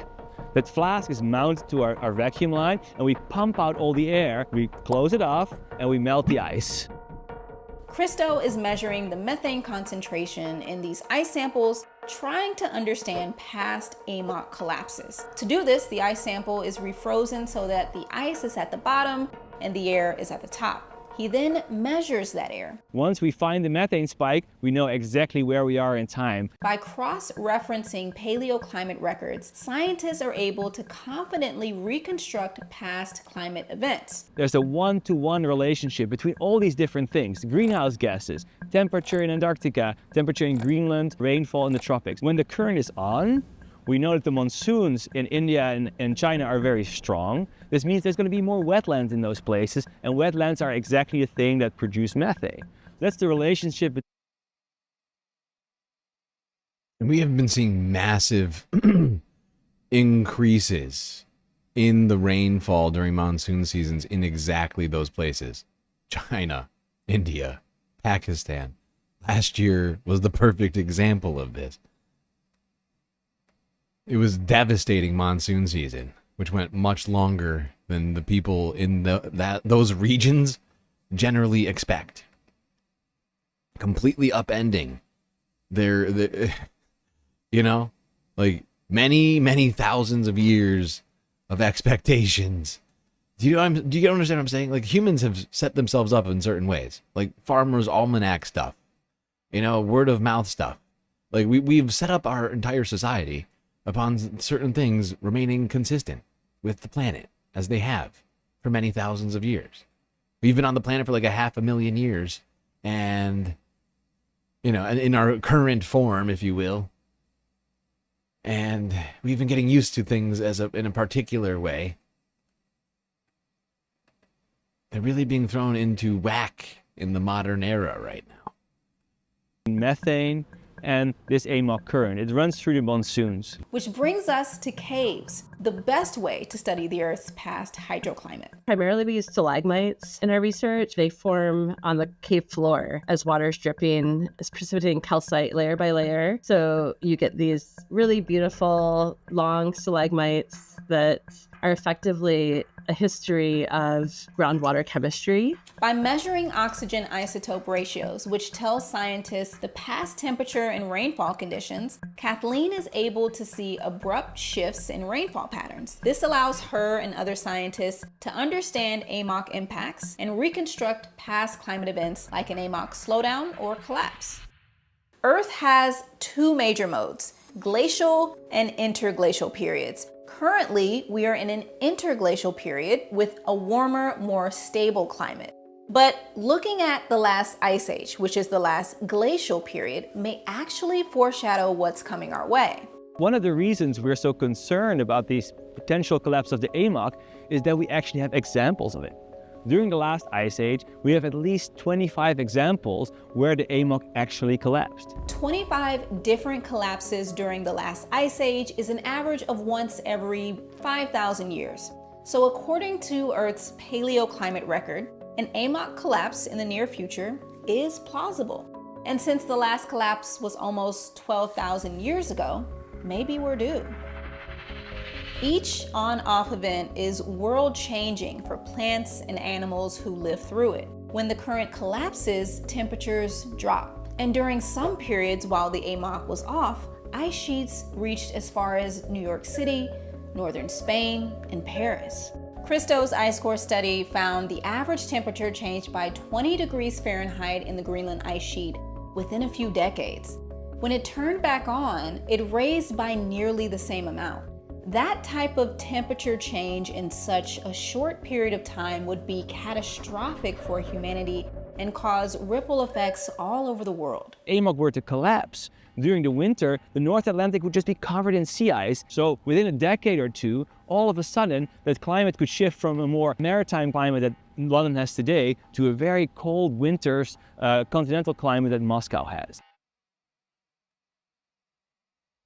This is literally what it looks like on the Hudson right now. This is literally what it looks like. They shut down ferry service because it looks exactly In like a decade or two, all of a sudden, that climate could shift from a more maritime climate that London has today to a very cold winters continental climate that Moscow has. So this proves that the current is fundamentally unstable and certainly can collapse. But everything we've been talking about happened during an ice age. What about the last interglacial, when Earth was around this temperature? Well, 128,000 years ago, the Earth was 1 to 2 degrees warmer than pre-industrial times, which is a similar temperature to today, maybe slightly warmer. So it's a pretty good comparison to today's climate. Remember the cold blob that climate models say shouldn't exist? Well, it's there today because so much ice is melting in Greenland. That melted ice winds up in the North Atlantic and makes the ocean less salty. And that salt is what drives the northern leg of the AMOC. Lighter, fresher water doesn't sink. It floats, blocking the overturning current and cooling the surface temperature. So researcher Mohammed Azad decided to see if that cold blob existed during the last interglacial because he wanted to understand the consequences. We found a warming hole during the last interglacial period. And this has very important implications for our understanding of the sensitivity of the system. He analyzed marine sediment from the ocean floor to understand the salinity and temperature of the northern Atlantic during the last interglacial. We found significant cooling associated with freshening and slowing down of the deep water formation in the Nordic Seas. Warming climate and subsequent melting of ice could slow down the Atlantic meridional overturning circulation. Mohammed found a slowdown or weakening of a critical part of the AMOC during the last interglacial after a blob formed. So what does that tell us? Well, during the last interglacial, the cold blob was bigger than ours today, but the planet was a bit warmer. Under our current greenhouse gas trajectory, we're likely to see temperatures close to 3 degrees above pre-industrial times by 2100. So if we warm a full degree Celsius above the last interglacial, we melt more ice and risk a slowing or even collapse of the current. The fact that the AMOC is going to be slowing down is really what we'd expect based on simple climate physics. That's not the question here. It's really a question of how much is it going to slow down and how quickly, because that's going to determine the human impact. The history of this current shows how likely Yeah, and if it completely shuts down and does that over a short period of time, it'll be massively tumultuous to humanity's just general sort of survival. I mean, not everybody. Some people will be far enough away to not worry about it very much. But Europe, Canada, United States, parts of Asia, as well as places on the other side of the planet, you know? Like I feel this would also hit like places down in Antarctica, or on the other side. You know what I'm saying? Like it would be a similar effect to the other side of the planet as well. All very bleak. And we honestly don't know for sure whether or not the AMOC has slowed down. Scientists are supposedly, as we speak, measuring what is going on there. I mean, well, actually, I said that wrong. It has slowed down. There is a cold blob. It exists. Whether or not it's going to shut down completely is unclear at this time. But it feels like that's the direction we're headed in. And we're not doing enough to prevent it, unfortunately.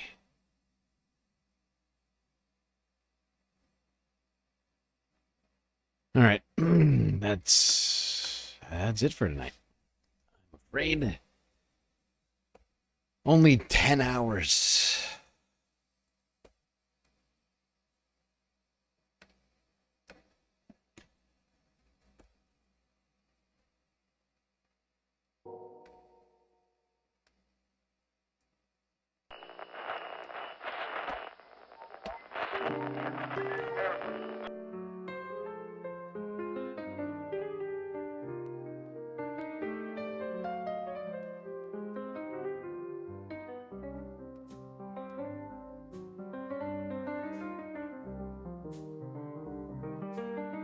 Well, we got through another stream. It's quite long, also difficult, but thankfully we had each other to get through it. Till I see you next. You stay classy, Galactic Stream Nation.